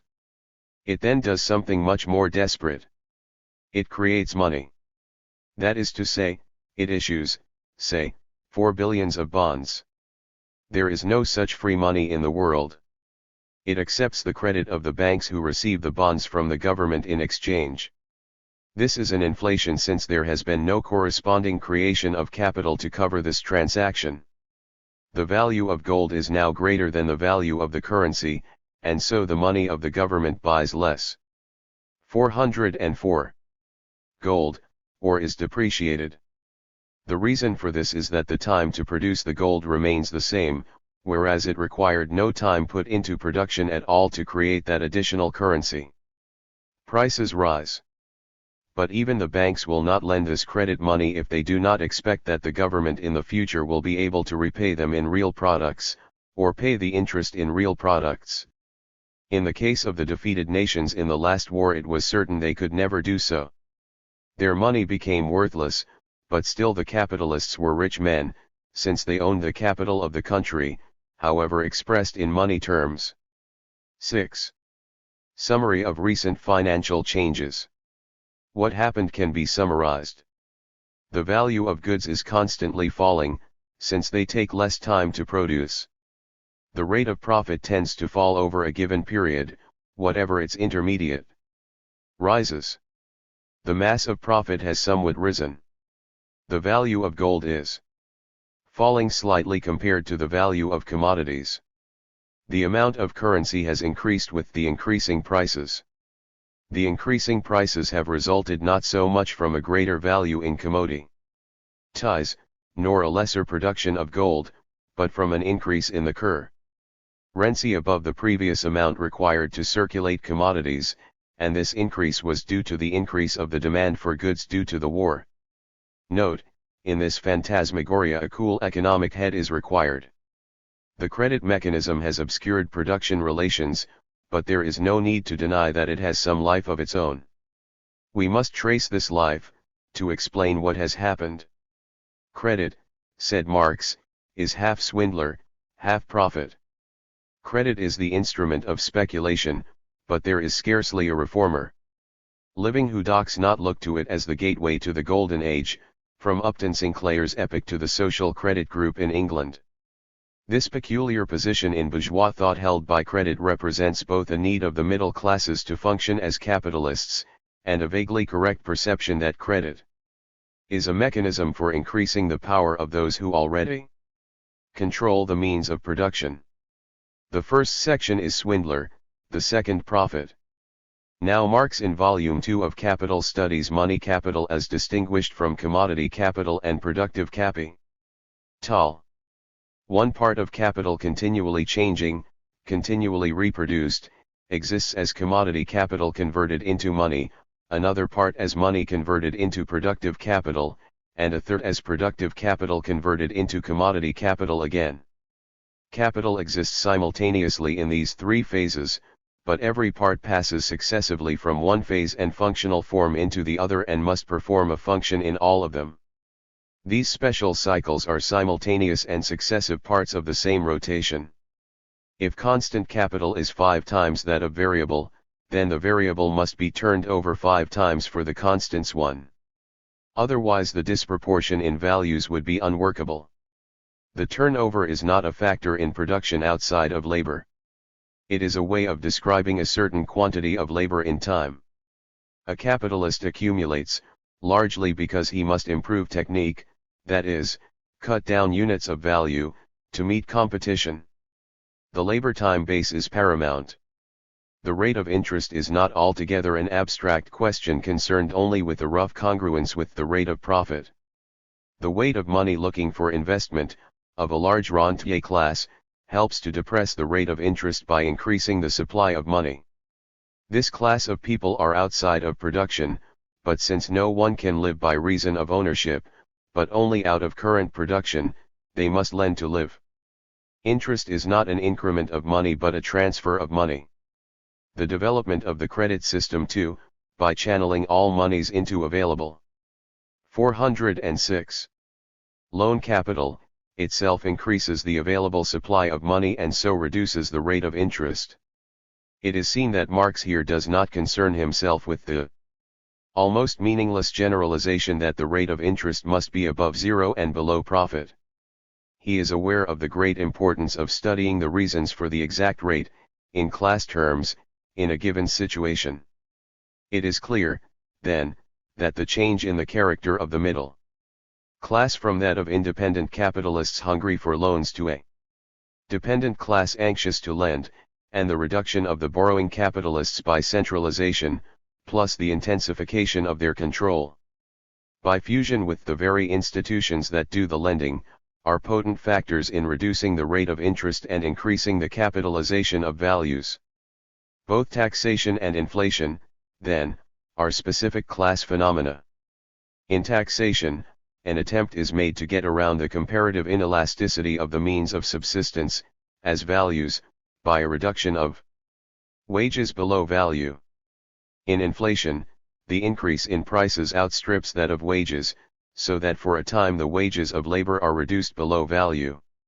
Where, as in Germany, the capital was wiped out, so was the money, but the capitalist, unable to place his gains in money, put them into fixed capital. In France, a large rentier class resisted taxation, and so the form of inflation was utilized. In England the taxation was enormous, resulting in the class of new poor. That is, those rich people not directly concerned with war production, or production at all, paid high taxes and could not recover. Those concerned with production paid high taxes but could recover in the wartime price structure. Hence the gigantic British debt has resulted in no net increase in a rentier class, but has been largely borne by the weakening middle classes, by the colonies, and, by devaluation and conversion, the burden of debt service has been cut down by 60% or in terms of commodities. So that the gain from I to 5 in debt has really been from 1 to 2 in commodity terms, serious enough, but not enough to imperil the currency as a trading unit, as in France. Questions for budding economists. This treatment of credit and debt is very superficial. It points to the road the student must follow.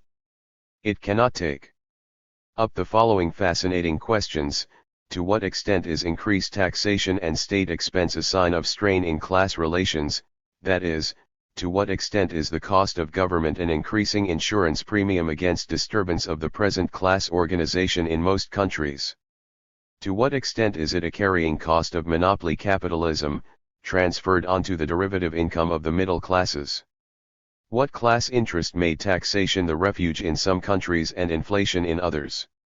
Is the consistent depreciation of the French franc, for example, by billions in French holdings abroad, a maneuver peculiar to the French bourgeoisie to make their own workers lose their savings while they fortify themselves by participating in surplus value abroad? That would be a new extension of the pooling of surplus value, of the average rate of profit. What is the difference between an inflation of the currency and an inflation of security values, as in 1923 to 1929? What is the class content? Why was England's inflation stopped by foreign receipts, and yet Germany's difficulties unchanged by foreign borrowing? Was the round of devaluations effective only because there was an upward industrial cycle, anyway? If so, is inflation a permanent balance wheel for monopolies in cyclical crises? Will quotas, etc., end the relation of external trade balances to currencies? Is the device of equalization funds to support currencies merely a masked form of trade maneuvers, as was formerly effected by ordinary purchases of bills of exchange? Can a non-existent real currency like Germany's be sustained by a permanent shortage of consumers' goods, accompanied by non-reproducible armaments? Why does capitalism resort to devaluations now and not before? 408.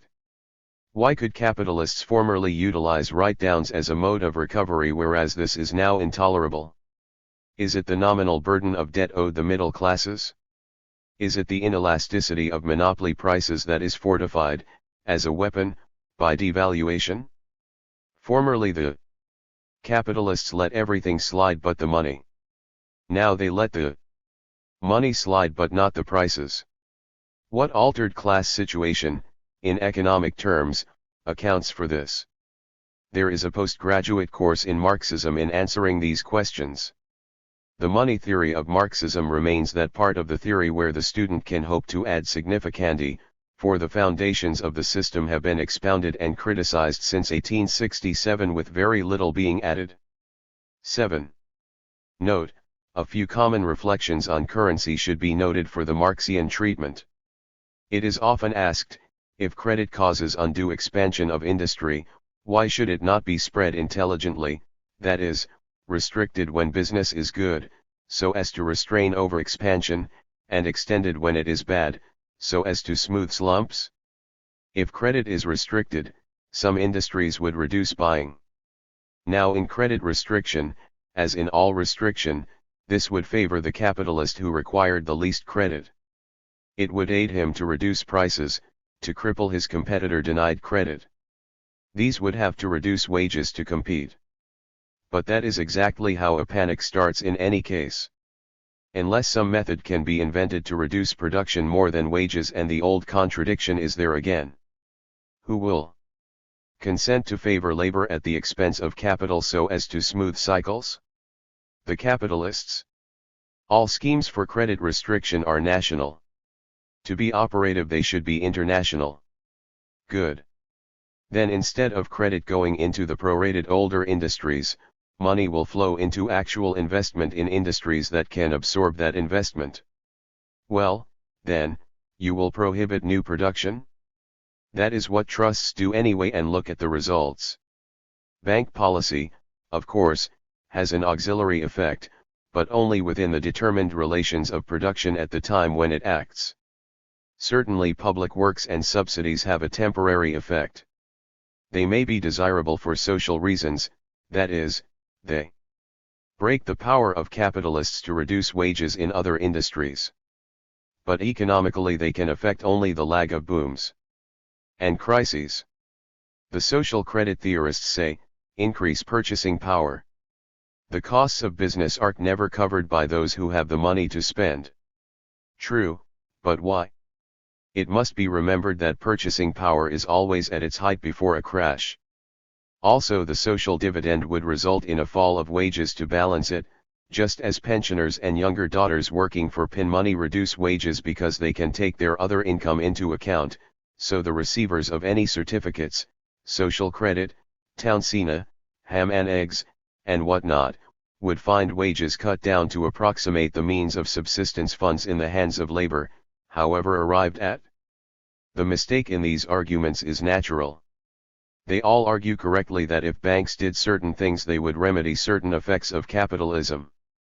So they could, if that were the completed cycle. Unfortunately these abstract possibilities have to be realized within the mode of making profits. Hence they set up counter-tendencies within that system that nullify them. That is why, apart from the Marxian replies, the perfectly sound. Objections to crank theories by orthodox economists are not convincing. For they permit the contradictions of the profit economy, and ridicule all other contradictions. The honest radical senses this. Perhaps the most important studies in the fiscal nature of capitalism are those of the French Marxians. They stress the importance of continuous state deficits, as a weapon for the large banks to keep the state dependent on them for short-term debts in order to ease its treasury position. This enables social legislation to be nullified by fiscal pressure. In England, in 1931, the May Committee was used to this end. It used state deficits as an excuse to bring out a wages attack by reason of fiscal pressure on the treasury. In countries like Belgium, this relationship is undisguised. The attack on Marx's economic theory. Bauer and the Austrian school. Every proposition of Marx has been subject to severe and widespread criticism. The foundations, such as the theory of value and of surplus value, have been attacked most often, but other sections have been reviewed, mostly unfavorably. The law of accumulation, the centralization of capital, the diminution of small enterprise, the theory of agricultural capital, of the increasing misery of the workers, the concept of rent, of interest, profits, wages, have all been assailed. Some of the attacks have been theoretical, but many have utilized statistics. Deepest of all are the criticisms of Marx's very foundations. His method has been assailed as metaphysical, as deductive, as wishful thinking, as sterile. He has been accused of vulgar messianism, of teleology. 1. Of nominalism. 2. In philosophy. His dialectical materialism and historical materialism have been challenged not only as to truth and scope, but above all as to whether they were needed for his doctrine. Many socialists have held that a critique of capitalism does not demand the elaborate theoretical structure of Marx. On ethical grounds, too, he has been rebuked. Class hatred, hedonism * have been singled out by idealists. It is denied that the notions of capitalism and of class, his two historic counters, are definable. Those who believe that there is a capitalism, in his sense, accuse him of seeing it out of perspective. They assert that its present difficulties are those of youth, not, as they say he thought, of senile decay. In Germany and Austria and Russia the criticism has filled. That is, the predetermined ends shape the means by which they are come by. Library shelves, and generally on the European continent it has been extensive. In the vortex of Marxian discussion, for example, practically every intellectual in Italy at some time became involved. No other economist has been the target of so many shafts. The man has not escaped, either. Anarchists remember him for his humiliation of their precursors, Proudhon and Bakunin. Utopians have declined to accept his system as transcending their three masters, Saint-Simon, Fourier, Owen. Marx has been denounced for querulousness, hair-splitting, tyranny, brutality to intellectual opponents. Some of his own followers, baffled by the rejection of almost all his ideas by the learned world, have ended by asking for a revision of some aspects of his system. BDHM Bauer / The most elaborate criticism has come, of course, from the academic chair. The lion of anti-Marxists, among professional economists, is E.V. Bauer, head of the Austrian School of Economics. His first examination of Marx was a section of his masterpiece Capital and Interest, a historical and critical summary of all theories of interest. Marx and Rodbertus are considered to be the protagonists of the exploitation theory of interest. For Bauer, the theory of surplus value is practically coincident with the theory of interest. He reviews the various explanations that have been given since the ancient world as to how money begets more money. He states categorically that among the dozens of theories advanced, about the lowest place must be assigned to that of Marx. There is an animus in this statement that is beneath the academic dignity and scholastic excellence of the man. 4. Later Bohm-Bawerk returned to a more fundamental examination of Marx in his positive theory of capital, in which he opposed an elaborate system of his own as the comprehensive explanation of all economic fundamentals. In 1896, in an aggressive study, he became the most articulate of those who saw the bankruptcy of Marxian thought in the theory of the average rate of profit as against the notion of surplus value. His essay is summary, its title, Karl Marx and the Close of His System.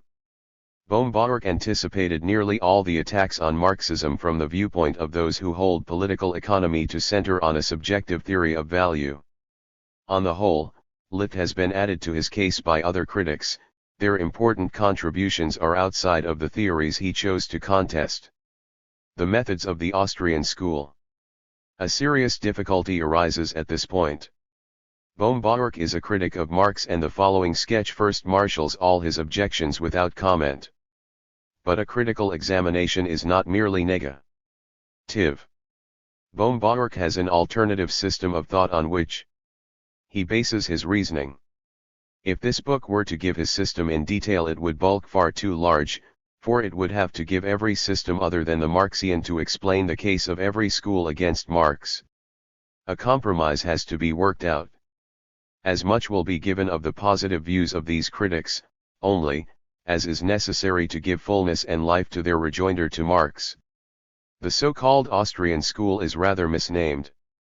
The ideas which it carried to a high level were originated by many thinkers, such as Walras in Geneva, Jake Vons in England, Karl Menger in Austria, all about 1871, and many of its ideas were adumbrated in France by Cournot and Dupuit, from 1838 on.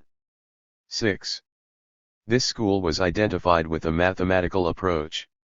It was impatient with the pure deductions of the classical school, whose abstract qualities it exaggerated. It regarded the historical school as deficient in guidance, since it formulated no certain conclusions. It rejected the pale and apologetic eclecticism and theory of harmonies which Marx so scornfully termed vulgar economy. Rejecting socialism, this school, impressed by the methods of the physical sciences, transferred their methods of measurement to economic phenomena. But it took its departure not from production or its relations but from demand. For Marx, the modes of production are decisive. Their working out is expressed by way of social classes. The relations of these classes are the settings without which economic descriptions become false. The Austrian school not only began with the demand for goods as the efficient cause of production, value, and price, but it centered on individual psychology. It took the atomic individual, studied his modes of preference for goods, his scale of valuations, the relations of a valuer to the scarcity or abundance of goods, and then proceeded to build up an economic society from the numerous individuals of which it is composed. This is analogous to the social method of Herbert Spencer, the dominant figure in the English sociology of his time. Fundamental disagreement with Marxians. For the Marxians, the method is fundamentally wrong. For them there are individuals in every society, but what individuals? Abstracted? No, they are the individuals of a society in which they are born. True, they are persons and differ from each other, but their modes of demand, their types of labor, their social manifestations, in short, are the products of the society whose life they must lead. They cannot, say the Marxians, even be identified or in any way understood, apart from this society. The Austrian school not only reject this but retain the deductive method as an absolute besides. For them the question of value is not historical but categorical, that is, they seek to define in the same way that a dictionary does. They seek the least common denominator for every object, and when they have got that they call that the definition of the mass of objects to which it applies. For the Marxians the question cannot be put that way. If a social situation shows that 99% of goods in any given time can be understood in only one way, and that from this way of understanding there follows the most fruitful consequences, then this is the correct method to follow. For them, commodities, products of social labor, are over 99% of all economic units today. Millions of acts of exchange, conducted on a social basis, are affected with them. If 1% of goods are not commodities, that is, cannot be defined by the 99%, it does not follow that the 99% and the 1% must be referred to some common constituent in order to understand them. The 1% represents a different social result. It may be a survival of individual or familial economy, it may be a mode of valuation of unique or monopolistic goods, that can itself be understood only by understanding the class origin of those who value the 1%, and that class origin must be found in their relations to the 99%. The Marxians reject the absolute, the Austrians embrace it. The Marxians say that capitalism is not a pure concept, but an overwhelmingly important picture of nearly all phenomena at a given point. It is no more perfect than feudalism ever was, absolutely a reproduction of its theoretic model, without any vestigial or superseding factors, in any given decade. 6. Hence there are contradictions in the working out of any concepts, such as value. These contradictions do not annul, but confirm the theory, when it is seen that the theory explains the general working, and by way of this identification accounts for the deviations. The Austrians maintain that no concept must have an exception. For an exception points to a need for revision of the concept in favor of the more comprehensive concept that will embrace both. To the Marxians, the Austrians are mere scholastics. To the Austrians the Marxians evade the logical issue by a historic fire escape. This is the background, then: subjective versus objective, social versus individual, consumption versus production, historical evolution of mass versus logical rigor. Labor theory of value denied. Bohm-Bawerk begins his examination by contesting the labor theory of value. He points out that Marx has differed from his predecessors in seeking to prove rather than to take for granted, the notion that value is labor. That Marx does not really assume this is passed over by Bohm-Bawerk, because of his method. He is classifying Marx as one of the labor school of value, and for his purposes the Marxian distinction is not significant. It is for Marx, however, because by way of it he escapes the vicious circle of the labor theory of value. But for Bohm-Bawerk, if any labor theory whatever is false, it does not matter how it escapes inner contradictions. He then rebukes Marx for his method. He might have chosen two correct approaches. He might have asked to which motives in the exchangers the act of exchange is due, or he might have said, I will assemble a great collection of facts concerning every type of exchange, and so I shall see how their diversities arose. But instead of these two correct paths, Marx took a third, the sterile method of dialectic logic. Marx underrated utility. Marx, owing to the restrictions of this method, wrongfully neglected usefulness, or utility, in determining the exchange value of goods. He pointed out that commodities have varying uses, and so said they cannot have these uses in common, therefore we must seek what they have in common, and that is labor. True, you cannot exchange a particular use for a particular use and equate these two differing qualities. But their general usefulness is there. One can speak of their utility in the abstract, and it is just as legitimate as to say that you can speak only of the labor embodied in them in the abstract. Is not general utility the capacity for being of use to somebody, apart from any given use, as much a universal constituent of commodities as labor? But Marx has said that utilities are incommensurable. Why? Cannot these utilities all be commonly referred to their abstract quality of satisfying human needs, and cannot these be measured by studying the point at which the satisfaction with one is complete and another substituted? For example, Marx has willfully or capriciously chosen labor because he has refused to exhaust the other possibilities of a common denominator. The reason for this is not in his economic reasoning but in his desire that economics serve a preconceived political bias, that of socialism. General utility comparable. Labor can be measured, though, says Marx, by its quantity, and that quantity is the amount of labor time socially necessary to reproduce a commodity. Can utilities also be given a quantity, or embody a quantity. For Bohm-Bawerk does not contest that if particular use values are merely qualities of specific objects, that any common property they have in exchange must be measurable as a quantity, otherwise there is no basis for an exchange. Bohm-Bawerk certainly believed that utility is as measurable as is labor time.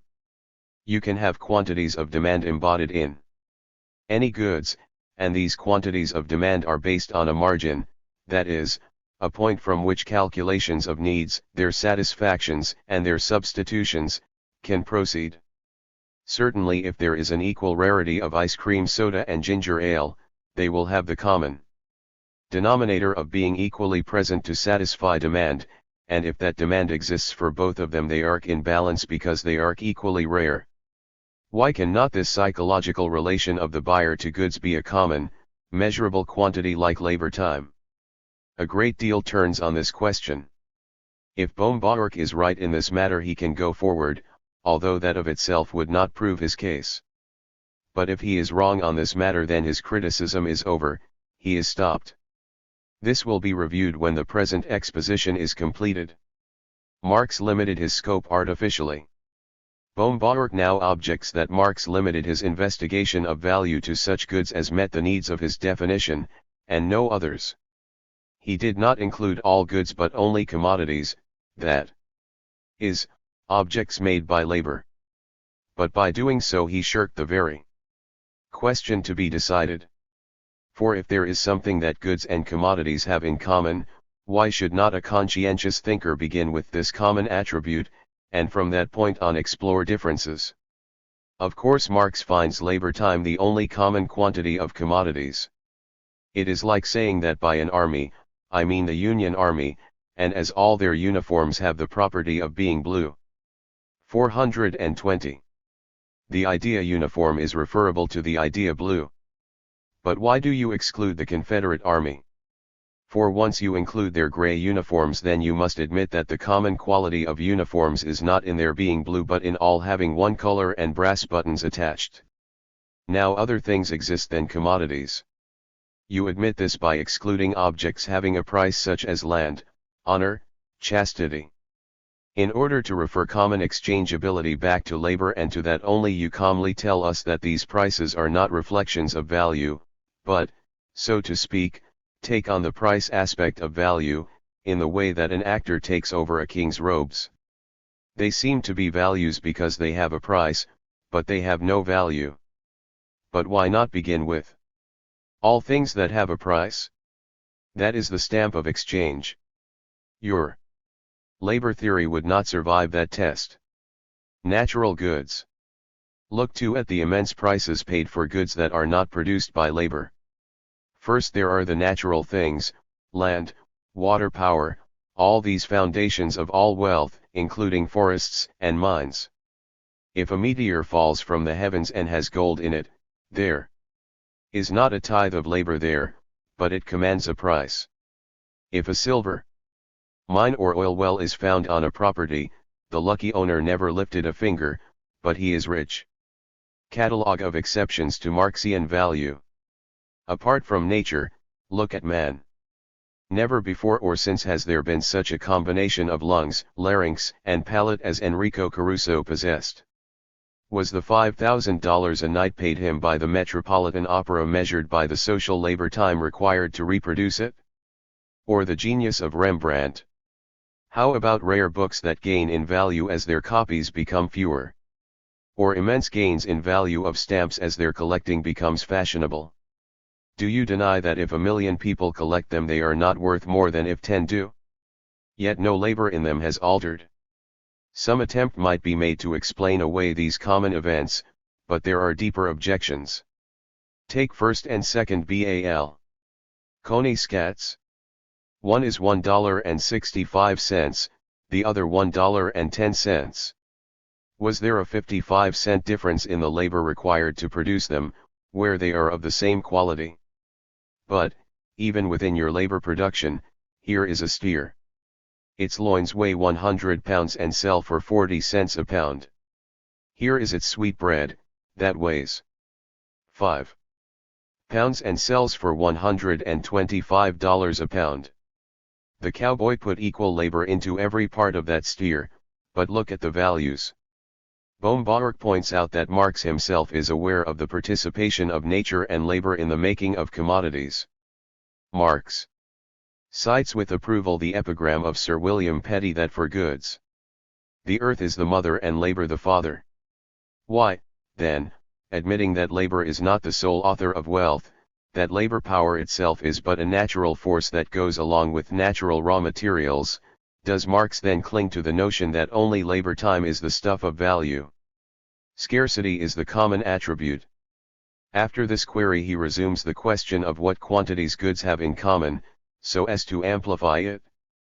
Goods have one common property: they are scarce. By scarce, Baumgartner means they are limited in supply. For example, air has no exchange value because it is unlimited in supply. We always find, then, that wherever there is exchange value, objects have to have the common attribute of scarcity. This scarcity can be measured because we can count the number of objects that constitutes a supply. Here is a really universal characteristic of all goods, a positive characteristic apart from all negative questions addressed by Marxians. Do not all goods have this in common, that they are objects of demand and supply? Were they not, how could exchange exist? Now, to more basic qualities. List of other common attributes. All goods have a certain amount of natural products in them. That is a universal attribute. All goods belong to somebody. If they did not, we would have no exchange or value even to consider, we would consume in common. There are, therefore, at least a 422 half-dozen attributes that goods have in common, all positive. To have picked only on labor time was really remarkably restricted thinking when all these possibilities were present. Marxist theory is not verifiable. But, in addition to mere identification, political economy has the right to ask of any concept that it be verifiable, that it come through legitimate tests. Marx's theory of value does not even enable anyone to predict the approximate price at which a commodity will sell. If the value of a commodity is not basically the index of its price, its economic importance, in the analysis of the real movements of goods, is near to zero. Baumgartner proceeds from shortcomings and fallacies to attack Marx's idea now as being absolutely contrary to economic fact. Labor and exchange value are wholly unrelated. Experience shows that the exchange value of goods and the labor embodied in them are related to each other only in some instances, and even when so related, this correspondence is incidental and is not due to that quantity of labor determining that exchange value. If labor is the element determining exchange value, take the instance of a bushel of wheat exchanging for a cord of wood. What difference does it make to the exchange relation whether that wood came from a cultivated forest which required the labor of a forester to extract, or from a wild tree preserve? In one case the wood represents a labor quantity that it has not in the other. But the exchange is effected on the same basis. Skilled labor a Marxian evasion. Another thing, says Baumgartner, Marx himself has really abandoned labor time as his explanation of value. He says that skilled labor counts as a multiple of simple labor.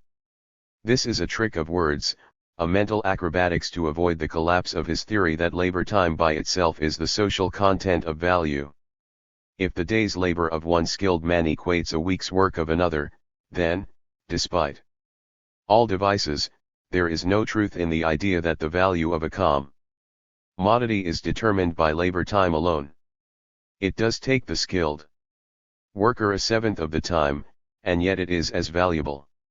You can equate anything by Marx's method. Centripetal motion of prices from value is basic.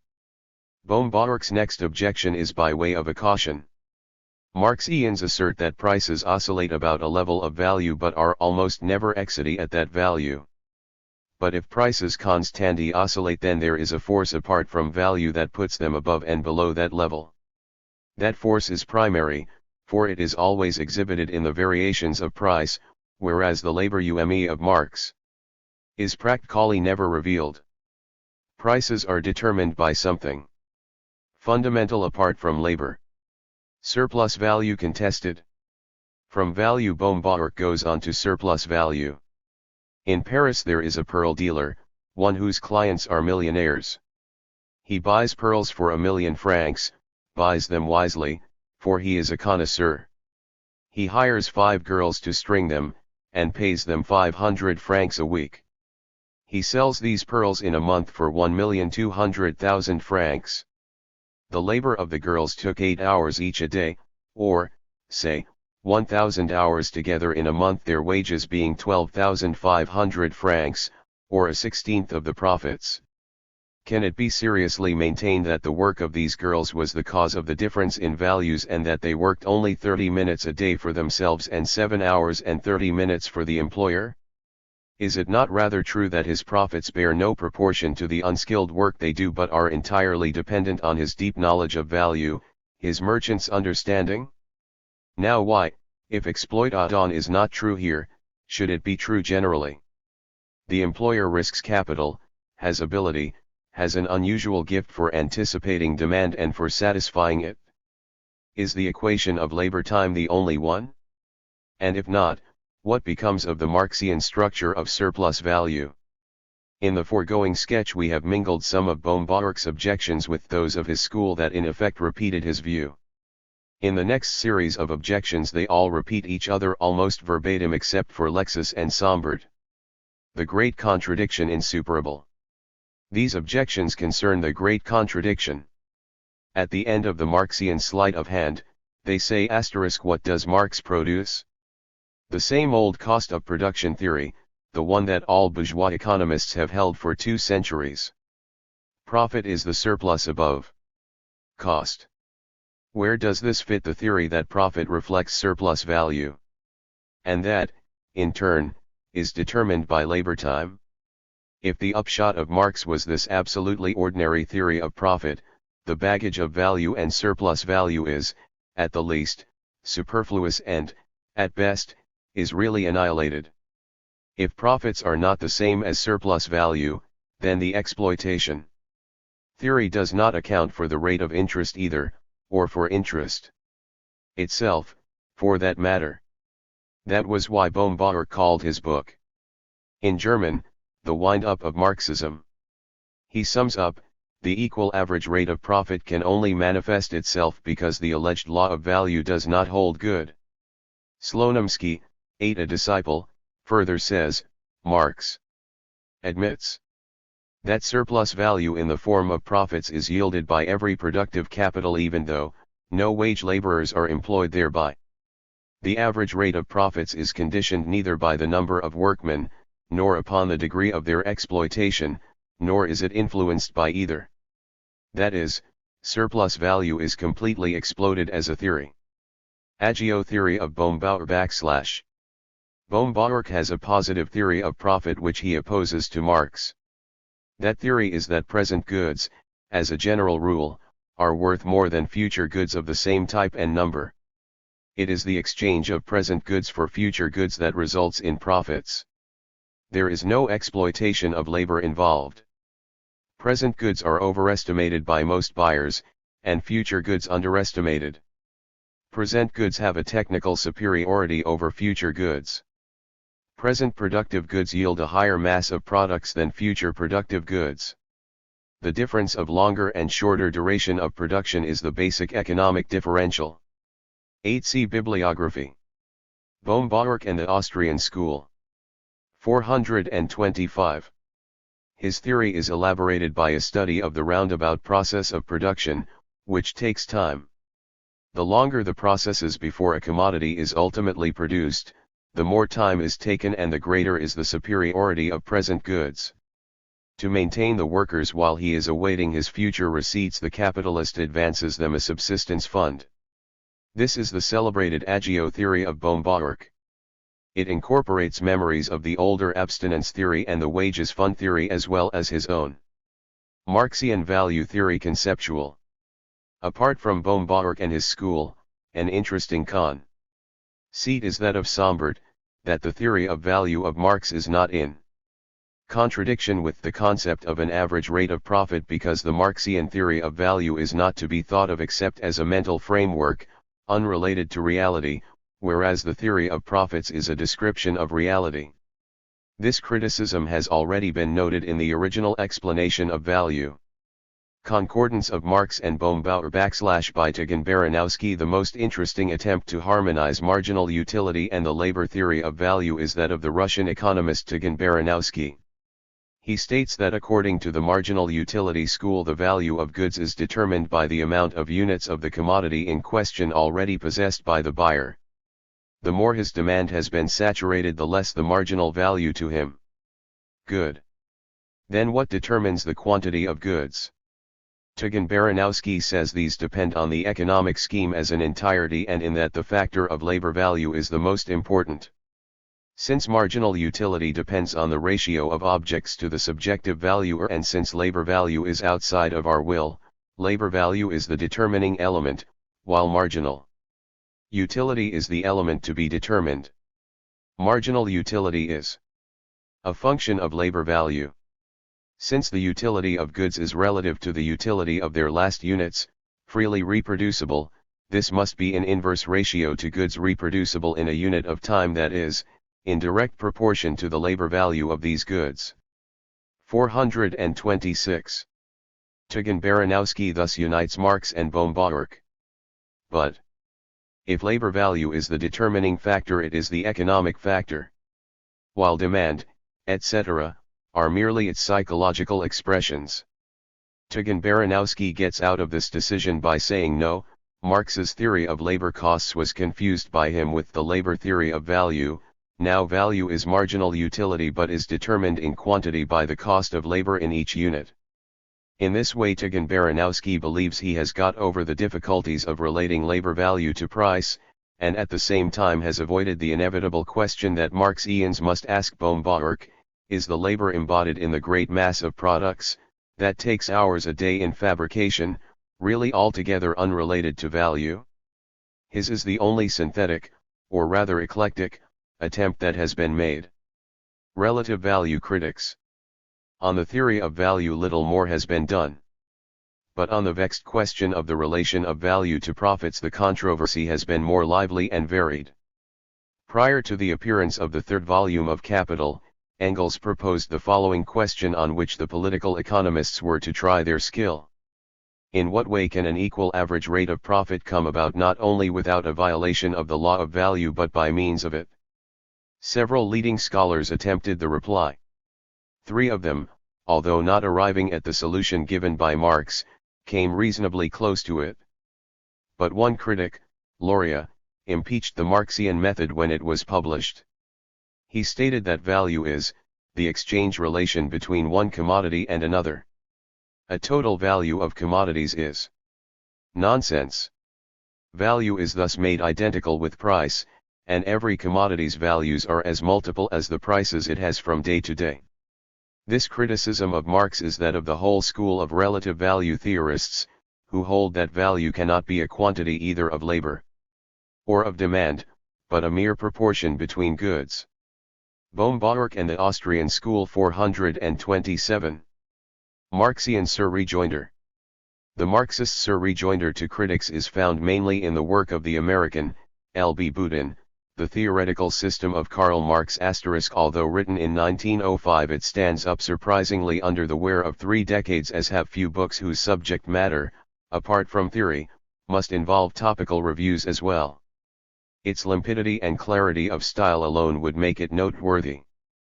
His treatment is followed here, except for such subsequent modifications as are imposed by the changed situation since the war and the critical work of the Marxist groups, especially on the continent of Europe. 10. Use value substratum of value. Boudin agrees that use value is subjective with reference to each purchaser. This meets the objection of Liefman that so far as purchasers are concerned, in their psyche, the quantity of labor is never considered. Naturally, each commodity is acquired for its specific use, or rather those qualities that are thought to be uses. But this does not concern political economy. These natural attributes of commodities were there before capitalism. They relate to goods but not to commodities. Use value is the substratum of value. It preceded value, which is a historic category. But value is an objective attribute brought about by the social relation of individuals, which individuals themselves are socially determined. Capital, which is an aggregation of exchange values,